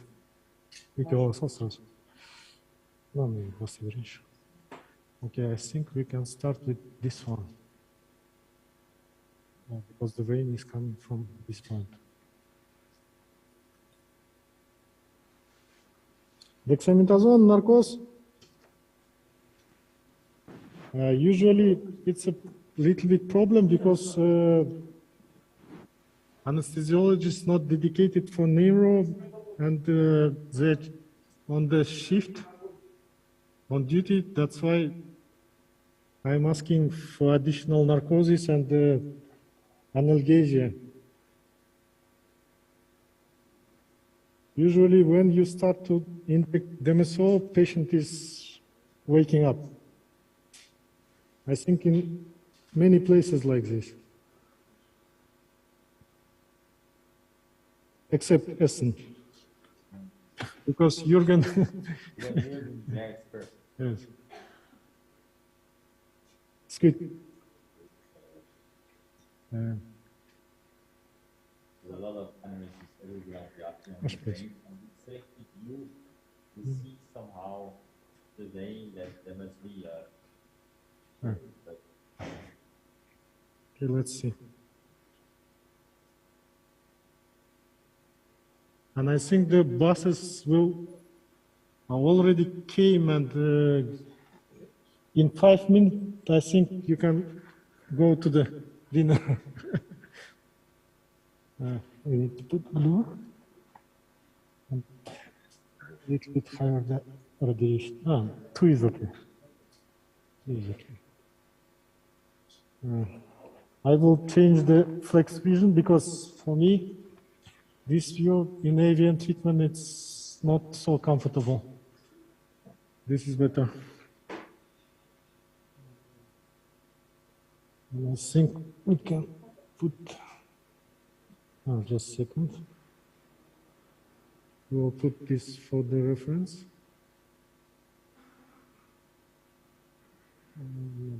This one.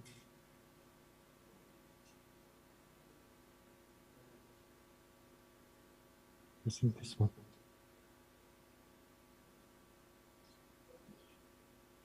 Yes, when you're dealing with the liquid embolic, it's very important to have a roadmap and subtracted view.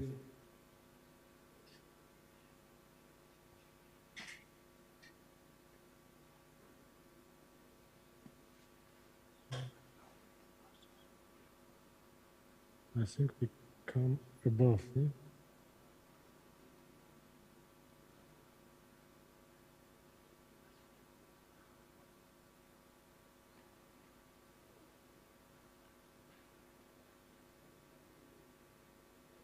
I think it's a draining vein, so-called foot of the vein. Yeah.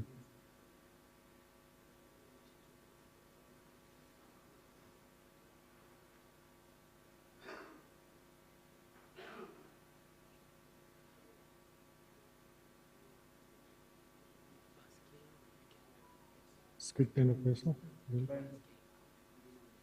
Now the squid is arriving inside the aneurysm.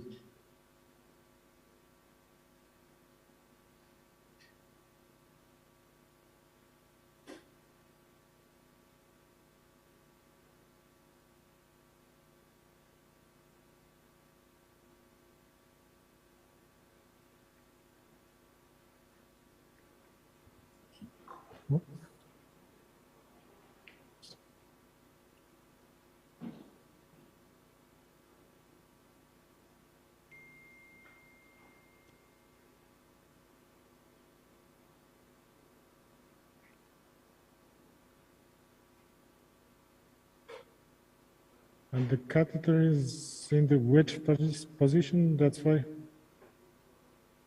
you couldn't see any reflex till now.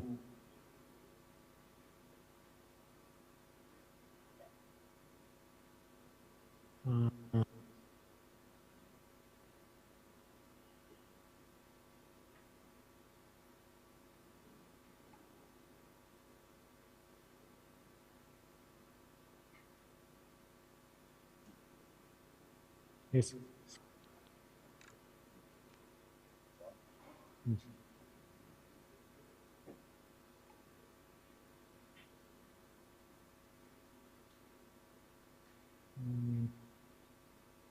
Yes, I think we need to check the.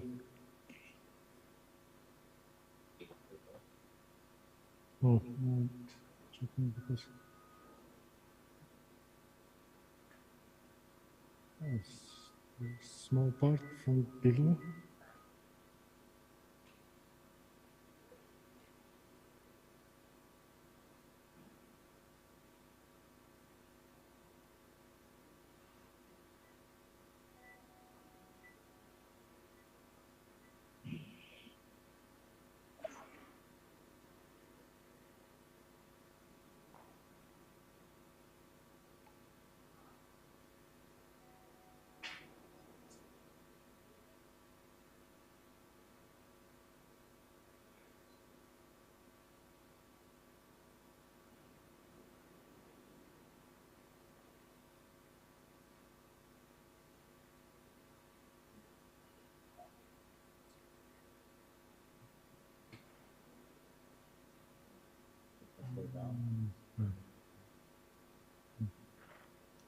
What is the reflex inside? Not today. Yes. But, Yeah.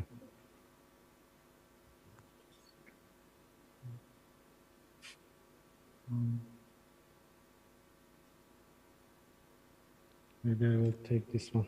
Okay. Squid them so.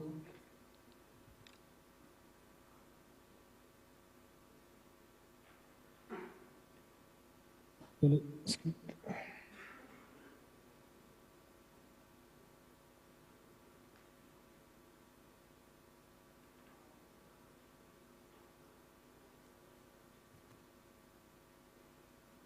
Rozumím.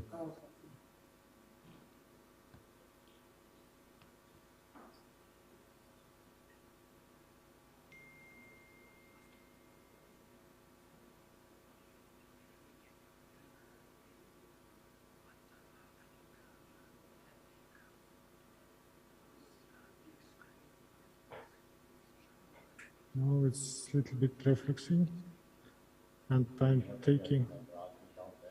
Yes, it's artery which I wanted to inject the squid now.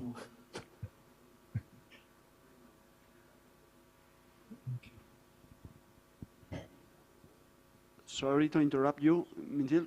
I think the bus is here, so. Yes, yes. You can switch for the YouTube on your smartphone, and you can go to the dinner. Okay. Yes, it's possible to look in YouTube. Okay. Before doing that, though, I've been told that if we can all go to the front and we'll make all a picture, they want us to make a picture with Chapo, I mean, now, before leaving. And Okay, we are together, we are green. you are in the screen, yes, and we will make a picture with both of you doing the case. Questions on the bus only allow about stroke and AVN. Yes. Приглашаем всех на сцену. Сделать общую фотку.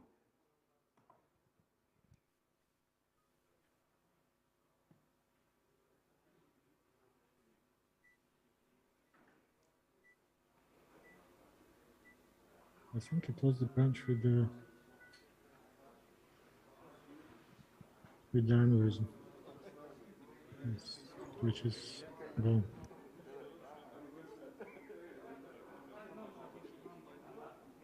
Okay. You can finish with The third branch. I need to check that vertebra.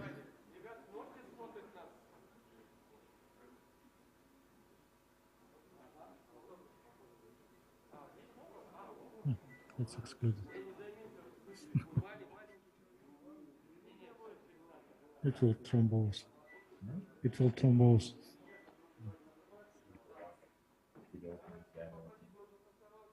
Ah, it's slow and rhythm, it will occlude. But with this we'll finish, yes.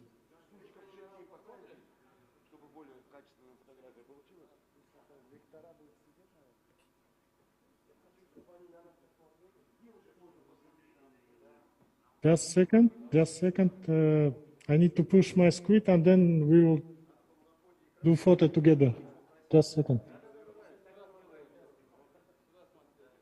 I need extra 30 minutes, 30 seconds. I need to push a little bit and then.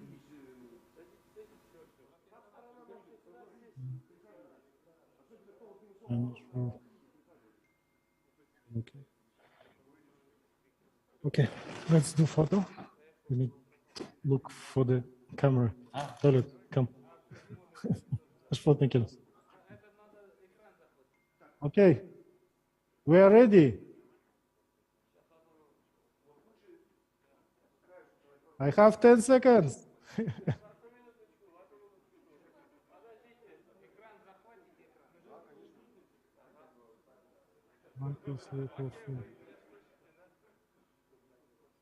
Okay? Okay, I need to continue. Okay.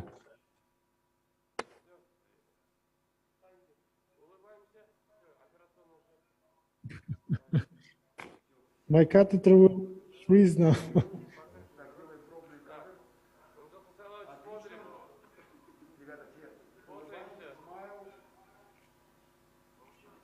I don't see this one.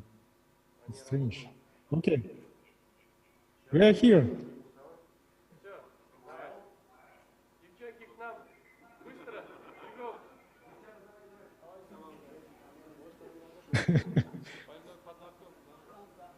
Are you finished? Okay. I don't see this. This micro.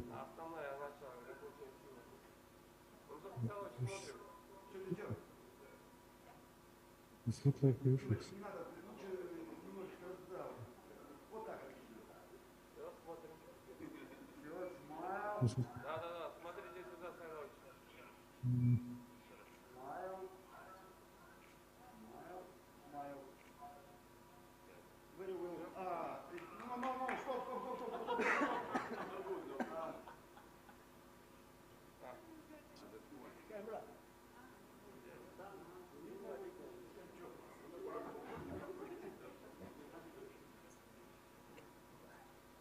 I need new one. No is good. No, we not go that. Не остаток, а новый, доли. Он на весь экран фотографирует? Или вот то, что светлая зона? То, что светлая зона.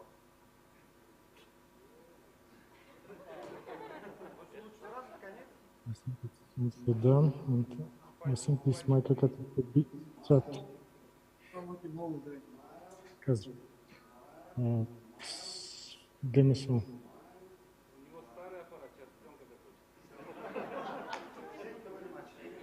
Demisol.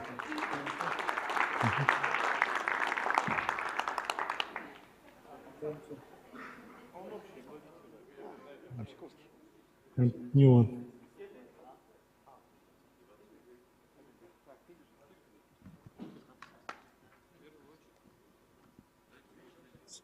В 19 часов, ровно в 7 часов, автобус будет ждать всех на ужин.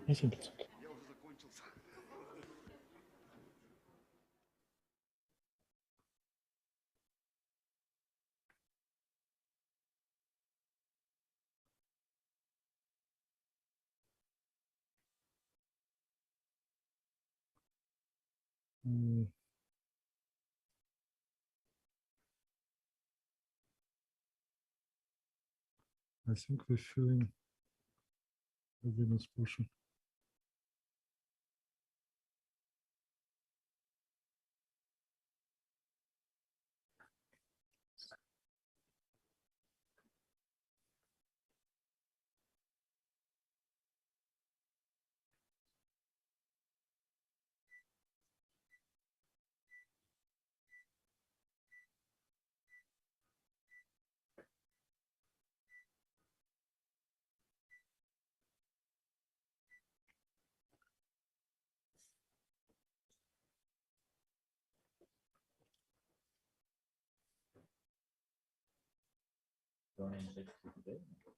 Hmm? Maybe I can finish through the veins. But it's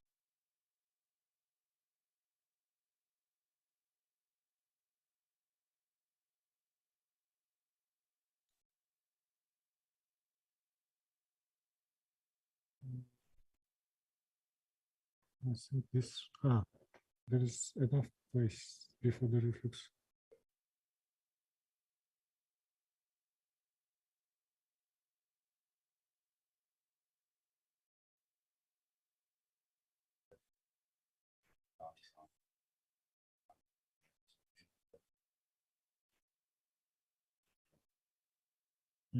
I think I need to stop.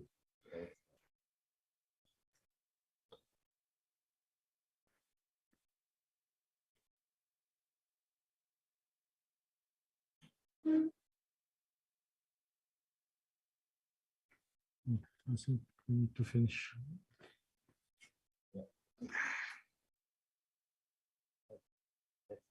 Because we may use it for the day. It's okay. I have this. You have PMSO? Remsen. Yeah.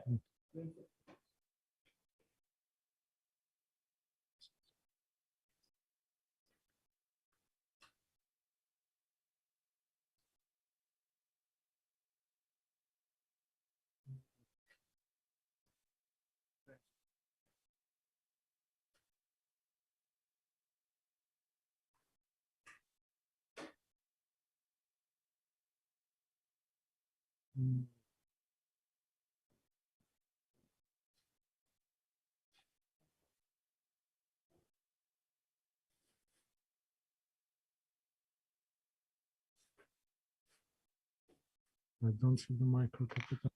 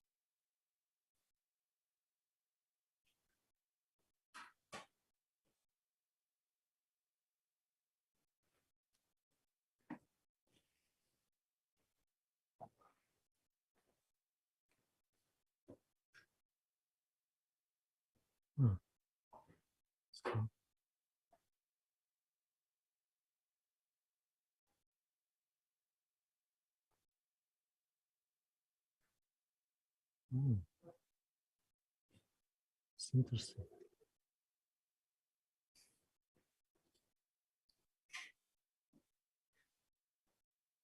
Don't think.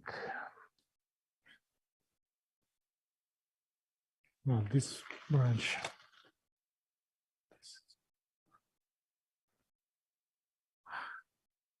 Quite proximal reflex. Yes.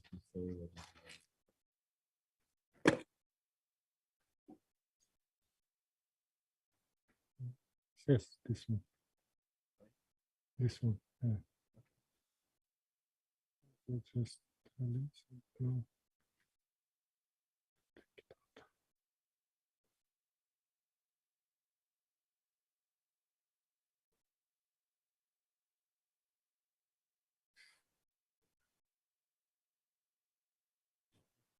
It's coming. Yes.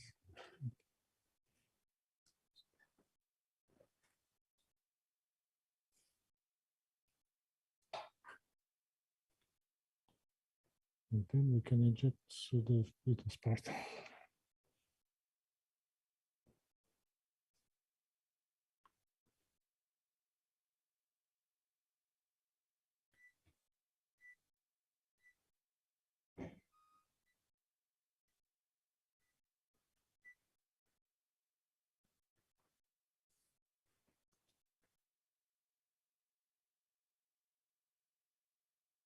There's any way to try to check something.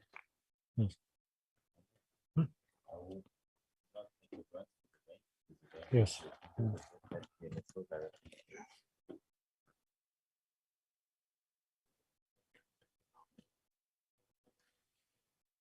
Electrode process. Побег я рисовал. Yes, just a second. Hold it.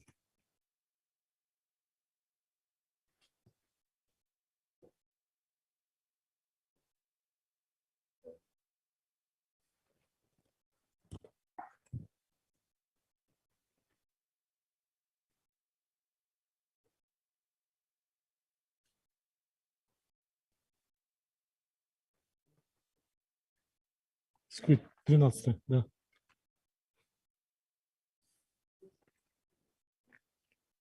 So we can check this one.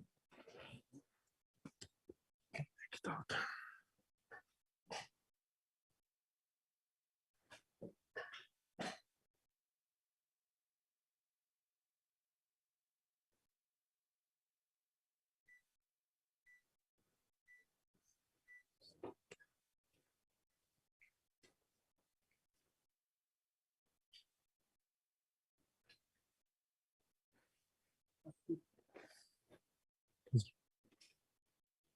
Beautiful.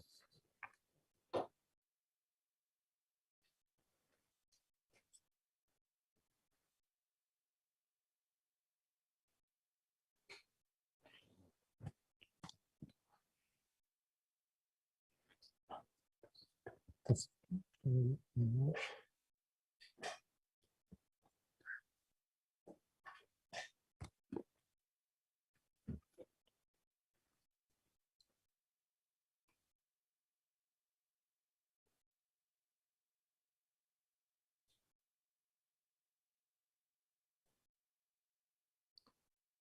It's fixing.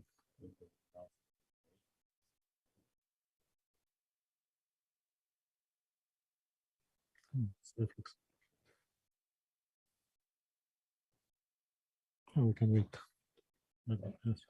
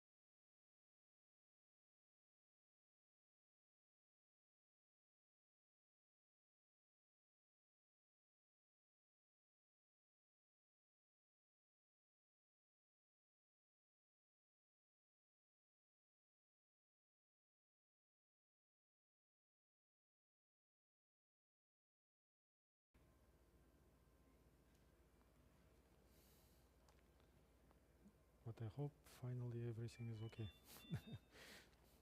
So many traction. Yes. There is not a feeling of a complete AVM, but it's controlled on both sides and the artery are done and there doesn't seem to be anastomosis, so it looks good.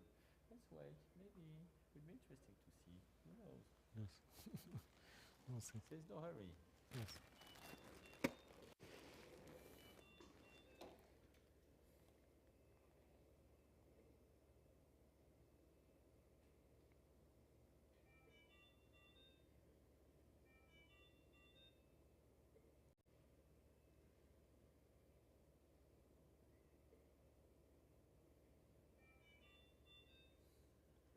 I think it's mostly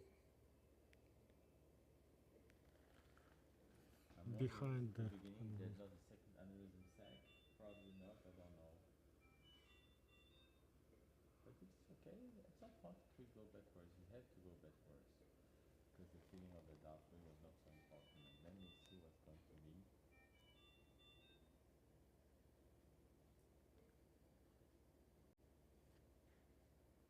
Anyway, it's good. But just to know, if we don't have a good AVM and we're in a similar situation, what is going to happen?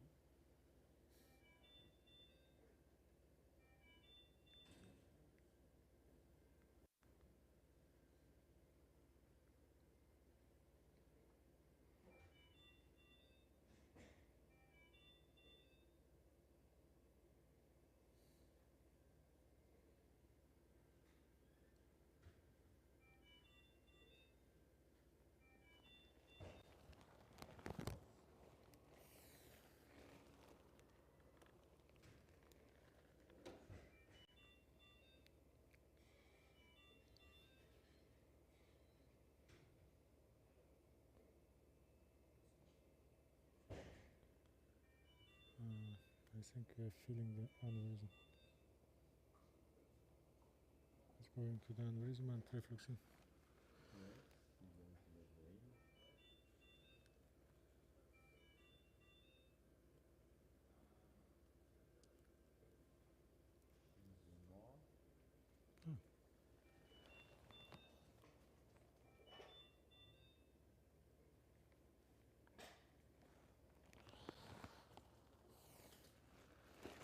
The first Allura I worked in emergency hospital in Almaty came without this dual fluoro on roadmap.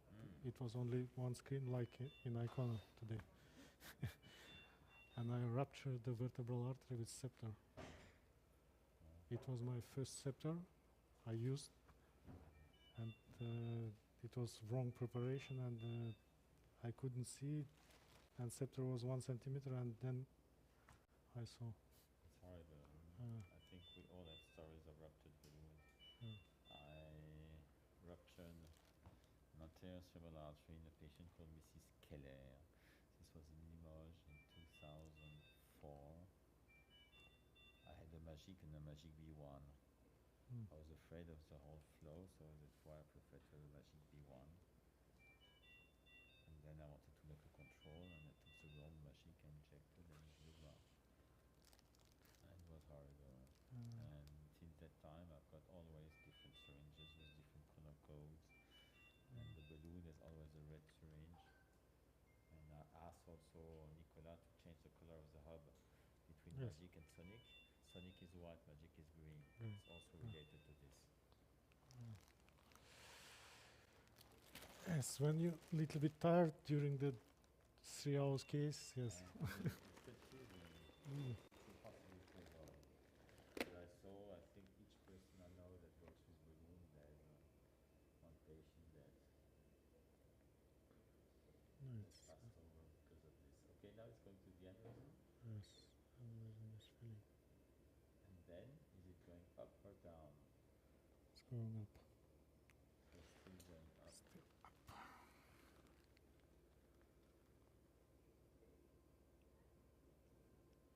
I think 5 Then after me here to pass down the aneurysm. Yes. Because anyway, after you've got something, but it's not straight and it continues. Otherwise, did not understand it. I looked at the 3D for some time. I didn't understand. Otherwise, I would have proposed a working projection, but I just did not get it. I'm surprised that when you did feeder number 3 and when you did the controls, the aneurysm was not to be seen anymore. Yeah.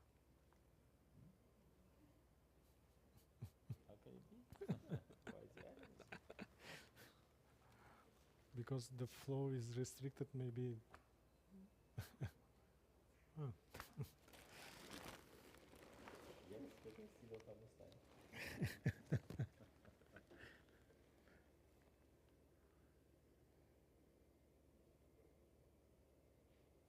Still aneurysm.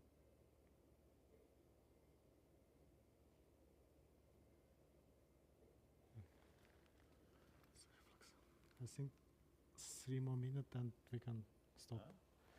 3 more minutes and we can stop. Yeah. Yes. What an ugly looking VM. Mm.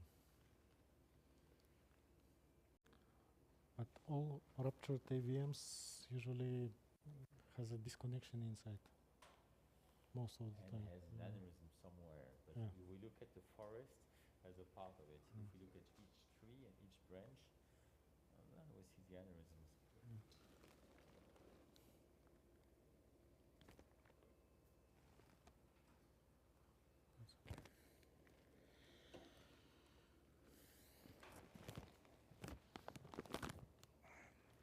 Wait, 30 seconds more. Nice idea.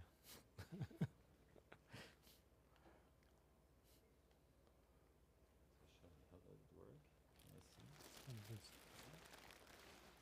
You can work, right? Yes. Oh, wow. I have magnet here and it's attaching with magnet on Gillette. Yes. Yes. Which attaches it. Yeah. Okay, and can you grab the other thing? Yes. Yes. Okay. Wow. And it's possible to put this on this ceiling, and it will go from this point to that point. So this is better what they have in Vienna. In Vienna, they got a system that they construct themselves with something where the guy is attached. What? I mean, it must have behind something like this on both sides, and then they attach us on one side.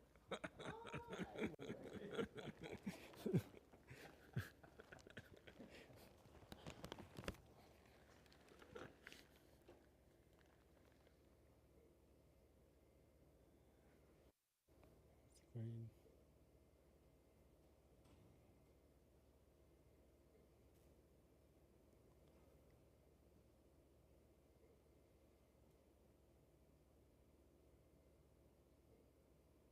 it's reflexing. Always up. Yeah. Maybe one more. We'll see. Anyway, when you started to analyze, it went very rapidly, and then it did this before getting to the aneurysm. So this came to be accumulated here very early in the course of treatment. Yeah. Just a second. Here's a nice option. On X-ray, there is a processing, and I will change for this. Possible to do like this. Then we can do this and pointer like this.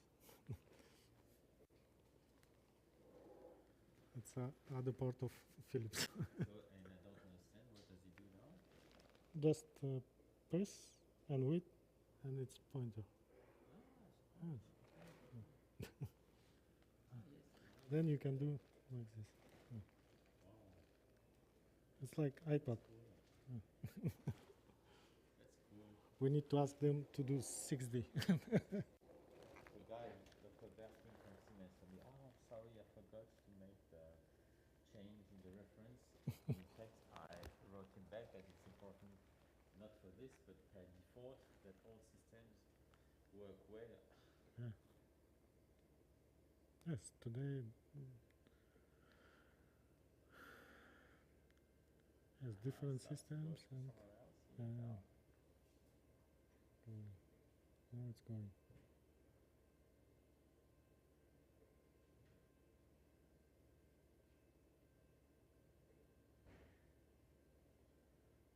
Also reflexing.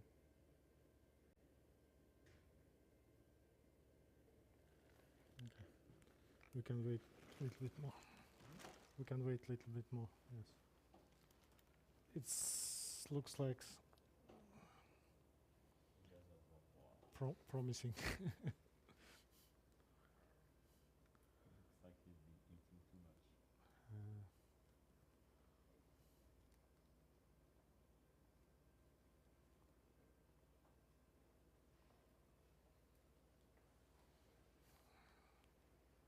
But fine, the fact to cut the guarding was okay, yeah? Yes. The question was not only to cut it, but on one end. So this was the proximal one.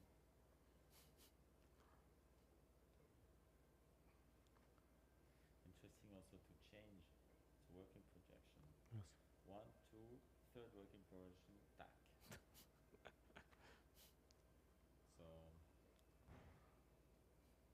And it's all the time difficult because there is some stenosis. I think But when it's still, enlarged and I used to spend 1 to 2 hours, sometimes less, but usually long time. And now I must say, usually it's getting less because I progressively it's a find a working practice, projection yeah. or practice or setup combination of things that makes that it works or not. But that means spending hours. Yes. And for this icono, for the icono in private, they didn't put the button in the control room. Then Make for your the own. city, you need to press in the cat lab. Crazy. Yes. I did that put a sine spin. So it's a room mainly used for cardiology. Especially when he makes a rotation. Yes, rotation, a little bit, sometimes he moves like this. But for me, sine spin is mostly marketing. It's a good idea, it's great, but in fact we don't care. 6D is much more important than placement. But Charbel still, I think he's still speaking about 4D, yes? Like other Saruman. Saruhan. Charbel, not so much probably, no. I think we can stop. Yes. Take it out.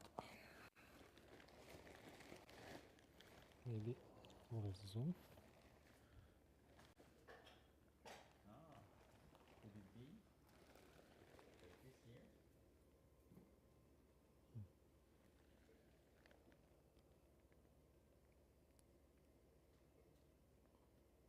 The U here is This one, yes, yes.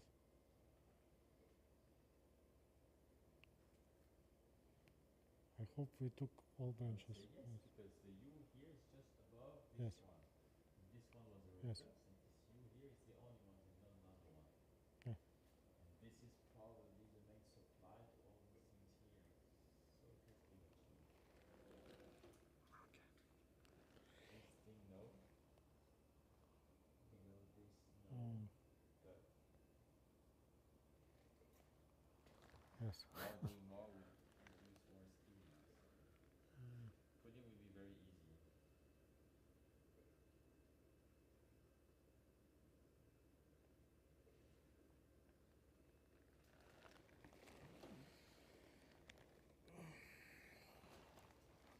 Oh, it's okay. It's okay.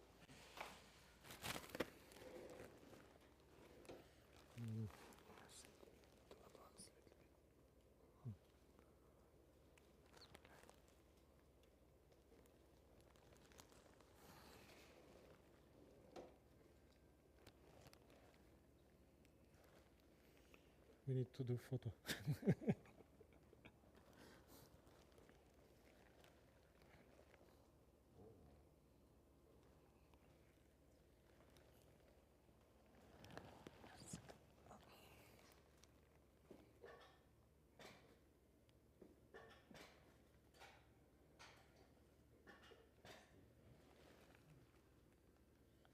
It's very stiff, yeah.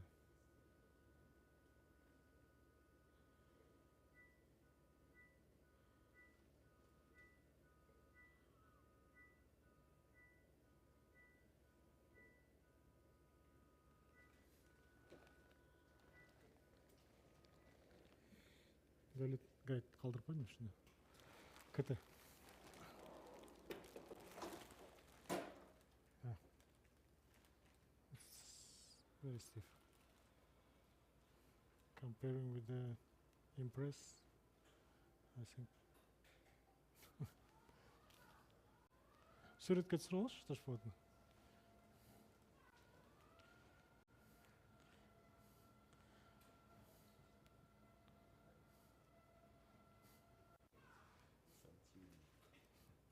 Yes. Yes, bir second. I will put the. Ой. Бірге түсіріп алыңыз біз.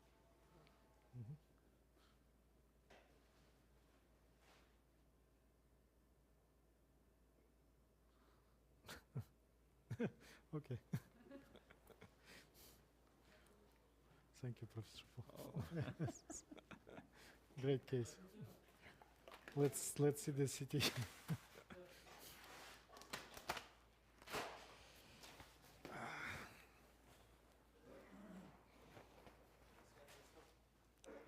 Я скажу пару слов. Там никого нету. Нет, для YouTube. В YouTube, да? Yes.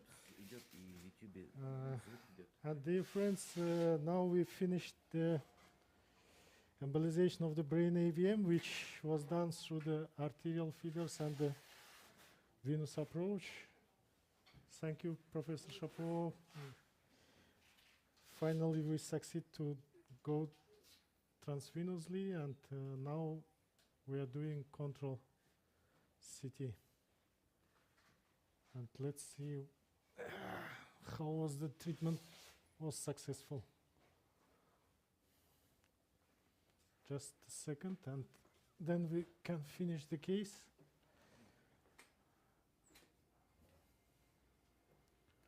And we had also some presentations on brain AVM and from Vitor Mendes Pereira and Charbel Monaye. And together with Evgeny, we will put recorded presentations later. Okay.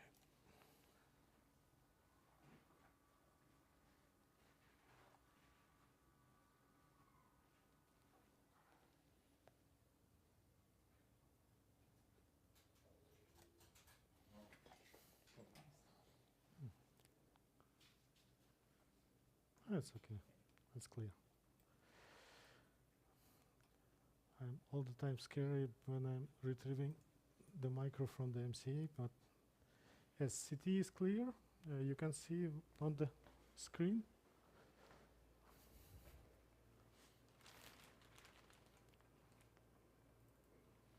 Yes, мы сделали КТ, на КТ все хорошо, и на этом мы заканчиваем нашу конференцию. Now we can say the conference is finished.